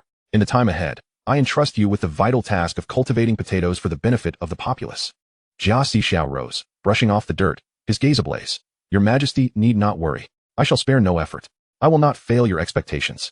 Lin Jin nodded, then approached the over 2,000 Tianwei soldiers, his eyes scanning them like lightning. From this day forth, you are relieved from the Tianwei camp and reformed into the Guxin camp, under the jurisdiction of the Ministry of Revenue. You will heed Mr. Jia's commands and dedicate yourselves to agriculture. His voice rose, filled with undeniable authority and promise. Those who diligently fulfill their duties and excel will, upon Mr. Jia's recommendation, be freed from labor obligations. There will also be opportunities for promotion. Your fate, life or death, slave or official, rests entirely upon your own decisions. As his words resonated, the once silent soldiers erupted into a cacophony of disbelief, quickly transforming into ecstatic jubilation. Exemption from labor, promotion. For these men, who had been sentenced to death, it was akin to a ray of light piercing through the darkness. After a brief moment of astonishment and elation, over 2,000 men fell to their knees in unison, their voices trembling with excitement, merging into a fervent tide. Thank you, Your Majesty, for your great grace. Long live the Emperor.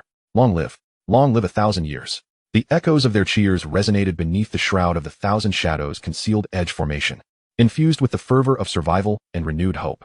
Lin Jin nodded in satisfaction, choosing not to elaborate further. Turning to Guo Zhenhao, he instructed, Guo Aiqing, swiftly convey the methods of the curved plow to Mr. Jia and the members of the Yushin camp. Once the oxen arrive, they shall immediately begin deep cultivation. And upon meeting the standards, plant the potatoes at the earliest opportunity. I shall obey the decree. Guo Zhenhao quickly responded. Lin Jin waved his hand, offering a reassuring smile to Jia Sixi. Wu Zheng, return to the palace. As you command. Wu Zheng replied solemnly. Ling Yuan raised his hand and made a sweeping gesture, causing the hazy barrier of light and shadow ahead to quietly part, revealing a narrow gap. He bowed deeply, saying, I bid farewell to your majesty. Surrounded by the Xuanjia imperial guards, Lin Jin passed through the gap and departed. Outside the mountains, the night breeze was slightly cool as Lin Jin turned his horse around to gaze back at Yunping Mountain, shrouded in darkness. Commander Wu, convey my orders to the Ministry of Works. Expedite the dispatch of craftsmen to the rear of Yunping Mountain to repair the residences for Master Jia and the Yushin camp. Ensure that the materials are prioritized and not in short supply. Wu Zheng responded with a grave nod. Yes, your majesty. Lin Jin lifted his gaze towards the indistinct round moon in the heart of Yunping, his eyes narrowing slightly. A glimmer of cold light flickering. The issue of food has been firmly established. The next step is to purge the last remaining pests from the court. In the imperial city, at the Qin residence, Qin Song sat in a grandmaster's chair, his fingers deeply embedded in the rosewood armrests, as spiderweb-like cracks silently spread. An oppressive aura filled the hall. The flames flickered uncertainly on either side of the grinding stone, casting shifting shadows upon his grim face. The steward stood with his head bowed, cold sweat trickling down his brow. The prime minister's residence was surrounded like a fortress by the genie guards. Officials could only risk relaying the news of the day's shocking upheaval during the cover of night. The steward dared not overlook a single detail, reciting the emperor's thunderous methods word for word. After an indeterminate amount of time, a cold, disdainful laugh shattered the silence. Qin Song gradually withdrew his oppressive presence. Rising to his feet, the murky depths of his eyes shimmering with a hidden glint. With a powerful backing, one's confidence indeed differs. After a brief pause, he inquired, is that young emperor intending for the Ministry of Personnel to collaborate with the Ministry of Justice to re-examine the officials? And to execute Du Rui's entire clan? Yes. My lord, the steward quickly nodded. Re-examining the officials? Qin Song's lips curled into a frosty arc, merely a pretext to extend his reach into the Ministry of Personnel. His gaze shifted to the steward, and he spoke with startling clarity.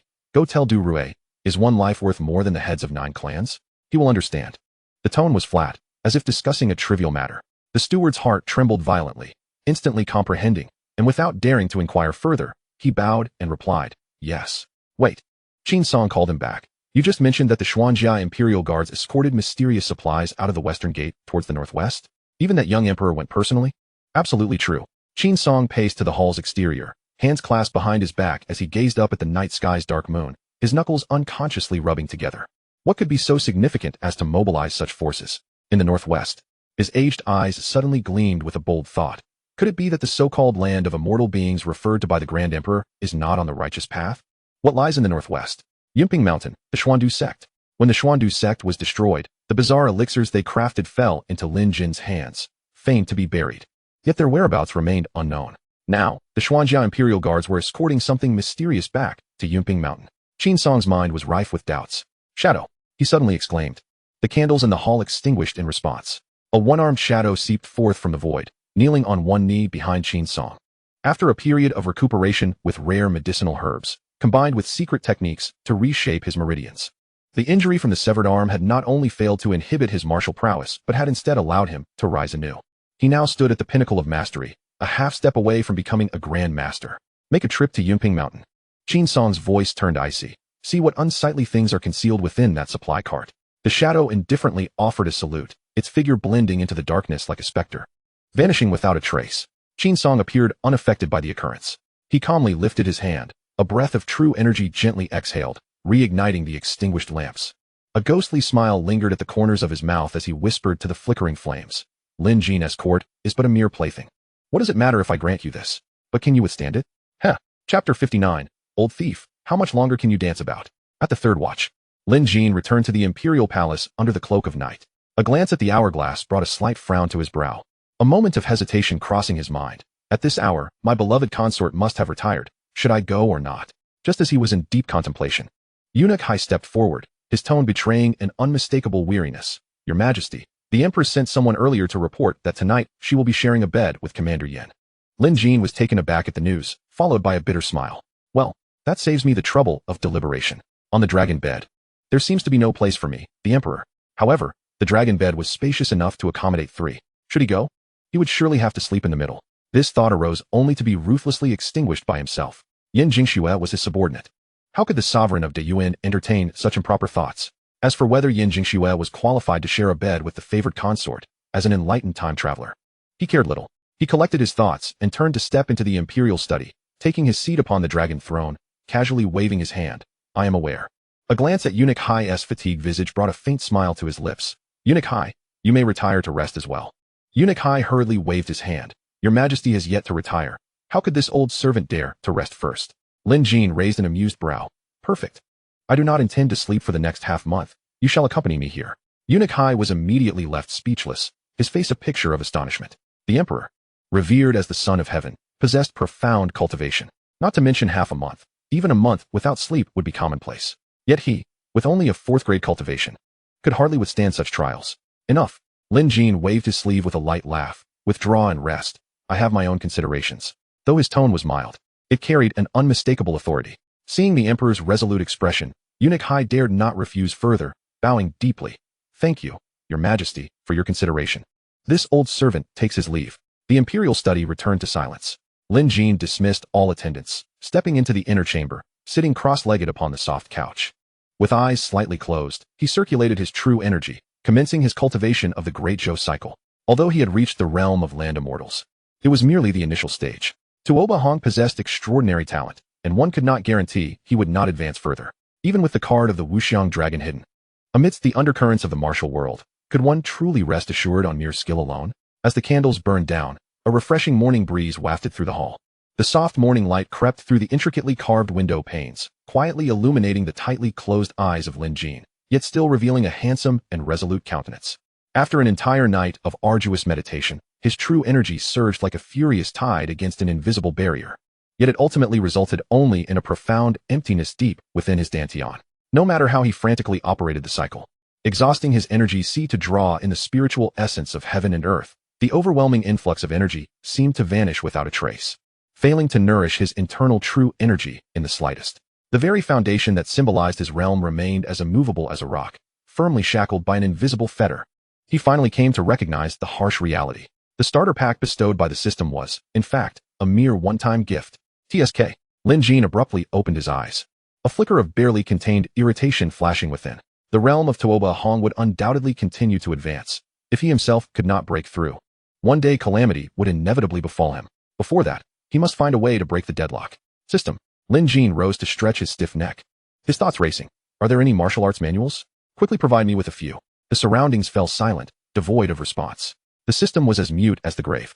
Lin Jin scoffed, rolling his eyes in exasperation. Just as he was about to probe further, a panicked voice suddenly echoed from outside the imperial study, laden with an uncontainable urgency. Your Majesty, I, Zhu Jun, have a matter of utmost urgency, and beseech an audience. Lin Jin's brows furrowed, stepping behind the dragon table, and spoke solemnly. Summon him. Zhu Jun hurriedly entered, disregarding decorum, and bowed deeply. I pay my respects to your Majesty. Rise. Lin Jin sat upon the dragon throne, his gaze piercing. What has caused you to lose your composure, beloved minister? Zhu Jun stood, his voice trembling. Your Majesty, the Minister of Personnel, Du Rui, has hanged himself in his residence. Oh. Lin Jin's expression darkened. Though anger simmered within him, he did not display overt astonishment. The Ministry of Personnel, despite its corruption, had Du Rui as a second-rank official, whose crimes did not warrant death. He would not have taken his own life merely due to a threat uttered yesterday. There must be an instigator behind this. When a person dies, all matters cease. With Du Rui's demise, all blame could be shifted onto him, preserving his allies and potentially saving his clan from annihilation. Lin Jin's fingers lightly tapped the dragon table, producing a chilling scoff. It seems that my ailing prime minister, though absent from court, remains acutely aware of the political tempest.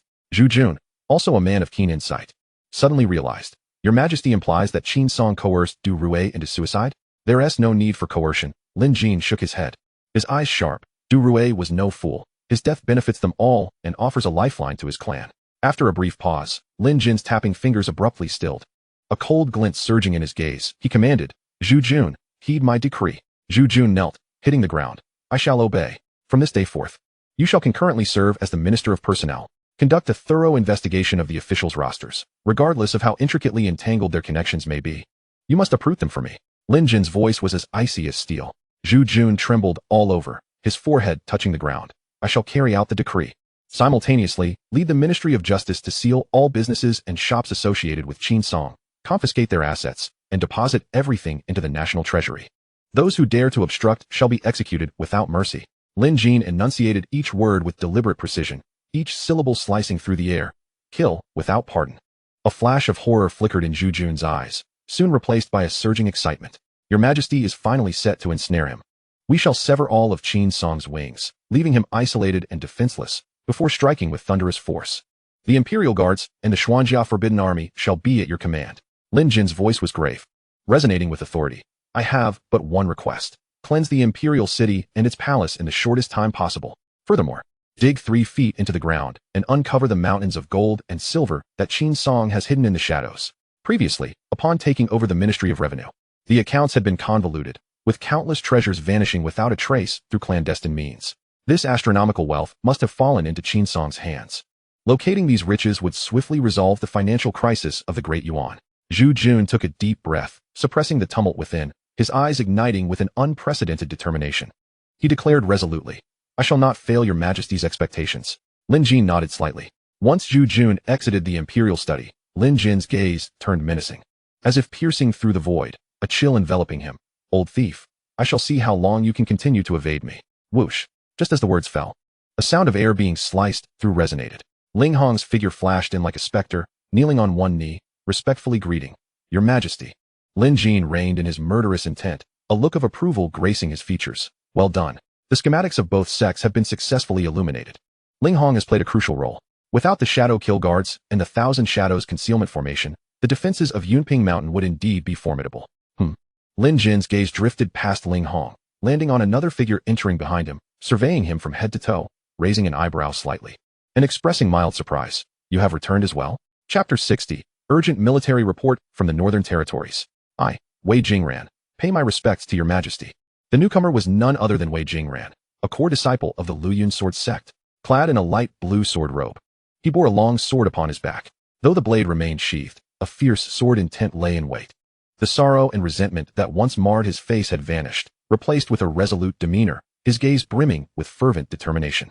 Ling Hong clasped his hands in report. Your Majesty, the Luyun sword sect has publicly declared allegiance to the court, pledging never to betray. He paused, casting a complex glance at the kneeling Wei Jingran beside him. Additionally, this youth has been designated as the next sect master. The Luyun sword sect has specially sent him to serve as your guard, to demonstrate their unwavering loyalty. Lin Jin regarded Wei Jingran's earnest demeanor. A wry smile emerged within him. A hostage? The Luyun sword sect, while not the most powerful, possessed a discerning eye. There is potential. Rise. Lin Jin waved his hand nonchalantly. An overwhelming yet exquisitely subtle surge of true energy materialized from thin air, gently lifting Wei Jingran's knee, both compelling and gentle, without causing him any harm. Thank you, Your Majesty. Wei Jingran expressed his gratitude respectfully. Lin Jin's gaze was piercing, his words cold. I grant you a month. Should you fail to break through to the 9th rank, you shall return to your sword sect. There is no room for mediocrity by my side. In truth, Wei Jingran's talent, having reached the 8th rank at such a tender age, was already commendable. Yet, Lin Jin's prowess was unmatched. Even a mere shadow kill guard could take his life in an instant. In the Emperor's eyes, the 8th rank was indeed insufficient. Can you achieve it? Lin Jin pressed, his voice as chilling as iron. He understood that previously, due to the harm inflicted upon his beloved by the Duanyu sect, Wei Jingran's path had been tarnished, causing his cultivation to stagnate. Now that he had avenged a significant portion of his grievances, his inner demons began to dissipate, and his path stabilized. Breaking through to the 9th rank within a month was not beyond hope. Wei Jingran's gaze was resolute, fists clasped tightly, his voice unwavering. I shall live up to your Majesty's expectations. Lin Jin nodded in satisfaction. Your Majesty, at this moment, Ling Hong stepped forward, his expression grave. I have just returned to the Imperial City, and my subordinates have reported that there are unusual movements at the Lanyu Pavilion. Oh. Lin Jin raised an eyebrow slightly. Elaborate. Ling Hong nodded, subtly raising his hand. 2 Imperial guards promptly moved forward, presenting a number of sealed letters to the dragon table. Ling Hong continued. Your Majesty, these are secret messages intercepted in the early hours of this morning, yet to be delivered to the Lanyu Pavilion. Lin Jin casually took one, unfolding it for review.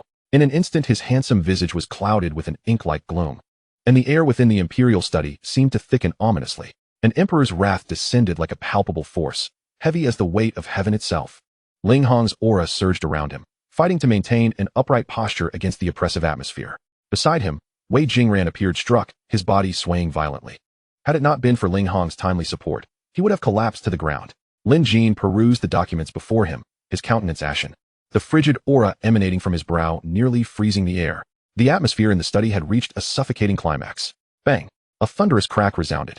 Lin Jin, seething with rage, struck down with his palm, shattering the formidable Zetan wood dragon table into splinters. The memorials and confidential letters scattered chaotically through the air. Scoundrels!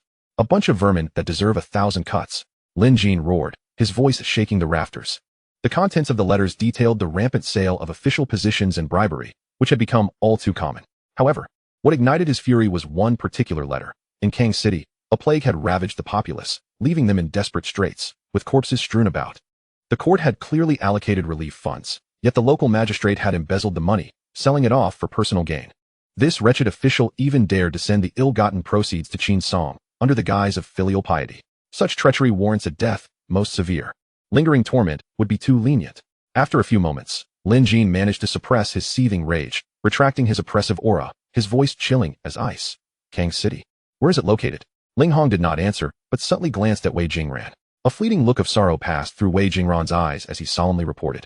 Your Majesty, Kang City lies beneath the Luyun mountain range. Lin Jin immediately connected the dots. Xiao Xuan had gone to this city to aid the plague-stricken populace. Wei Jingran had previously mentioned that the sect leader's daughter, Xiao Xuan, could not bear to see the suffering of the people and had led her disciples down the mountain to provide aid, only to be ambushed by the Duanyu Gate on her return journey. Lin Jin had thought the plague had been resolved.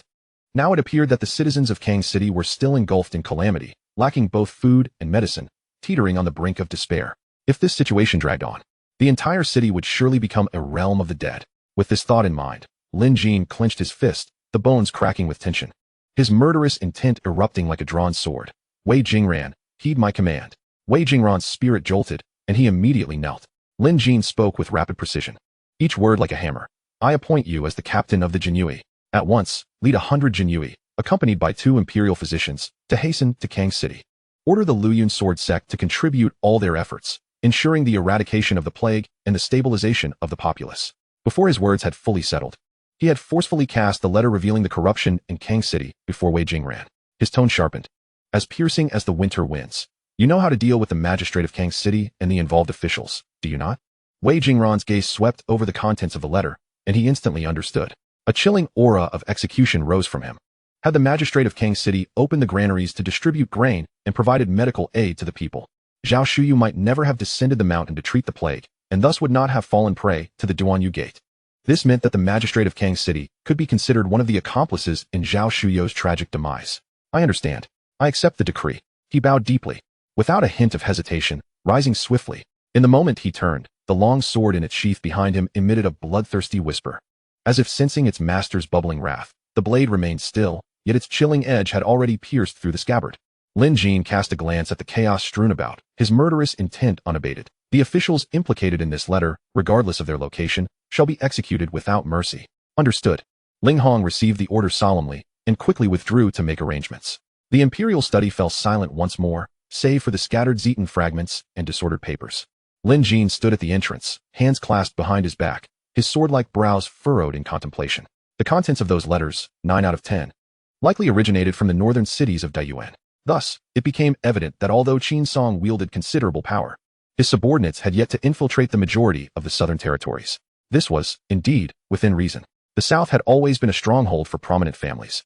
Deeply rooted and firmly established, Qin Song's attempts to infiltrate and manipulate them would not be an easy endeavor. Lin Jin's thoughts raced. Now was not the time to act against these families. Pulling one thread could unravel the entire tapestry. Especially considering that many of them were formidable entities with centuries of heritage, their influence far exceeding that of Qin Song. Although they had never regarded the court with much respect, this was not the moment for open confrontation. The immediate priorities were twofold. 1. To purge the court of corrupt officials and rectify the governance. 2. To staunchly resist the advance of the Wolf Court's cavalry southward, safeguarding the borders. Sigh.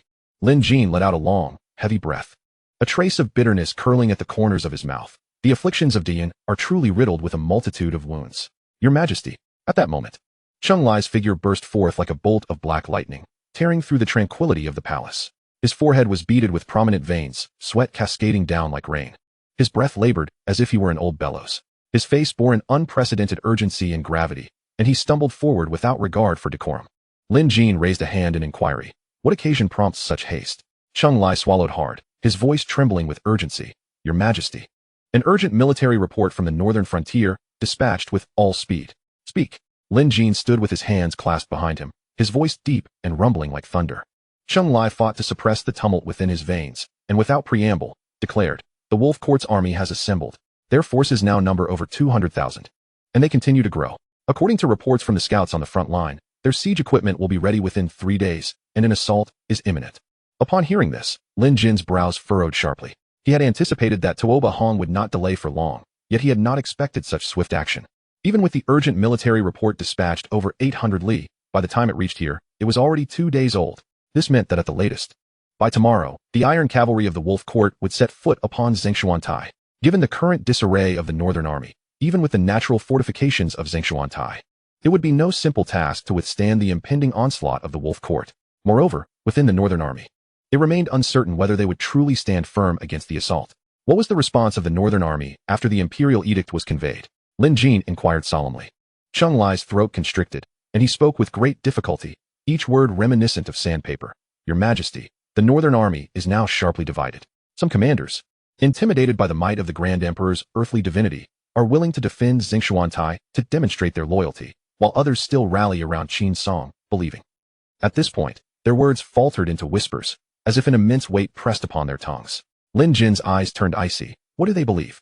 Cheng Lai's voice dropped to an almost inaudible murmur, laced with an indescribable dread. They believe that your Majesty's promises are not as reliable as those of the Wolf Court. With that, the conversation hung heavily in the air. Cheng Lai's entire being was taut, holding his breath and concentrating as if he could foresee the Emperor's wrath. A tempestuous spectacle. Yet, Lin Jin's countenance remained as tranquil as a still pond, the seditious words merely a whisper in the wind. After a brief pause, a scornful chuckle escaped his lips. Some people truly do not shed tears until they see the coffin. This group of die-hard loyalists to Qin Song had already been thoroughly brainwashed by the allure of power. Their allegiance was no longer to the court or the emperor, but to the prime minister whose influence overshadowed all. At this moment, they must be eagerly awaiting Qin Song's command. Unfortunately, given that Qin Song was now confined within the palace, unable to secure his own safety, how could he possibly attend to the northern frontier army, miles away? This sudden turn of events would surely leave them in disarray, at a loss for what to do. Lin Jin's brows furrowed sharply as he made a decisive resolution. Dispatch orders to the northern frontier army. Any commander who recognizes their misguided path and leads the charge against the enemy shall be granted the title of Earl. Those who achieve significant military exploits may be elevated to Marquis. Upon hearing this proclamation, Cheng Lai's pupils constricted, unable to conceal his astonishment. Although there were some in the northern frontier army who were loyal to the court, they were ultimately in the minority. The current allegiance stemmed more from the overwhelming threat posed by the Supreme Emperor, a being of formidable power. To reward such vacillation with titles? This action of His Majesty is truly perplexing. Act swiftly. Lin Jin offered no further words, gesturing dismissively. Cheng Lai, despite harboring myriad doubts, dared not inquire further. Bowing to accept the orders and quickly departing. Lin Jin's intentions were far from superficial. Time was the most precious commodity at present. The siege by the Wolf Court was imminent, while the Tsangshua's Snow Dragon riders were still en route, likely struggling with supply issues. At least a month away from reaching Zhengshuantai. If the Northern Frontier Army could delay the Wolf Court even for a day, it would afford the populace one more moment of respite, alleviating their suffering. This was a fate Lin Jin was determined to avert. Moreover, if these individuals could indeed hold back the iron hooves of the Wolf Court, what harm was there in bestowing titles? If they failed, dying on the battlefield, the so-called titles would be nothing more than a fleeting illusion, mere empty talk. Regardless of how one calculated, Lin Jin stood on unassailable ground. Sigh. Lin Jin reined in his tumultuous thoughts, exhaling deeply, his gaze drifting to the distant horizon as he murmured, where has Tsangshuo reached now? Supplies remained an ever-looming burden on his mind. Until that issue was resolved, peace would be elusive. Ding. At that moment, a familiar yet peculiar system notification echoed within Lin Jin's mind without warning. Congratulations, host. You have successfully taken control of Yanhuicheng. Would you like to illuminate the illustration? A gleam flickered in Lin Jin's eyes. The timing of this notification was impeccable, as if it were a solution to his anxieties. Yanhuicheng was one of the 7 cities crucial for the Snow Dragon Riders' northward advance. The system's hint indicated that not only had the Snow Dragon Riders traversed Yanhuicheng successfully, but they had also gathered sufficient supplies there to continue their journey northward. Furthermore, this city had fallen entirely under the court's control. thanks to the iron-fisted oversight of the 1,000 Xuanjia Imperial Guards. Illuminated. Lin Jin made his decision without hesitation. Ding. Congratulations. You have successfully illuminated the illustration. Yan Wuchang. Reward obtained. Iron-faced Heavenly Official Wang Ao. Included. Law Seal Iron Order. As the system notification concluded, Lin Jin's heart surged with tumultuous emotions, difficult to quell. Wang Ao. Lin Jin's eyes sparkled with excitement. This was yet another sage bestowed upon him by the system, following Jiasi Xiao. Moreover, this Wang Ao was no ordinary figure. His name etched in history, he was a paragon of integrity, known for his unwavering righteousness and impartiality. His refusal to accept favored sons-in-law, his incineration of his grandson's examination papers, and his severance of clan ties. All these deeds underscored his commitment to the law, devoid of personal bias. With the position of Minister of Personnel currently vacant, such a talent was akin to a welcome deluge. The system's preference for this was indeed commendable. With Wang Ao overseeing the Ministry of Personnel, rectifying corruption, and purging the court of its parasites would undoubtedly yield extraordinary results. Lin Jin suddenly recalled something. His thoughts shifting as he waved his wrist. In a flash of light, a palm-sized, entirely black ancient order fell into his hand. It felt cold and heavy. Forged from mysterious iron. The front bore the 4 ancient characters for purge corruption, while the back inscribed law does not favor the noble. With intricate golden patterns shimmering in the sunlight. Lin Jin examined it closely. Aside from its remarkable material, he found no other peculiarities. Could it perhaps be a key to some formation? He speculated privately, then communicated with the system. System, what mysteries lie within this law seal iron order? The system responded swiftly. Infuse true energy to store a protective barrier, capable of withstanding 3 lethal attacks. Rechargeable. Lin Jin's brows lifted slightly, initially feeling a twinge of disappointment. Given his cultivation at the Earthly Immortal level, few could harm him in this world. This item seemed almost superfluous to him. Suddenly, while toying with the iron order, a flash of inspiration struck him, and he inquired with urgency. System, if I infuse my true energy and then pass it to another for use, will it still retain its efficacy? System, yes. Lin Jin's body trembled slightly, a spark igniting in his eyes as he pressed further. What is the strength of the barrier? System, the strength of the barrier depends on the infuser's cultivation level. In that instant, Lin Jin's dark dragon robe billowed without wind, rustling fiercely, as an indescribable surge of excitement welled within him. The system's words were clear. This was, without a doubt, a tailor-made protective treasure for Wang Ao. Given Wang Ao's unyielding nature, he would undoubtedly offend countless power brokers once he took charge of the Ministry of Personnel. Thus, his safety would become a significant concern for Lin Jin. If Lin Jin infused this order with his vast true energy, designating Wang Ao as the user, the protective barrier stored within would possess sufficient defensive strength to withstand the full force of others at the same level. All his concerns would be effortlessly resolved. With this thought, Lin Jin treasured the Law Seal Iron Order, then commanded, "Summon Zhu Jun to meet me at once." The eunuch standing to the side promptly bowed and accepted the command, swiftly retreating to convey the message. Just as Lin Jin turned to return to the Imperial study to infuse true energy into the Iron Order, 2 sharp sounds of something slicing through the air suddenly rang out. Lin Jin turned toward the sound, only to see 2 figures masked and ghostly in appearance, silently kneeling on the ground, their voices low and solemn. "Hail, Your Majesty." Before these 2 individuals lies a corpse, stark and lifeless upon the ground. Chapter 62. The ministers supervise, execute first, and report later. What is this? Lin Jin lowered his gaze, his brow slightly furrowed. The visage of the deceased before him was ashen, with sunken cheeks reminiscent of a skull. A conspicuous gash marred his throat, clearly the result of a swift and lethal strike. Most strikingly, the man's left sleeve hung emptily, devoid of an arm. "Reporting to Your Majesty." A shadowy assassin spoke in a hushed tone. This individual possessed an elusive agility, infiltrating the grand formation of Yunping Mountain, attempting to breach the rear mountain. He was silenced by the commander with a dagger to the throat. "Oh."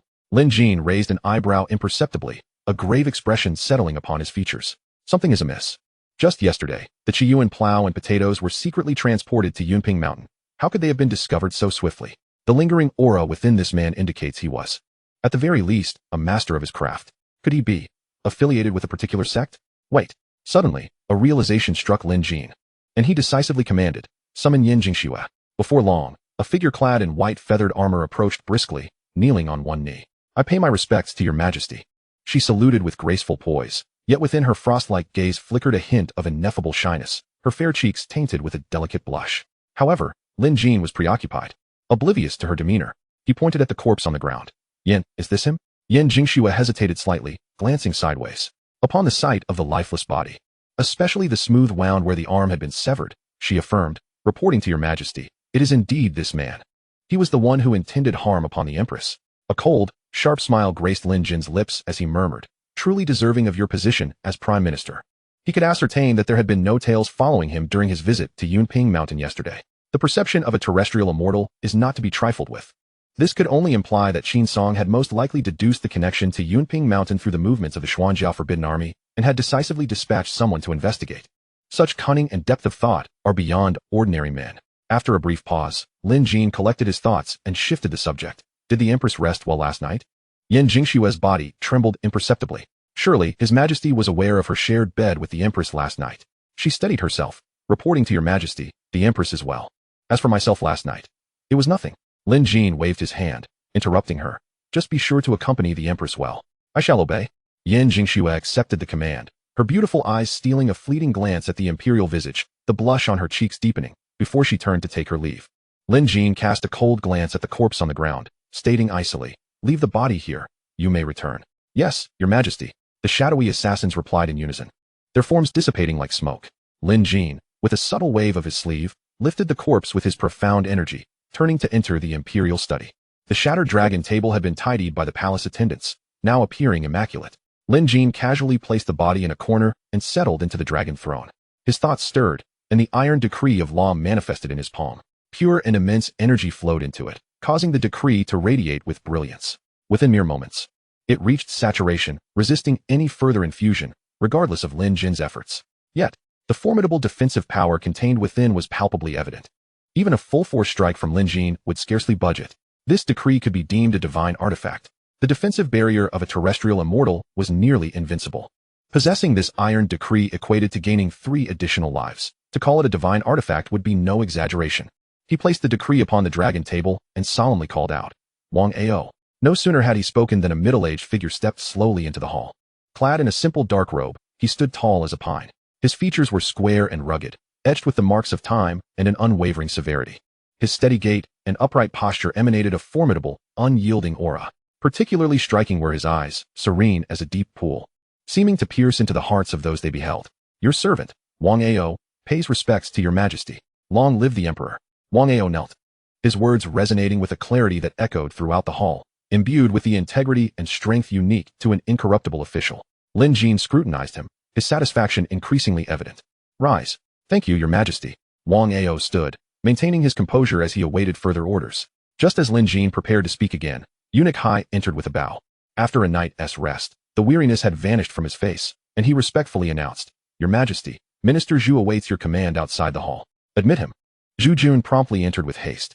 Upon catching sight of the one-armed corpse, he was taken aback, instinctively sidestepping a few paces. Once he steadied himself, he noticed Wang Ao standing silently nearby. Their eyes met, and Zhu Jun's heart raced with trepidation. The placid gaze bore an almost soul-piercing scrutiny, prompting him to reflect. Had he ever committed any misdeeds? Suppressing his unease, he began to bow, but Lin Jin raised his hand. No need. Thank you, your majesty. Zhu Jun responded, bowing deeply. What progress has been made? Lin Jin inquired. Zhu Jun's expression faltered, and he replied bitterly. Most affluent merchants within the imperial city have illicit ties with Qin Song. The evidence is irrefutable, and we are ready to strike.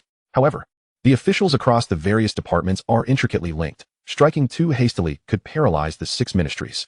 He felt anxious. Although he possessed ample incriminating evidence, he hesitated to act, fearing the paralysis of the ministries could jeopardize national affairs. Balancing the eradication of corruption while maintaining the department's functionality is no simple task. Lin Jin had anticipated this, nodding slightly. In that case, you need not concern yourself with this matter. At these words, Zhu Jun was immediately alarmed, falling to his knees. I am incompetent. Please forgive me, your majesty. Lin Jin smiled gently. There is no need for concern, Minister Zhu. I have found a more suitable candidate. His gaze turned like lightning to Wang Ao, and his authoritative voice resonated. Wang Ao, heed my command. I am here. Wang Ao knelt, his spine still erect. Lin Jin declared sternly. I appoint you as the Minister of Personnel, overseeing the supervision of officials. Anyone found violating the law shall be punished without leniency. I shall faithfully obey the imperial decree. Wang Ao responded, his expression unwavering, his tone resolute. Lin Jin gestured, and the iron decree floated down, enveloped in his energy, landing steadily before Wang Ao. This is the iron decree of law, bestowed upon you by me. To see the decree is to see me. From the highest nobility to the lowest county magistrate, should anyone commit transgressions and violate the law, You shall have the authority to execute first and report later. In that instant, Zhu Juanru was struck by lightning, utterly astonished. A tempest surged within her heart. Who, pray tell, is this Wang Ao, that he commands such profound trust from his majesty? This iron edict, akin to a treasured sword, grants immense power to its bearer. Henceforth, who among the court would dare to show Wang Ao even a modicum of disrespect? With utmost reverence, Wang Ao accepted the weighty iron decree, revealing not a trace of surprise at his elevation.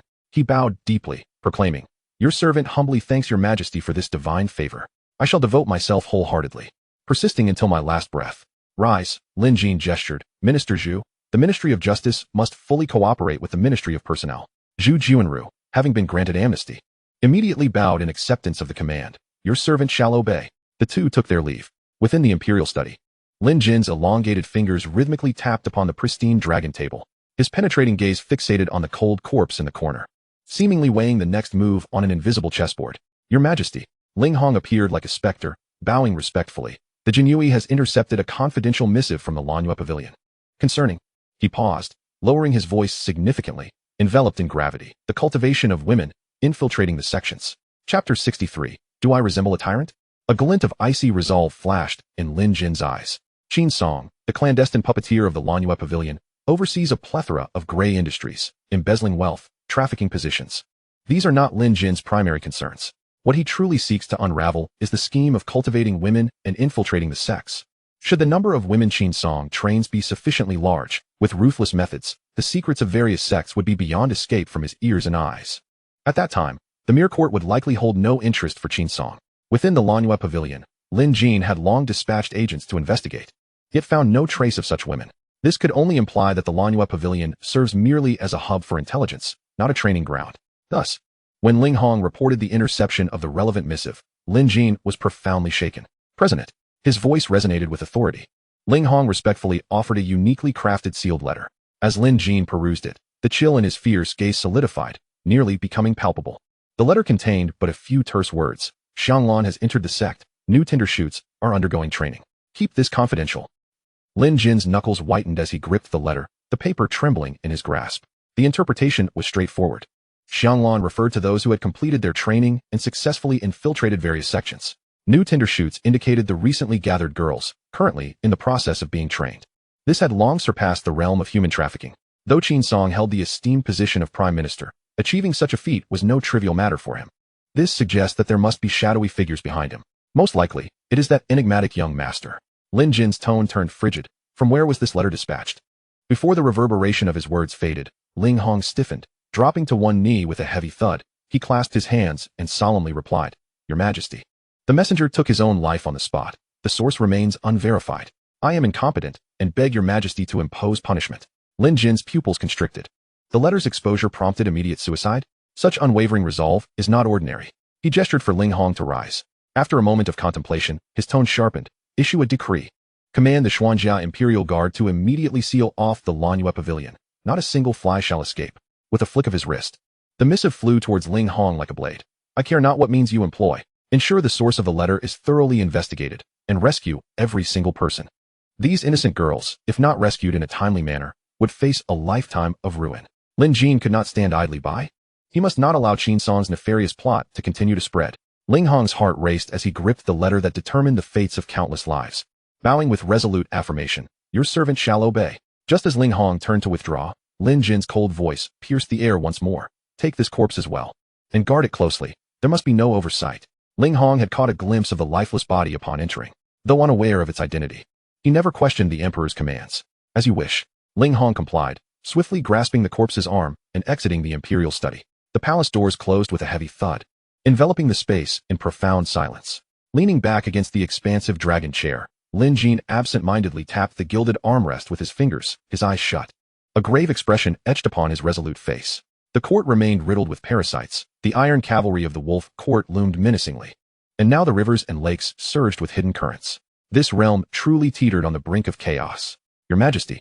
The silent approach of Eunuch Hai was barely perceptible as he gently placed a bowl of warm restorative soup upon the dragon table. Please. Sip the soup and take a moment to rest. Lin Jin slowly opened his eyes, lifting the bowl to drink it down in one go. The refreshing aroma surged into his mind, easing the tension in his nerves somewhat. Eunuch Hai stepped forward to retrieve the empty bowl. bowing his head and softly inquiring. Your Majesty appears troubled. Is it regarding the Prime Minister? Lin Jin sighed deeply. That old rogue's reach is far too extensive and pervasive. Truly vexing. A hint of humility graced the aged face of Eunuch Hai as he bowed deeply. Your Majesty, this old servant dares to offer a humble suggestion. Oh. Lin Jin raised an eyebrow. Do share. Though your Majesty has surrounded the Prime Minister's residence, you have not forbidden his movements. Eunuch Hai spoke with deliberate calmness. His recent absence from court and lack of inquiries suggest he may have surrendered. Lin Jin nodded slightly. That is reasonable. Go on. Eunuch Hai continued with genuine reverence. The former emperor has emerged from seclusion. The realm of the immortal on land could crush all conspiracies. He is frightened. Thus, I believe he is likely plotting how to escape this imperial cage. In that instant, Lin Jin's entire being jolted, his eyes blazing with intensity. Those embroiled in the matter are often blind to the truth. The observer sees clearly. Eunuch Hai's insight struck at the heart of the matter. That old fox, Qin Song, remained still, watching his faction being decimated, most likely seeking a way to slip away. Eunuch Hai continued. Therefore, your Majesty need not take excessive action. Simply allow the Jinyui to collaborate with the Ministry of Justice and the Ministry of Personnel, gradually tightening the noose, severing his wings, and forcing him into disarray. Ha! Lin Jin sprang to his feet, laughter erupting, his frustrations dissipating.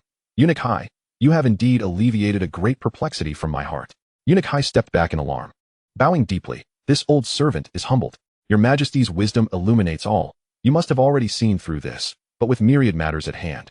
It was simply not yet arranged. Lin Jin stretched his limbs in high spirits. No wonder emperors throughout history delight in flattery. This feeling is truly delightful.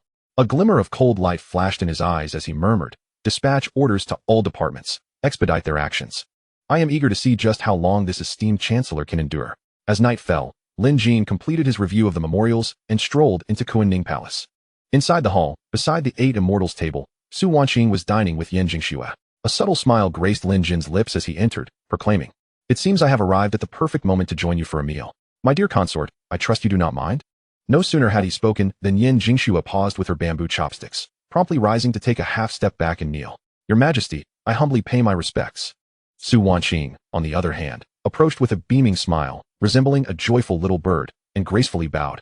I pay my respects to your Majesty. Lin Jin raised his hand in a gentle motion, playfully pinching Su Wanqing's delicate cheek, his gaze sweeping across her flat abdomen as he softly cautioned, Take care. My dear. With a sweet smile, Su Wanqing affectionately linked her arm with Lin Jin's and led him to the table, instructing a waiting maid, quickly. Bring an additional set of chopsticks for his Majesty. Yes, your Highness, the maid responded hurriedly. As Lin Jin took his seat, he glanced at the still kneeling Yan Jingxue and chuckled. Rise, Minister Yan. How can you dine while kneeling? Thank you, your Majesty, Yan Jingxue replied, standing up and stealing a quick glance at the Emperor's countenance, then bowed again. I shall take my leave while your Majesty dines with the Empress. With that, she turned and exited.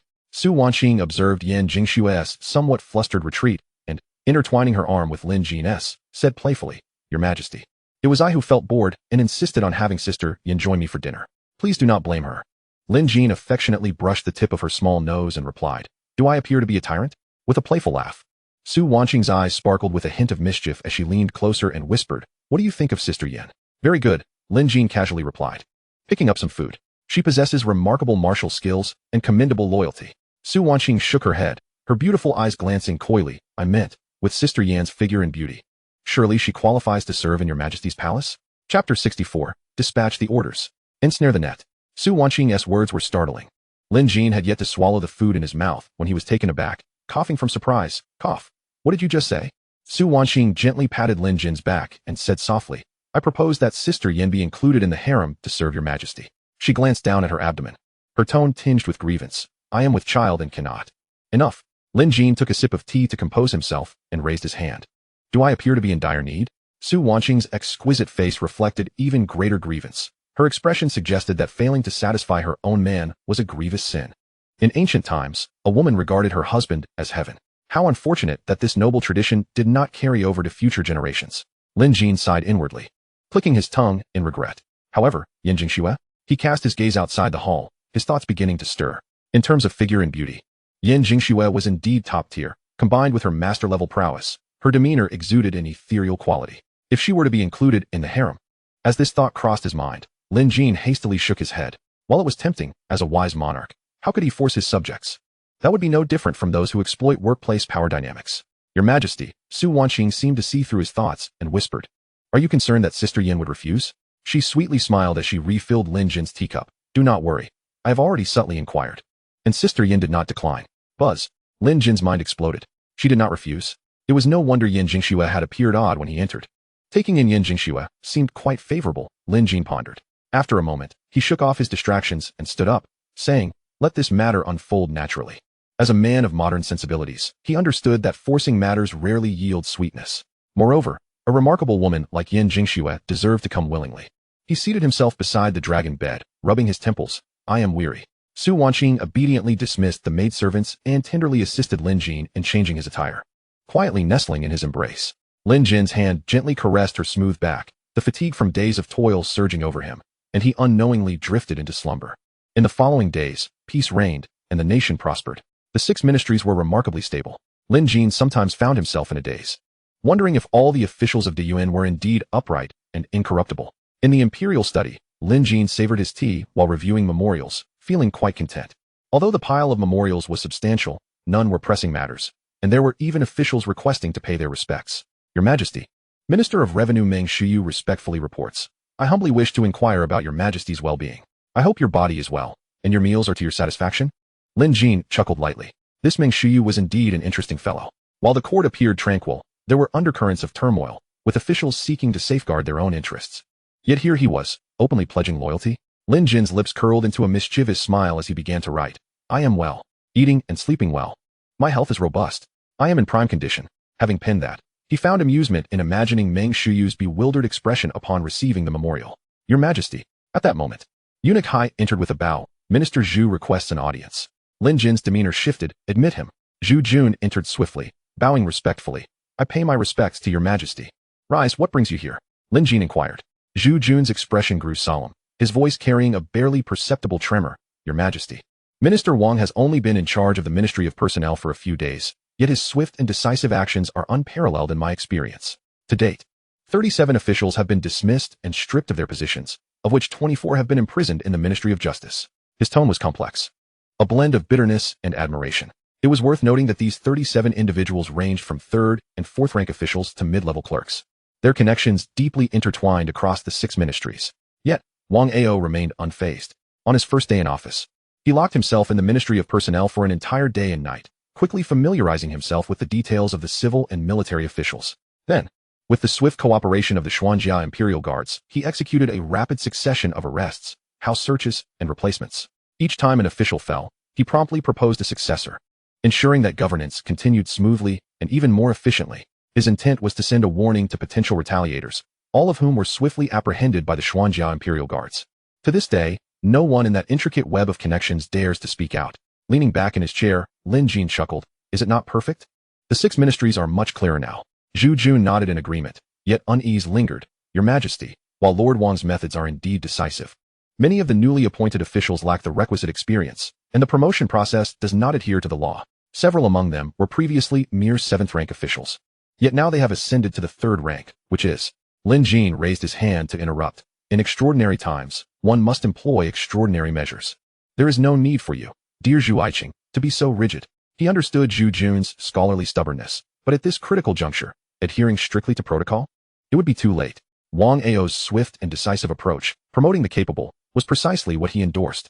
Lin Jin rose and strolled to the window, gazing at the overcast sky, and inquired with his hands clasped behind his back, what news of Qinsong in recent days? Your Majesty, nothing yet. Humph. Lin Jin sneered disdainfully and coldly remarked. Then let us stoke the flames. Ling Hong. A sound pierced the air. Ling Hong's figure appeared like a phantom. Kneeling on one knee, Your Majesty, Lin Jin commanded. Convey the order to close the net, and return that old thief's belongings intact. Ling Hong was taken aback, but quickly understood. I obey. Meanwhile, in the back garden of the Qin residence, Qinsong reclined in a rocking chair, leisurely admiring the flowers and sipping tea, seemingly oblivious to the turmoil outside. Master, the steward whispered as he approached. Many officials from the 6 ministries have been dismissed by the new Minister of Personnel, Wang Ao. Qinsong squinted, unfazed. Let him make his fuss. The young emperor has the support of a land deity. The court's dynamics have shifted, and full control is no longer feasible. Rather than struggle against the whirlpool, it is wiser to carve a new path. This game of chess, Lin Jin is merely half a move ahead for now. Suddenly, he recalled something. Looking around and asking, has the shadow not returned yet? Master, not yet. Before the steward could finish, a bodyguard stumbled in, panic-stricken, kneeling and pointing towards the gate. Gasping, Master, it's bad. The Shadow Lord is dead. His body lies outside the gate. What? Qinsong sprang to his feet. The bodyguard's voice trembled. Moreover, the Xuanjia Imperial Guard has surrounded the residence. The Ministries of Personnel and Justice are here. Chapter 65. Thinking of leaving? I, the Emperor, have not permitted it. A jolt of dread surged through Qinsong.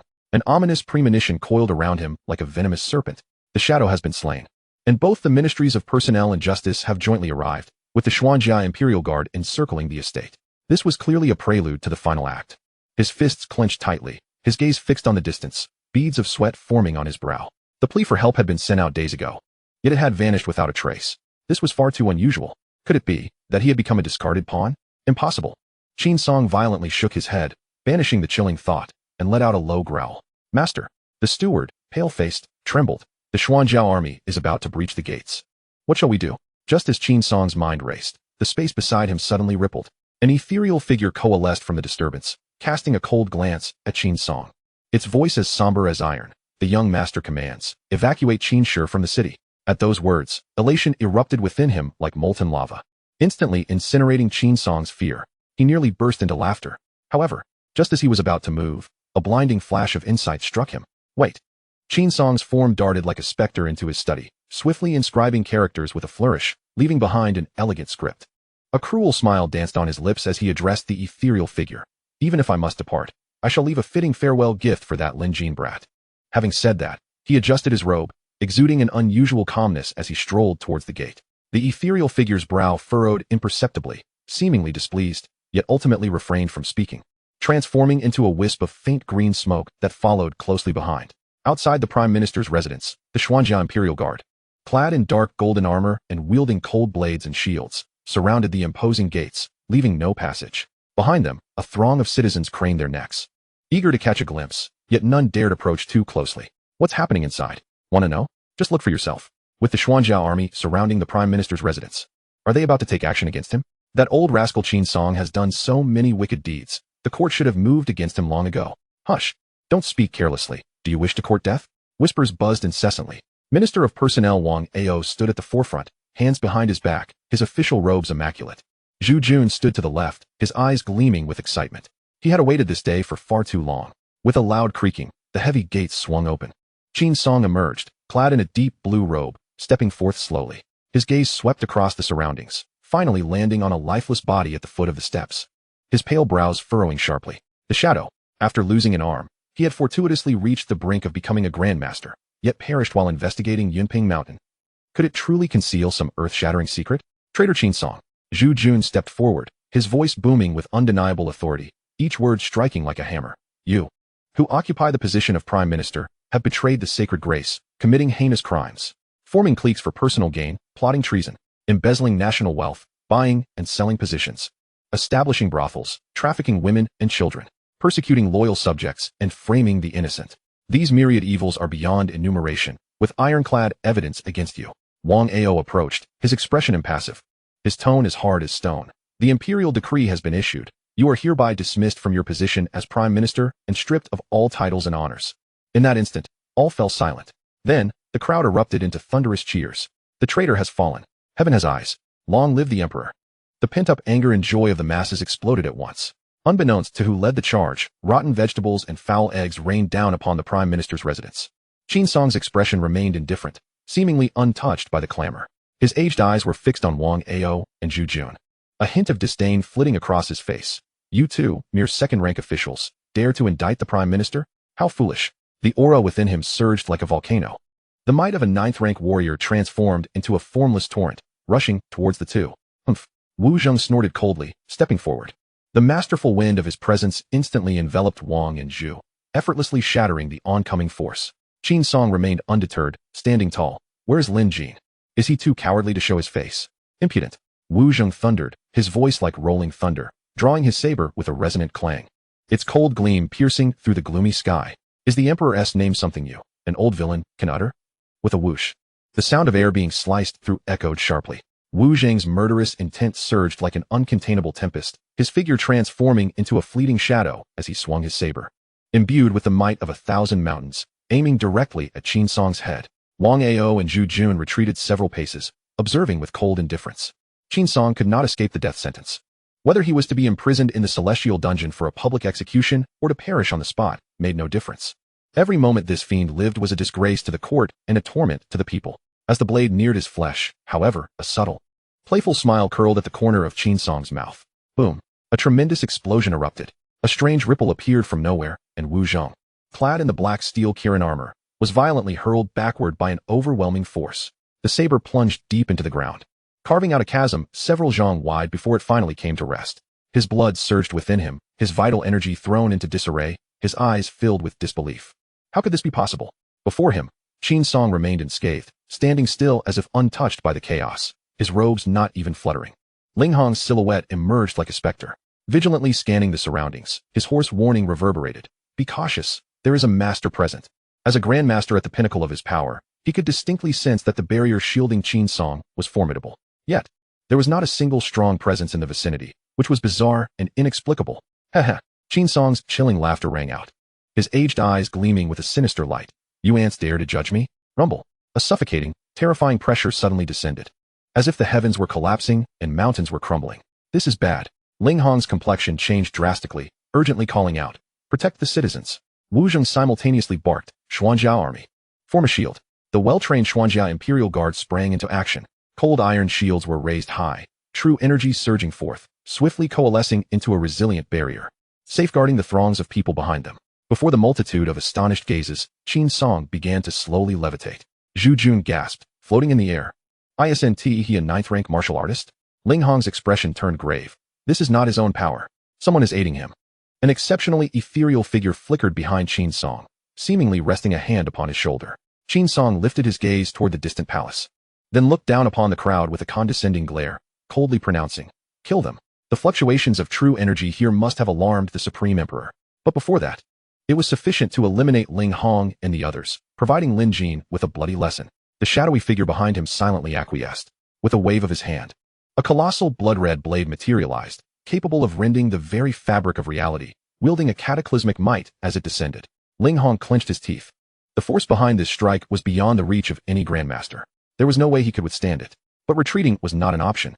Behind him stood countless innocent lives. With a mighty shout, he poured every last ounce of his true energy into raising a protective shield, striving to buy just a moment of time. As long as he could hold on for a brief instant, His Majesty would surely arrive. Flash. A voice, devoid of emotion, yet echoing like a whisper from the depths of the abyss, resounded. The blood-red blade crashed down with thunderous force, as if to cleave the entire imperial city in twain. In the blink of an eye, Wang Ao instinctively sidestepped to shield a young child beside him, pulling the little one tightly into his embrace. It was precisely this movement. Buzz. The iron decree of the law suddenly resonated. A profound, resonant sound reverberated through the universe. A mysterious and unfathomable massive seal abruptly manifested above the heads of the crowd, effortlessly blocking the annihilating energy of the blood-red blade. Ling Hong turned abruptly to Wang Ao. Disbelief etched across his features. This minister of revenue, devoid of any visible true energy, could actually summon such a defense? The power was on par with that of a terrestrial deity. Yet why did the aura of this seal feel strangely familiar? In midair, upon witnessing the emergence of the seal, Qin Song's pupils constricted, just as he was about to urge the shadow behind him to strike again. He heard the ethereal being's voice tinged with panic. He has arrived. We must flee. The moment the words left his lips, an indescribable, suffocating pressure, akin to an abyss rising from the depths of the heavens, suddenly enveloped the entire realm. It felt as if the firmament was collapsing and time itself had stagnated. Even the residual waves from the blood-red blade were crushed in an instant. Then, a proclamation resonating with ancient authority, imbued with supreme majesty, echoed through the skies, silencing all chaos. To harm my subjects and wish to escape, I shall not permit it. Chapter 66. Nationwide Bounty and Pursuit. This is dire. The ethereal figure in the air paled in shock. A frightful surge of true energy erupted, enveloping Qin Song as he transformed into a streak of light, fleeing toward the heavens. Yet, Lin Jin, concealed beneath the guise of the faceless dragon, had already closed in, gazing at the fleeing foe ahead. A cold smirk graced the lips hidden beneath the mask. With a flick of his wrist, a phantasmal dragon emerged. The sinuous form soared through the skies, its enormous eyes locking onto the enemy's escape route, while its tail swung with devastating force, hurtling toward its target. Roar! The reverberating dragon's roar shook the heavens. The desperate figure fleeing for its life turned pale, its already distorted features twisting further in terror. As the cataclysmic dragon shadow was about to strike, he gritted his teeth, disregarding all else, channeling his true energy to protect Qin Song, invoking secret methods to brace for the fatal blow. Boom! A colossal explosion echoed in the clouds, stirring a tempest of mist. When the smoke cleared, however, Qin Song had vanished without a trace. Lin Jin stood with hands clasped behind his back, suspended in the void, his gaze sweeping the somber horizon like a cold star. Below, the oppressive weight that had shrouded the world dissipated, and Ling Hong, along with the countless citizens, exhaled with relief, releasing a long-held breath of despair. Countless gazes filled with reverence and awe fixed upon the lofty figure in the sky. The citizens spontaneously knelt, their voices rising in a thunderous chorus. Long live the Supreme Emperor! Long live the Supreme Emperor! Lin Jin reined in his thoughts, surveying the throng below. With a graceful flick of his sleeve, a gentle yet overwhelming force akin to a spring breeze surged forth, supporting the multitude of kneeling citizens. His gaze fell upon Wang Ao, a hint of gratitude flashing within him. Thankfully, the iron decree of the law had been present. Otherwise, that terrifying strike could have annihilated Ling Hong and the others before he arrived, leading to catastrophic casualties among the citizens of the imperial city, an unimaginable consequence. Thereafter, Lin Jin's figure flickered and vanished. Wang Ao, too, let out a sigh of relief, looking down at the child he had shielded, his icy visage softening with difficulty as he asked, "Are you all right?" The child blinked innocently with wide eyes, shaking his head in confusion, blissfully unaware of the life and death peril that had just transpired. Wang Ao gradually rose, returning the child to his parents, gazing upon the imposing residence of the Prime Minister. Zhu Jun nodded in acknowledgement to his side. Zhu Jun instantly understood, barking in a commanding tone, "Seal off the traitor's estate. Should there be any resistance, execute without mercy." Understood. Wu Zheng responded, springing into action. He led the armored elite troops, surging like a tide into the estate, swiftly subduing the guards and servants alike.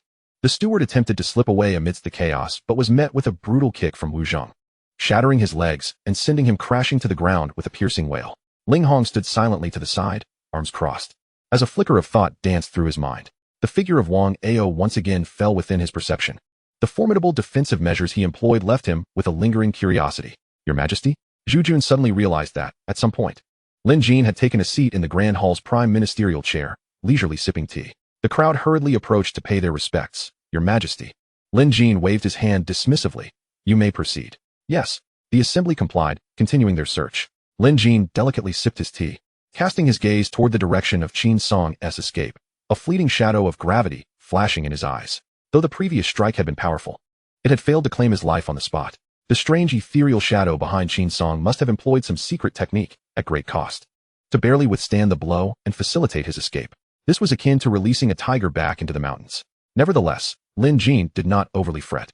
Having fallen from the heights of power to that of a hunted dog, Qin Song would likely refrain from reappearing anytime soon. Ling Hong quietly moved to stand behind Lin Jin, hesitating for a moment before softly speaking. "Your Majesty, the barrier just deployed by the Minister of Personnel was granted by me." Before Ling Hong could finish, Lin Jin interrupted. "Though Qin Song has fallen, his minions still lurk within the 6 ministries. Your decisive actions, Wang Aiqing, will surely incite animosity. Though the Iron Decree may offer protection, it is ultimately an external safeguard." Ling Hong increased the deployment of the capable Jinhui to remain stationed at the Ministry of Personnel, ensuring Wang Aiqing's safety. Ling Hong acknowledged, "I shall obey." He then realized the truth. No wonder Wang Ao, devoid of true energy, could manifest such a barrier. It was indeed the work of His Majesty. As night descended, a gentle rain began to fall. Lin Jin stood in the courtyard, his true energy circulating above him, shielding him from the raindrops. He surveyed the meager bounty uncovered in the search, his brows furrowing slightly. "Is this all?" Zhu Jun cupped his hands in response. "Your Majesty, these are the only items discovered within the estate." "Humph." Lin Jin let out a scornful laugh. A dignified prime minister, corrupt for many years, the treasury depleted, and tributes from all quarters funneled into Qin Song's private coffers. What lay before him was scarcely a fraction of what was truly amassed. "Have you searched thoroughly?" Lin Jin pressed. Zhu Jun replied resolutely. "Your Majesty, there has been no oversight. Every secret chamber and hidden compartment has been examined. There are no further treasures." Lin Jin raised an eyebrow, muttering, "This old rogue has hidden his treasures well." Ling Hong, present. "Search, even if it requires digging 3 feet into the ground. I demand you uncover the mountains of gold and seas of silver this old rogue has concealed." "I shall obey." Ling Hong accepted the command, a gleam of cold determination flashing in his eyes. "Your Majesty." At that moment, Wu Zheng approached swiftly, respectfully presenting a scroll. This was found in Qin Song's study. It seems he deliberately left it. "Oh." A spark of interest ignited in Lin Jin's eyes as he took the scroll and unfurled it. The characters danced across the page with a fierce defiance. Lin Jin, I shall return with a vengeance. A mocking smile curled at the corners of Lin Jin's mouth as he exhaled a breath of true energy, instantly reducing the scroll to dust that scattered in the wind. Internally, he scoffed. Return with a vengeance? Does he believe himself to be an indestructible wolf? Should he dare to show his face, I shall ensure he returns empty-handed. He abruptly turned, his voice as frigid as ice. Issue an edict. The traitor Qin Song, having colluded with enemies and fled out of fear of retribution, henceforth, a nationwide manhunt is declared. Whoever brings me his head shall receive a generous reward. Meanwhile, 100 miles from the imperial city, a muffled thud resounded as Qin Song's figure tumbled from a height, rolling in the muddy ground, now sullied and disheveled. The night was dark as ink, stars and moon obscured, the air stifling to the point of suffocation. Struggling to rise, Qin Song glanced at the nearly translucent shadow beside him, a hint of panic lacing his voice. Are you all right? The ethereal figure cast a disdainful glance, seemingly repulsed. Had it not been for this fool's arrogance, insisting on teaching Ling Hong and the others a lesson, wasting precious time, how could the Supreme Emperor of the Yuan have pursued him and dealt such a blow? Had he not exhausted his essence to escape with a secret method? This avatar would have long since been reduced to ash. Though it would not lead to the demise of his true self, the backlash would be painful. Moments later, he suppressed his fury, fatigue and impatience creeping into his tone. Qin sure shall await here. Someone will come to retrieve you. No sooner had he spoken than the phantom completely dissipated, merging into the boundless night. Qin Song looked around in alarm, his true energy surging recklessly, bracing for confrontation. Though he was already 100 miles from the imperial city, who could say that the celestial beings would not pursue him here? In the face of such beings, his mere ninth-grade body was akin to an ant attempting to shake a mountain, utterly insignificant. Just as the suffocating silence threatened to engulf him, a series of sharp, piercing sounds sliced through the quiet of the rainy night. Qin Song's hair stood on end, his pupils contracting sharply, the remnants of his true energy surging like boiling water. His body taut like a bowstring, fixed intently on the source of the sound.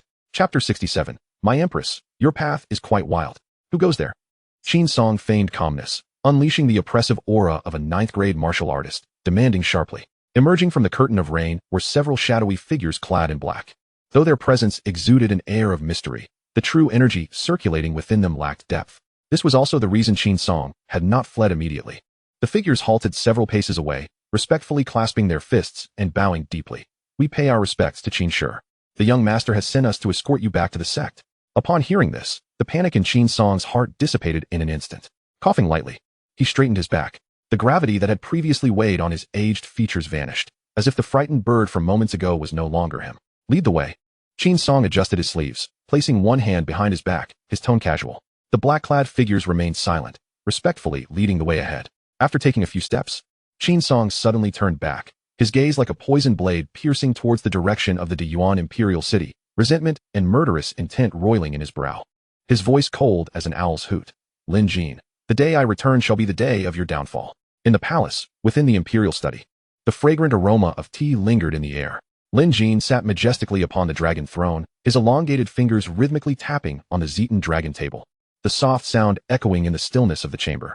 Below the steps, Zhu Jun took a step forward, bowing deeply to deliver his report. Your Majesty, the residence of Qin Song has been entirely sealed, and all of his private assets have been taken over. The wealthy merchants who conspired with him in illicit dealings have been apprehended, with all confiscated gold and silver filling the national treasury. He paused, his expression revealing difficulty. Though Qin Song's enterprises are numerous and the disposal has proceeded smoothly, there remains one matter that proves rather troublesome. Lin Jin's fingers stilled, and he raised his gaze. The Lanhua Pavilion? Zhu Jun nodded. Your Majesty is indeed wise. A faint smile graced Lin Jin's lips, yet he refrained from uttering a word.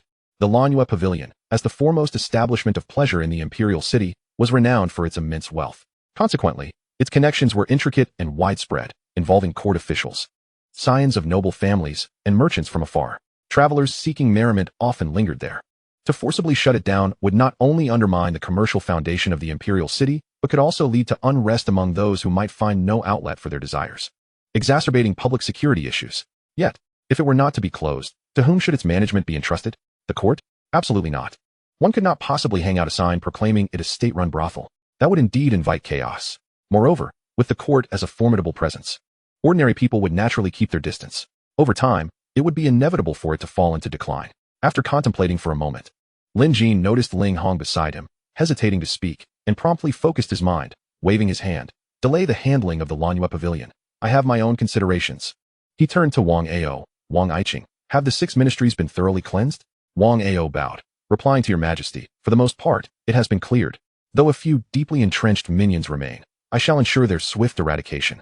Lin Jin nodded slightly. He had always trusted Wang Ao's capabilities. Suddenly, recalling something, he commanded, Wang Iching, Mr. Jia is currently burdened with urgent affairs and cannot oversee the Ministry of Revenue. However, its operations must not be halted. If there are suitable candidates. Before Lin Jin could finish, Wang Ao had already understood, responding, Your Majesty need not worry. I shall select capable individuals to temporarily manage the affairs of the ministry. Lin Jin smiled. Excellent. The two continued to report on various trivial matters of state before hastily taking their leave. With the fall of the chief minister Qin Song, the ensuing affairs were vast and intricate. This night, they were destined for sleeplessness. After their departure, Lin Jin slowly rose, clasping his hands behind his back as he strolled to the intricately carved window. Outside, the rain fell like threads, and the chill grew more pronounced. He spoke indifferently. Ling Hong, what were you about to say? Ling Hong stepped forward briskly, replying to your majesty, regarding Qin Song's consorting with women and infiltrating the sects. We have made some progress. Oh, a flicker of brilliance ignited in Lin Jin's eyes as he turned to meet Ling Hong's gaze. Elaborate. Ling Hong spoke solemnly, replying to your majesty, after the Jinyui sealed the Lanhua pavilion, they have diligently interrogated the proprietress and finally extracted crucial leads. He lowered his voice, laced with coldness. Every so often, the Lanhua pavilion gathers a batch of women and secretly sends them to Inhua Mountain. Inhua Mountain? Lin Jin's brows furrowed. Unfamiliar with the location, Ling Hong nodded, explaining, Inhua Mountain is not far from Anping City, atop which lies the Inhua Villa, where these women are imprisoned. Upon hearing this, Lin Jin's fists clenched tightly. Now that the specific location was known, there could be no delay. He spoke in a deep voice. Relay orders to Wu Zheng. Led 3,000 Xuanjia Imperial Guards to proceed immediately. Eliminate all related individuals without exception. I obey. Ling Hong replied resolutely, vanishing into the curtain of rain. Lin Jin approached the door of the Imperial study. The rain poured ever more heavily, the cold penetrating to the bone, causing an involuntary shiver. Move to Kuan Ning Palace. As you command. Within Kuan Ning Palace, Su Wanqing greeted Lin Jin's arrival with a graceful curtsy. Your Majesty. Lin Jin waved his hand to dismiss the formality. Speaking gently, how do you fare today, my beloved consort? Su Wanqing smiled sweetly. Your Majesty need not worry. The imperial physician has checked my pulse and declared the dragon fetus stable and robust. Lin Jin responded cheerfully. That is good. Should you feel any discomfort, be sure to inform me promptly. Su Wanqing's eyes sparkled with emotion. Subsequently, she assisted Lin Jin in shedding his dragon robe, and the two embraced as they nestled into the soft silken quilt. Outside, the torrential rain continued to fall, and the candlelight within the chamber began to dim. The fragrance of warm, soft jade enveloped Lin Jin, the gentle scent lingering in the air. All of it served as a reminder of the moment, the weather, and the setting, being most conducive to indulging in their desires.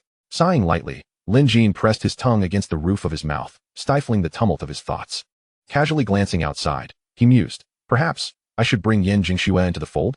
In a few months, as Su Wanqing's pregnancy progressed, sharing a bed might become inconvenient. By then, winter would have arrived.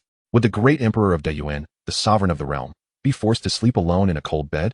Would that not bring great shame to his fellow travelers? Contemplating this, Lin Jin resolved, I must find an opportunity to do so. Your Majesty? Su Wanqing suddenly lifted her head, a mischievous glint flashing in her eyes as her delicate hand subtly slipped beneath the quilt. I have thought. Even as her words lingered in the air, she had already dove beneath the covers like a fish, causing Lin Jin to shudder. Who could withstand such an advance? Wasn't it said that pregnant women require rest? His precious consort certainly had a wild side. The following day, the torrential rain persisted, accompanied by flashes of lightning and rolls of thunder. Lin Jin slowly opened his eyes. He gazed down at Su Wanqing, who still wore a blissful smile, and pressed a kiss upon her forehead. His hand glided down her smooth back, traversing beneath her arms, subtly resting upon her proud peaks. Just as he was about to indulge in this delightful exploration, a clear notification sound interrupted his actions. Ding! Congratulations to the host for surveying Shuafang City, successfully taking control. Would you like to illuminate the illustration? Chapter 68. The Timeless Strategist Zhao Pu. Shuafang City. Lin Jin's eyes sparkled with intensity. He had indeed underestimated the capabilities of Tsang Shua. At this rate, they might reach Xinxiantai in less than a month. Lin Jin suppressed the surging tide of emotions. Lowering his gaze to the still, slumbering Su Wanqing, he moved gently away from the bed, donned his dragon robe, and quietly exited the palace chamber. Outside, the rain poured relentlessly, the world shrouded in chaos. However, Lin Jin paid it no heed. His internal energy pulsed slightly, forming a protective aura above his head, creating a semicircular light shield, much like an inverted bowl. keeping the torrential rain at bay. He then stepped steadily into the rain, his figure disappearing into the depth of the palace path leading to the imperial study.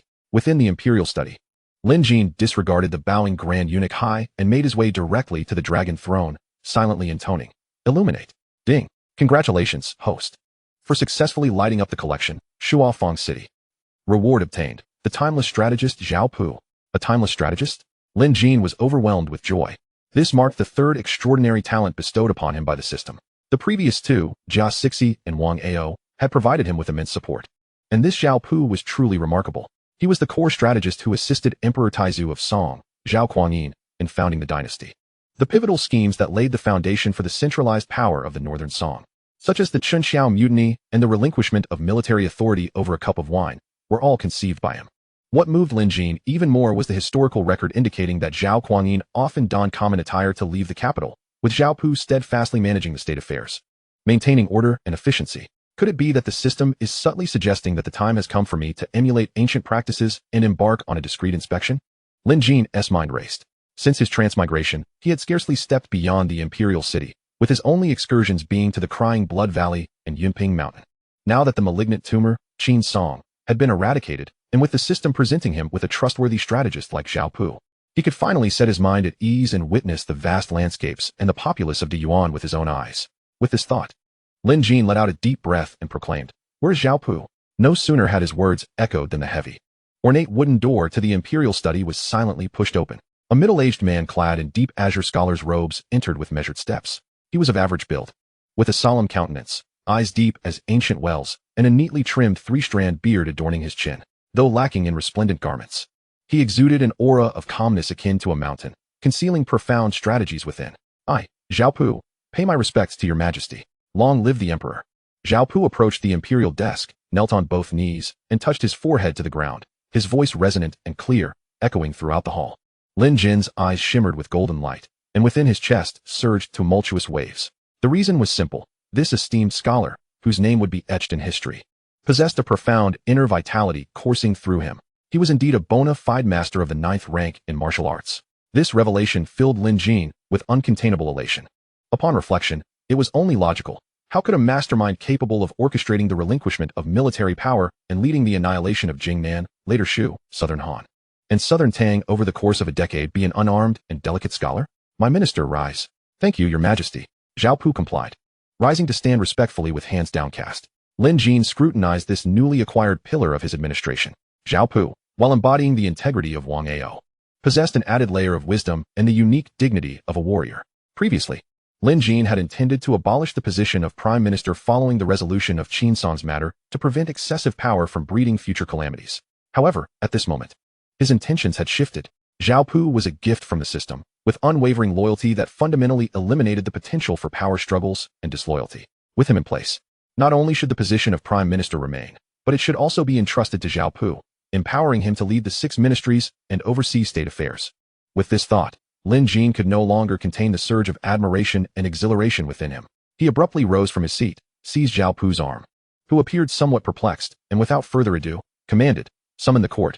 We shall convene immediately." Grand Eunuch Hai was momentarily taken aback by this sudden action, but quickly recovered, bowing deeply to comply, as commanded. A moment later, within the Tianyuan Hall, civil and military officials lined up on either side, each feeling a sense of trepidation.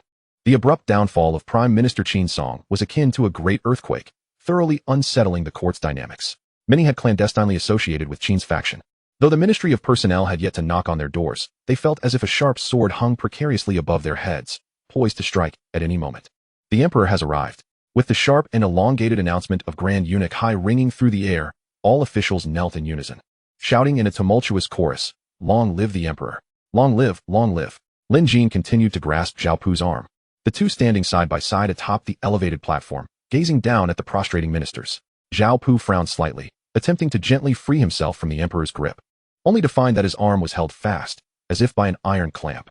In his view, as a minister standing beside the emperor to receive the worship of the court was a grave act of disrespect, punishable by annihilation of his entire clan. "All ministers rise."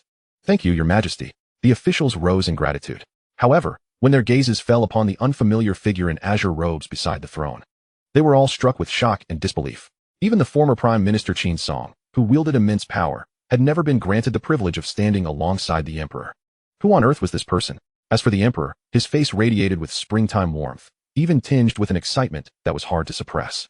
As he clung tightly to Xiao Pu's arm, as though fearing he might flee, this only intensified the official's anxiety and uncertainty. Lin Jin's gaze swept across the hall, noting many new faces, likely the newly appointed officials promoted by Wang Ao in recent days. Yet, the position of Minister of Rights remained conspicuously vacant.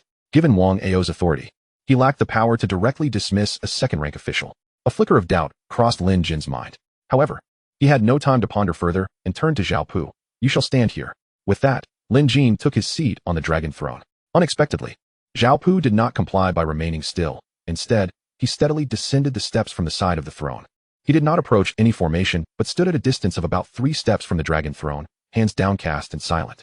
This action was akin to casting a giant stone into a tranquil lake, immediately stirring tumultuous waves. The officials were shaken, their eyes riveted on Xiao Pu in astonishment. This was simply audacious. The emperor had commanded him to remain by the throne, yet he dared to ignore it and openly defy the emperor's will. How many heads would suffice for such an offense? Lin Jin was momentarily taken aback, then shook his head with a mix of helplessness and amusement. What a principled and steadfast Zhao Zeping. No wonder he was the timeless strategist favored by Emperor Taizu, even summoned at night to discuss state matters. Lin Jin felt not a trace of anger, but rather an increased admiration for him. Suppressing a smile, Lin Jin surveyed the crowd with an air of authority and declared, "Today, I convene the court for a singular purpose." He paused slightly, capturing the varied expressions of the officials below, some fearful, some curious, and others probing, before solemnly proclaiming, "I hereby decree the promotion of Xiao Pu to the position of Prime Minister of the Yuan, with the exception of military affairs. All state matters may be decided in my stead." At these words, the entire hall instantly fell into a profound silence. Zhu Jun's complexion changed dramatically, and a look of horror instantly suffused his eyes. With the ominous example of Qin Song before him, how could His Majesty be so hasty in appointing a new chancellor? Did he not fear repeating past mistakes? Instinctively, he was about to step forward to offer counsel, but was abruptly restrained by Wang Ao, who grasped his sleeve. Wang Ao's gaze was piercing as he subtly shook his head, whispering in a hushed tone, "His Majesty is a sagacious ruler. Would he stumble in the same place twice?" His expression was complex as he cast a glance at the tall figure in the blue robe standing below the imperial steps. His voice deepening, "This Xiao Pu is likely no ordinary individual." The murmurs and expressions of doubt among the courtiers were unmistakable to Lin Jin, yet he remained unperturbed. His focus was directed towards Xiao Pu, who stood solemnly before the throne, inquiring, "Minister Xiao, do you have any objections to this appointment?" Xiao Pu's countenance was grave as he lifted his robe and knelt, bowing deeply. "I, Xiao Pu, accept the decree with gratitude. I shall not fail your Majesty's expectations." "Excellent." Lin Jin replied with a satisfied nod, standing tall. "I hope all ministers will unite in their efforts to assist." With that, he did not linger and turned to depart. "Court dismissed," announced the high-pitched voice of Eunuch Hai once more. After the ministers expressed their gratitude, many turned their attention towards the newly appointed Xiao Pu. Eager to forge connections, yet deterred by the ironclad demeanor of Wang Ao, they refrained from acting rashly. Lin Jin paid no heed to the unfolding situation behind him. Upon exiting the Tianyuan Hall, his expression swiftly darkened. His brows knitted tightly as he coldly queried, "Yu Tao, Minister of Rights, why have you not arrived today?" A trace of bewilderment and confusion appeared on the aged face of Eunuch Hai. Just as he was about to respond, a figure, like a specter, abruptly appeared. Ling Hong knelt on one knee and solemnly proclaimed, "Your Majesty, Minister of Rights Yu Tao is awaiting your command outside the imperial study, claiming there is a matter of utmost urgency that requires an immediate audience." Chapter 69, The Disappearance of the Stolen Goods. Outside the imperial study, the rain fell in torrents. Minister Yu Tao knelt in the mud, allowing the icy rainwater to drench his body. Clad in the attire of a second-rank official, his countenance was robust, and his long, cautious eyes typically reflected a sense of prudence. Though he appeared disheveled, his demeanor exuded an air of deliberate respect and calmness. Not far away, Lin Jin stood with his hands clasped behind his back, his brow slightly furrowed as he scrutinized the figure in the rain. His impression of Yu Tao was vague. This individual was known for his smoothness and adeptness at self-preservation. Previously, he had maintained a distance in court, yet after Qin Song's fall from grace, he had transformed. Actively cooperating with the Ministry of Personnel's reforms, even personally sending several colleagues from the Rights Ministry to the dungeons of the Ministry of Justice. Even the iron-faced Wang Ao had not moved against him, indicating his background was relatively clean. However, Lin Jin harbored no fondness for such a weathercock. "Your servant, Yu Tao, pays his respects to your Majesty." Upon the emperor's appearance, Yu Tao pressed his forehead heavily into the muddy ground, his attitude exceedingly deferential. Lin Jin looked down, His voice frosty. Come in. Thank you, your majesty. Inside the imperial study, Lin Jin sat high upon the dragon throne, surveying the thoroughly soaked and trembling Yu Tao. His piercing gaze like lightning. Did you not receive my decree? The chill in the air intensified. Yu Tao shivered, fully aware of the source of the emperor's fury. To resist the imperial command and not attend court was tantamount to treason. Thud. He knelt once more, articulating with neither servility nor arrogance. Your majesty's decree, I have received. I intentionally did not attend court. Oh. Lin Jin raised an eyebrow, a glimmer of amusement flickering in his eyes. He had encountered many who sought death, but it was indeed rare to find someone of Yu Tao's high rank who would willingly court peril. State your reasoning. Lin Jin's words were as cold as ice shards. To your majesty. Yu Tao met the nearly suffocating pressure of the emperor's gaze, yet his voice emerged remarkably clear. I am aware of a secret concerning Qin Song. It is of urgent importance, and I have come to report. As his words fell, the air in the imperial study seemed to freeze. Lin Jin's handsome, resolute visage darkened like iron. Qin Song was in dire straits, fleeing the imperial city like a lost dog. And now, when the dust had settled, he came forth to report? Had he lost his mind? Did he realize that hitting a wall was not the same as finding a way out? Was he merely here to provoke? The murderous intent in Lin Jin's gaze surged like a tangible force, almost tearing through the air. He fixed his gaze upon the sodden official robes below him, his voice laced with biting sarcasm and icy disdain. Minister Yu, your timing is indeed impeccable. Yu Tao's body trembled violently, as if plunged into an icy abyss. He pressed his forehead against the frigid tiles, urgently exclaiming, Your Majesty, please quell your anger. The secret I possess pertains to Qin Song's hidden treasures. The 4 words detonated like thunder. Lin Jin's pupils constricted, his fingers whitening as he clenched the armrests of the dragon throne, which creaked under the strain. How could a mere minister of rights know of the vast sums hoarded by Qin Song? For the Ministry of Finance and the Imperial Guard had searched to no avail. How could he possibly be privy to such knowledge? Suppressing the tumultuous waves within, Lin Jin's voice bore an undeniable authority. If you can uncover the stolen silver, I shall pardon you for your defiance. Thank you, your majesty, for your magnanimity. Yu Tao felt as if he had received a reprieve from death. Hastily explaining, Qin Song once sought to involve me. Stop. Lin Jin raised his hand decisively, his gaze like a red-hot iron piercing to the core. I require only the location.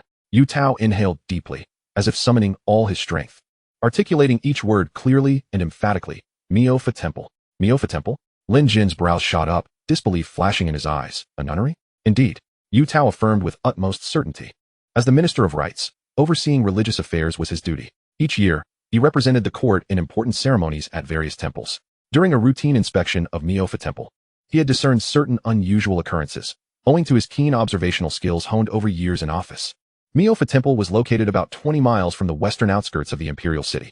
Its serene environment belied its status as an ancient nunnery, not particularly renowned. Yet its storeroom was heavily guarded, the eyes of the sentinels sharp as eagles, far from ordinary nuns. What further piqued his suspicion was that he had repeatedly encountered Qin Song's steward and trusted guards entering and exiting in secrecy, displaying an almost sycophantic reverence towards Qin Song that was impossible to overlook. Miofa Temple was surely not as simple as it appeared. It must harbor some undisclosed secret related to Qin Song. Recently, hearing that the Imperial Guard was searching for Qin Song's hidden treasures, the thought of Miofa Temple immediately sprang to his mind. With Qin Song's downfall, the risks had diminished.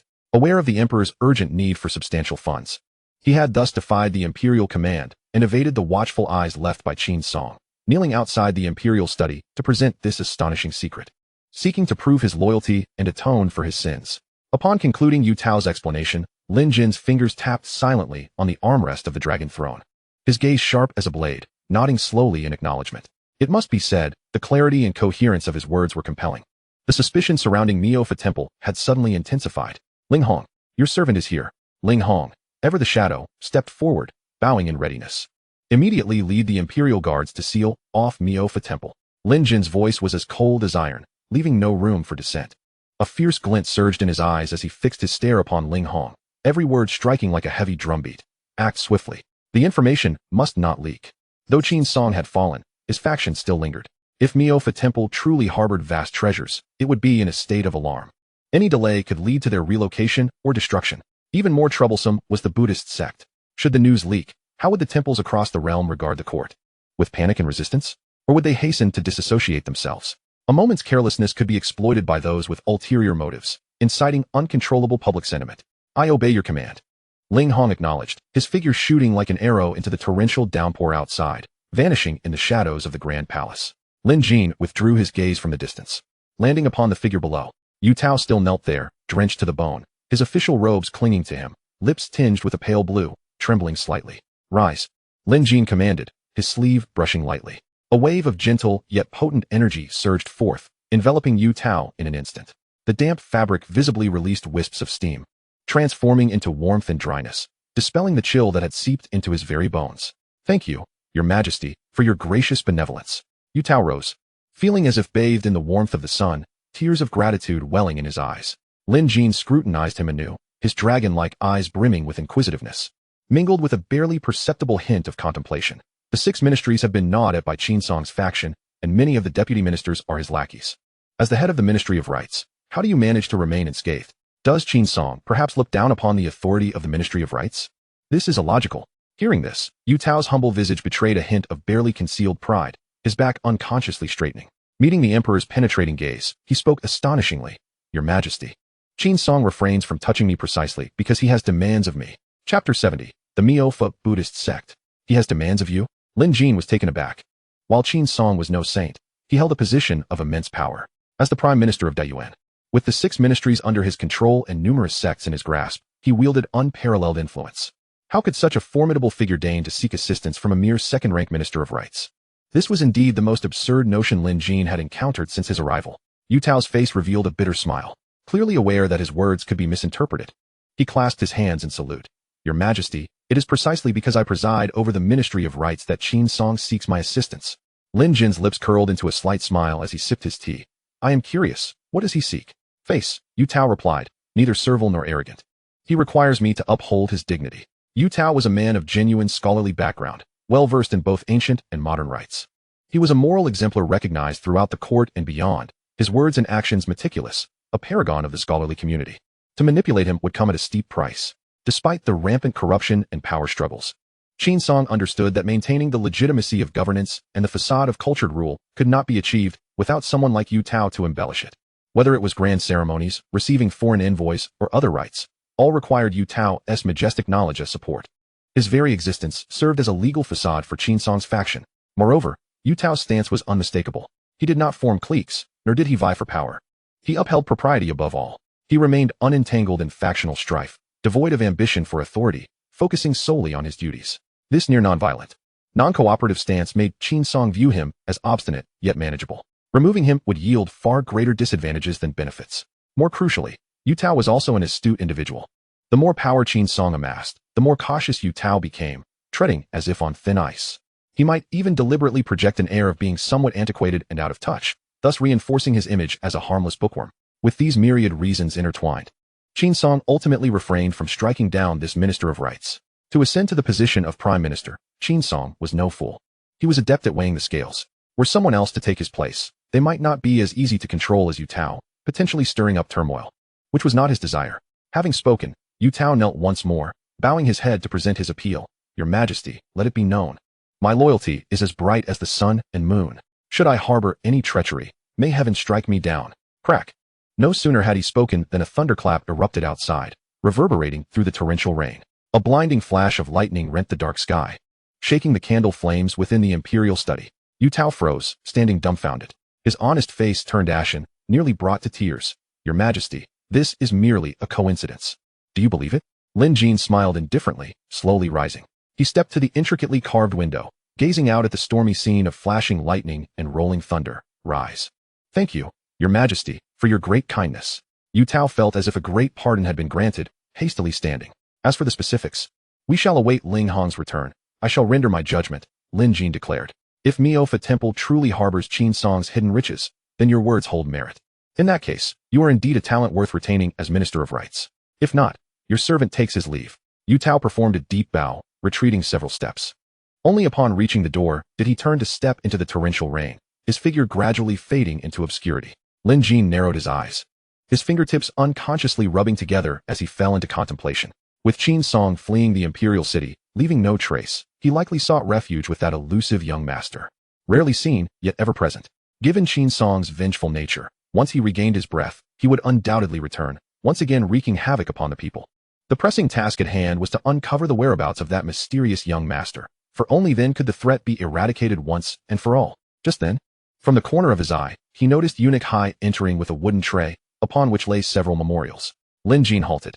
Do not place them. Eunuch Hai appeared bewildered, somewhat puzzled. Lin Jin smiled slightly. Send all these memorials to the Prime Minister's residence. Let Zhao Pu review these documents. This will not only spare me the labor, but it will also serve to test the true abilities of this ancient strategist, thus convincing those court officials harboring doubts. Eunuch Hai understood and respectfully complied. This old servant obeys your command. Gazing at the empty Zetan dragon desk, Lin Jin's thoughts remained deep and contemplative. Lin Jin let out a long, contented sigh as he leaned back against the chair, closing his eyes to rest. The sensation of being a carefree ruler was truly delightful. The torrential rain continued unabated. The night enveloped the world in darkness, the sky resembling ink, devoid of stars or moonlight. Only the rumble of thunder remained, while the biting wind carried the damp chill of autumn, sweeping through the hall, causing the candle flames to flicker uncertainly. Your Majesty. Eunuch Hai approaches with a report. Minister Chung requests an audience. Lin Jin raised his eyelids slightly. Admit him. Chung Lai's presence at this moment must signify new intelligence from the northern front.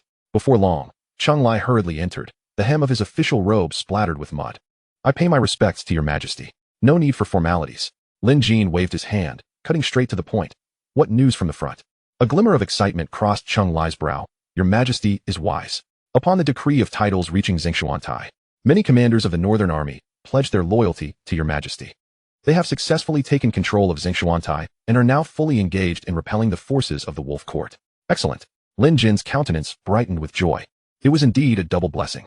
News of the hidden treasures of Qin Song had surfaced, and victories were being reported from the northern stronghold. Hope was on the horizon. How long does your Excellency believe the Northern Army can hold out? Lin Jin pressed further. Chung Lai pondered for a moment, his expression shifting from elation to concern as he sighed. In my humble opinion, your Majesty, while the Northern Army has the natural stronghold of Xuantai to rely upon, maintaining a prolonged defense will not be easy. At most, he hesitated repeatedly, finally managing to articulate a number. 10 days. 10 days. Lin Jin's heart sank. Xuantai was the northern gate fortress of Dayuan, its high walls and deep moats impervious to ordinary siege tactics. How could such a formidable stronghold withstand merely 10 days? This was the most optimistic estimate.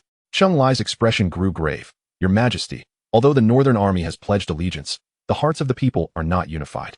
Coupled with the fierce momentum of the Wolf Court, should the situation turn adverse, the morale and fighting spirit of the troops will surely collapse, endangering the stronghold. Lin Jin nodded silently, fully aware of the underlying truth. He simply found it hard to accept. It seemed that all hope rested on the swift arrival of Tsangshi. Lin Jin mused internally. At that moment, a ghostly figure, Ling Hong, flashed into the hall, kneeling with one knee on the ground. Your Majesty. Lin Jin's eyes sparkled with a glimmer of hope. What news? Ling Hong smiled brightly. Your Majesty, what the Minister of Rites has stated is indeed true. Miofa Monastery is indeed the hiding place for Qin Song's treasures. The current silver alone exceeds 50 million taels, not to mention the antiques and paintings therein. In an instant, the imperial study was so silent that one could hear a pin drop. Lin Jin's pupils constricted, and countless thoughts raced through his mind. 50 million taels. The annual revenue of the Dayuan treasury barely reaches 5 million. This old scoundrel has embezzled 10 years' worth of taxes. If converted to military pay, it would be enough to sustain 100,000 cavalry for 3 years without defeat. His grip tightened, turning white, his knuckles turning blue. His gaze as sharp as a knife, seemingly aimed directly at Qin Song's throat. Chung Lai gasped in shock, stammering. Your Majesty, this is no mere embezzlement, but treason. Suppressing the raging fury within, Lin Jin immediately commanded, issue a decree. Allocate 5 million taels of silver to the Dashua Dragon Cavalry for the procurement of military supplies and provisions. They must hasten to support Tsangshi without delay. I shall obey. Chung Lai knelt to receive the command and hurriedly departed. Lin Jin continued. Instruct someone to catalog all the seized illicit goods and deposit them into the treasury, transferring the account books to the Ministry of Revenue. I shall comply. Ling Hong responded. However, he did not immediately withdraw. A flicker of unease crossed his face as he stepped forward, lowering his voice. Your Majesty, Miofa Monastery is not merely an ordinary nunnery. Its rear mountain is the site of the Miofa Buddhist sect. Oh, Lin Jin was slightly taken aback. As a Buddhist sect, how could they involve themselves in courtly strife? Serving Qin Song? Ling Hong continued. Upon investigation, all disciples of this sect are no good individuals. The so-called nunnery is merely a facade. Moreover, he paused dramatically, uttering shocking words. The sect leader of Miofa, known by the Dharma name Miofa, appears to be Qin Song's mistress. Chapter 71. Isn't this just a case of a love-struck mind? Mistress? Qin Song. Lin Jin's brows furrowed slightly, finding it utterly absurd. As the Prime Minister of Dayuan, Qin Song held immense power. How could he choose a nun as a mistress when countless women would gladly offer themselves? Was there truly no one more beautiful than Su Wanqing or Yin Jingxue? Furthermore, the former Minister of War, Lu Feng, had once remarked that Qin Song, in pursuit of enlightenment, had consumed vast amounts of restorative elixirs, already damaging his essence and losing his masculine vigor. How could there even be talk of a mistress? Ling Hong evidently found this matter equally perplexing. He reached into his robe and produced several letters, respectfully presenting them. Your Majesty. These are secret letters found in the sleeping quarters of the Miaofa sect. Lin Jin accepted them. As he glanced down, a few lines of black ink formed on his forehead. A diary? The leader of the Miaofa sect even fancied writing a diary? The contents were penned by Miaofa herself. She recounted how she had met Qin Song in her youth and fallen hopelessly in love. Alas, while she had feelings, he was indifferent. After Qin Song entered the court, though they exchanged letters occasionally, their affections gradually waned. Later on, she fortuitously became a disciple under a certain nun and embarked on the martial path. Her exceptional talent allowed her to reach the level of a master within decades, establishing the Miaofa sect, chosen to be near Qin Song. Upon learning this, Qin Song exploited her infatuation, using Miaofa Monastery as a facade to conceal his ill-gotten wealth. Miaofa knew full well that she was being used, yet she willingly accepted it. Serving her brother Song was a sacrifice she would gladly make. Lin Jin, having finished reading, felt a tumultuous wave of emotions surge within him. A bitter smile escaping his lips. What kind of Buddhist sect leader is this? This is nothing short of a love-struck mind. He truly never anticipated that even in seeking refuge in the monastic life, one could not escape the shackles of love. And that Qin Song was nothing more than a heartless scoundrel. Lin Jin placed the letters on the dragon table and raised his gaze, inquiring, "Where is she?" Ling Hong turned and barked, "Bring her in." Two guards in brocade clothing promptly brought in a figure. The newcomer was clad in the robes of a nun. Yet her appearance was far from the serene purity of a Buddhist. Rather, it bore an unusual ugliness, and her figure was somewhat plump. Her breath was faint, and her dantian had evidently been sealed by Ling Hong, leaving her no more than an ordinary woman. Lin Jin's gaze swept over her. Contemplating, it was understandable that Qin Song would not find her appealing. It was not merely about looks. Given Qin Song's status, should he truly marry such an unusual-looking woman? Both court and commoners alike would surely mock him. Was it worth it? Lin Jin asked directly. Miaofa's lips twisted into a ghastly arc as she struggled to lift her head.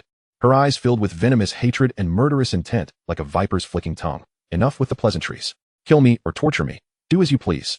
Lin Jin sighed softly, slowly settling into the dragon chair, his tone laced with sarcasm. One who is impotent, having lost his essence. And one who has retreated into the monastic life, forsaking emotions and desires. Ah, it seems this is truly a match made in heaven. As soon as these words were uttered, Miaofa felt as though struck by a thunderbolt. In an instant, she struggled violently, her emaciated form unleashing an astonishing strength as she attempted to break free and lunge at Lin Jin. You lie? How dare you tarnish my brother Song's reputation? I shall fight you. Lin Jin chuckled lightly, exuding a sovereign's indifference. Is it necessary for me to deceive a dying person? Miaofa trembled violently, though she was deeply infatuated. She was not foolish. The figure before her was indeed the Emperor of Deyuan, who had no need to fabricate such a falsehood to deceive her. A flicker of pity passed through Lin Jin's eyes. Ah, she is indeed a pitiable soul. Yet, every object of pity must possess something loathsome. Sympathy is of no avail. Just as he was about to gesture for Ling Hong to drag her away, Miaofa suddenly erupted into a wild, unrestrained laughter. Brother Song does not dislike me. It is merely due to his health that he has rejected me. Upon hearing this, Lin Jin and Ling Hong exchanged a glance, both rendered speechless. This woman had clearly lost her sanity. He found himself genuinely curious about what manner of charm Qin Song had possessed in his youth to captivate her to such an extent, leaving her oblivious to the truth even in death. Suddenly, Miaofa's corpulent body convulsed violently. Her contorted visage became exceedingly grotesque, her eyes a crimson hue.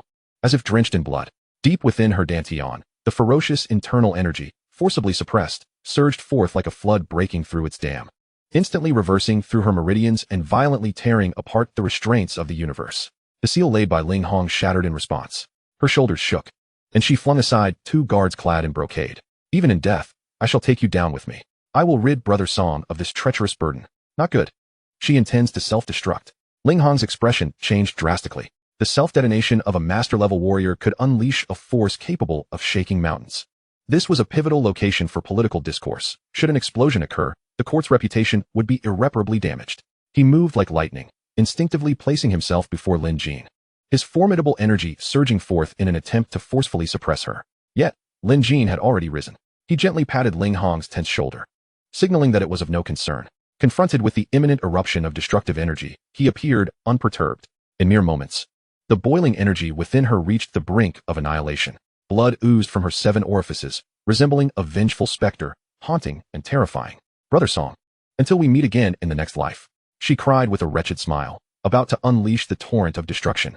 However, with a mere flick of Lin Jin's wrist, an overwhelming and boundless force, imbued with imperial might, enveloped the scene, transforming into an intangible yet unyielding prison that confined Miofa along with the impending core of destruction within a minuscule space. The prison rapidly collapsed inward, forcibly suppressing and soothing the imminent explosive energy within her dantian.